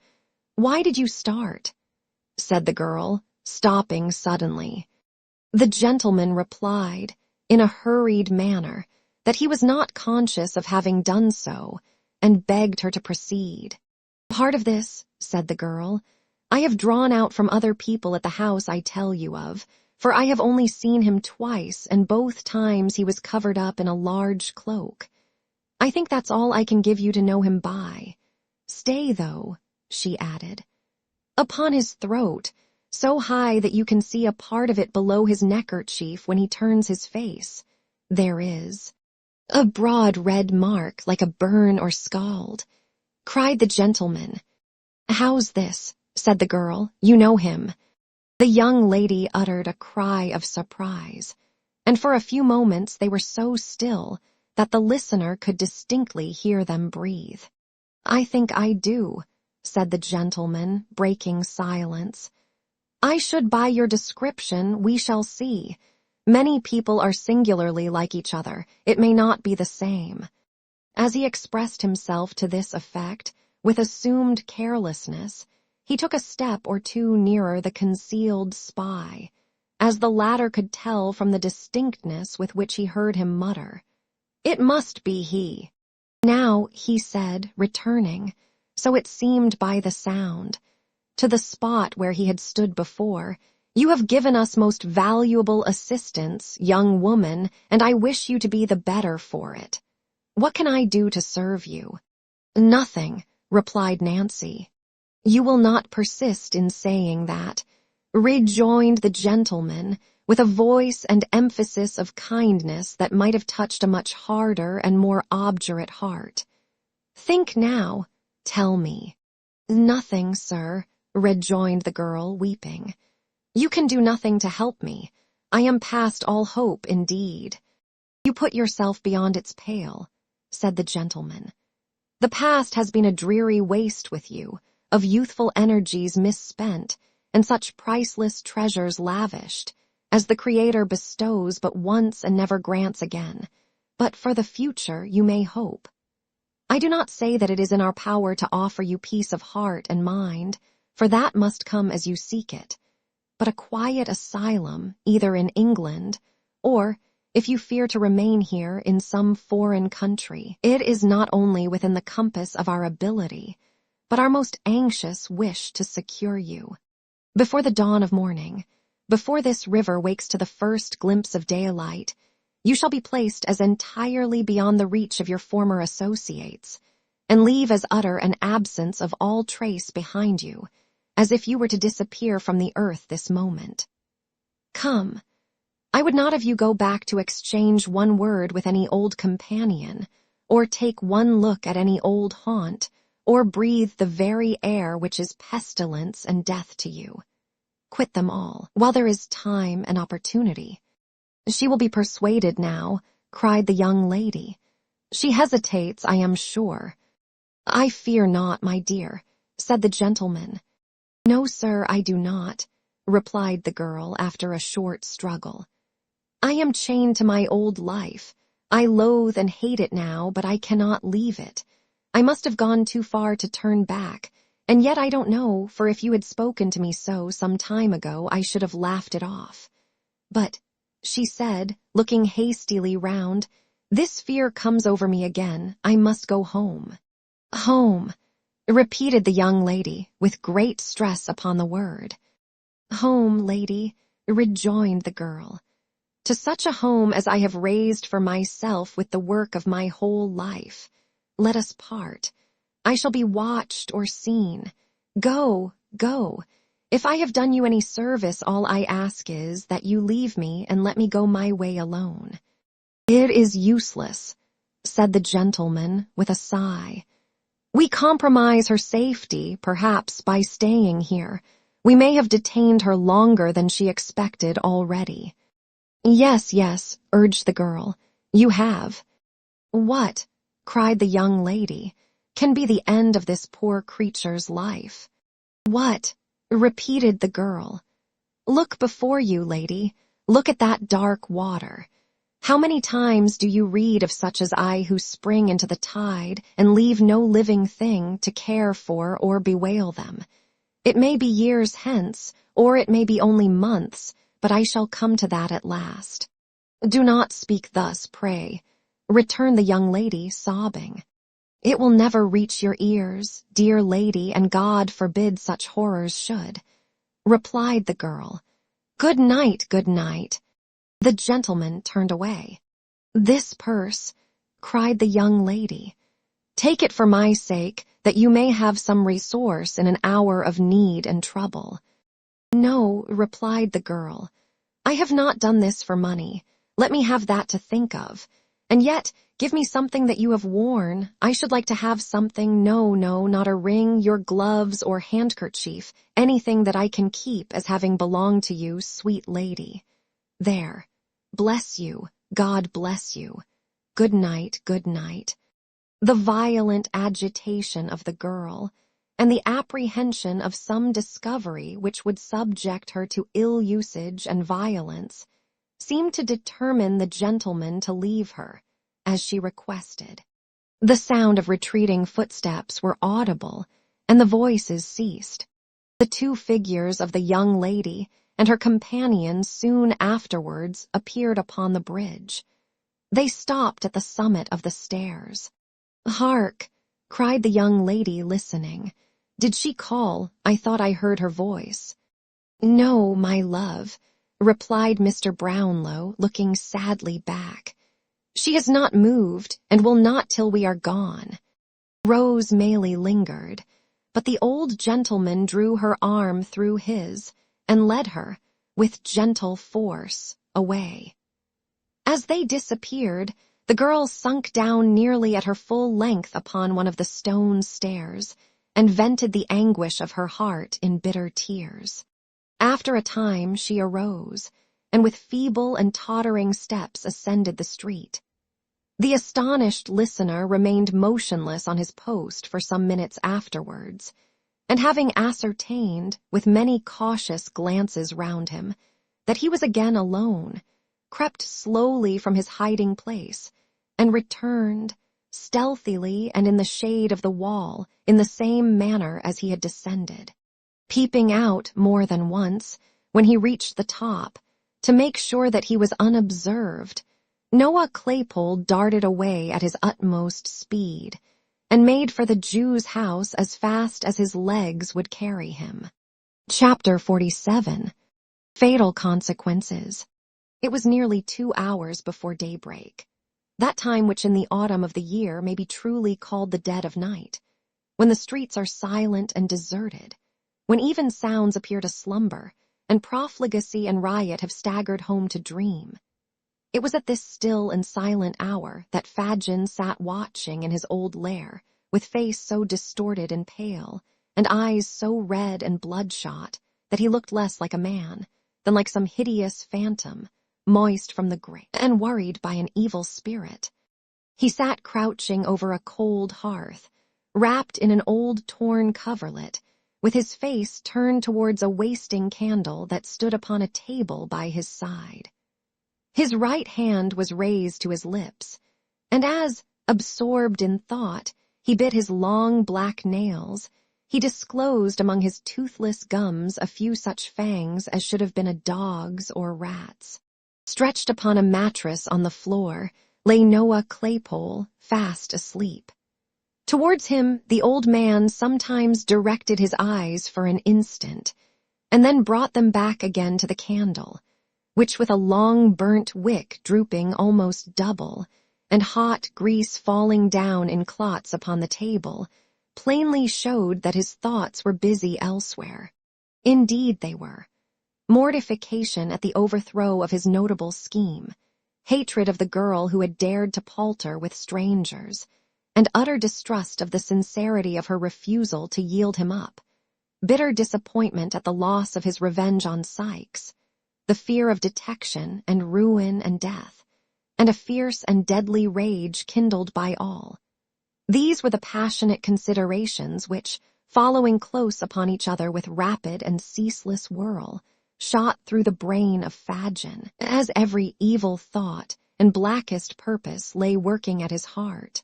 He sat without changing his attitude in the least, or appearing to take the smallest heed of time, until his quick ear seemed to be attracted by a footstep in the street. At last, he muttered, wiping his dry and fevered mouth. At last, the bell rang gently as he spoke.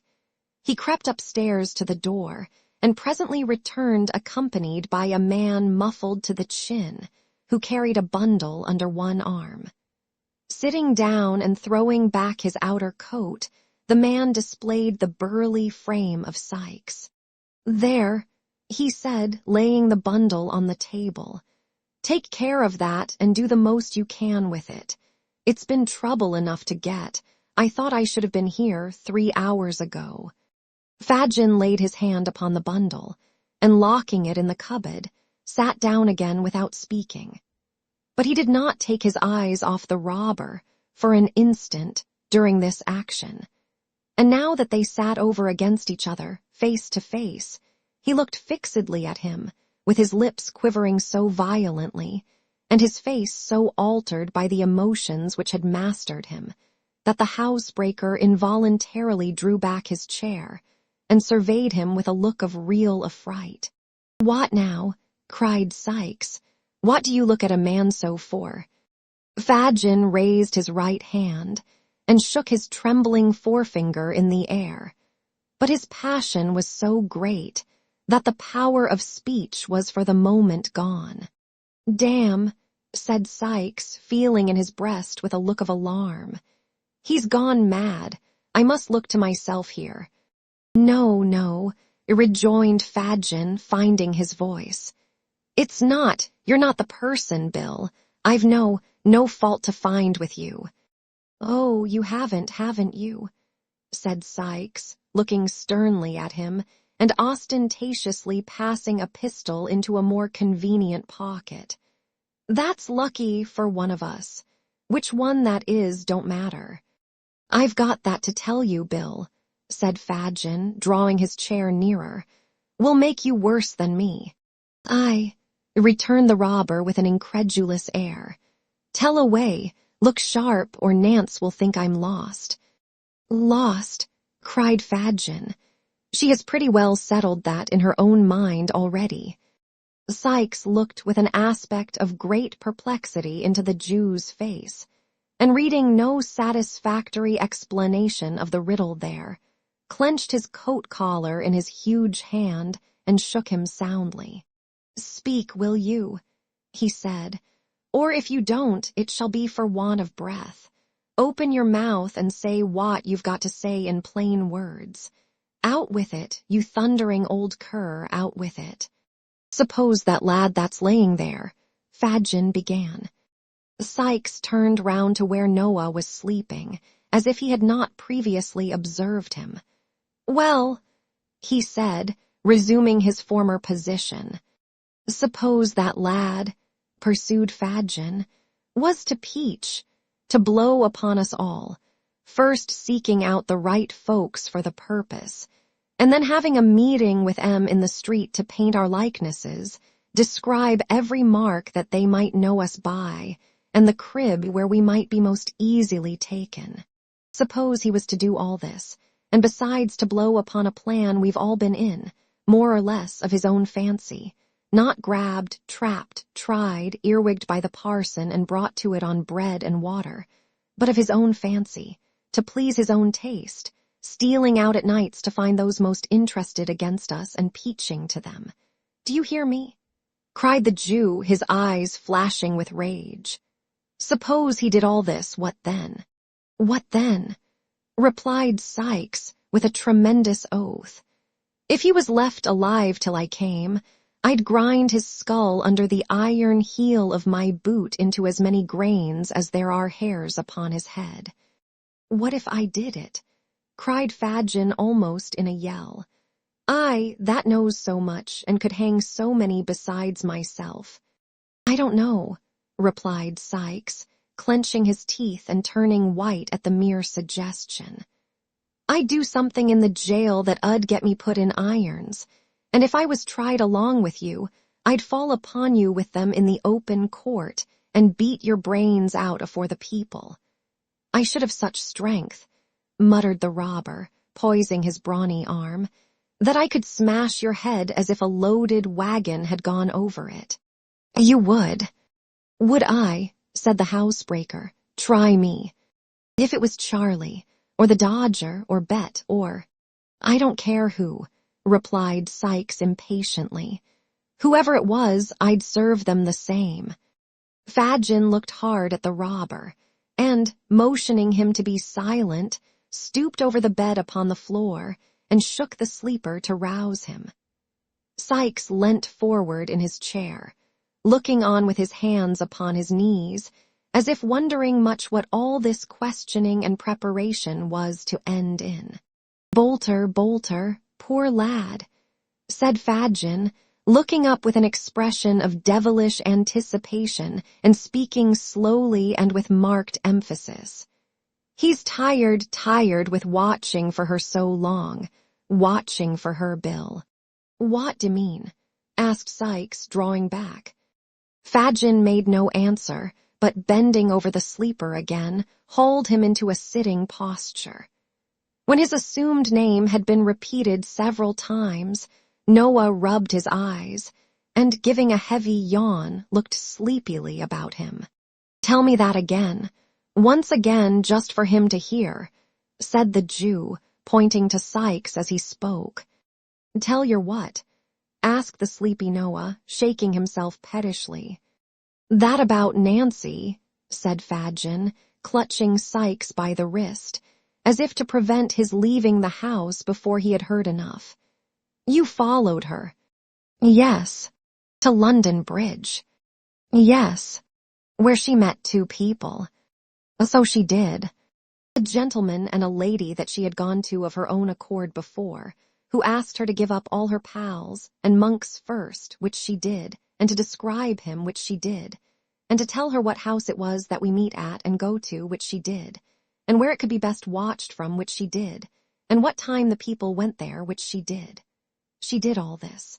She told it all every word without a threat, without a murmur. She did she not?" cried Fadgen, half mad with fury. "All right," replied Noah, scratching his head. That's just what it was. What did they say about last Sunday?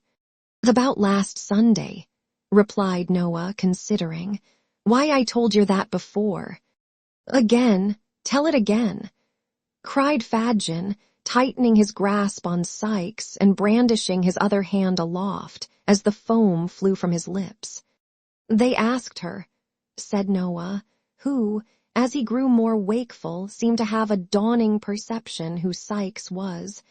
They asked her why she didn't come last Sunday as she promised. She said she couldn't. Why, tell him that. Because she was forcibly kept at home by Bill, the man she had told them of before, replied Noah. What more of him? Cried Fadgen. What more of the man she had told them of before? Tell him that, tell him that. Why, that she couldn't very easily get out of doors unless he knew where she was going to, said Noah. And so the first time she went to see the lady, she... Ha, it made me laugh when she said it, that it did. She gave him a drink of laudanum. Hell's fire, cried Sykes, breaking fiercely from the Jew. Let me go. Flinging the old man from him, he rushed from the room and darted, wildly and furiously, up the stairs. Bill, cried Fadgen, following him hastily. A word, only a word. The word would not have been exchanged, but that the housebreaker was unable to open the door, on which he was expending fruitless oaths and violence when the Jew came panting up. Let me out, said Sykes. Don't speak to me, it's not safe. Let me out, I say. Hear me speak a word, rejoined Fadgen, laying his hand upon the lock. You won't be. Well, replied the other. You won't be, too violent, Bill. The day was breaking, and there was light enough for the men to see each other's faces. They exchanged one brief glance. There was a fire in the eyes of both, which could not be mistaken. I mean, said Fadgen, showing that he felt all disguise was now useless. Not too violent for safety. Be crafty, Bill, and not too bold. Sykes made no reply, but pulling open the door, of which Fadgen had turned the lock, dashed into the silent streets. Without one pause or moment's consideration, without once turning his head to the right or left, or raising his eyes to the sky, or lowering them to the ground, but looking straight before him with savage resolution. His teeth so tightly compressed that the strained jaw seemed starting through his skin. The robber held on his headlong course, nor muttered a word, nor relaxed a muscle, until he reached his own door. He opened it softly with a key, strode lightly up the stairs, and entering his own room, double-locked the door, and lifting a heavy table against it, drew back the curtain of the bed. The girl was lying, half-dressed, upon it. He had roused her from her sleep, for she raised herself with a hurried and startled look. Get up, said the man. It is you, Bill, said the girl, with an expression of pleasure at his return. It is, was the reply. Get up. There was a candle burning, but the man hastily drew it from the candlestick and hurled it under the grate. Seeing the faint light of early day without, the girl rose to undraw the curtain. Let it be, said Sykes, thrusting his hand before her. There's enough light for what I've got to do. Bill, said the girl in the low voice of alarm, why do you look like that at me? The robber sat regarding her, for a few seconds, with dilated nostrils and heaving breast. And then, grasping her by the head and throat, dragged her into the middle of the room, and looking once towards the door, placed his heavy hand upon her mouth. Bill, gasped the girl, wrestling with the strength of mortal fear. I won't scream or cry, not once. Hear me, speak to me, tell me what I have done. You know, you she-devil, returned the robber, suppressing his breath. You were watched tonight, every word you said was heard. "Then spare my life for the love of heaven as I spared yours," rejoined the girl, clinging to him. "Bill, dear Bill, you cannot have the heart to kill me. Oh, think of all I have given up only this one night for you. You shall have time to think and save yourself this crime. I will not loose my hold, you cannot throw me off. Bill, Bill, for dear God's sake, for your own, for mine, stop before you spill my blood.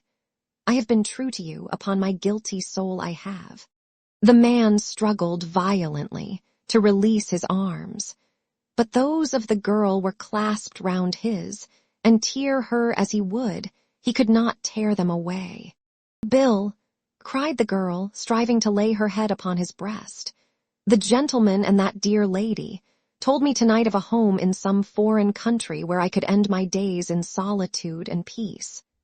Let me see them again, and beg them, on my knees, to show the same mercy and goodness to you, and let us both leave this dreadful place, and far apart lead better lives, and forget how we have lived except in prayers, and never see each other more. It is never too late to repent. They told me so. I feel it now, but we must have time, a little time." The housebreaker freed one arm and grasped his pistol. The certainty of immediate detection if he fired flashed across his mind even in the midst of his fury, and he beat it twice with all the force he could summon upon the upturned face that almost touched his own. She staggered and fell, nearly blinded with the blood that rained down from a deep gash in her forehead, but raising herself with difficulty on her knees, drew from her bosom a white handkerchief, Rose Maylie's own, and holding it up in her folded hands as high towards heaven as her feeble strength would allow, breathed one prayer for mercy to her Maker. It was a ghastly figure to look upon. The murderer, staggering backward to the wall and shutting out the sight with his hand, seized a heavy club and struck her down. Chapter 48. The Flight of Sikes.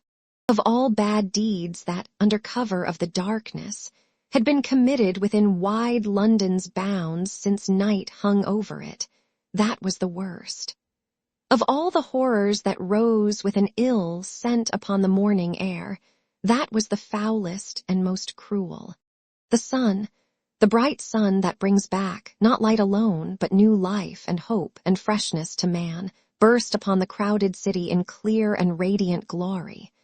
Through costly-colored glass and paper-mended window, through cathedral dome and rotten crevice, it shed its equal ray. It lighted up the room where the murdered woman lay. It did. He tried to shut it out, but it would stream in. If the sight had been a ghastly one in the dull morning, what was it now in all that brilliant light? He had not moved. He had been afraid to stir. There had been a moan and motion of the hand, and with terror added to rage, he had struck and struck again. Once he threw a rug over it, but it was worse to fancy the eyes and imagine them moving towards him than to see them glaring upward, as if watching the reflection of the pool of gore that quivered and danced in the sunlight on the ceiling. He had plucked it off again. And there was the body, mere flesh and blood, no more, but such flesh, and so much blood. He struck a light, kindled a fire, and thrust the club into it. There was hair upon the end, which blazed and shrunk into a light cinder, and caught by the air whirled up the chimney. Even that frightened him, sturdy as he was, but he held the weapon till it broke, and then piled it on the coals to burn away and smolder into ashes. He washed himself and rubbed his clothes. There were spots that would not be removed, but he cut the pieces out and burnt them. How those stains were dispersed about the room! The very feet of the dog were bloody. All this time he had, never once, turned his back upon the corpse. No, not for a moment. Such preparations completed, he moved backward towards the door, dragging the dog with him, lest he should soil his feet anew and carry out new evidence of the crime into the streets. He shut the door softly, locked it, took the key, and left the house. He crossed over and glanced up at the window to be sure that nothing was visible from the outside. There was the curtain still drawn, which she would have opened to admit the light she never saw again. It lay nearly under there. He knew that. God, how the sun poured down upon the very spot. The glance was instantaneous. It was a relief to have got free of the room. He whistled on the dog and walked rapidly away. He went through Islington, strode up the hill at Highgate on which stands the stone in honor of Whittington, turned down to Highgate Hill, unsteady of purpose and uncertain where to go, struck off to the right again almost as soon as he began to descend it, and taking the footpath across the fields, skirted Keen Wood, and so came on Hampstead Heath. Traversing the hollow by the Vale of Heath, he mounted the opposite bank, and crossing the road which joins the villages of Hampstead and Highgate, made along the remaining portion of the heath to the fields at North End, in one of which he laid himself down under a hedge and slept. Soon he was up again and away, not far into the country, but back towards London by the high road, then back again, then over another part of the same ground as he already traversed, then wandering up and down in fields, and lying on ditches' brinks to rest, and starting up to make for some other spot, and do the same, and ramble on again. Where could he go that was near and not too public to get some meat and drink? Hendon. That was a good place not far off and out of most people's way. Thither he directed his steps, running sometimes and sometimes with a strange perversity, loitering at a snail's pace, or stopping altogether and idly breaking the hedges with a stick. But when he got there, all the people he met, the very children at the doors, seemed to view him with suspicion. Back he turned again, without the courage to purchase bit or drop, though he had tasted no food for many hours, and once more he lingered on the heath, uncertain where to go. He wandered over miles and miles of ground, and still came back to the old place. Morning and noon had passed, and the day was on the wane, and still he rambled to and fro, and up and down, and round, and still lingered about the same spot. At last he got away, and shaped his course for Hatfield. It was 9 o'clock at night, when the man, quite tired out, and the dog, limping and lame from the unaccustomed exercise, turned down the hill by the church of the quiet village, and plodding along the little street, crept into a small public house, whose scanty light had guided them to the spot. There was a fire in the tap-room, and some country laborers were drinking before it. They made room for the stranger, but he sat down in the furthest corner, and ate and drank alone, or rather with his dog, to whom he cast a morsel of food from time to time. The conversation of the men assembled here turned upon the neighboring land and farmers, and when those topics were exhausted, upon the age of some old man who had been buried on the previous Sunday. The young men present considering him very old, and the old men present declaring him to have been quite young, not older, one white-haired grandfather said, than he was, with 10 or 15 years of life in him at least, if he had taken care. There was nothing to attract attention or excite alarm in this. The robber, after paying his reckoning, sat silent and unnoticed in his corner, and had almost dropped asleep when he was half wakened by the noisy entrance of a newcomer. This was an antic fellow, half peddler and half mountebank, who traveled about the country on foot to vend hones, strops, razors, washballs, harness paste, medicine for dogs and horses, cheap perfumery, cosmetics, and such-like wares, which he carried in a case slung to his back. His entrance was the signal for various homely jokes with the countrymen, which slackened not until he had made his supper, and opened his box of treasures, when he ingeniously contrived, to unite business with amusement. "And what be that stoof? Good to eat, Harry?" asked a grinning countryman, pointing to some composition cakes in one corner. "This," said the fellow, producing one. "This is the infallible and invaluable composition for removing all sorts of stain, rust, dirt, mildew, spick, speck, spot, or spatter from silk, satin, linen, cambric, cloth, crepe, stuff, carpet, merino, muslin, bombazine, or woolen stuff.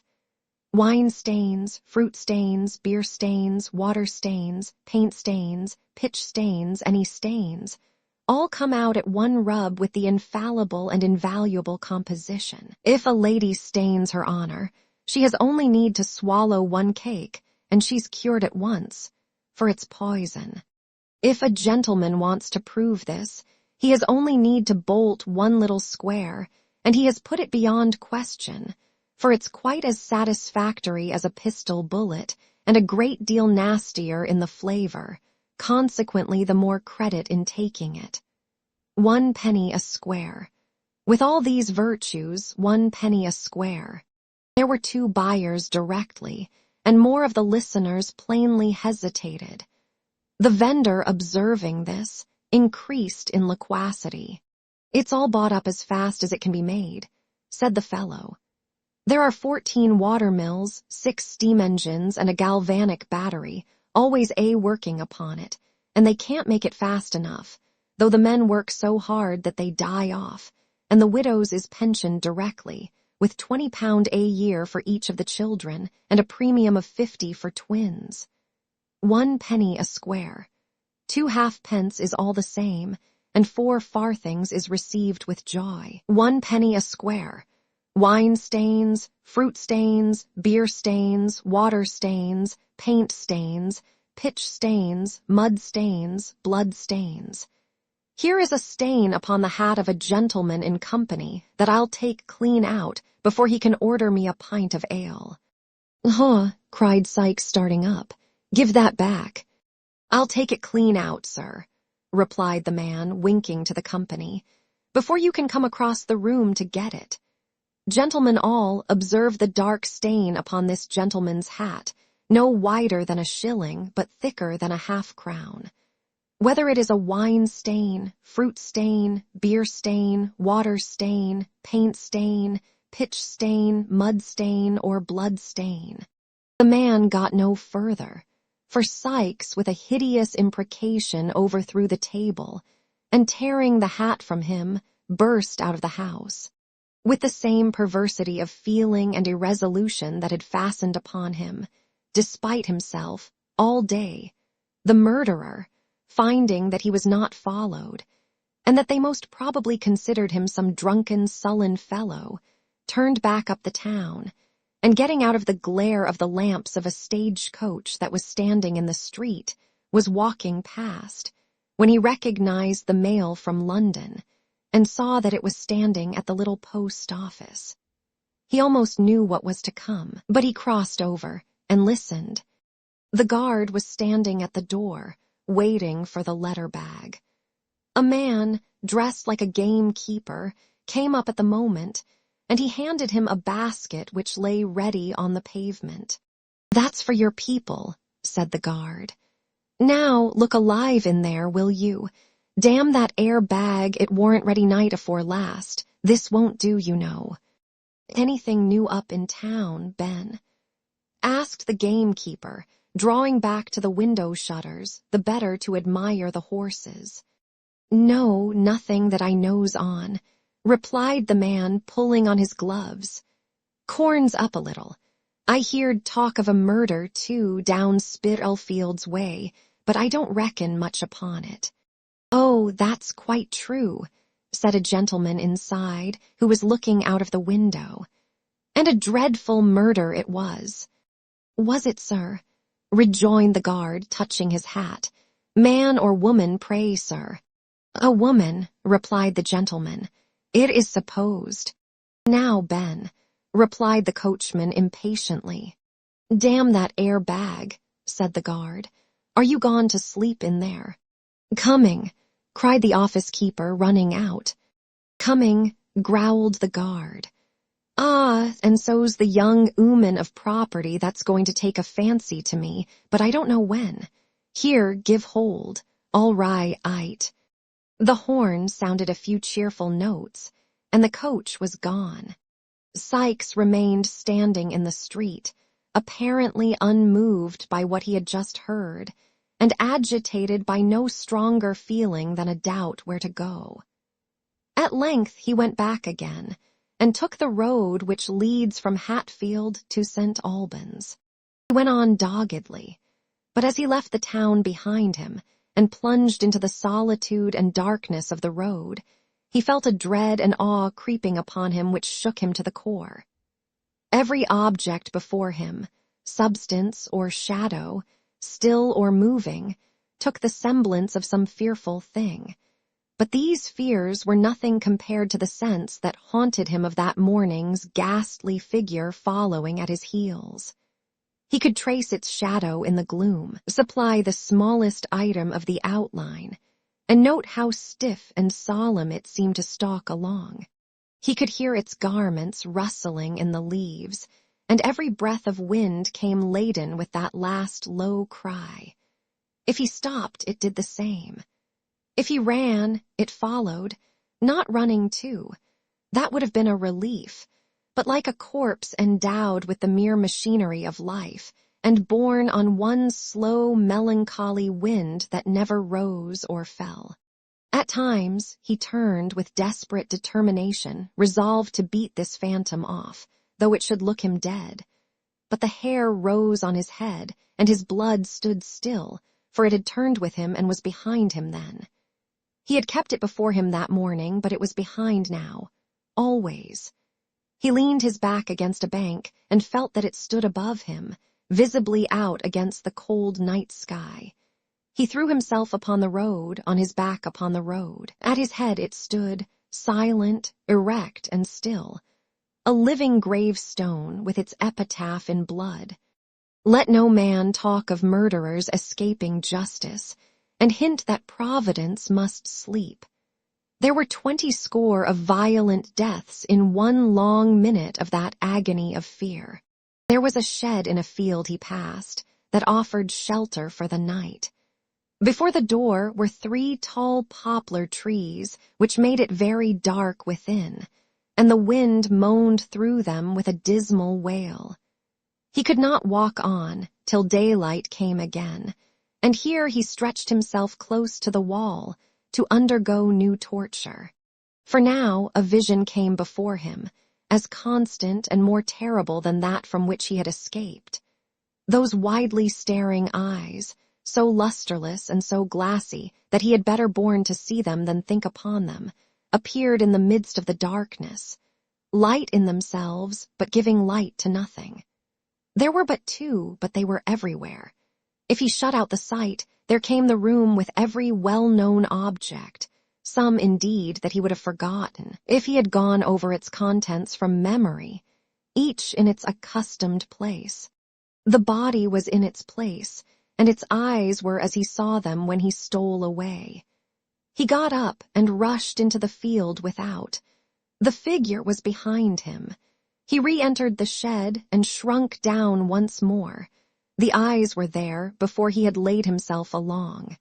And here he remained in such terror as none but he can know, trembling in every limb, and the cold sweat starting from every pore, when suddenly there arose upon the night wind the noise of distant shouting, and the roar of voices mingled in alarm and wonder.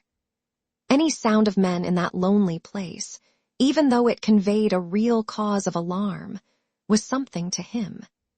He regained his strength and energy at the prospect of personal danger, and springing to his feet, rushed into the open air. The broad sky seemed on fire. Rising into the air with showers of sparks, and rolling one above the other, were sheets of flame, lighting the atmosphere for miles round, and driving clouds of smoke in the direction where he stood. The shouts grew louder as new voices swelled the roar, and he could hear the cry of fire. Mingled with the ringing of an alarm bell, the fall of heavy bodies, and the crackling of flames as they twined round some new obstacle and shot aloft as though refreshed by food. The noise increased as he looked. There were people there, men and women, light bustle. It was like new life to him. He darted onward, straight, headlong, dashing through briar and brake, and leaping gate and fence as madly as his dog, who careered with loud and sounding bark before him. He came upon the spot. There were half-dressed figures tearing to and fro, some endeavoring to drag the frightened horses from the stables, others driving the cattle from the yard and outhouses, and others coming laden from the burning pile, amidst a shower of falling sparks, and the tumbling down of red-hot bemis the apertures, where doors and windows stood an hour ago, disclosed a mass of raging fire. Walls rocked and crumbled into the burning well. The molten lead and iron poured down, white-hot, upon the ground. Women and children shrieked, and men encouraged each other with noisy shouts and cheers. The clanking of the engine pumps and the spurting and hissing of the water as it fell upon the blazing wood added to the tremendous roar. He shouted, too, till he was hoarse, and flying from memory and himself, plunged into the thickest of the throng. Hither and thither he dived that night, now working at the pumps, and now hurrying through the smoke and flame, but never ceasing to engage himself, wherever noise and men were thickest. Up and down the ladders, upon the roofs of buildings, over floors that quaked and trembled with his weight, under the lee of falling bricks and stones, in every part of that great fire was he. But he bore a charmed life, and had neither scratch nor bruise, nor weariness nor thought, till morning dawned again, and only smoke and blackened ruins remained. This mad excitement over, there returned with tenfold force the dreadful consciousness of his crime. He looked suspiciously about him, for the men were conversing in groups, and he feared to be the subject of their talk. The dog obeyed the significant beck of his finger, and they drew off stealthily together. He passed near an engine where some men were seated, and they called to him to share in their refreshment. He took some bread and meat, and as he drank a draught of beer, heard the firemen, who were from London, talking about the murder. "He has gone to Birmingham, they say," said one. "But they'll have him yet, for the scouts are out, and by tomorrow night there'll be a cry all through the country." He hurried off and walked till he almost dropped upon the ground, then lay down in a lane and had a long but broken and uneasy sleep. He wandered on again, irresolute and undecided, and oppressed with the fear of another solitary night. Suddenly, he took the desperate resolution to going back to London. "There's somebody to speak to there, at all event," he thought. "A good hiding place, too. They'll never expect to nab me there after this country scent. Why can't I lie by for a week or so, and forcing Blunt from Fadgen get abroad to France? Damn, I'll risk it." He acted upon this impulse without delay, and choosing the least frequented roads began his journey back, resolved to lie concealed within a short distance of the metropolis, and, entering it at dusk by a circuitous route, to proceed straight to that part of it which he had fixed on for his destination. The dog, though, if any description of him were out, it would not be forgotten that the dog was missing, and had probably gone with him. This might lead to his apprehension as he passed along the streets. He resolved to drown him, and walked on, looking about for a pond, picking up a heavy stone and tying it to his handkerchief as he went. The animal looked up into his master's face while these preparations were making. Whether his instinct apprehended something of their purpose, or the robber's sidelong look at him was sterner than ordinary, he skulked a little farther in the rear than usual, and cowered as he came more slowly along. When his master halted at the brink of a pool and looked round to call him, he stopped outright. "Do you hear me call? Come here," cried Sykes. The animal came up from the very force of habit, but as Sykes stooped to attach the handkerchief to his throat, he uttered a low growl and started back. "Come back," said the robber. The dog wagged his tail, but moved not. Sykes made a running noose and called him again. The dog advanced, retreated, paused an instant, and scoured away at his hardest speed. The man whistled again and again, and sat down and waited in the expectation that he would return. But no dog appeared, and at length he resumed his journey. Chapter 49. Monks and Mr. Brownlow at length meet. Their conversation, and the intelligence that interrupts it. The twilight was beginning to close in, when Mr. Brownlow alighted from a hackney coach at his own door, and knocked softly. The door being opened, a sturdy man got out of the coach and stationed himself on one side of the steps, while another man, who had been seated on the box, dismounted too and stood upon the other side.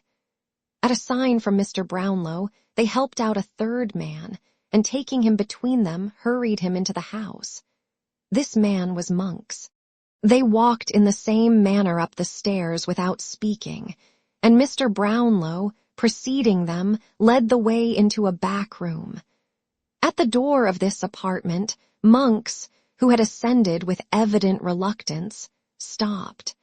The two men looked at the old gentleman as if for instructions. "He knows the alternative," said Mr. Brownlow. "If he hesitates or moves a finger but as you bid him, drag him into the street, call for the aid of the police, and impeach him as a felon in my name." "How dare you say this of me?" asked Monks. "How dare you urge me to it, young man?" replied Mr. Brownlow, confronting him with a steady look. "Are you mad enough to leave this house? Unhand him. There, sir. You are free to go and we to follow. But I warn you, by all I hold most solemn and most sacred, that instant will have you apprehended on a charge of fraud and robbery. I am resolute and immovable. If you are determined to be the same, your blood be upon your own head. By what authority am I kidnapped in the street and brought here by these dogs?" asked Monks, looking from one to the other of the men who stood beside him. "By mine," replied Mr. Brownlow. "Those persons are indemnified by me. If you complain of being deprived of your liberty, you had power and opportunity to retrieve it as you came along, but you deemed it advisable to remain quiet. I say again, throw yourself for protection on the law. I will appeal to the law too, but when you have gone too far to recede, do not sue to me for leniency, when the power will have passed into other hands, and do not say I plunged you down the gulf into which you rushed, yourself." Monks was plainly disconcerted, and alarmed besides. He hesitated. "You will decide quickly," said Mr. Brownlow, with perfect firmness and composure. "If you wish me to prefer my charges publicly, and consign you to a punishment the extent of which, although I can, with a shudder, foresee, I cannot control once more, I say, for you know the way. If not, and you appeal to my forbearance and the mercy of those you have deeply injured, seat yourself without a word in that chair. It has waited for you 2 whole days." Monks muttered some unintelligible words, but wavered still. "You will be prompt," said Mr. Brownlow. "A word from me, and the alternative has gone forever." Still the man hesitated. "I have not the inclination to parley," said Mr. Brownlow, "and, as I advocate the dearest interests of others, I have not the right." "Is there," demanded Monks with a faltering tongue, "is there no middle course?" "And none." Monks looked at the old gentleman with an anxious eye, but reading in his countenance nothing but severity and determination, walked into the room, and, shrugging his shoulders, sat down. "Lock the door on the outside," said Mr. Brownlow to the attendants, and come when I ring." The men obeyed, and the two were left alone together. "This is pretty treatment, sir," said Monks, throwing down his hat and cloak, "from my father's oldest friend." "It is because I was your father's oldest friend, young man," returned Mr. Brownlow. "It is because the hopes and wishes of young and happy years were bound up with him, and that fair creature of his blood and kindred, who rejoined her God in youth, and left me here a solitary, lonely man. It is because he knelt with me beside his only sister's deathbed when he was yet a boy, on the morning that would, but heaven willed otherwise, have made her my young wife. It is because my seared heart clung to him from that time forth, through all his trials and errors, till he died. It is because old recollections and associations filled my heart, and even the sight of you brings with it old thoughts of him. It is because of all these things that I am moved to treat you gently now. Yes, Edward Leeford, even now, and blush for your unworthiness who bear the name." "What has the name to do with it?" asked the other, after contemplating, half in silence and half in dogged wonder, the agitation of his companion. "What is the name to me?" "Nothing," replied Mr. Brownlow, "nothing to you. But it was hers, and even at this distance of time brings back to me, an old man, the glow and thrill which I once felt, only to hear it repeated by a stranger. I am very glad you have changed it, very, very." "This is almighty fine," said Monks, to retain his assumed designation, after a long silence during which he had jerked himself in sullen defiance to and fro, and Mr. Brownlow had sat, shading his face with his hand. "But what do you want with me?" "You have a brother," said Mr. Brownlow, rousing himself. "A brother, the whisper of whose name in your ear when I came behind you in the street, was, in itself, almost enough to make you accompany me hither, in wonder and alarm." "I have no brother," replied Monks. "You know I was an only child. Why do you talk to me of brothers? You know that as well as I." "Attend to what I do know, and you may not," said Mr. Brownlow. "I shall interest you by and by. I know that of the wretched marriage into which family pride, and the most sordid and narrowest of all ambition, forced your unhappy father when a mere boy. You were the sole and most unnatural issue." "I don't care for hard names," interrupted Monks with a jeering laugh.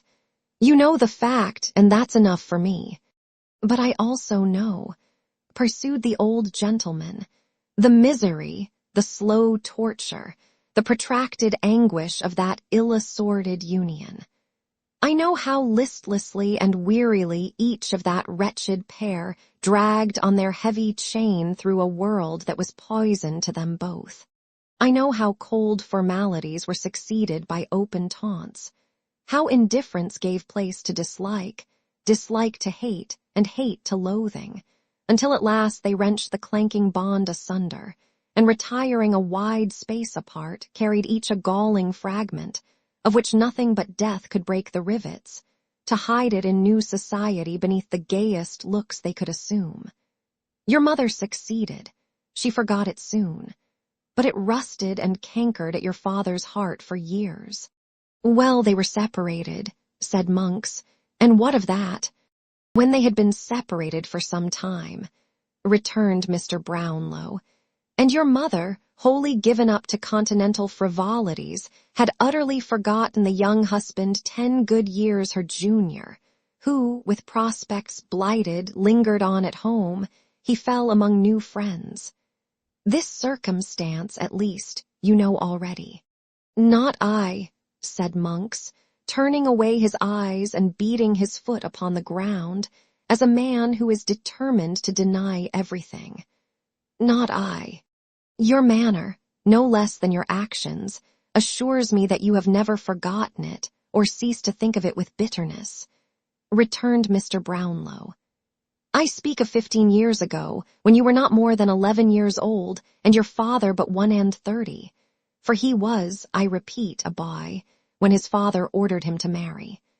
Must I go back to events which cast a shade upon the memory of your parent, or will you spare it and disclose to me the truth?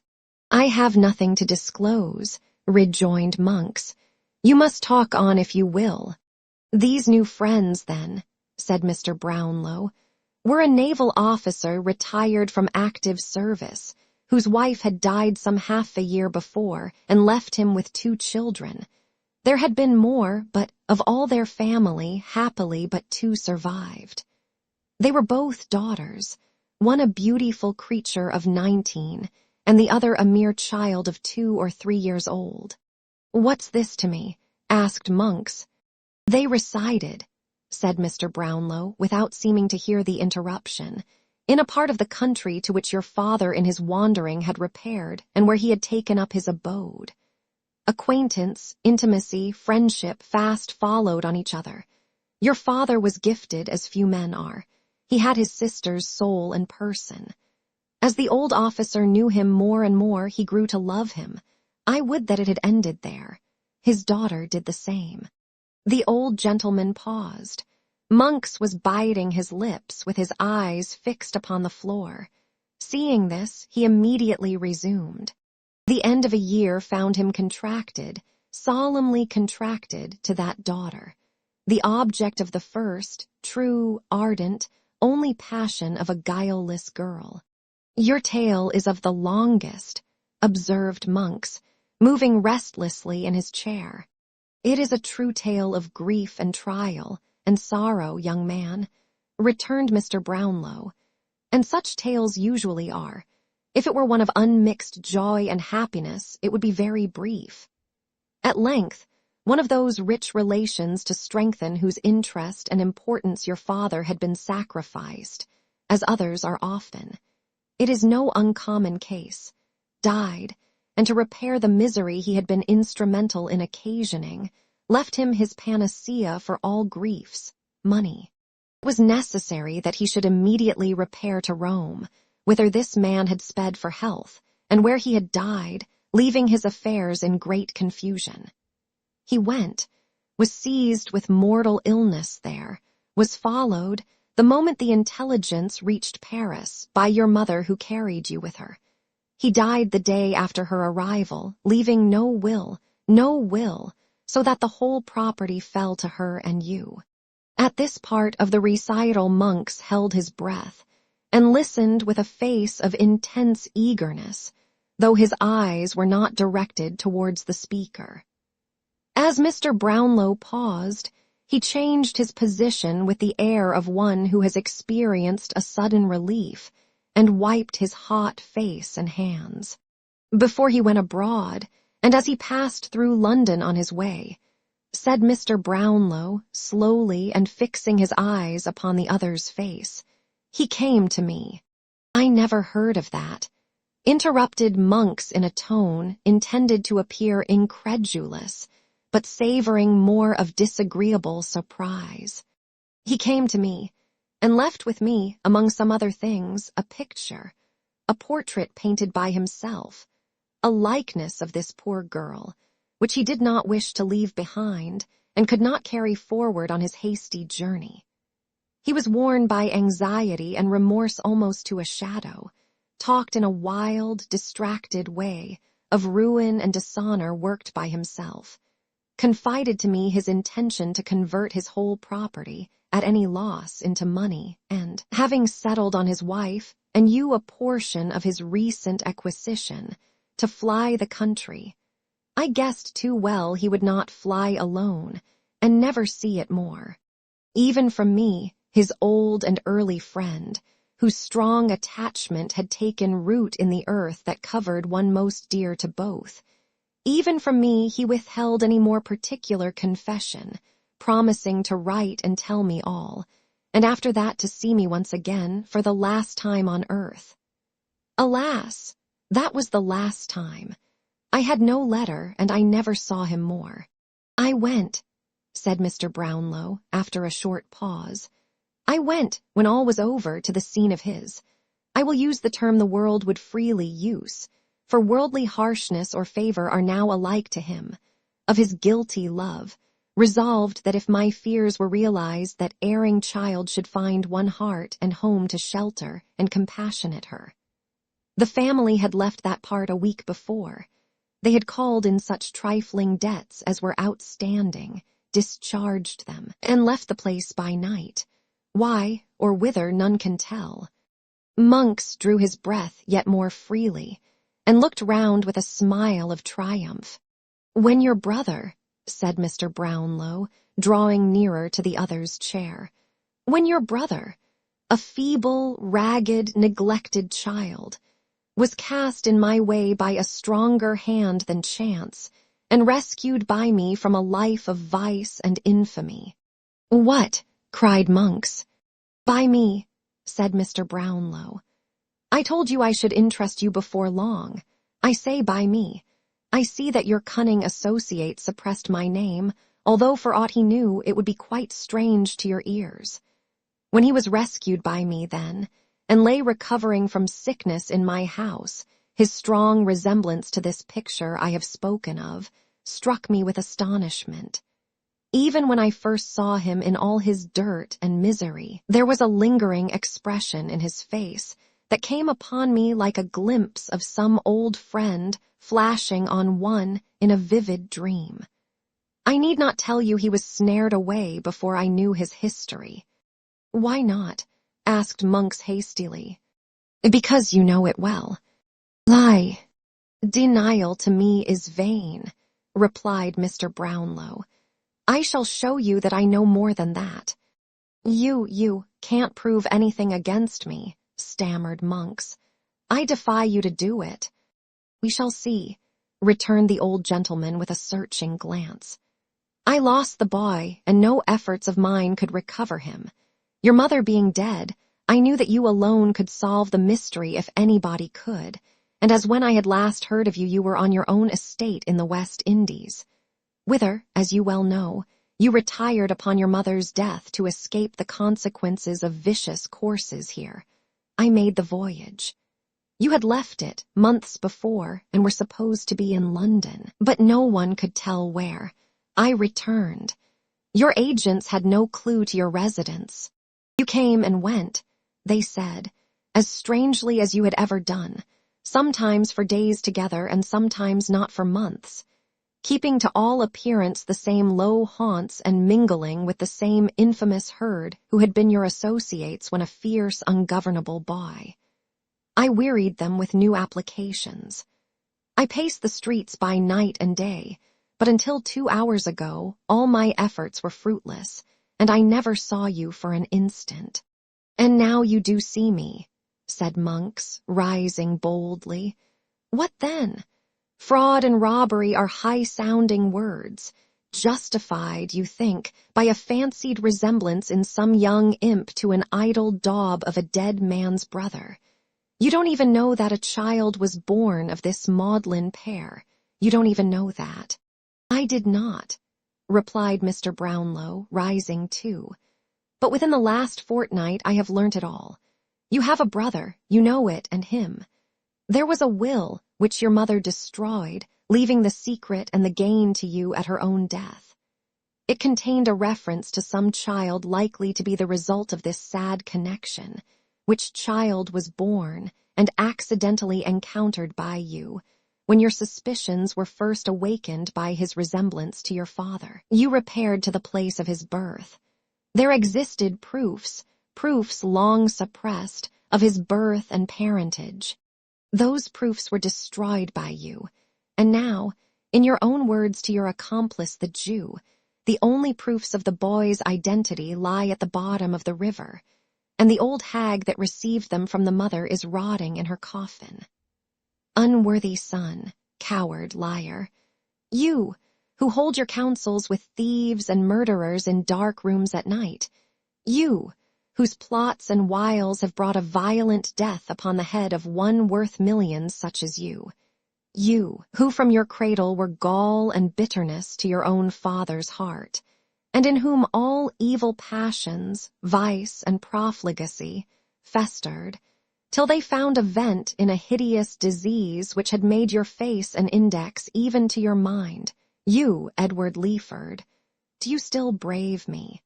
No, no, no, returned the coward, overwhelmed by these accumulated charges. Every word, cried the gentleman, every word that has passed between you and this detested villain is known to me. Shadows on the wall have caught your whispers and brought them to my ear.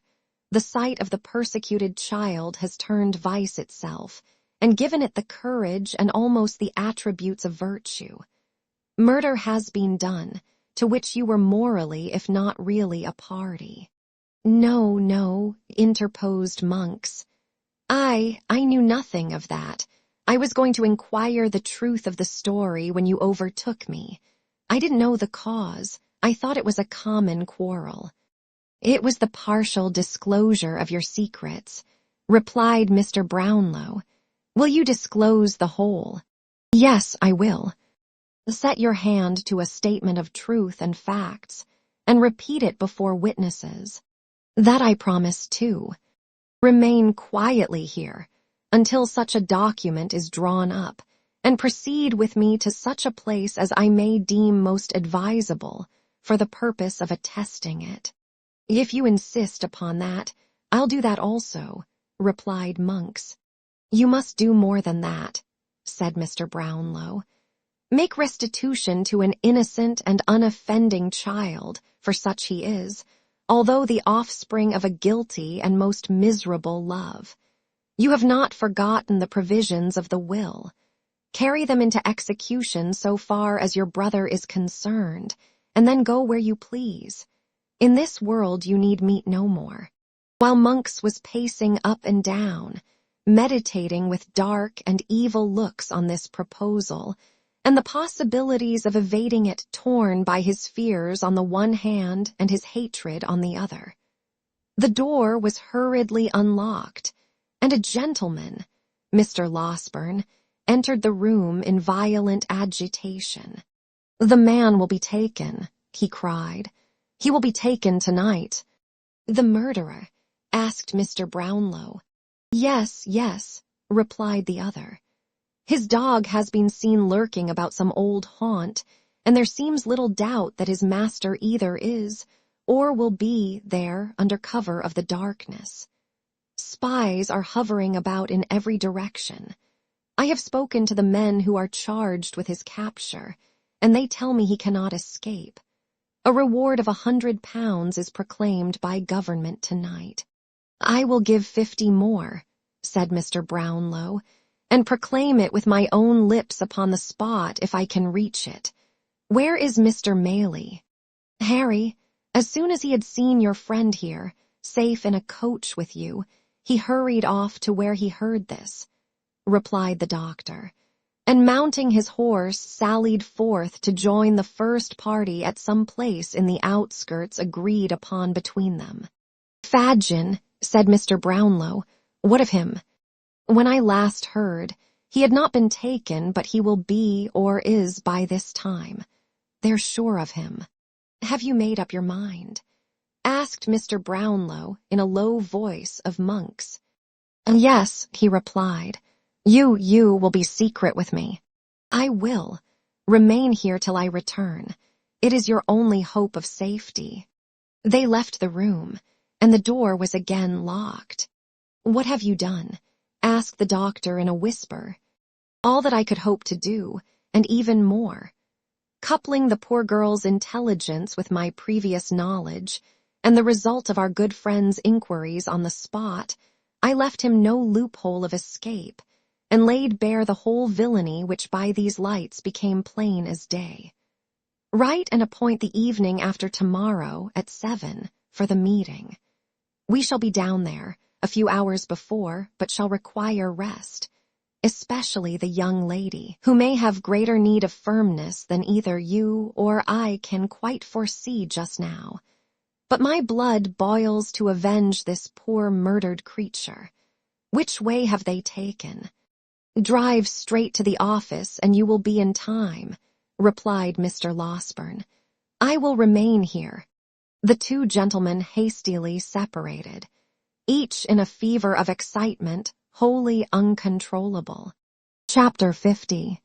The Pursuit and Escape. Near to that part of the Thames on which the church at Rotherhithe abuts, where the buildings on the banks are dirtiest, and the vessels on the river blackest with the dust of colliers and the smoke of close-built low-roofed houses, there exists the filthiest, the strangest, the most extraordinary of the many localities that are hidden in London, wholly unknown, even by name, to the great mass of its inhabitants. To reach this place, the visitor has to penetrate through a maze of close, narrow, and muddy streets, thronged by the roughest and poorest of waterside people, and devoted to the traffic they may be supposed to occasion. The cheapest and least delicate provisions are heaped in the shops. The coarsest and commonest articles of wearing apparel dangle at the salesman's door, and stream from the house parapet and windows, jostling with unemployed laborers of the lowest class, ballast heavers, coal whippers, brazen women, ragged children, and the raff and refuse of the river. He makes his way with difficulty along, assailed by offensive sights and smells from the narrow alleys which branch off on the right and left, and deafened by the clash of ponderous wagons that bear great piles of merchandise from the stacks of warehouses that rise from every corner. Arriving, at length, in streets remoter and less frequented than those through which he has passed, he walks beneath tottering house fronts projecting over the pavement, dismantled walls that seem to totter as he passes, chimneys half-crushed, half-hesitating to fall, windows guarded by rusty iron bars that time and dirt have almost eaten away, every imaginable sign of desolation and neglect. In such a neighborhood, beyond Dockhead in the borough of Southwark, stands Jacob's Island, surrounded by a muddy ditch, 6 or 8 feet deep and 15 or 20 wide when the tide is in, once called Mill Pond, but known in the days of this story as Folly Ditch. It is a creek or inlet from the Thames, and can always be filled at high water by opening the sluices at the lead mills from which it took its old name. At such times, a stranger, looking from one of the wooden bridges thrown across it at Mill Lane, will see the inhabitants of the houses on either side lowering from their back doors and windows buckets, pails, domestic utensils of all kinds, in which to haul the water up. And when his eye is turned from these operations to the houses themselves, his utmost astonishment will be excited by the scene before him. Crazy wooden galleries common to the backs of half a dozen houses, with holes from which to look upon the slime beneath, windows, broken and patched, with poles thrust out, on which to dry the linen that is never there. Rooms so small, so filthy, so confined, that the air would seem too tainted even for the dirt and squalor which they shelter. Wooden chambers thrusting themselves out above the mud, and threatening to fall into it, as some have done. Dirt-besmeared walls and decaying foundations, every repulsive lineament of poverty, every loathsome indication of filth, rot, and garbage. All these ornament the banks of Folly Ditch. In Jacob's Island, the warehouses are roofless and empty, the walls are crumbling down, the windows are windows no more, the doors are falling into the streets, the chimneys are blackened, but they yield no smoke. 30 or 40 years ago, before losses and chancery suits came upon it, it was a thriving place, but now it is a desolate island indeed. The houses have no owners. They are broken open and entered upon by those who have the courage, and there they live, and there they die. They must have powerful motives for a secret residence, or be reduced to a destitute condition indeed, who seek a refuge in Jacob's Island. in an upper room of one of these houses, a detached house of fair size, ruinous in other respects, but strongly defended at door and window, of which house the back commanded the ditch in manner already described. There were assembled 3 men, who, regarding each other every now and then with looks expressive of perplexity and expectation, sat for some time in profound and gloomy silence.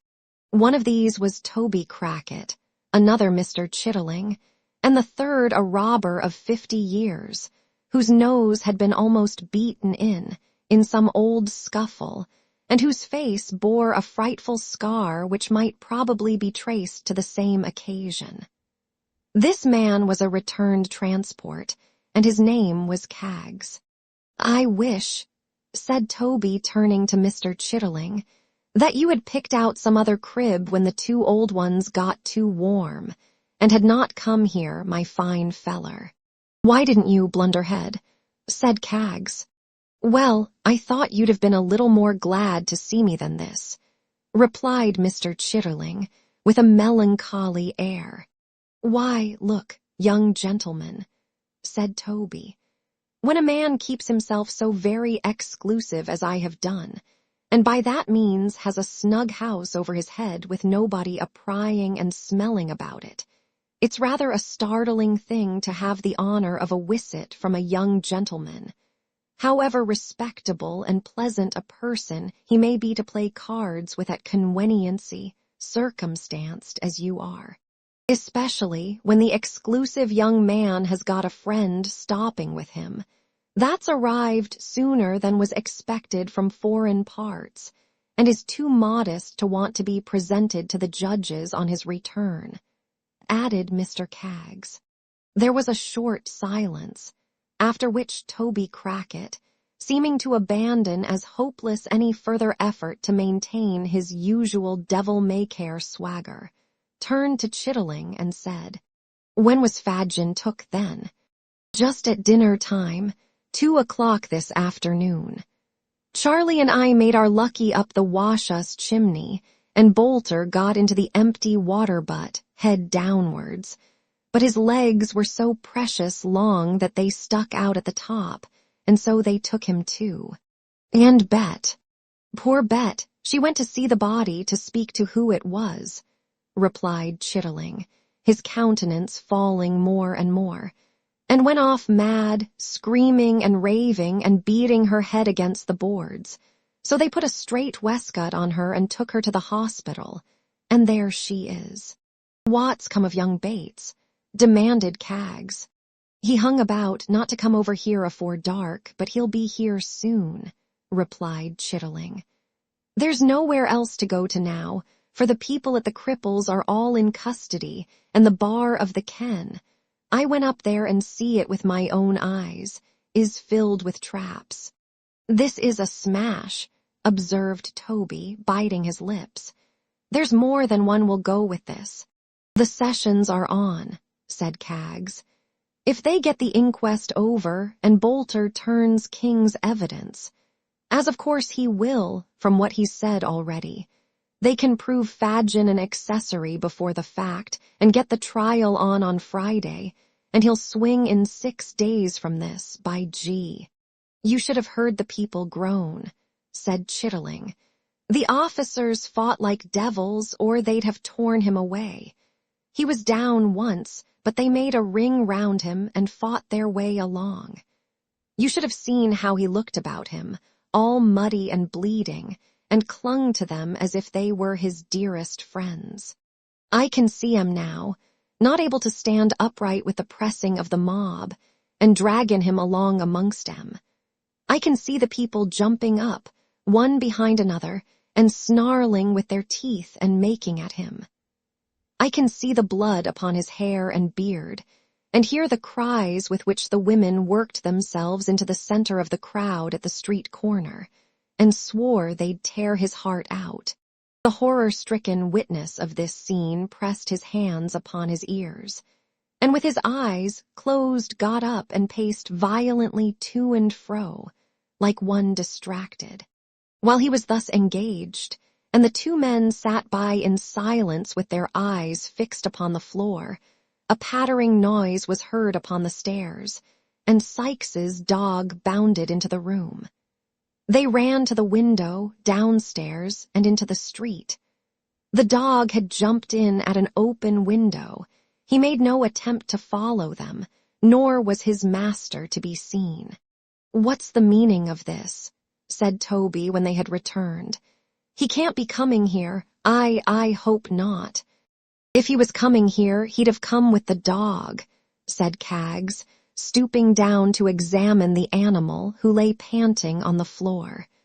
"Here, give us some water for him. He has run himself faint." "He's drunk it all up, every drop," said Chitterling after watching the dog some time in silence. "Covered with mud, lame, half blind, he must have come a long way." "Where can he have come from?" exclaimed Toby. "He's been to the other kens, of course, and finding them filled with strangers come on here, where he's been many a time and often. But where can he have come from first, and how comes he here alone without the other? None of them called the murderer by his old name. He can't have made away with himself. What do you think?" said Chitterling. Toby shook his head.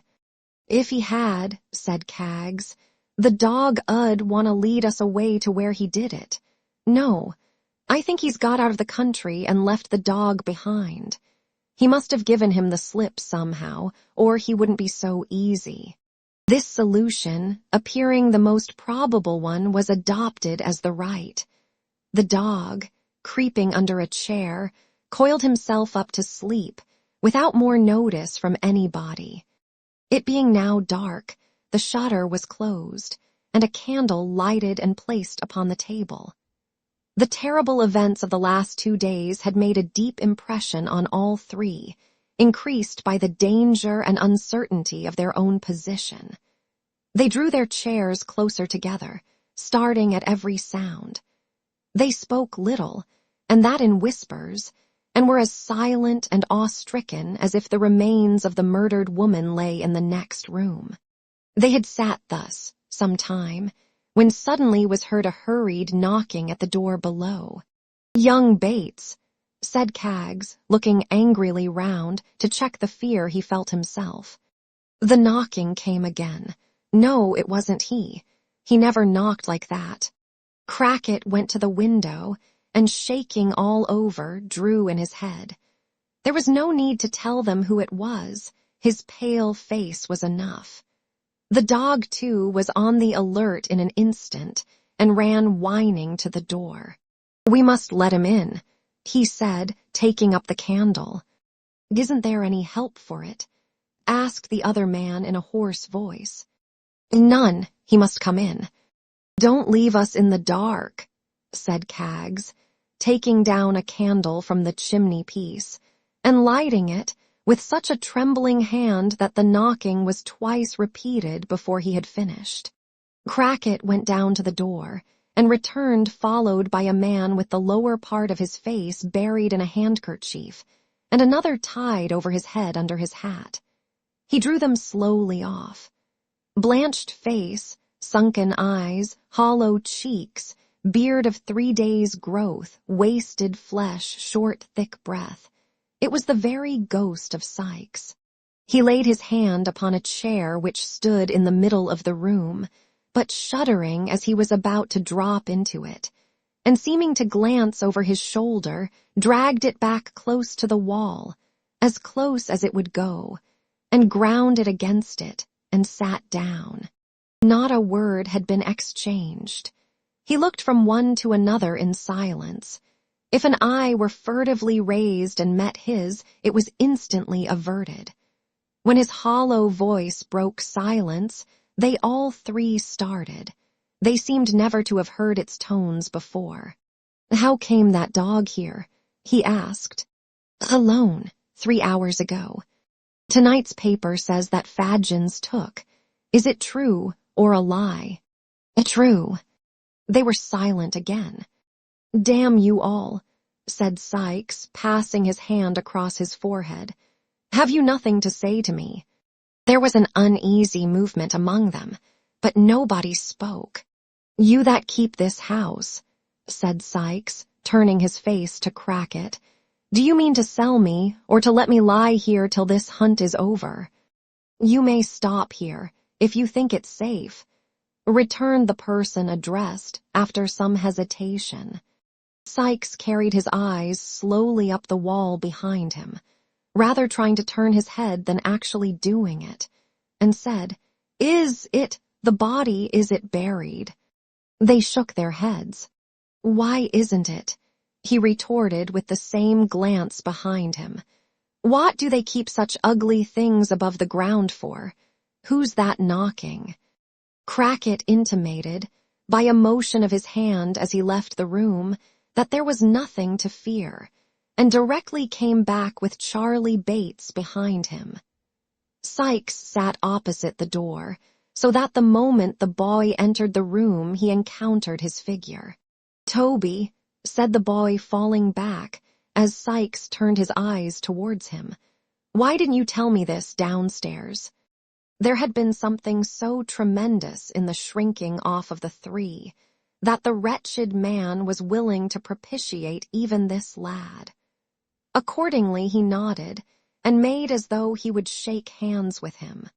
"Let me go into some other room," said the boy, retreating still farther. "Charlie," said Sikes, stepping forward, don't you know me?" "Don't come nearer me," answered the boy, still retreating and looking with horror in his eyes upon the murderer's face. "You monster!" The man stopped halfway, and they looked at each other, but Sikes's eyes sunk gradually to the ground. "Witness you three," cried the boy, shaking his clenched fist and becoming more and more excited as he spoke. "Witness you three, I'm not afraid of him. If they come here after him, I'll give him up. I will. I tell you out at once. He may kill me for it if he likes, or if he dares, but if I am here, I'll give him up. I'd give him up if he was to be boiled alive. Murder, help. If there's the pluck of a man among you three, you'll help me. Murder, help. Down with him." Pouring out these cries, and accompanying them with violent gesticulation, the boy actually threw himself, single-handed, upon the strong man, and in the intensity of his energy and the suddenness of his surprise, brought him heavily to the ground. The three spectators seemed quite stupefied. They offered no interference, and the boy and man rolled on the ground together. The former, heedless of the blows that showered upon him, wrenching his hands tighter and tighter in the garments about the murderer's breast, and never ceasing to call for help with all his might. The contest, however, was too unequal to last long. Sikes had him down, and his knee was on his throat, when Crackit pulled him back with a look of alarm and pointed to the window. There were lights gleaming below, voices in loud and earnest conversation, the tramp of hurried footsteps, endless they seemed in number, crossing the nearest wooden bridge. One man on horseback seemed to be among the crowd, for there was the noise of hoofs rattling on the uneven pavement. The gleam of lights increased. The footsteps came more thickly and noisily on. Then came a loud knocking at the door, and then a hoarse murmur from such a multitude of angry voices as would have made the boldest quail. "Help!" shrieked the boy in a voice that rent the air. "He's here! Break down the door!" "In the king's name!" cried the voices without, and the hoarse cry arose again, but louder. "Break down the door!" screamed the boy. "I tell you they'll never open it. Run straight to the room where the light is. Break down the door." Strokes, thick and heavy, rattled upon the door and lower window shutters as he ceased to speak, and a loud huzzah burst from the crowd, giving the listener, for the first time, some adequate idea of its immense extent. "Open the door of some place where I can lock this screeching hell-babe," cried Sikes fiercely, running to and fro and dragging the boy now as easily as if he were an empty sack. "That door! Quick!" He flung him in, bolted it, and turned the key. "Is the downstairs door fast?" "Double locked and chained," replied Crackit, who, with the other two men, still remained quite helpless and bewildered. "The panels, are they strong?" "Lined with sheet iron." "And the windows, too?" "Yes, and the windows." "Damn you," cried the desperate ruffian, throwing up the sash and menacing the crowd. "Do your worst. I'll cheat you yet." Of all the terrific yells that ever fell on mortal ears, none could exceed the cry of the infuriated throng. Some shouted to those who were nearest to set the house on fire. Others roared to the officers to shoot him dead. Among them all, none showed such fury as the man on horseback, who, throwing himself out of the saddle and bursting through the crowd as if he were parting water, cried beneath the window in a voice that rose above all others, "20 guineas to the man who brings a ladder." The nearest voices took up the cry, and hundreds echoed it. Some called for ladders, some for sledgehammers, some ran with torches to and fro as if to seek them, and still came back and roared again. Some spent their breath in impotent curses and execrations. Some pressed forward with the ecstasy of madmen, and thus impeded the progress of those below.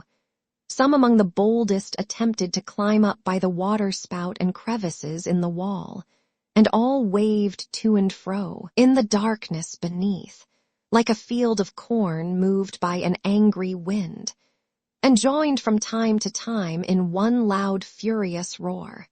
"The tide," cried the murderer as he staggered back into the room and shut the faces out. "The tide was in as I came up. Give me a rope, a long rope. They're all in front. I may drop into the folly ditch and clear off that way. Give me a rope, or I shall do 3 more murders and kill myself." The panic-stricken men pointed to where such articles were kept. The murderer, hastily selecting the longest and strongest cord, hurried up to the house top. All the windows in the rear of the house had been long ago bricked up, except one small trap in the room where the boy was locked, and that was too small even for the passage of his body. But from this aperture he had never ceased to call on those without to guard the back. And thus, when the murderer emerged at last on the housetop by the door in the roof, a loud shout proclaimed the fact to those in front, who immediately began to pour round, pressing upon each other in an unbroken stream. He planted a board, which he had carried up with him for the purpose, so firmly against the door that it must be matter of great difficulty to open it from the inside, and creeping over the tiles, looked over the low parapet. The water was out, and the ditch a bed of mud. The crowd had been hushed during these few moments, watching his motions and doubtful of his purpose, but the instant they perceived it and knew it was defeated, they raised a cry of triumphant execration to which all their previous shouting had been whispers. Again and again it rose. Those who were at too great a distance to know its meaning took up the sound. It echoed and re-echoed. It seemed as though the whole city had poured its population out to curse him. On pressed the people from the front, on, in a strong, struggling current of angry faces, with here and there a glaring torch to lighten them up and show them out in all their wrath and passion. The houses on the opposite side of the ditch had been entered by the mob. Sashes were thrown up or torn bodily out. There were tiers and tiers of faces in every window, cluster upon cluster of people clinging to every housetop, each little bridge, and there were 3 in sight, bent beneath the weight of the crowd upon it. Still the current poured on to find some nook or hole from which to vent their shouts, and only for an instant see the wretch. "They have him now," cried a man on the nearest bridge. "Hurrah!"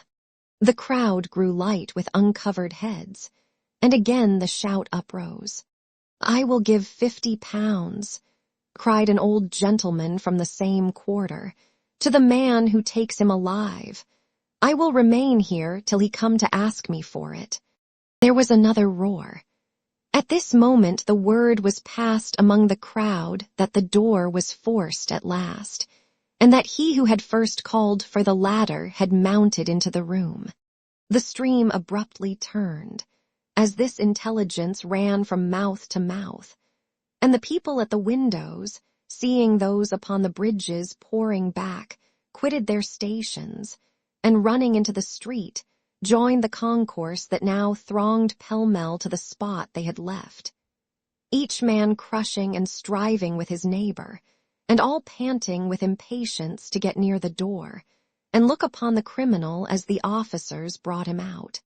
The cries and shrieks of those who were pressed almost to suffocation, or trampled down and trodden underfoot in the confusion, were dreadful. The narrow ways were completely blocked up, and at this time, between the rush of some to regain the space in front of the house, and the unavailing struggles of others to extricate themselves from the mass, the immediate attention was distracted from the murderer, although the universal eagerness for his capture was, if possible, increased. The man had shrunk down, thoroughly quelled by the ferocity of the crowd, and the impossibility of escape. But seeing this sudden change with no less rapidity than it had occurred, he sprang upon his feet, determined to make one last effort for his life by dropping into the ditch, and at the risk of being stifled, endeavoring to creep away in the darkness and confusion.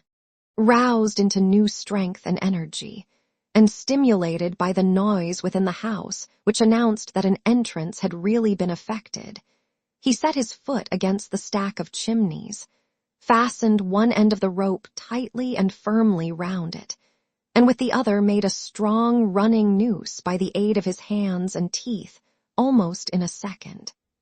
He could let himself down by the cord to within a less distance of the ground than his own height, and had his knife ready in his hand, to cut it then and drop. At the very instant when he brought the loop over his head previous to slipping it beneath his armpits, and when the old gentleman before mentioned, who had clung so tight to the railing of the bridge as to resist the force of the crowd, and retain his position, earnestly warned those about him that the man was about to lower himself down. At that very instant the murderer, looking behind him on the roof, threw his arms above his head and uttered a yell of terror. "The eyes again," he cried in an unearthly screech. Staggering as if struck by lightning, he lost his balance and tumbled over the parapet. The noose was on his neck. It ran up with his weight, tight as a bowstring and swift as the arrow it speeds. He fell for 35 feet. There was a sudden jerk, a terrific convulsion of the limbs, and there he hung with the open knife clenched in his stiffening hand. The old chimney quivered with the shock, but stood it bravely. The murderer swung lifeless against the wall, and the boy, thrusting aside the dangling body which obscured his view, called to the people to come and take him out, for God's sake. A dog, which had lain concealed till now, ran backwards and forwards on the parapet with a dismal howl, and collecting himself for a spring, jumped for the dead man's shoulders. Missing his aim, he fell into the ditch, turning completely over as he went, and striking his head against a stone, dashed out his brains. Chapter 51, affording an explanation of more mysteries than one, and comprehending a proposal of marriage with no word of settlement or pin money. The events narrated in the last chapter were yet but 2 days old, when Oliver found himself, at 3 o'clock in the afternoon, in a traveling carriage rolling fast towards his native town.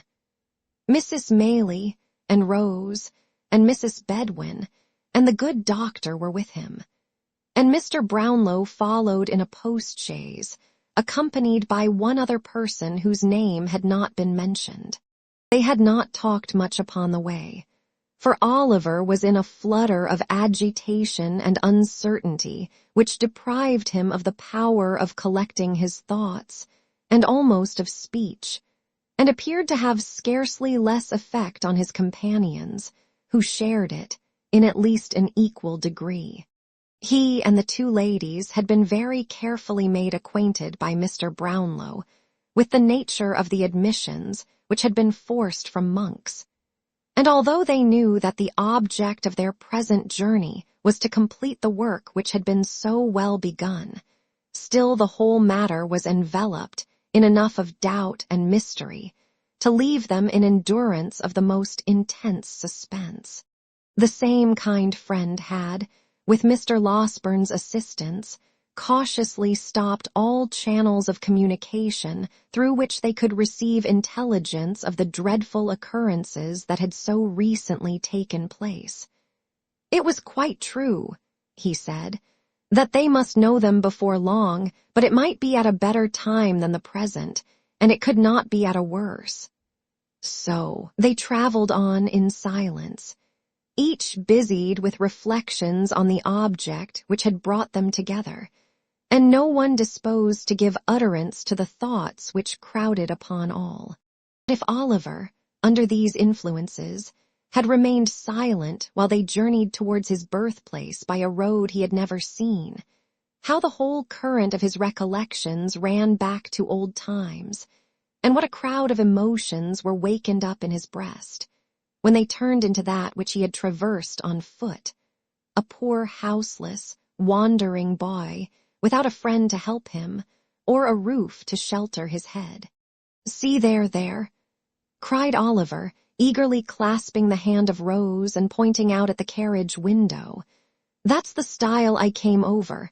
There are the hedges I crept behind, for fear anyone should overtake me and force me back. Yonder is the path across the fields, leading to the old house where I was a little child. Oh, Dick, my dear old friend, if I could only see you now."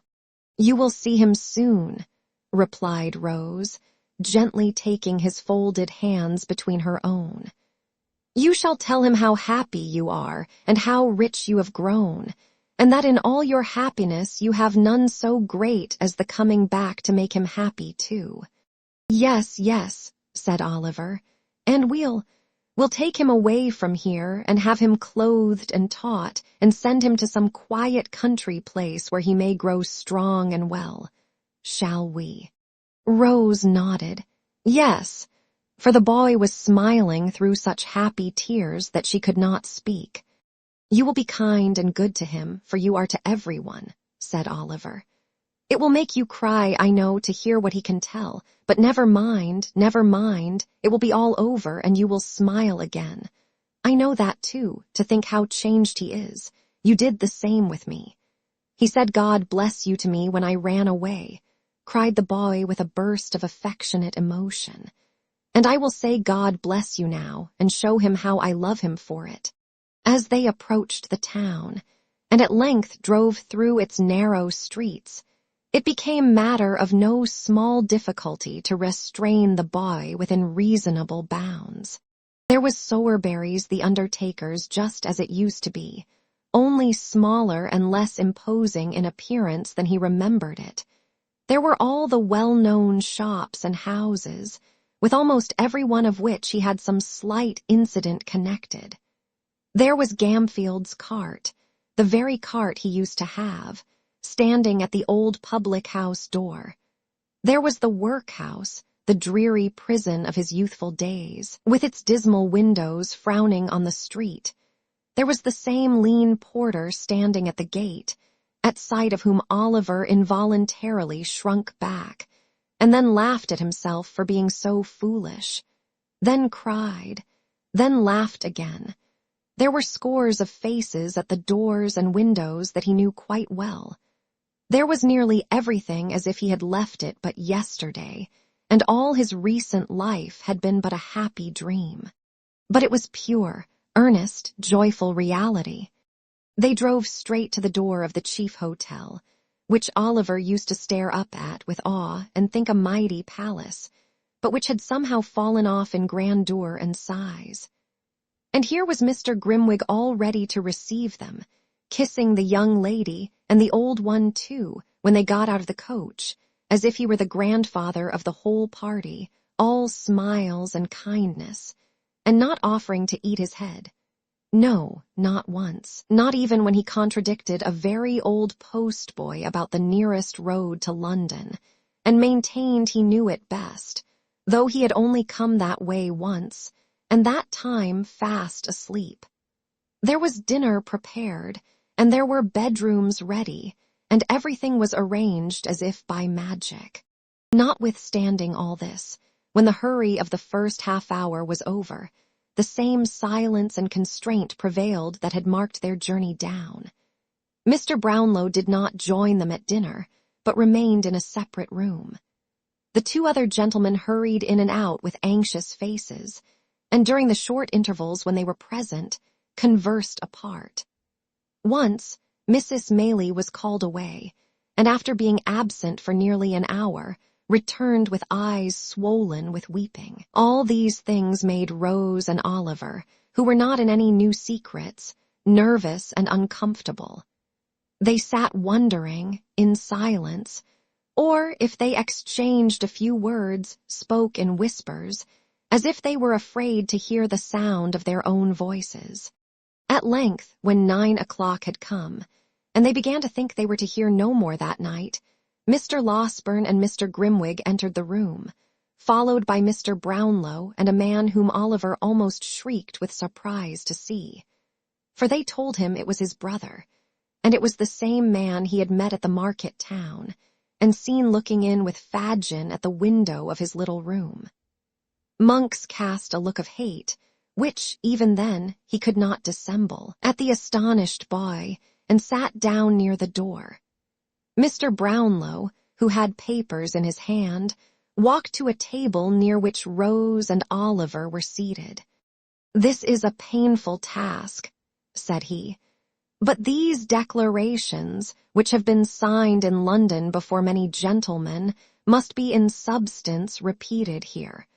I would have spared you the degradation, but we must hear them from your own lips before we part, and you know why." "Go on," said the person addressed, turning away his face. "Quick. I have almost done enough, I think. Don't keep me here."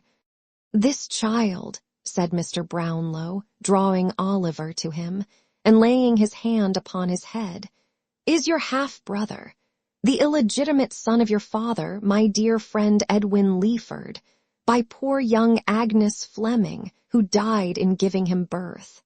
"Yes," said Monks, scowling at the trembling boy, the beating of whose heart he might have heard. "That is the bastard child." "The term you use," said Mr. Brownlow sternly, "is a reproach to those long since passed beyond the feeble censure of the world. It reflects disgrace on no one living except you who use it. Let that pass. He was born in this town."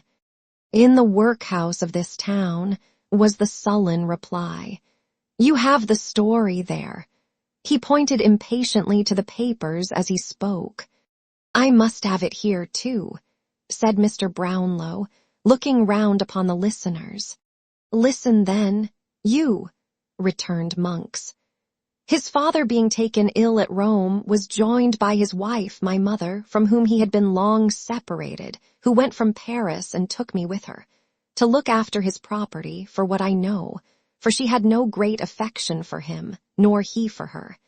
He knew nothing of us, for his senses were gone, and he slumbered on till next day, when he died. Among the papers in his desk were two, dated on the night his illness first came on, directed to yourself."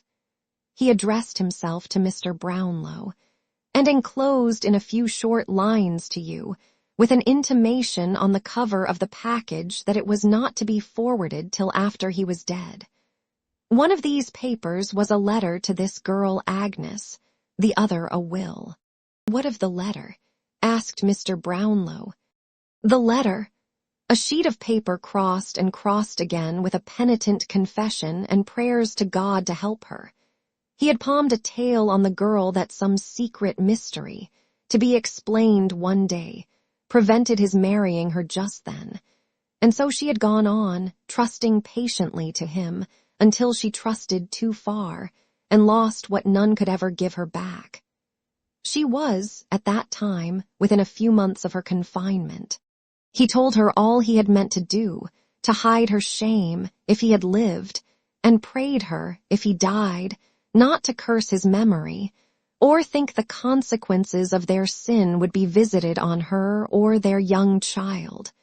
For all the guilt was his. He reminded her of the day he had given her the little locket and the ring with her Christian name engraved upon it, and a blank left for that which he hoped one day to have bestowed upon her, prayed her yet to keep it, and wear it next her heart, as she had done before, and then ran on, wildly, in the same words, over and over again, as if he had gone distracted. I believe he had. "The will," said Mr. Brownlow, as Oliver's tears fell fast. Monks was silent. "The will," said Mr. Brownlow, speaking for him, was in the same spirit as the letter. He talked of miseries which his wife had brought upon him, of the rebellious disposition, vice, malice, and premature bad passions of you, his only son, who had been trained to hate him, and left you, and your mother, each an annuity of £800. The bulk of his property he divided into 2 equal portions, one for Agnes Fleming and the other for their child, if it should be born alive, and ever come of age. If it were a girl, it was to inherit the money unconditionally. But if a boy, only on the stipulation that in his minority he should never have stained his name with any public act of dishonor, meanness, cowardice, or wrong. He did this, he said, to mark his confidence in the mother, and his conviction, only strengthened by approaching death, that the child would share her gentle heart and noble nature. If you were disappointed in this expectation, then the money was to come to you. For then, and not till then, when both children were equal, would he recognize your prior claim upon his purse, who had none upon his heart, but had, from an infant, repulsed him with coldness and aversion. "My mother," said Monks in a louder tone, "did what a woman should have done. She burnt this will. The letter never reached its destination, but that, and other proofs, she kept, in case they ever tried to lie away the blot. The girl's father had the truth from her with every aggravation that her violent hate, I love her for it now, could add. Goaded by shame and dishonor, he fled with his children into a remote corner of Wales, changing his very name that his friends might never know of his retreat. And here, no great while afterwards, he was found dead in his bed. The girl had left her home in secret some weeks before. He had searched for her on foot in every town and village near. It was on the night when he returned home, assured that she had destroyed herself to hide her shame and his, that his old heart broke. There was a short silence here, until Mr. Brownlow took up the thread of the narrative. "Years after this," he said, "this man's, Edward Leaford's, mother came to me. He had left her when only 18, robbed her of jewels and money, gambled, squandered, forged, and fled to London, where for 2 years he had associated with the lowest outcasts. She was sinking under a painful and incurable disease and wished to recover him before she died. Inquiries were set on foot and strict searches made. They were unavailing for a long time, but ultimately successful, and he went back with her to France. There she died," said Monks, "after a lingering illness, and on her deathbed she bequeathed these secrets to me, together with her unquenchable and deadly hatred of all whom they involved, though she need not have left me that, for I had inherited it long before." She would not believe that the girl had destroyed herself, and the child too, but was filled with the impression that a male child had been born and was alive. I swore to her, if ever it crossed my path, to hunt it down, never to let it rest, to pursue it with the bitterest and most unrelenting animosity, to vent upon it the hatred that I deeply felt, and to spit upon the empty vaunt of that insulting will by dragging it, if I could, to the very gallows foot. She was right. He came in my way at last. I began well, and but for babbling drabs I would have finished as I began. As the villain folded his arms tight together, and muttered curses on himself in the impotence of baffled malice, Mr. Brownlow turned to the terrified group beside him, and explained that the Jew, who had been his old accomplice and confidant, had a large reward for keeping Oliver ensnared, of which some part was to be given up in the event of his being rescued, and that a dispute on this head had led to their visit to the country house for the purpose of identifying him. "The locket and ring," said Mr. Brownlow, turning to Monks. "I bought them from the man and woman I told you of, who stole them from the nurse, who stole them from the corpse," answered Monks without raising his eyes. "You know what became of them." Mr. Brownlow merely nodded to Mr. Grimwig, who, disappearing with great alacrity, shortly returned, pushing in Mrs. Bumble, and dragging her unwilling consort after him. "Do my eyes deceive me?" cried Mr. Bumble with ill-feigned enthusiasm, "or is that little Oliver? Oh, Oliver, if you knowed how I've been grieving for you." "Hold your tongue, fool," murmured Mrs. Bumble. "Isn't nater, Mrs. Bumble," remonstrated the workhouse master. "Can't I be supposed to feel I has brought him up parochially when I see him setting here among ladies and gentlemen of the very affablest description? I always loved that boy as if he'd been my own grandfather," said Mr. Bumble, halting for an appropriate comparison. "Master Oliver, my dear, you remember the blessed gentleman in the white waistcoat? Ah, he went to heaven last week, in a oak coffin with plated handles, Oliver." "Come, sir," said Mr. Grimwig tartly, "suppress your feelings." "I will do my endeavors, sir," replied Mr. Bumble. "How do you do, sir? I hope you are very well." This salutation was addressed to Mr. Brownlow, who had stepped up to within a short distance of the respectable couple. He inquired, as he pointed to Monks, "Do you know that person?" "No," replied Mrs. Bumble flatly. "Perhaps you don't," said Mr. Brownlow, addressing her spouse. "I never saw him in all my life," said Mr. Bumble. "Nor sold him anything, perhaps?" "No," replied Mrs. Bumble. "You never had, perhaps, a certain gold locket and ring?" said Mr. Brownlow. "Certainly not," replied the matron. "Why are we brought here to answer to such nonsense as this?"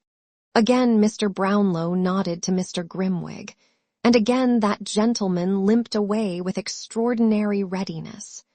But not again did he return with a stout man and wife, for this time he led in 2 palsied women who shook and tottered as they walked. "You shut the door the night old Sally died," said the foremost one, raising her shriveled hand, "but you couldn't shut out the sound, nor stop the chinks." "No, no," said the other, looking round her and wagging her toothless jaws. "No, no, no. We heard her try to tell you what she'd done, and saw you take a paper from her hand, and watched you too next day to the pawnbroker's shop," said the first. "Yes," added the second, "and it was a locket and gold ring. We found out that and saw it given you. We were by. Oh, we were by. And we know more than that," resumed the first. "For she told us often long ago that the young mother had told her that, feeling she should never get over it, she was on her way, at the time that she was taken ill, to die near the grave of the father of the child." "Would you like to see the pawnbroker himself?" asked Mr. Grimwig with a motion towards the door. "No," replied the woman. "If he," she pointed to Monks, has been coward enough to confess, as I see he has, and you have sounded all these hags till you have found the right ones, I have nothing more to say. I did sell them, and they're where you'll never get them. What then? Nothing, replied Mr. Brownlow, except that it remains for us to take care that neither of you is employed in a situation of trust again. You may leave the room. I hope, said Mr. Bumble, looking about him with great ruefulness, as Mr. Grimwig disappeared with the two old women. I hope that this unfortunate little circumstance will not deprive me of my parochial office. Indeed it will, replied Mr. Brownlow. You may make up your mind to that and think yourself well off besides. It was all Mrs. Bumble. She would do it, urged Mr. Bumble, first looking round to ascertain that his partner had left the room. That is no excuse, replied Mr. Brownlow. You were present on the occasion of the destruction of these trinkets, and indeed are the more guilty of the two in the eye of the law, for the law supposes that your wife acts under your direction. If the law supposes that, said Mr. Bumble, squeezing his hat emphatically in both hands, the law is a ass, a idiot. If that's the eye of the law is a bachelor, and the worst I wish the law is that his eye may be opened by experience.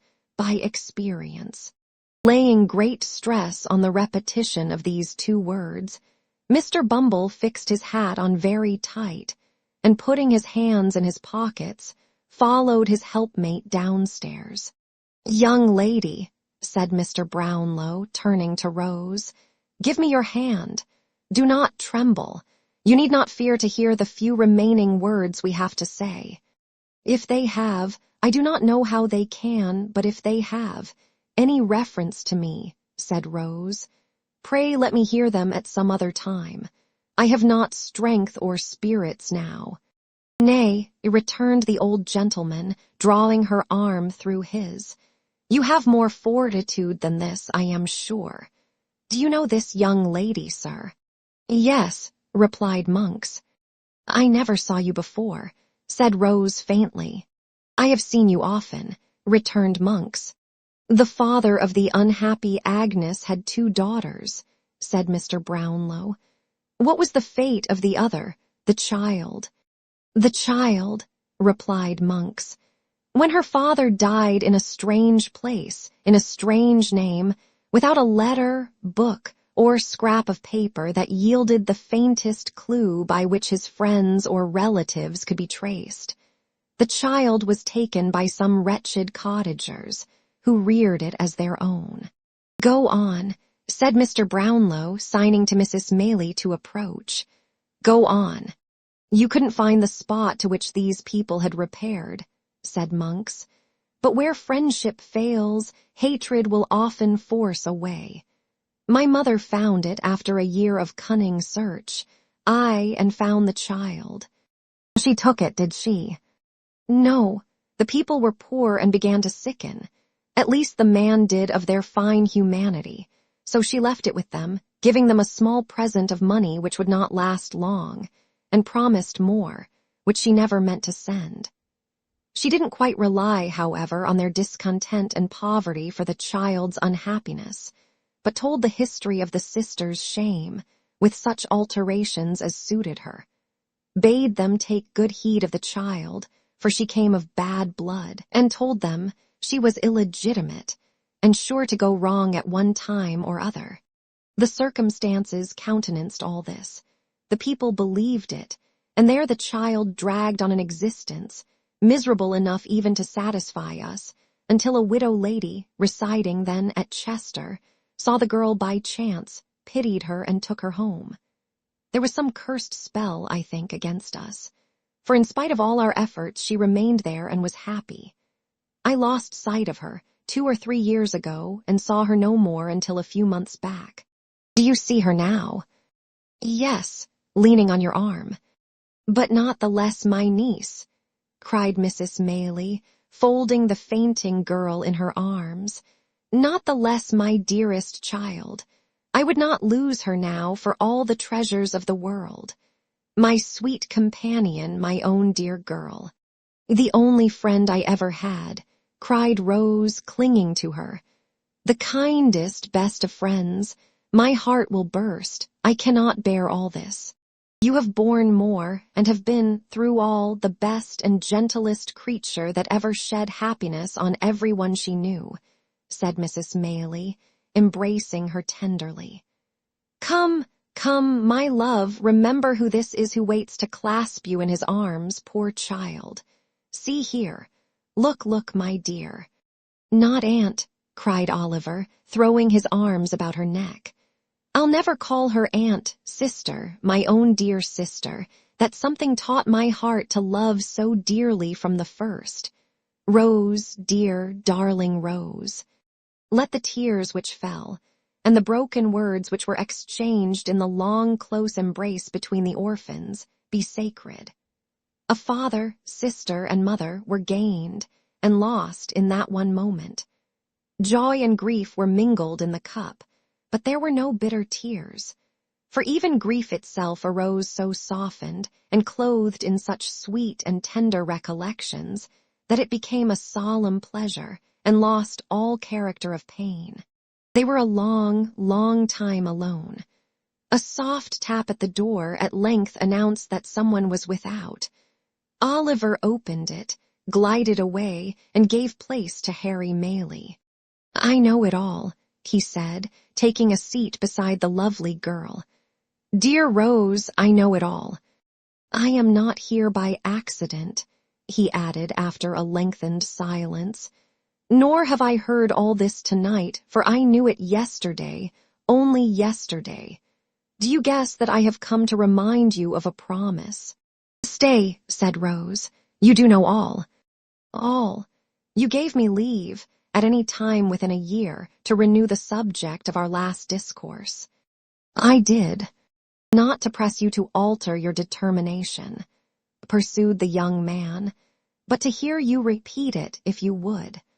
I was to lay whatever of station or fortune I might possess at your feet, and if you still adhered to your former determination, I pledged myself, by no word or act, to seek to change it. The same reasons which influenced me then will influence me now, said Rose firmly. If I ever owed a strict and rigid duty to her, whose goodness saved me from a life of indigence and suffering, when should I ever feel it as I should tonight? It is a struggle, said Rose, but one I am proud to make. It is a pang, but one my heart shall bear. The disclosure of tonight, Harry began. The disclosure of tonight, replied Rose softly, leaves me in the same position, with reference to you, as that in which I stood before. You harden your heart against me, Rose, urged her lover. Oh, Harry, Harry, said the young lady, bursting into tears. I wish I could and spare myself this pain. Then why inflict it on yourself? Said Harry, taking her hand. Think, dear Rose, think what you have heard tonight. And what have I heard? What have I heard? Cried Rose. That a sense of his deep disgrace so worked upon my own father that he shunned all. There, we have said enough, Harry, we have said enough. Not yet, said the young man, detaining her as she rose. My hopes, my wishes, prospects, feeling, every thought in life except my love for you, have undergone a change. I offer you now no distinction among a bustling crowd, no mingling with a world of malice and detraction, where the blood is called into honest cheeks by aught but real disgrace and shame, but a home, a heart and home. Yes, dearest Rose, and those alone are all I have to offer. What do you mean? She faltered. I mean but this, that when I left you last, I left you with a firm determination to level all fancied barriers between yourself and me, resolved that if my world could not be yours, I would make yours mine, that no pride of birth should curl the lip at you, for I would turn from it. This I have done. Those who have shrunk from me because of this have shrunk from you and proved you so far right. Such power and patronage, such relatives of influence and rank, as smiled upon me then, look coldly now. But there are smiling fields and waving trees in England's richest county, and by one village church, mine rose my own. There stands a rustic dwelling which you can make me prouder of than all the hopes I have renounced, measured 1,000-fold. This is my rank and station now, and here I lay it down. It's a trying thing waiting supper for lovers, said Mr. Grimwig, waking up and pulling his pocket handkerchief from over his head. Truth to tell, the supper had been waiting a most unreasonable time. Neither Mrs. Maylie, nor Harry, nor Rose, who all came in together, could offer a word in extenuation. I had serious thoughts of eating my head tonight, said Mr. Grimwig, for I began to think I should get nothing else. I'll take the liberty, if you'll allow me, of saluting the bride that is to be. Mr. Grimwig lost no time in carrying this notice into effect upon the blushing girl, and the example, being contagious, was followed both by the doctor and Mr. Brownlow. Some people affirm that Harry Maylie had been observed to set it, originally, in a dark room adjoining, but the best authorities consider this downright scandal, he being young and a clergyman. "Oliver, my child," said Mrs. Maylie, "where have you been and why do you look so sad? There are tears stealing down your face at this moment. What is the matter?" "It is a world of disappointment, often to the hopes we most cherish, and hopes that do our nature the greatest honor. Poor Dick was dead." Chapter 52. Fadgen's Last Night Alive. The court was paved, from floor to roof, with human faces.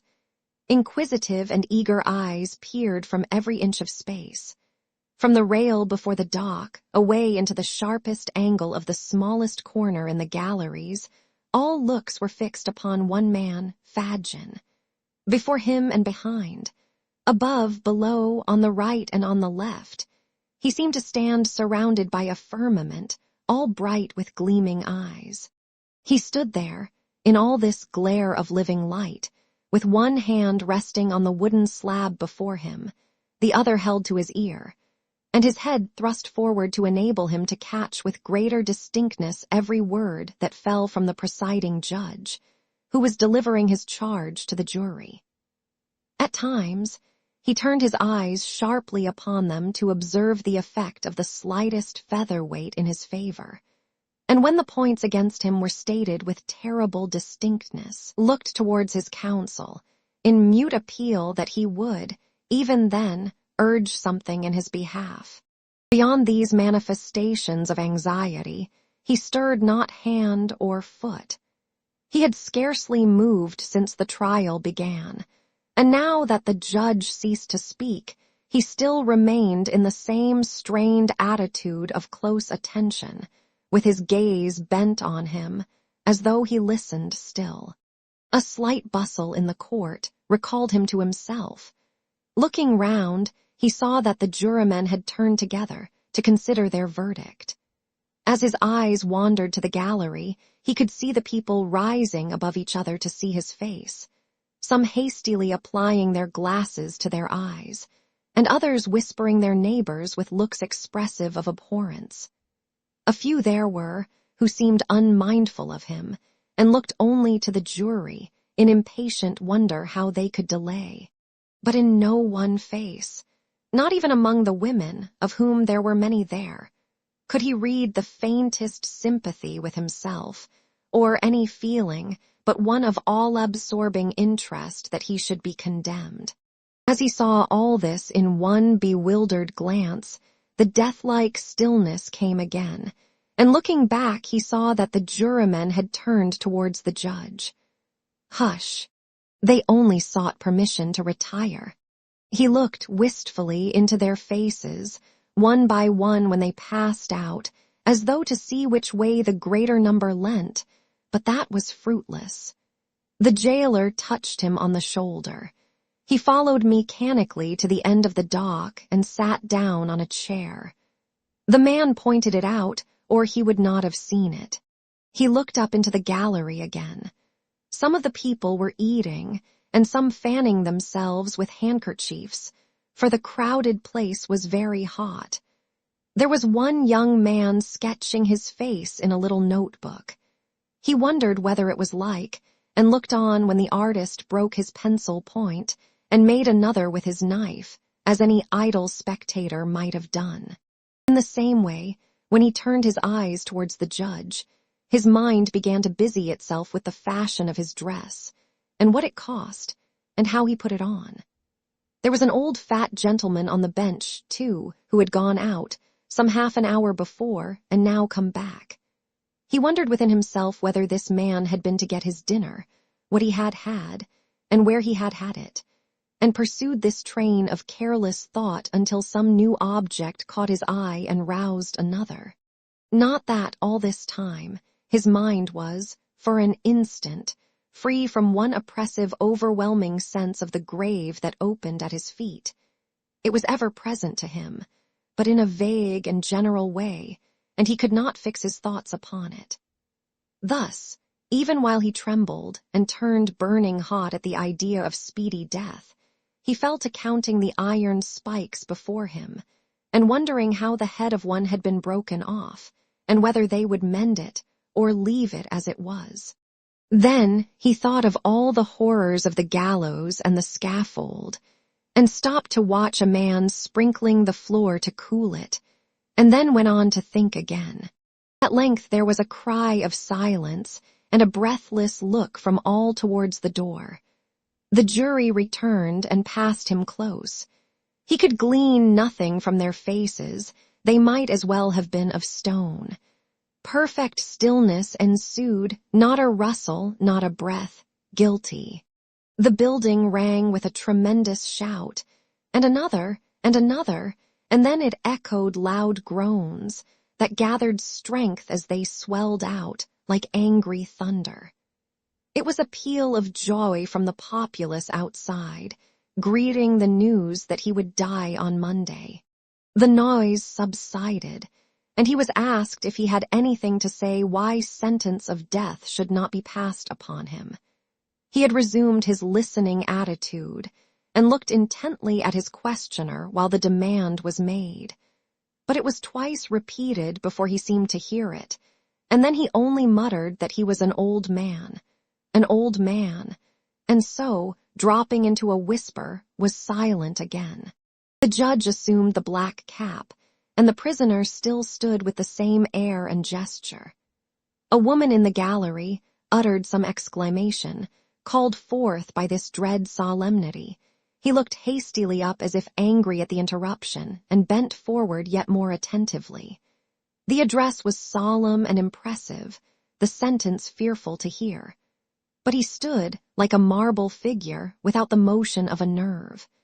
His haggard face was still thrust forward, his under jaw hanging down, and his eyes staring out before him, when the jailer put his hand upon his arm and beckoned him away. He gazed stupidly about him for an instant and obeyed. They led him through a paved room under the court, where some prisoners were waiting till their turns came, and others were talking to their friends, who crowded round a grate which looked into the open yard. There was nobody there to speak to him, but, as he passed, the prisoners fell back to render him more visible to the people who were clinging to the bars, and they assailed him with opprobrious names and screeched and hissed. He shook his fist and would have spat upon them, but his conductors hurried him on, through a gloomy passage lighted by a few dim lamps, into the interior of the prison. Here he was searched, that he might not have about him the means of anticipating the law. This ceremony performed, they led him to one of the condemned cells and left him there alone. He sat down on a stone bench opposite the door, which served for seat and bedstead, and casting his bloodshot eyes upon the ground, tried to collect his thoughts. After a while, he began to remember a few disjointed fragments of what the judge had said, though it had seemed to him, at the time, that he could not hear a word. These gradually fell into their proper places, and by degrees suggested more, so that in a little time he had the whole, almost as it was delivered. To be hanged by the neck till he was dead, that was the end. To be hanged by the neck till he was dead. As it came on very dark, he began to think of all the men he had known who had died upon the scaffold, some of them through his means. They rose up in such quick succession that he could hardly count them. He had seen some of them die, and had joked too, because they died with prayers upon their lips. With what a rattling noise the drop went down, and how suddenly they changed, from strong and vigorous men to dangling heaps of clothes. Some of them might have inhabited that very cell, sat upon that very spot. It was very dark. Why didn't they bring a light? The cell had been built for many years. Scores of men must have passed their last hours there. It was like sitting in a vault strewn with dead bodies, the cap, the noose, the pinioned arms, the faces that he knew, even beneath that hideous veil. Light, light. At length, when his hands were raw with beating against the heavy door and walls, 2 men appeared, one bearing a candle, which he thrust into an iron candlestick fixed against the wall, the other dragging in a mattress on which to pass the night, for the prisoner was to be left alone no more. Then came the night, dark, dismal, silent night. Other watchers are glad to hear this church clock strike, for they tell of life and coming day. To him they brought despair. The boom of every iron bell came laden with the one deep, hollow sound, death. What availed the noise and bustle of cheerful morning, which penetrated even there to him? It was another form of knell, with mockery added to the warning. The day passed off. Day? There was no day. It was gone as soon as come, and night came on again, night so long and yet so short, long in its dreadful silence and short in its fleeting hours.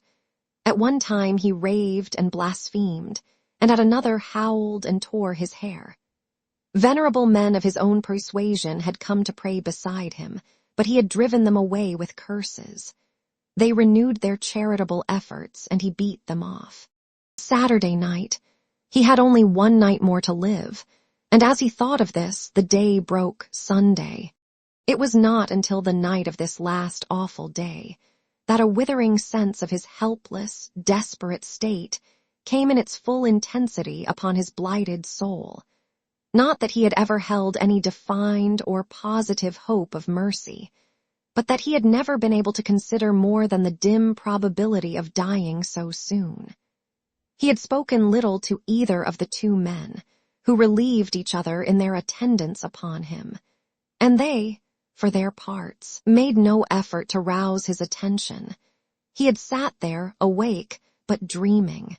Now he started up every minute, and with gasping mouth and burning skin, hurried to and fro, in such a paroxysm of fear and wrath that even they, used to such sights, recoiled from him with horror.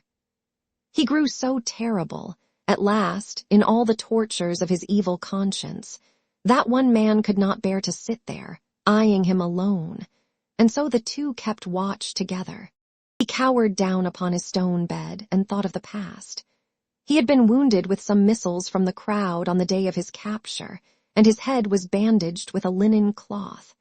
His red hair hung down upon his bloodless face, his beard was torn and twisted into knots, his eyes shone with a terrible light, his unwashed flesh crackled with the fever that burnt him up. 8, 9. Then, if it was not a trick to frighten him, and those were the real hours treading on each other's heels, where would he be when they came round again? 11. Another struck, before the voice of the previous hour had ceased to vibrate. At 8, he would be the only mourner in his own funeral train.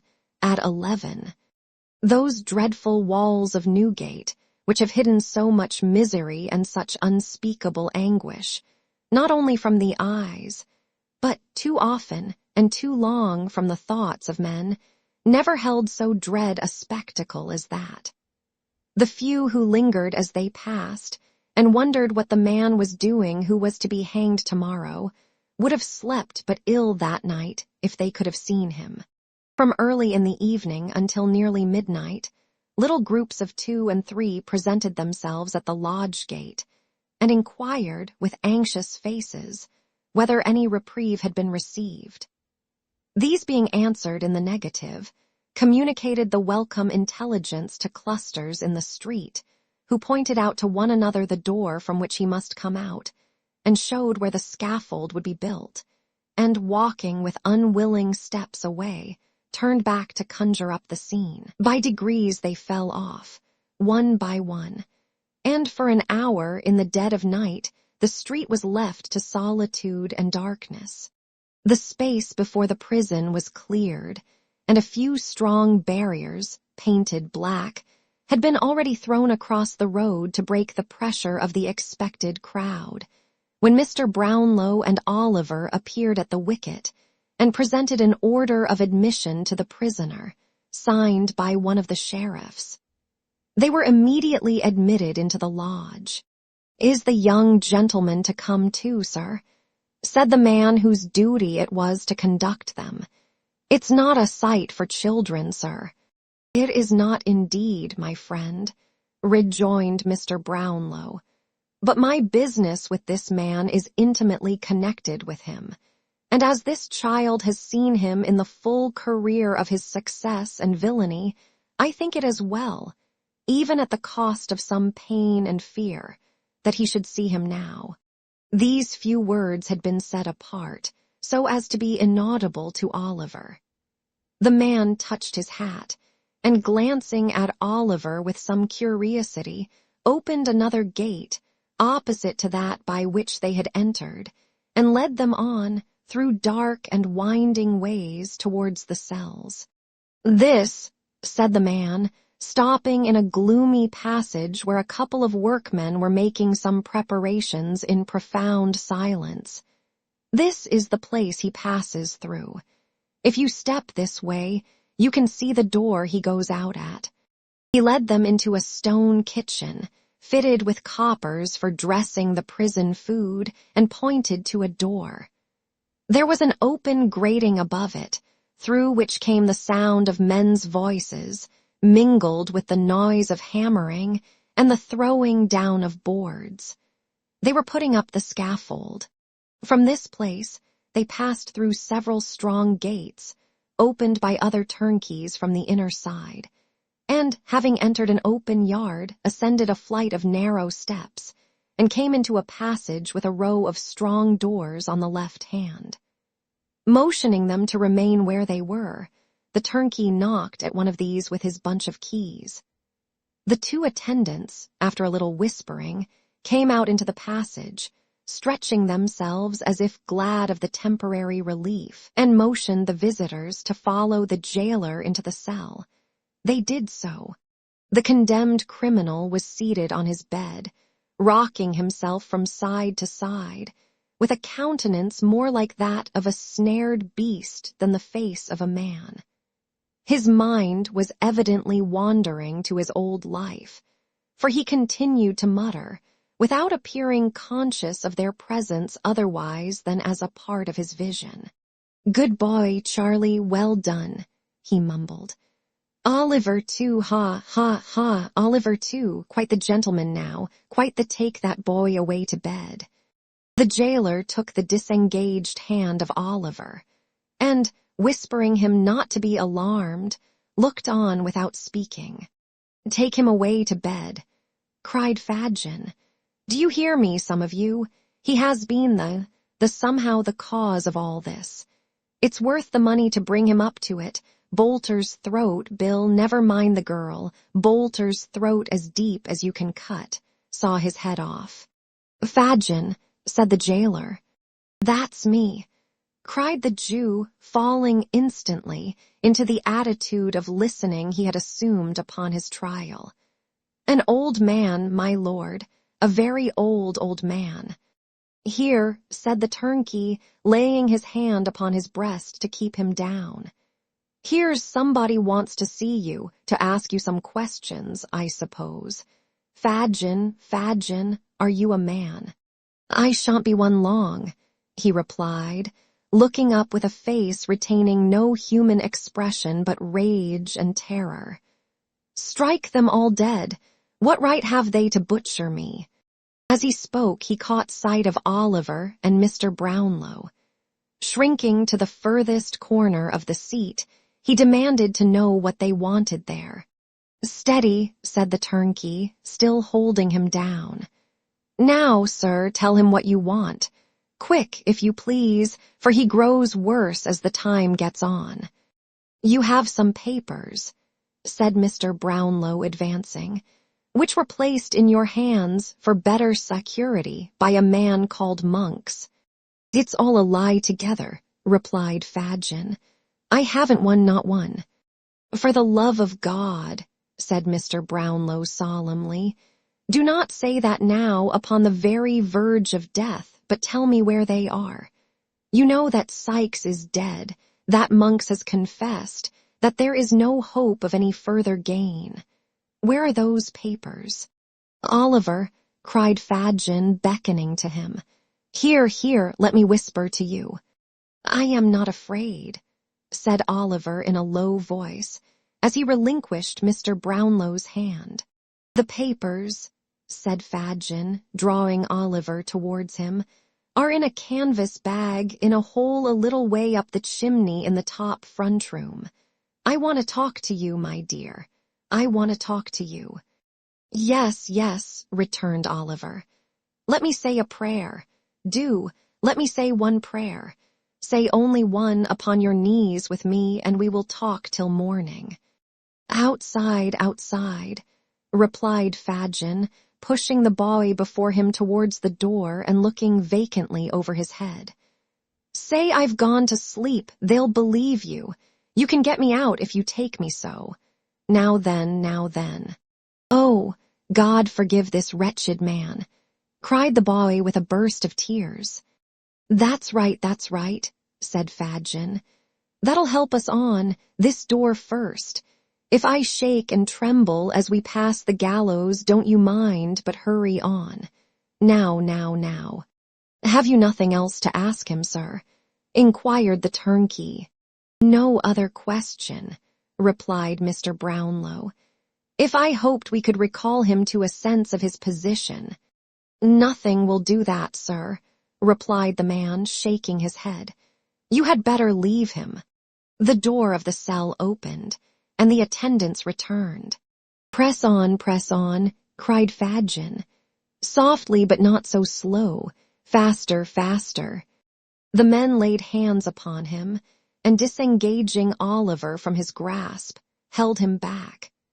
He struggled with the power of desperation for an instant, and then sent up cry upon cry that penetrated even those massive walls and rang in their ears until they reached the open yard. It was some time before they left the prison. Oliver nearly swooned after this frightful scene, and was so weak that for an hour or more he had not the strength to walk. Day was dawning when they again emerged. A great multitude had already assembled.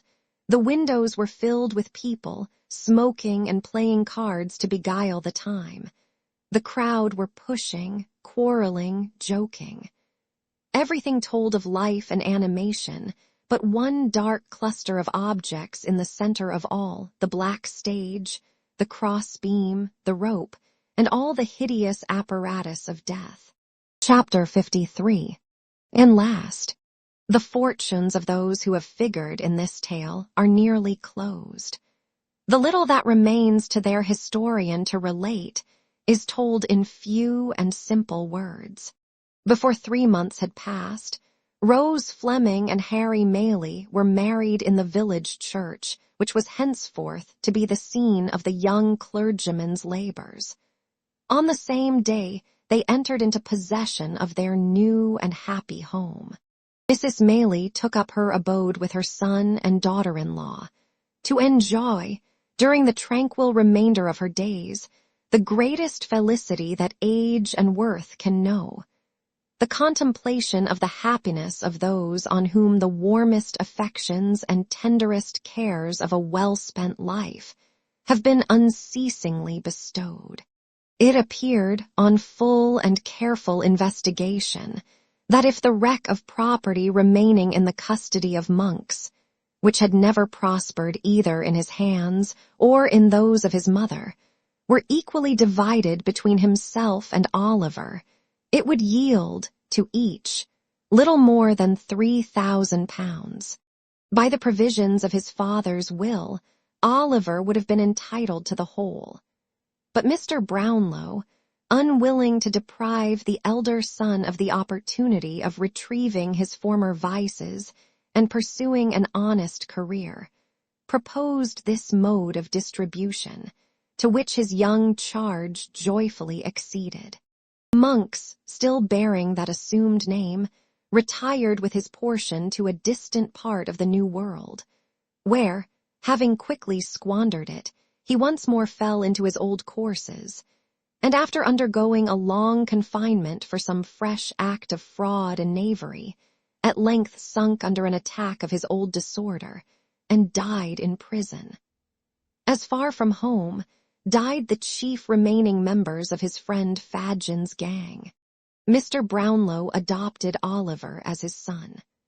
Removing with him and the old housekeeper to within a mile of the parsonage house, where his dear friends resided, he gratified the only remaining wish of Oliver's warm and earnest heart, and thus linked together a little society, whose condition approached as nearly to one of perfect happiness as can ever be known in this changing world. Soon after the marriage of the young people, the worthy doctor returned to Chertsey, where, bereft of the presence of his old friends, he would have been discontented if his temperament had admitted of such a feeling, and would have turned quite peevish if he had known how. For 2 or 3 months, he contented himself with hinting that he feared the air began to disagree with him. Then, finding that the place really no longer was, to him, what it had been, he settled his business on his assistant, took a bachelor's cottage outside the village of which his young friend was pastor, and instantaneously recovered. Here he took to gardening, planting, fishing, carpentering, and various other pursuits of a similar kind, all undertaken with his characteristic impetuosity. In each and all he has since become famous throughout the neighborhood as a most profound authority. Before his removal, he had managed to contract a strong friendship for Mr. Grimwig, which that eccentric gentleman cordially reciprocated. He is accordingly visited by Mr. Grimwig a great many times in the course of the year. On all such occasions, Mr. Grimwig plants, fishes, and carpenters with great ardor, doing everything in a very singular and unprecedented manner, but always maintaining with his favorite asseveration that his mode is the right one. On Sundays, he never fails to criticize the sermon to the young clergyman's face, always informing Mr. Losberne, in strict confidence afterwards, that he considers it an excellent performance, but deems it as well not to say so. It is a standing and very favorite joke for Mr. Brownlow to rally him on his old prophecy concerning Oliver, and to remind him of the night on which they sat with the watch between them, waiting his return. But Mr. Grimwig contends that he was right in the main, and, in proof thereof, remarks that Oliver did not come back after all, which always calls forth a laugh on his side, and increases his good humor. Mr. Noah Claypole, receiving a free pardon from the Crown in consequence of being admitted a prover against Fadgen, and considering his profession not altogether as safe a one as he could wish, was, for some little time, at a loss for the means of a livelihood, not burdened with too much work. After some consideration, he went into business as an informer, in which calling he realizes a genteel subsistence. His plan is to walk out once a week during church time, attended by Charlotte in respectable attire. The lady faints away at the doors of charitable publicans, and the gentleman, being accommodated with 3 penny worth of brandy to restore her, lays an information next day and pockets half the penalty. Sometimes Mr. Claypole faints himself, but the result is the same.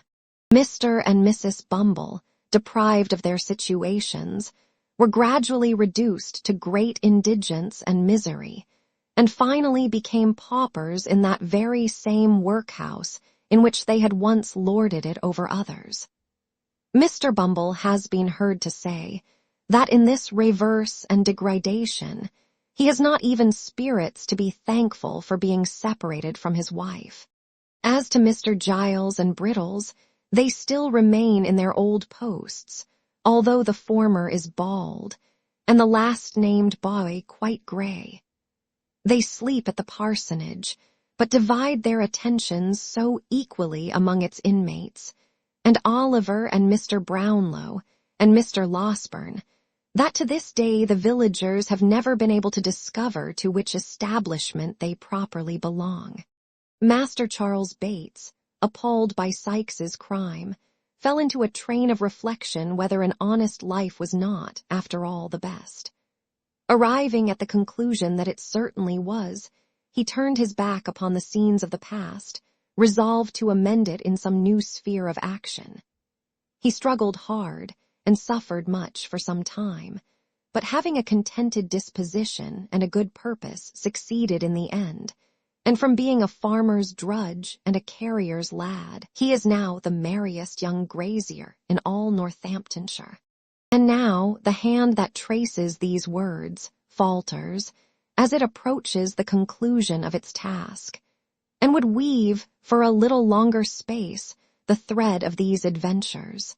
I would fain linger yet with a few of those among whom I have so long moved, and share their happiness by endeavoring to depict it. I would show Rose Maylie in all the bloom and grace of early womanhood, shedding on her secluded path in life's soft and gentle light, that fell on all who trod it with her, and shone into their hearts. I would paint her the life and joy of the fireside circle and the lively summer group. I would follow her through the sultry fields at noon, and hear the low tones of her sweet voice in the moonlit evening walk. I would watch her in all her goodness and charity abroad, and the smiling, untiring discharge of domestic duties at home. I would paint her and her dead sisters, child happy in their love for one another, and passing whole hours together in picturing the friends whom they had so sadly lost. I would summon before me, once again, those joyous little faces that clustered round her knee, and listen to their merry prattle. I would recall the tones of that clear laugh, and conjure up the sympathizing tear that glistened in the soft blue eye.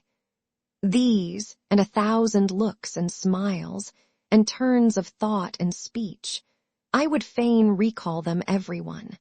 How Mr. Brownlow went on, from day to day, filling the mind of his adopted child with stores of knowledge, and becoming attached to him more and more as his nature developed itself, and showed the thriving seeds of all he wished him to become. How he traced in him new traits of his early friend, that awakened in his own bosom old remembrances, melancholy and yet sweet and soothing. How the 2 orphans, tried by adversity, remembered its lessons in mercy to others, and mutual love, and fervent thanks to him who had protected and preserved them. These are all matters which need not to be told. I have said that they were truly happy, and without strong affection and humanity of heart, and gratitude to that being whose code is mercy, and whose great attribute is benevolence to all things that breathe, happiness can never be attained. Within the altar of the old village church there stands a white marble tablet which bears as yet but one word. Agnes, There is no coffin in that tomb, and may it be many, many years before another name is placed above it.